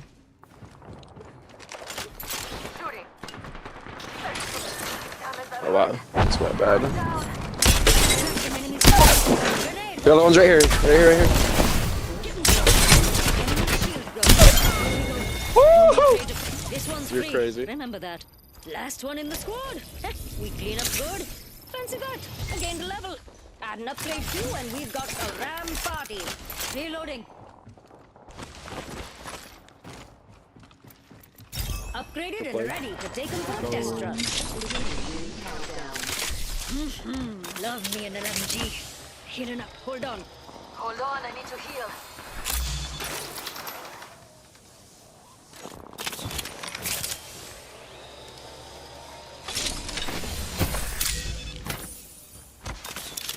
Healing up. Hold on. Hold on. Let's push this team to our left. They're fighting. Let's go. Let's go. This way. Let's see what we have over here. Are you already going? Oh fuck. There's a team across from us, Octane. Yep. Charging my shields. There's 2 teams here for sure. 3 teams at the least, actually. Valkyrie, kid to your far left. Hold on, I need to heal. We've got 30 seconds. They're pushing up. One kid's in the open. There's a team. White armor on that kid. Pathfinder 60 flash. Coming around on this side. They're gonna focus you. Done. Putting up some amped cover. Until the ring closes. Grab what you need and let's go. Pathfinder jumped out. Everyone's backing up. Hit him for 80. Healing. Charging my shields. Someone's pushing up from behind, I think, too. Whole another team behind. Okay. Come over here. Follow me. I'm coming. I'll jump to you. We've got to let these 2 teams start the fight, and then we can throw it down. The resin. Or maybe not. Far left. Got a full OT. Taking fire. Getting shot at. I'm just gonna leave this body here real quick. You're good. I can throw a shot too. I just don't want everyone to push us because of it. Because they Yeah. will. I just have an angle on me, bro. Cover for you, mates. Brutal. On us! Yo! Reloading. Tossing jump drive.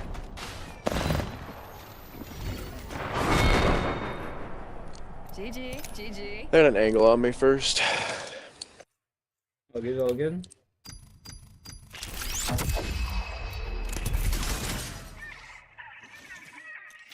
I was kind of relying on that low ground too much. Should have been up top. Mm.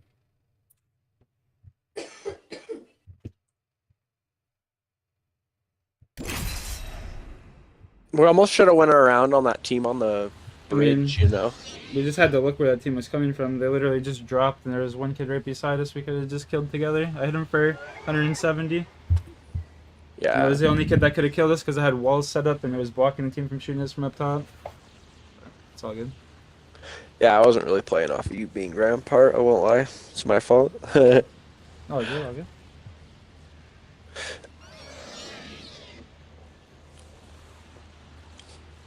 What do you have to do for those challenges? Is that what you're doing? Sorry. Yeah, I don't even know what I have to do, honestly. I forget. It's been a long time since I've done the show. Yeah. Been grinding RuneScape or what? Oh, you already know. Your stream's been pretty decent doing it? I mean, I could jump in here, but, you know, but... No, I don't really know, man. I don't pay attention to my streams too much. Like, the views and shit anymore. I don't really care about that. Yeah. I was just chit-chatting, yeah. Yeah, no, I'm just saying, I don't really pay attention. Like, I'll look at my stats right now. Past 28 days, I've lost 48 subscribers.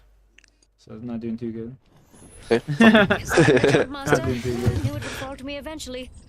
Desperation. We finished that gas station up today. Oh, yeah? That's even why I'm here. Yeah, not too bad. Pretty sick. It's pretty sick.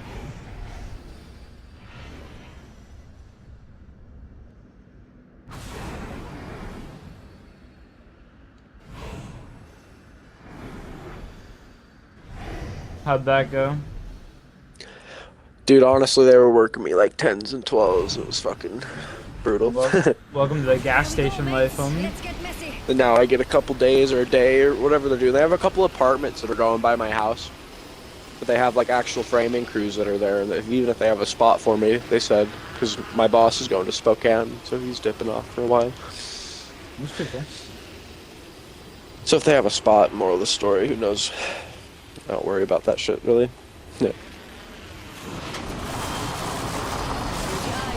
I actually have an airport hangar coming up. Oh, I'm dropping. I have to. Yeah. No, I was saying like I mantled the wall and it just threw me backwards. Attention. Round 1. Beginner ring countdown. Right. You have top still? Toss it on me. We've got a new kill leader. Okay, coming. I love this. His teammate's swinging around, I think. No. Classics right here. Found an enemy. Close. Octane below. Getting shot at. My kid's just to the middle. Coming up behind you. Classic 23 flush. Purple. Wait. Sorry. Lit him up. Nice knock. His teammate's behind me. Come in, come in. Killed him. Nice. Tossing up some amp cover. I'm dead. 90 on that kid. Knock one. He's in the corner. He's in the corner. This kid's a bot. He's got a shotgun though. He's scared, bro. He's got a PK though. He starts healing. Get him, please. Good try. Bro, my auto aim punched his teammate, bro. Dude, look at that shit. Like, go back on my stream and watch that. My auto aim punched his teammate, bro. I was looking right at that fool. It has 1 HP. I'm for 75. But bro, my auto aim fucking sucked right onto his down teammate. Bro, I tried to kick the door and it punched it with my fucking air instead of kicking it. And I go, yeah, this is dumb.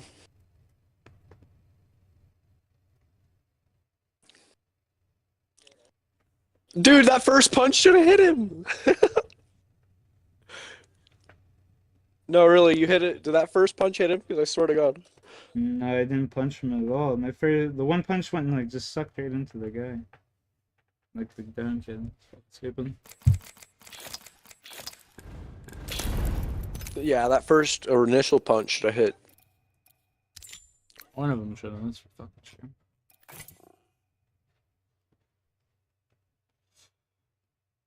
Rampart, deal 5,000 damage, survive 20 ring closes. I've literally survived 0 ring 20? closes. 20? Bro, that's like 3 whole games. Of like milking the ring out.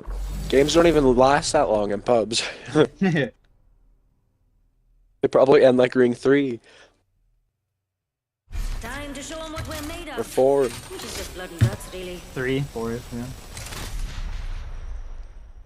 You just have to go like relax maybe the like second to last team. there's only maybe like 10 times I've ever seen like a final ring in the pub.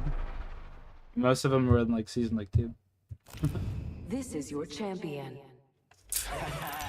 Really, everyone just apes each other in this shit. Yeah. Rocky, what's up, dude? Right. My dog's like looking at the wall like he's retarded.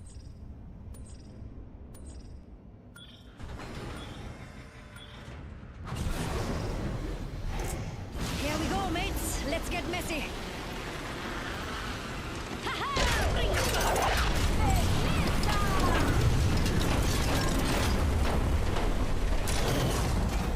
Team going houses, it looks like.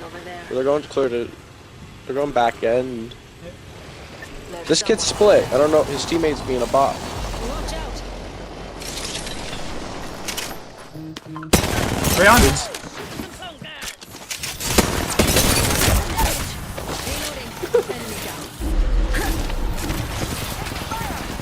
He's so cracked. He's cracked. Literally 50 HP. Now you good? Up and at 'em. You know, I'm starting to jump on the I hate this game bandwagon with you, bro. I gained a level and an upgrade. That kid should have died. First blood. We took it. We This is bought not it. as Wrapped like, it up in a bow. not as fun as what it used to be, that's for sure. Ability spam legends, is what I call this shit now. Long way to the next ring. Lots of ground means lots of treasure. Recharge my shield. Yeah, and you gotta like keep up with the patch notes type shit. I hate that shit, bro. Something I liked about Black Ops 1 back in the day. There's 2 updates for the entire game's lifecycle. And they might change a couple guns or, yeah, a little bit. Literally 2 updates. And one update literally did nothing. Yeah, I In got this it. building. He's weak. 120, 120. Okay, clearly. He's going back inside. I'm aping. I don't know why. Fuck it. Shooting at me. Fuse 80 flash. Knock.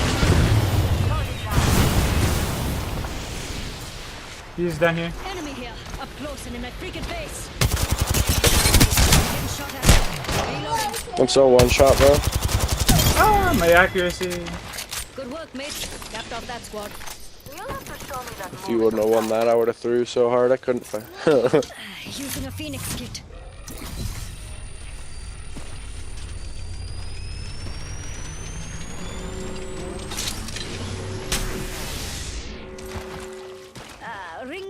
and we're all outside. Let's not die this way.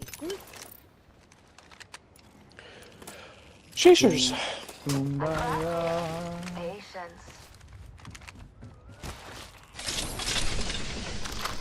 Hold on, I need to Someone heal. singing my Lord.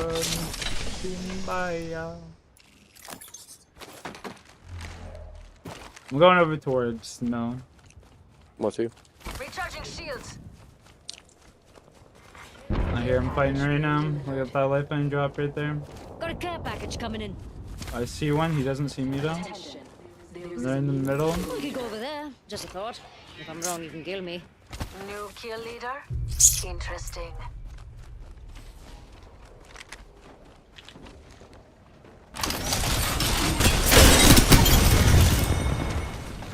Damn, that kid was in our last game.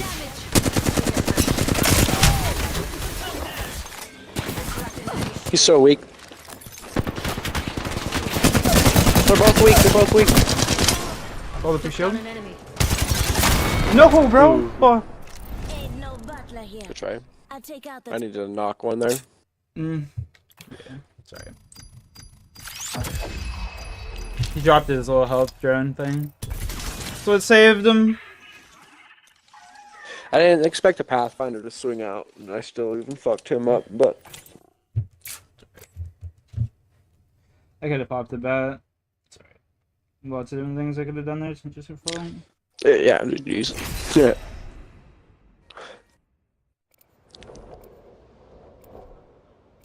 I don't know how crazy this game. I'm feeling it.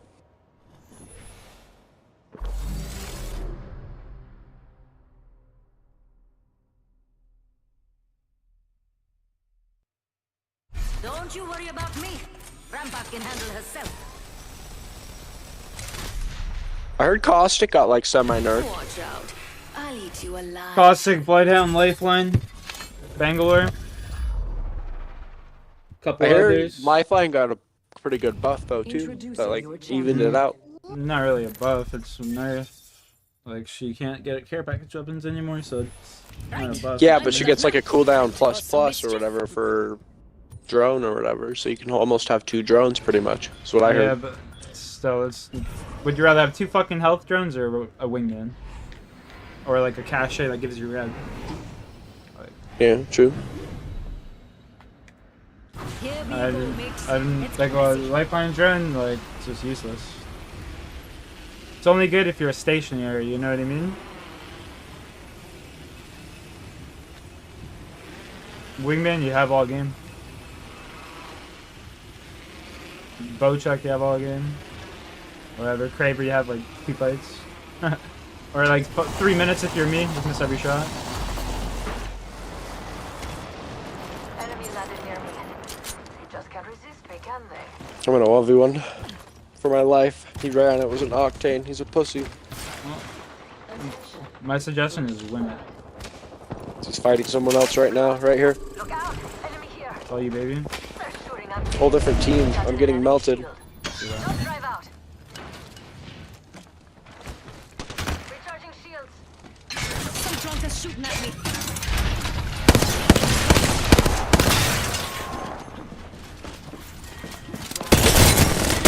Revenant's a bullet, up top,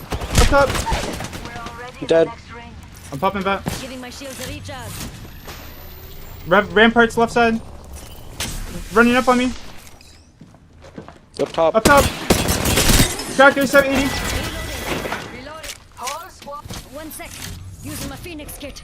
Healing.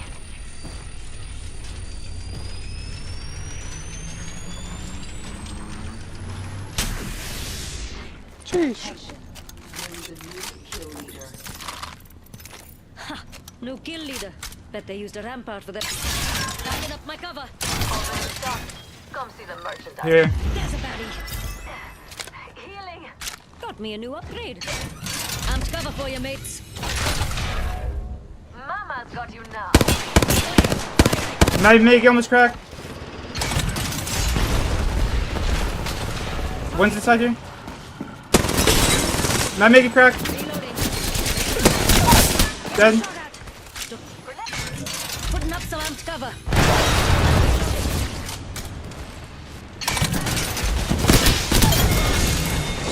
I shot that into the swing. Yeah, it's alright. He's zipping up top. I'm pushing a skid. He's all the way up. He's dropping. He dropped on me. 40 on him. He's gonna go back up. He's so one shot, bro. He's not even up top. He was though. Commissioner too, and he got over. Okay, if he's up top, you got your bracelet. Why don't you just queue instead of just climbing up? You know what I mean?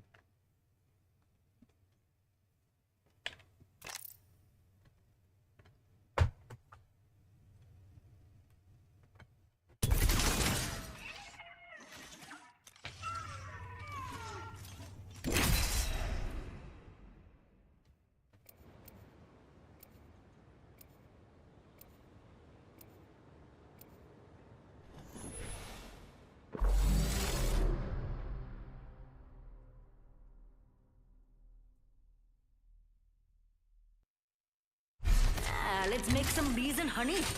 Meet back at Wits for a pint. The girl with a cold hard cash is always Miss Right.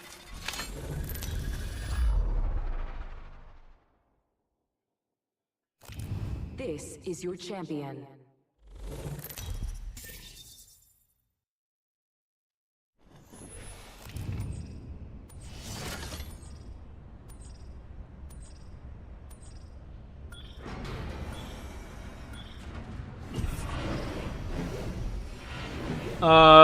Zakia Wilcox. You want my settings for this?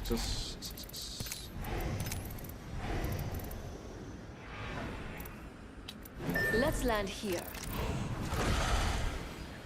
There you go. Eyes on the prize.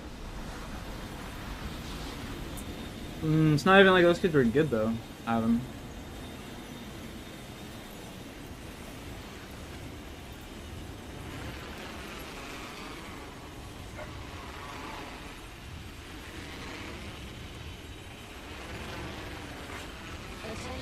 There's a solo landing right here.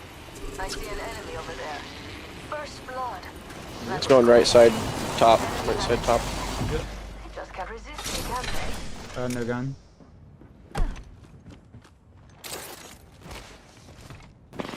G7, you're. Then I'm fucking dead. New kill leader appointed. Reloading.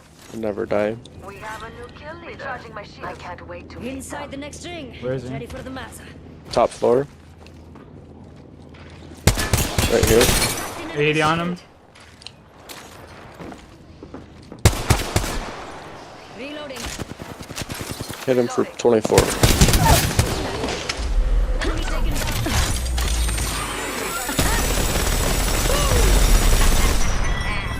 Reloading. I spy an enemy.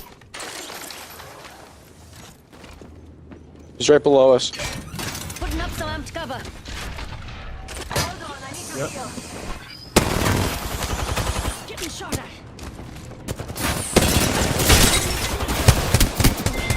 Got me an upgrade, mates. Must have leveled up. Good shit, Jay. The end of that squad. Hold on, I need Those kids were trying to rat on us. the lifeline was trying to rat at you, yeah. Healing up. Hold on, hold on. Feeling Rats, bro. upgraded and Welcome to the shop. Eu tenho de tudo.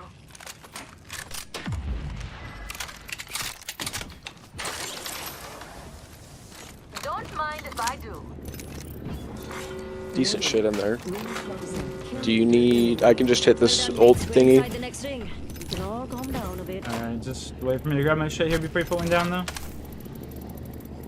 Oh, I was just... Yeah, okay. You can hit it whenever. You're done? Yep. Did you take that 2 times? I have it 2 times, yeah. Is it the one in the shop? No, it was on the kid's body. Oh, I'm Extended taking light this mag 3 here. times. Level 3. Oh, you just scooped my battery, you little bitch. I've got your back. Care package coming in. Literally, I pulled it out of the thing and it dropped it on the floor in front of me and then you scooped it. I'll open this Foul. little lifeline package. That's and foul, bro. We'll get another one. How could you do that to me? Thought we were friends. Even. I thought we were friends. Even. I had this cannon. Should've grabbed a little bit more heavy. Whatever.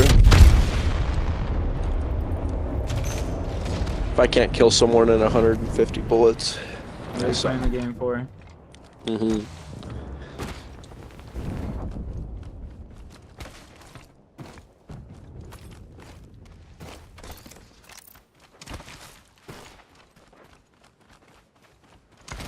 Did you get your 2 event packs for 100 coins? Or it's 1 event pack for 100 and then you get another one for 100?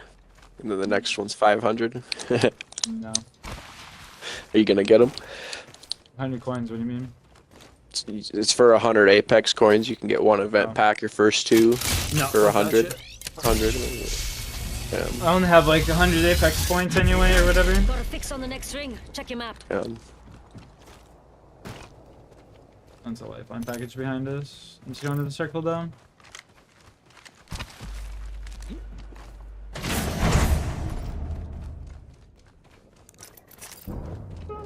Yeah, don't they usually give you a free Apex pack anyway with these events? I thought they were supposed to give you a free pack. Like last time. I think it's you have to get it through the shop. There's like the event currency or whatever, you know? Yeah. But remember last time, Jay, how they just gave you a free pack to start? Oh yeah, they did, huh? The what's it called? What was that gas Buster Sword? And what was that event? You know that event? They gave you a free pack to start for the event. That's because remember I got the stickers for it. Yeah, they're cheese balling. And you got the Watson skin. Or the lifeline skin. No, you got the lifeline skin or some shit. I can't remember what it was. That you got. It was like a dope ass skin. Yeah, they just want you to spend $1. Yeah, essentially. Think about it, man. They got fucking 1,000 people that buy one. Oh, it's just $1 for a pack. Yeah, a million fucking people. Yeah, 1 mil. Yeah, even a mil. Yeah, exactly. Ah, fancy that. Medkit, Ox, shield cell here. Upgraded and ready to take them for a death run. You think anyone even buys this shit? Even like the streamers? Like that's crazy to me. That's like the biggest. This should be like the biggest scam of the year, bro. There's nothing else. It's. I used to buy the events and shit, but I stopped a long time ago. Yeah. Once I got put on with like season 10, I stopped buying events because I got put on PC, and I was just like, bro, I can't even use my heirlooms and shit. Like, what the fuck? You know what I mean? Yeah, touche. But this versus the Buster Sword, you can't tell me the Buster Sword's not like 10 times cooler. Here, let's check out over there. I don't even know what this is. I don't know. They just new heirloom? Yeah, it's a universal. Grenade out. You just throw nades for the nades? I don't know. Thought they were gonna fucking push us. Good lord. I wasn't sure if you'd seen something or like what the scoop was on that. So I was asking. I figured those kids saw us off the fucking survey beacon and they were gonna push that head glitch, bro. That's what I would have done. Buck says they went up top here like a bunch of pussies. Let's check out over there, mates. Yeah, I don't even care. I'm sending that shit, bro. I'll queue up top like a fucking Lobo man, okay? Gibber. Got a replicator coming in, mates. Don't drive out. Hey, look. I don't even think they're here. They went down low. This one. I see an enemy over there.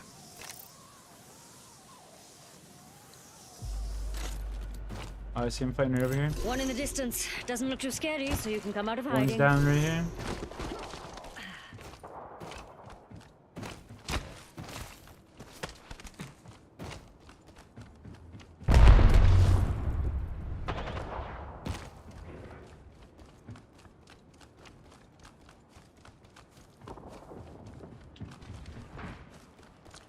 Are they like rezzing or?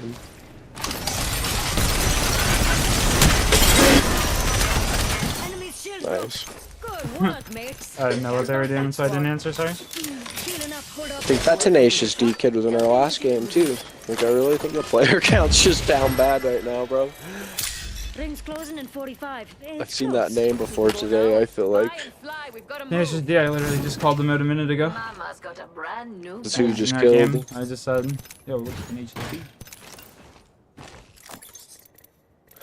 We've got 30 seconds to get to the next ring. If you go down, I'm not carrying you.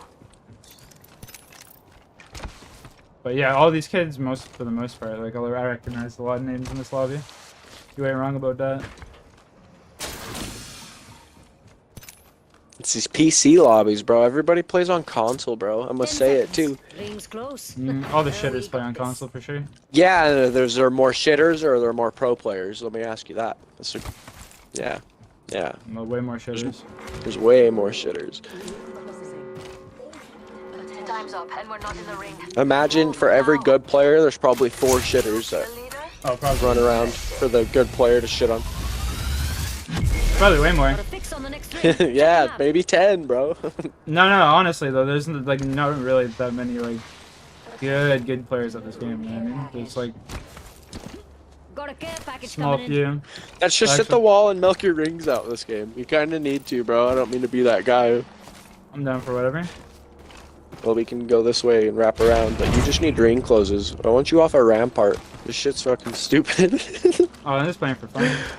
I play for fun too, but I know you're semi-playing for challenges, aren't you? No, I don't even know what the challenges are, dude. You just read them to me before the game started. Really watch this, bro. You're gonna shit your pants. 100 on that kid. Bro, my fucking Q did not go where I wanted it to. It's because you queued in midair like a knob. Shut up. Can't just be nice to your console friends. No. Definitely not. It's in my, not in my vocabulary. These kids were sitting here farming prowlers and you had to come shit on them, bro. Like,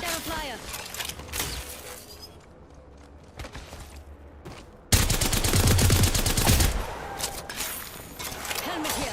Level 3. I got one. He threw me a fucking mag yell too, which just boosted me right to him.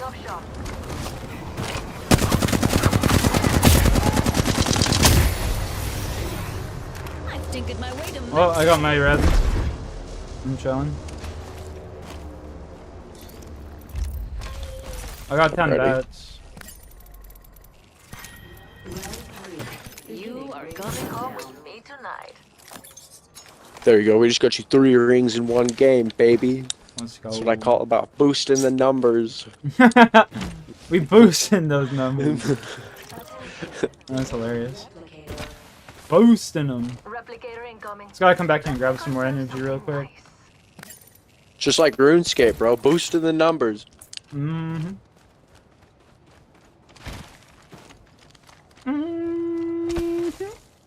Yeah, I'm gonna put this wall down I'm here cover too. for you, mates.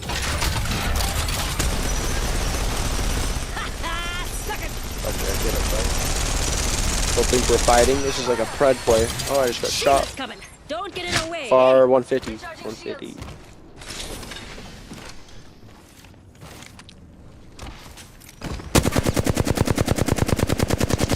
I think we just got Valk ulted on. There's a team Valk ulting in the air. Or no, what the fuck was that? No, there's something landing in. Oh. This kid's wide in the open right here. Just stay underneath the wall, right here. Stay underneath the wall. Oh, I was gonna push. 40 red, almost cracked the red out there. Use the bubble.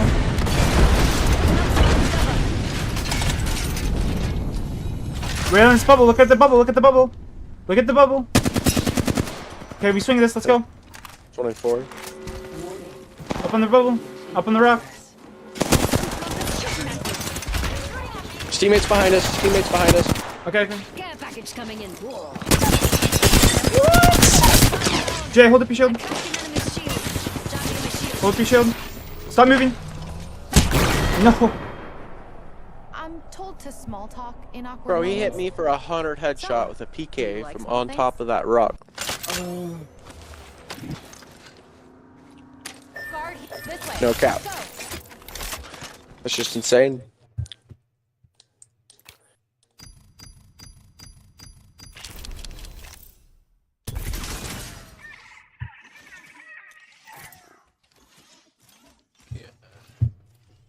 Just outplayed. Can we get off a storm point? 45 seconds, bro. Let's talk about the weather in Canada. Shitty. Sports. We'll talk about the sports broadcast for a second. You watching anything? Double overtime Lakers game? Did you see it? No. As I said, just bring it up to conversation. Best white boy in the league, Austin Reeves. I'm saying it now. Alex Caruso. Bro, he can't even drop a 20 piece. You about the gambling thing in Toronto? Eh?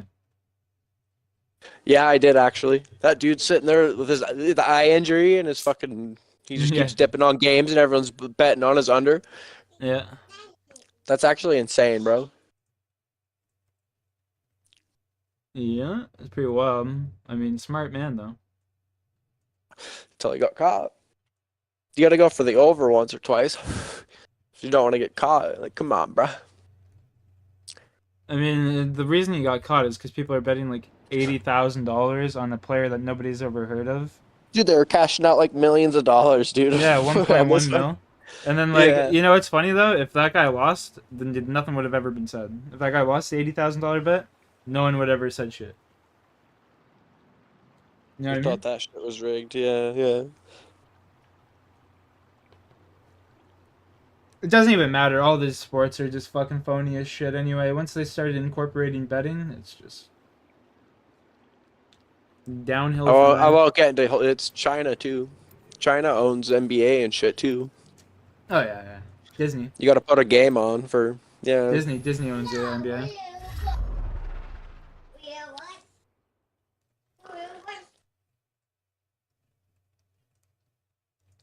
Only the best for my friends. Not my boy Braun.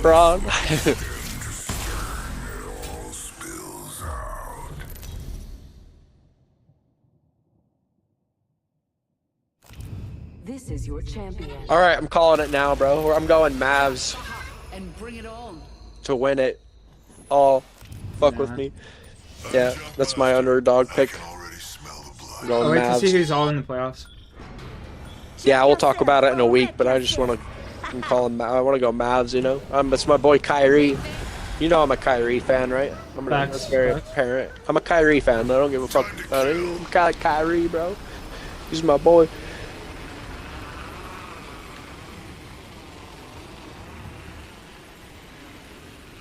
One team?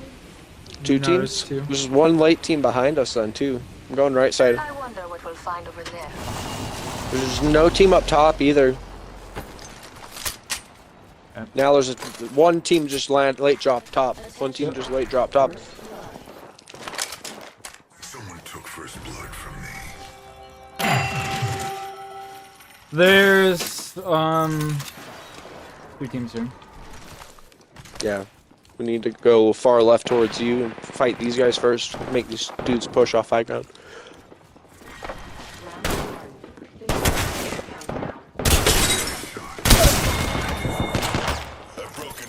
I'm with you, Last one's finished. They're all Quite the killer. But life one's in here. We're gonna push Pathfinder up top. Open the doors! Jay, come. I can't. I'm fighting a Pathfinder. Alright. Fuck. Until the ring closes. We've got a hike, and I'm in pumps. So let's go. Took care of that one. Recharging shields. Kill leader. We have a new kill leader. It's 1v1. Good job, it's everybody. Up. Another squad down. Woo! Reloading. Fuck with us, boys. Shops open for business. Let's go. That kid dead ass started rezzing right by us, bro. Don't even. They think we changed knew we were there. Revenant's abilities as well.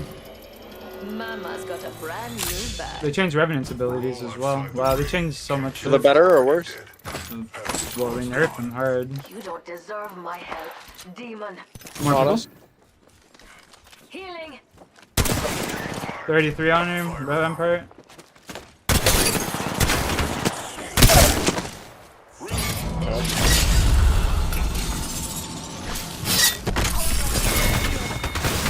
Up top.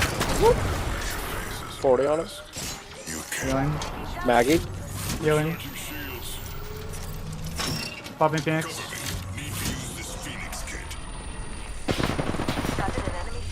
Phoenix getting. He bottom left, bottom Cracked floor. him again. Cracked him again. I'm taking it back. He's not even by us.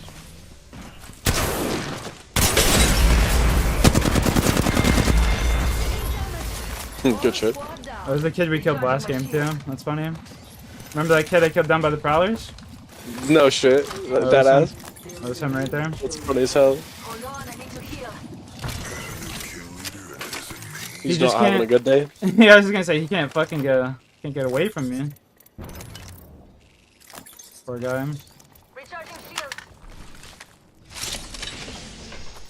See, we're gaining our ground every game, just a little bit further. Yeah, they Edger- nerfed the shit out of him, bro. Oh my god. What is it? Like, It doesn't even really matter though, because it's not even that bad of a nerf. Because like, Revenant's ult, when you knock somebody, you get your ability to Q anyway. So one of his abilities is when you knock someone, you get your Q. okay. So okay. it's kind of not really even worth getting that in the first place, because if you pop your ult, you're gonna be able to get your Q back anyway. So it's just like it's kind of like a secret buff, but it's also a little bit.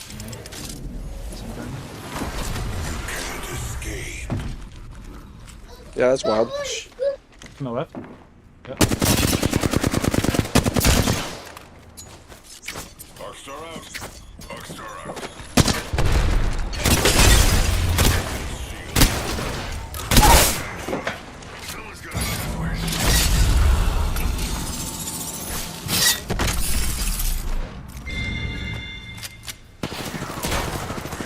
Enemy right here. Reloading.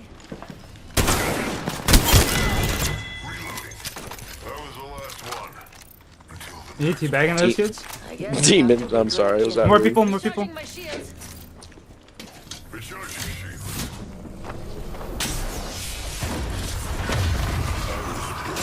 On me, over here. 88 on one. 74. Dead, so one shot, yeah, one shot. To your right, to your right, to your right. Above you, above you.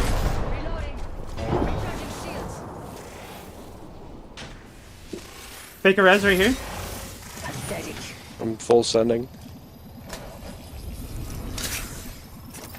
Alright, that's cool. Recharging shields. Right above us, so. Let's go get him. 88. Another squad down. Open up shop and shut them down. More. Above us still. More. 50 on him. No kidding. You have any eighth ordinate in the door? He's in. Yeah, almost cracked. 2. Oh, I'm dead. No. I said danger close. Weren't you listening? I should just pop the kit first. I should have just got ammo later. Fuck, man. Oh my god. That was a team to beat too. The kill leader. If we beat them, we would have fragged out the rest of the game. Okay. No, not you, sir. No, you're good. Fucking shitters.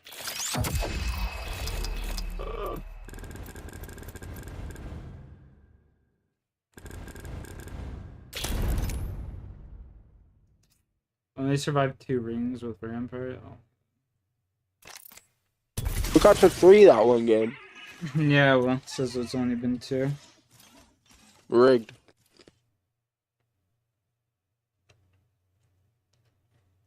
Rigged indeed.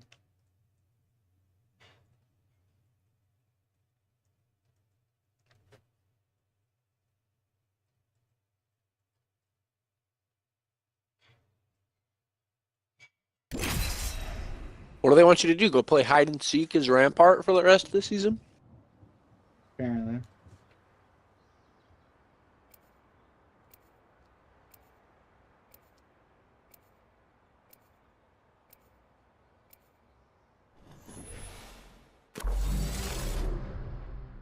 Hell yeah, my grandma stole like 80,000 from me as a kid. 60,000, how do you have 80,000? If I ever let you down, it's probably because I grew a bit tired of carrying. Whenever you heist, do you ever even lose points? Yeah. Enough flirting. Oh. Save it for when we win. Not very often. Probably the best way to make points, you know? Your champion. Yeah, it's just wild. I didn't even know you could do that shit. To a shark like me.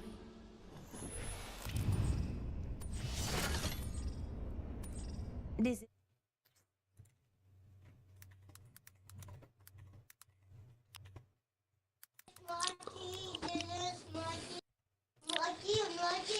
$50 teams.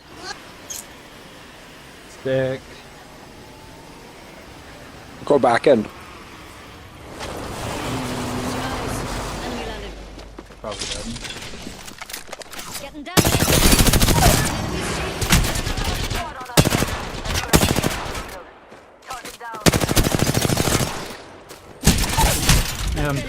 I got one over here though. I'm proud of you. Oh, he just tries me. We're not a team to hold on, I need to heal. I'm sorry. Oh, good. I was in a fight for my life. Take a note from a friend of mine. Next time, acquire better loot. Round 1. Beginning ring countdown. The next ring's far. There better be something good along the way. Wow. Let's see, we're getting put in the same lobbies every time. Bubbles, we killed those kids last game. Well, this is literally spot lobbies we're getting put in. Whoa.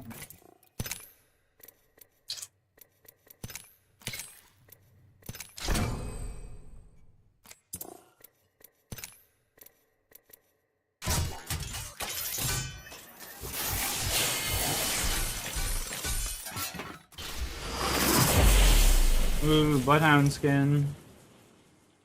Let's go. Is there really someone named Canada Kid? No, it just does that. Oh.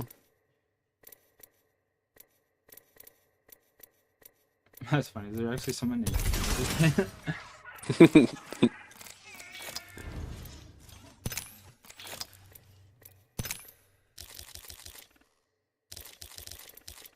Wait, is there a new death box or something? There's gotta be, right? Yeah, there is too. Let's see this shit. Oh my god. Yeah, sorry for the losers that get fucking sucked into that bullshit. Just get the skin I sent you? I don't know. Maybe. Damn. What if it was like some $50 skin, bro, and you wouldn't even look? Skill issue? That's crazy. Trust nature, then trust yourself. I'm looking for someone special to take out. Skill issue, brother. There we go. Now my Kill Demon Canada's coming back. Introducing What do your you mean? champion. Playing fucking Bloodhound, bro. You're gonna drop 10 kills this game. I mean, I had 7 kills either last game or the game before that. I am the jump master. Oh, well. Have faith in No, our it wasn't the last game, it was the game before that. Because we Was just it? died off spawn. Better lies below. Damn, son.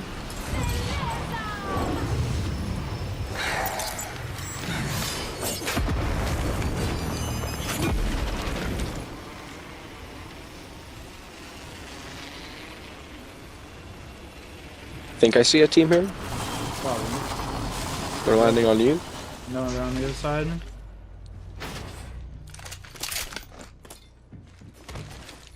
Okay. Love when I go to wall bounce off something, I just like mantle the wall. So funny, last game you're like fucking, you're pushing a team and I'm fucking got a G7. I'm like, oh fucking.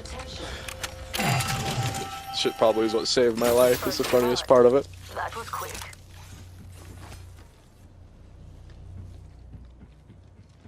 Thank you, Marianne. Hostile spotted. And his button.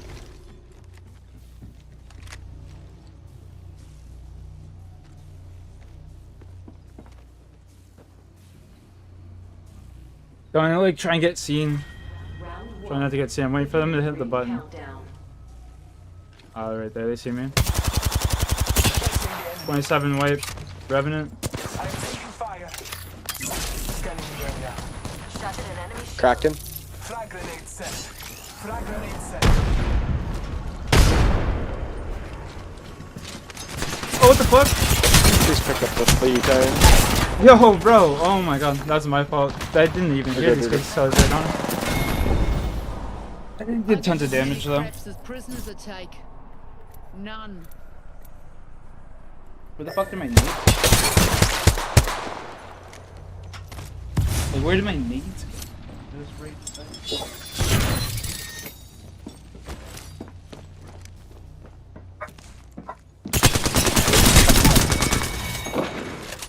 I leveled up. Time to refine my skills. Appointed.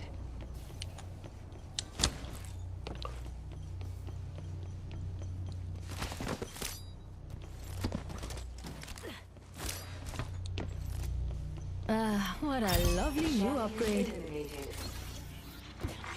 Warning. New movement in progress.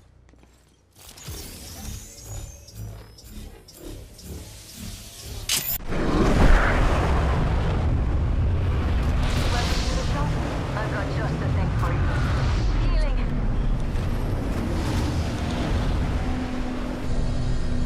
Let's go, baby. Woo!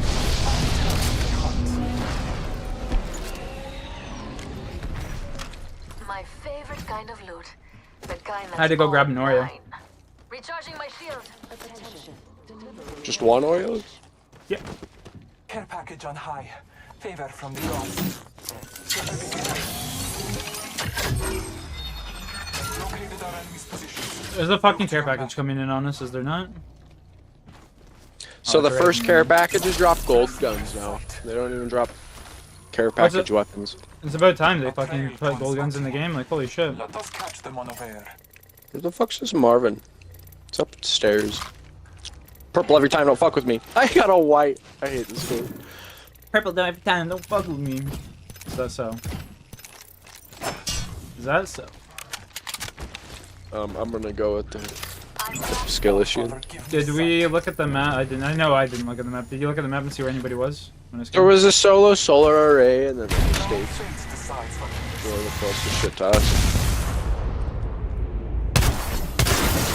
We want to work our way to estates probably, or thermal.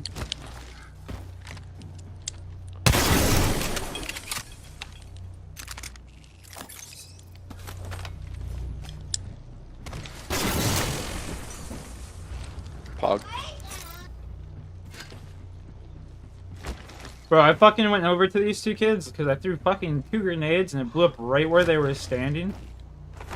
And then, like my nades blew up right where these kids were standing. And then I moved closer. Don't hear anything. And they're just like ratting behind these boxes together. Waiting for me.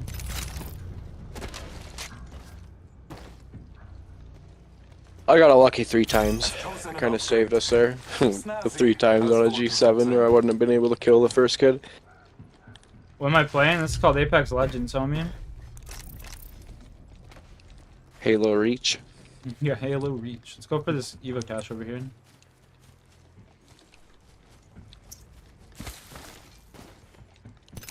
I love Loba so much. I would have missed that gold mag if I didn't fucking play Loba. You know? Is she alright? Yeah, bro. I would have never saw that gold mag, and I would have just came with you this Evo cache, and I would have been gold magless. You would have been bagless, would you? Yeah.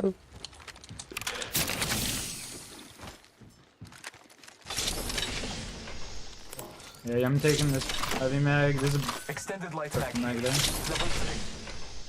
Got one. Good looks. I'm sacked. We're gonna have to win this game now. so I can get my Apex currency up. A trail to Unscotty. Get my bitches up. I gotta win this game. Yeah, bro. Bitches only like wins.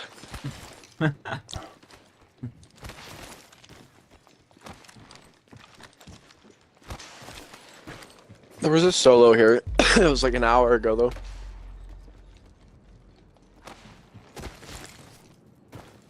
You sure it was a solo and you weren't just zoomed super far out and it could have just been stacked on top of each other? Yeah, he's all ratting into it. That'd be funny as hell. It's literally stuck inside each other, just ratting there. Like no one, not even sign of people. There's a beacon here, isn't there? Nice. There's a solo, see? Marking our surroundings. The fuck He's is running. this kid doing? He's running. I bathe in their blood. Get him. In combat. Get him, What the Jay. fuck is this kid doing? Oh, what the hell? He's weak. What the fuck is this kid doing? Dude, that kid has been here all game and hasn't looted anything. He was planning on ratting. Is there like Mad Maggie challenges? Yeah. Yeah. That's exactly what it was. Goofball. And loser. Good bloodhound scan. I'm dead, bro. It's kind of the funniest shit I've My seen kid today. literally heard us fucking walking around and just ratted in there. He's sitting there for the rings zones. You know what I mean? Yeah, he didn't even loot, bro. Like, sat there all game What and a got one fucking ring. loser! Fuck. He got one. He got one ring up for that. That whole game. Imagine, like, what a fucking loser, dude. Imagine Just doing go that play shit. Mad Maggie, dude. You'd still, yeah, I don't know. That's baffling. That's actually insane. He's probably like sitting on TikTok, doing nothing. Offers an upgrade. Yes, this upgrade will do nicely. Marking our surroundings. What, for a Wraith skin? Come on, bro. No, you get that season 4 flatline skin. Oh. Oh, it's like super broken. They're gonna fly right to us, Jay. Okay. I hit those.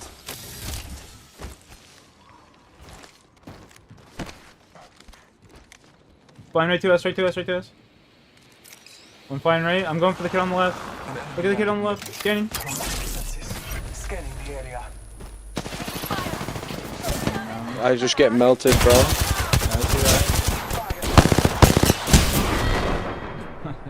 It's my I'm fault. hopping off, brother. GG's. Yeah, GG's, dude. Thanks for playing. No worries. GG's. What do you think of my new Bloodhound skin? You still here? Yeah, dude, that was pretty fire. I fuck with it. I look like a businessman now. Business hound. Did you Business actually hound. buy that? That's what it's called, the Hound. That's what I got for my box, my crate or whatever for Oh, you lucky ass motherfucker. That's a good ass pull, bro. Not bad. It's better than I got stickers, bro. I want to hear shit. I from mean, you got the skin last time. I got stickers. You got last time. I got the skin this time. You get stickers this time. I got stickers and a Horizon banner. You see the Horizon banner? You mean the Octane banner? I got the Horizon banner. Horizon banner. There's no Horizon banner. In the the event. Yeah, that's what I got for my pack. Yeah, I only got one pack. I only got one pack. Although you can get another one for. Oh, did you use your coins to buy that? Yeah, Is that how you got 800. that? Yeah, I spent 100 coins and got one pack or whatever. So you get two of them that way. It's still you have to get 32 cosmetics. Bro, It's one crazy. pack is 1,600 fucking crafting material. Suck my ass. 1,600 crafting material? No fucking shot. Yeah, they want 2,000 coins a pack after all the discounts. Quotation Yeah, marks. suck my ass, dude. That's crazy. And they have like 36 things in this too, so it's not even like you're really getting a discount. And a lot of just filler shit. That's like banners. Banners and shit like that. Yeah, it's dog shit. Not even like a Loba skin or like a They're filling it with dog shit, bro. My god. Yeah, dude. Thanks for playing. That was fun. It was a little stressful. I don't really like the update. Like, I like it. They I didn't like do much. Apex. Well, They no, didn't do much. they did tons of shit. They changed around lots of like characters' abilities and shit. Like the order in which you get them and stuff like that, and they changed a bunch of them for sure. Like Revenant, they swapped around his. Bloodhound, they swapped around his. Lifeline, they fucked around with Bangalore. They fucked around with so many characters. It's crazy. I like the meta earlier in the season, honestly, more than now. I agree. I'm opening my pack. Let's see I what didn't get shit. Oh, I got a gold. Ooh. It's a fucking Watson fucking emote. There's a finisher actually. That's actually sick. Okay. Finishers are cool. At one point, I had every finisher in the game. That was my goal when I first got Apex. I was like, hey, I'm getting every finisher in the game. Every finisher. I got a Bloodhound frame for the event. Is what I got for that. Oof, rip. I got the skin for the Bloodhound. Let's go. Gommel, get on my level. Gommel. Gobble gobble. What are you up to for the rest of the night? I might play this for a little bit, and then if my boys get on, Play some we've been fucking around with some Minecraft craft or whatever? Yeah, Nice. it's decent. No, Until we get burned out of that, then I'm probably back to Apex for my. I feel that.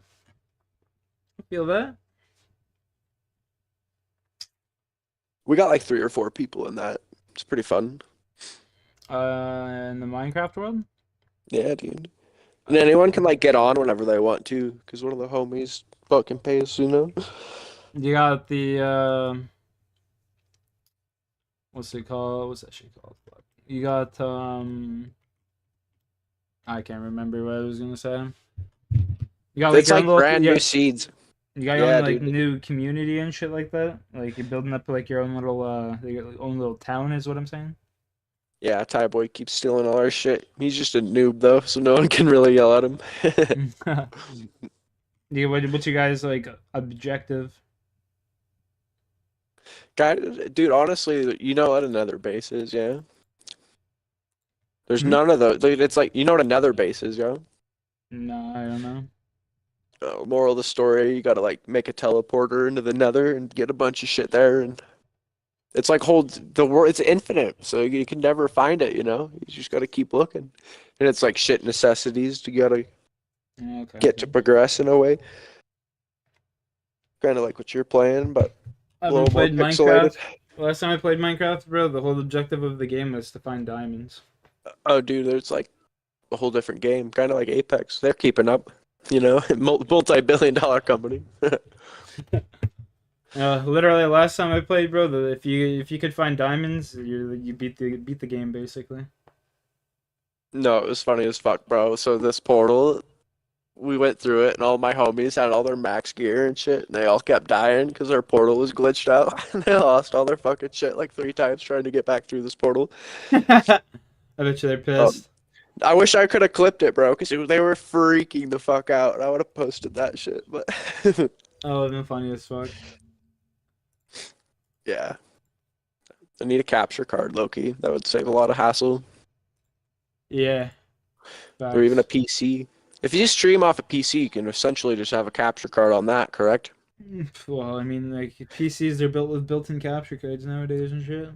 I'd still want to play console games, like console. I wouldn't want to play with all the PC tryhards, you know. Fair. I'd want to be a tryhard still on console though. Like I don't know. You just want to beat up on all the little kids, is what you're saying? Yeah, All the pretty little much. kids that can't fucking buy a PC, you're just like, I want to beat them up. Yeah. All those kids on the old gens, going for them. I'm just strong. Well, fuck, that's what I benefit off of is being on the higher gen Xbox, playing against these other kids that are still on the Xbox X or S or whatever, you know. Yeah, I feel that. I Every bet time I like see 60% of the player base is on the older gens. Like, Oh yeah, for sure.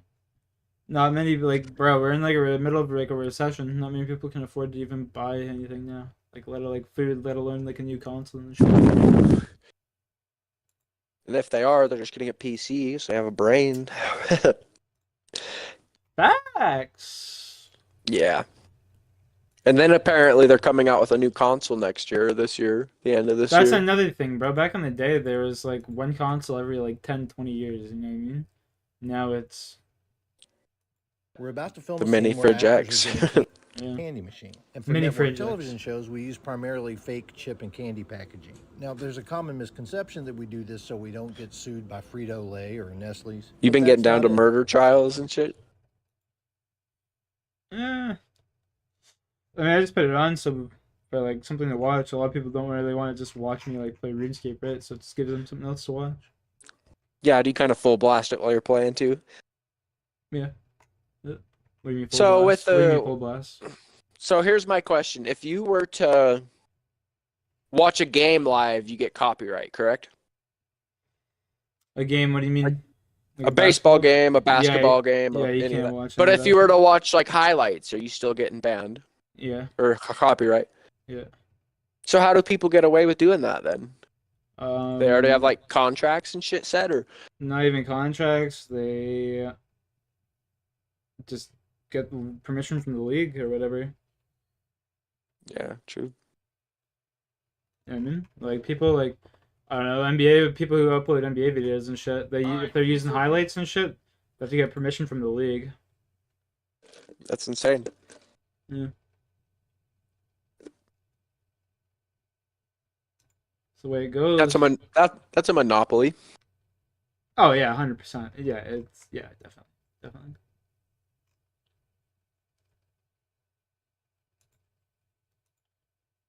You ain't wrong. Actually, I bet you could sue because of that for sure. Having that being monopoly, you ain't wrong about that. Actually, Jay.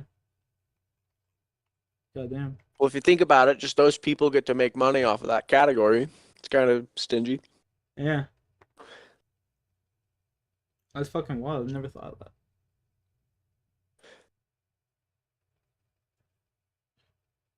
One, two, three, 4, 5, 6, 7, 8. 11, 12. 16. So 27. Okay. 27. 27 times 99. 27 times 99. 2,200? 27 times 99. 2,000. 27. It's 2673. Okay. I was off by 473. Damn.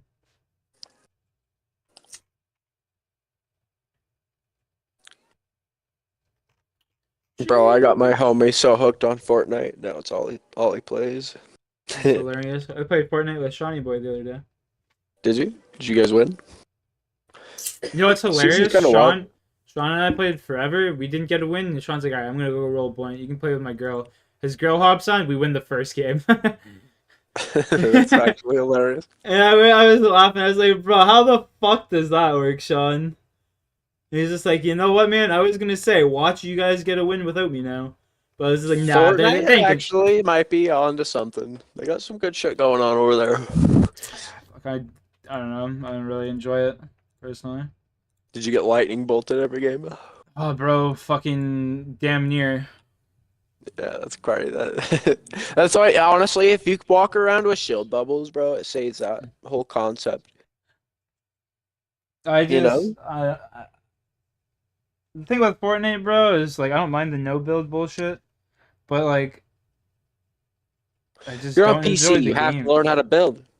I just You're don't on enjoy the PC. game. I just don't You enjoy just the have game. to know how to build. I just don't Yeah. enjoy it. You know what I mean? Like I don't like the third person aspect of it.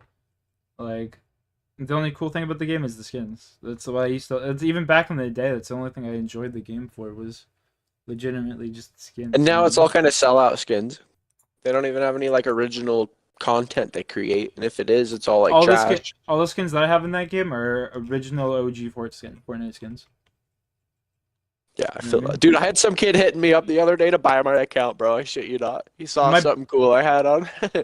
My buddy bought an account back in like season 6 or 7 or whatever for like $3,000, and it had the Renegade Raider and like the Black Knight and shit like that, like all these like old skins that had all that shit. He got the he battle paid passes. yeah, all the battle passes and shit up to like season 6 or 7. My buddy buys it off this guy for $3,000, gets the account, plays on it for a day, wakes up the next day, goes to hop on the account, and the password was changed. That's insane, bro. He's fucking trying to contact the Yeah. guy, and it was just like, number's been discontinued. You cannot connect. And it's like, even if you lawsuited on that, it's their account. You have It's to, I don't their know. account. Yeah, exactly. Like, bro, it was fucking. My buddy was livid, bro. He hasn't touched the video game since. Yeah, that's insane. I was just like, not even the video game's Scamming fault. world. That's I was just like, bro, you bought an account off someone and you didn't like change the password to the fucking Epic Games account. You didn't do anything to change All of it, yeah. Like, you know what I mean? You played on that shit for maybe 12 hours. Yeah, played on that shit for maybe 12 hours. Yeah, my flex on my account is my FNCS stashed. What's that? FNCS stashed. How does my team just get murked? That's what I say every time. I'm sure. My team just get fucking murked.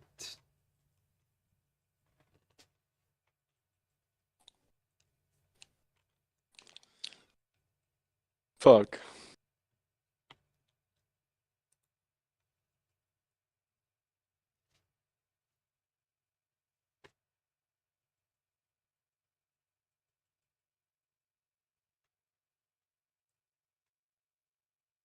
I imagine some guy is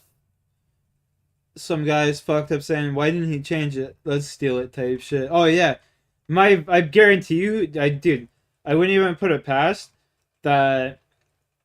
That guy probably sat there and was selling like the same account to fucking 30 or 40 different fucking people. You know what I mean? Homeboy's probably sitting there selling that exact same account to 30 or 40 different fucking people. And then, like, they would, like, change the password or whatever, and he would just go and recover it, because he has the email, you know what I mean? Like, I wouldn't even be surprised, like... It's a standard skin, but Fortnite Champion Series, Jay, you still here? Yeah, dude. I actually unplugged my headset. Okay, I just went quiet for a minute there, and I was, fuck, God, I didn't even say goodbye. No, that's insane, dude. People stealing their shit back.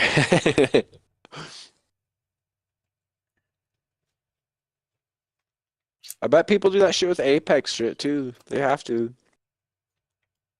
Oh yeah, I was sure it's every game. You know what I mean? I know people sub Runescape. Dude, I bet hackers could just steal your account if they really wanted to.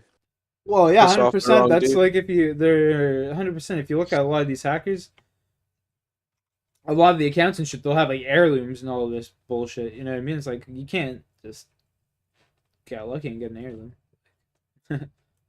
Every heirloom in the game. Just getting old accounts that nobody uses and shit, and just fucking hack those. You know?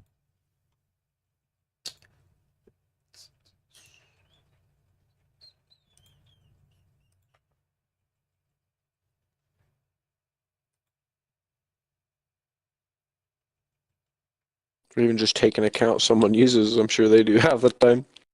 Oh yeah. Definitely. No doubt in my mind.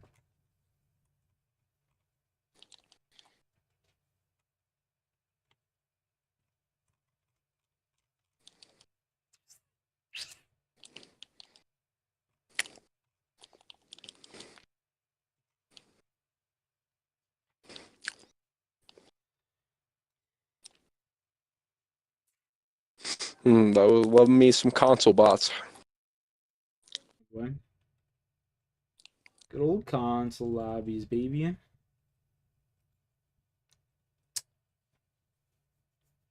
Yeah, I like your PlayStation grind. You like the PlayStation grind? I liked your PlayStation grind back when you were grinding hard. Was that? When you were trying to get your kills up so your account would merge to fucking... Yeah. Why do you like the console grind? Because you were playing a lot with me back then, and Oh. we were fragging. You don't remember? We were fragging the fuck out there. It was when I was kind of learning. I was like a Yeah, for sure. I remember. semi-decent player. Fuck yeah. I remember. It's what got me really into Apex, probably. Oh, definitely. We were playing every day for like fucking 12 hours. Yeah, grinding. Dude, we at least got like 8,000 kills on that account, bro. Like, I don't know. What did you need? Like, I remember you needing... I needed to get to like level fucking Oh, it was level, 69 yeah. or whatever. Yeah, it was level. I forgot.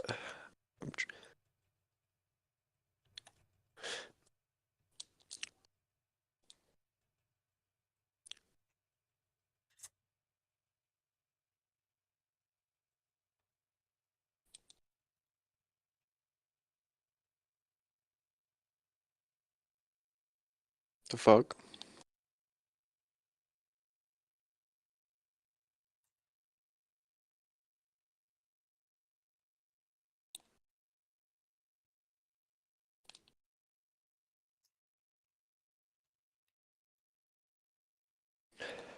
How does my Dude. Newcastle die first? Oh.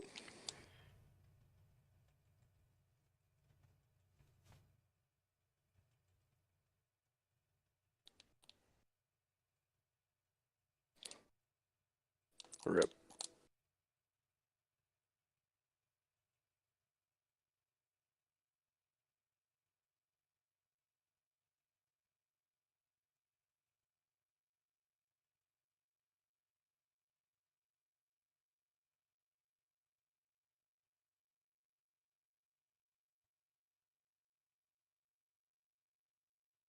Did you know they had a Doctor Strange movie that came out in 1978?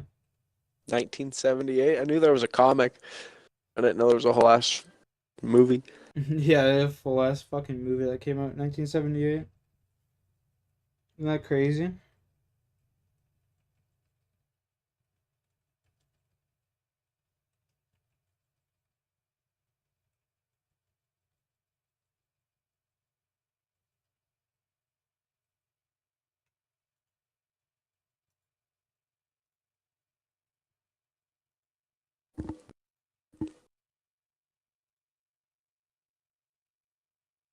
More a Wolverine kind of guy. You know? Yeah, I don't even fucking like Doctor Strange either. I just it was a crazy fact that they tried making a Doctor Strange movie about like fucking interdimensional travel and shit back in 1978. For fuck's sake, like how are you gonna do that? Was it Marvel or was it its own thing? Yeah, Marvel. Yep. Yes, sir. Y'all be right back. I'm gonna go grab a glass of water. But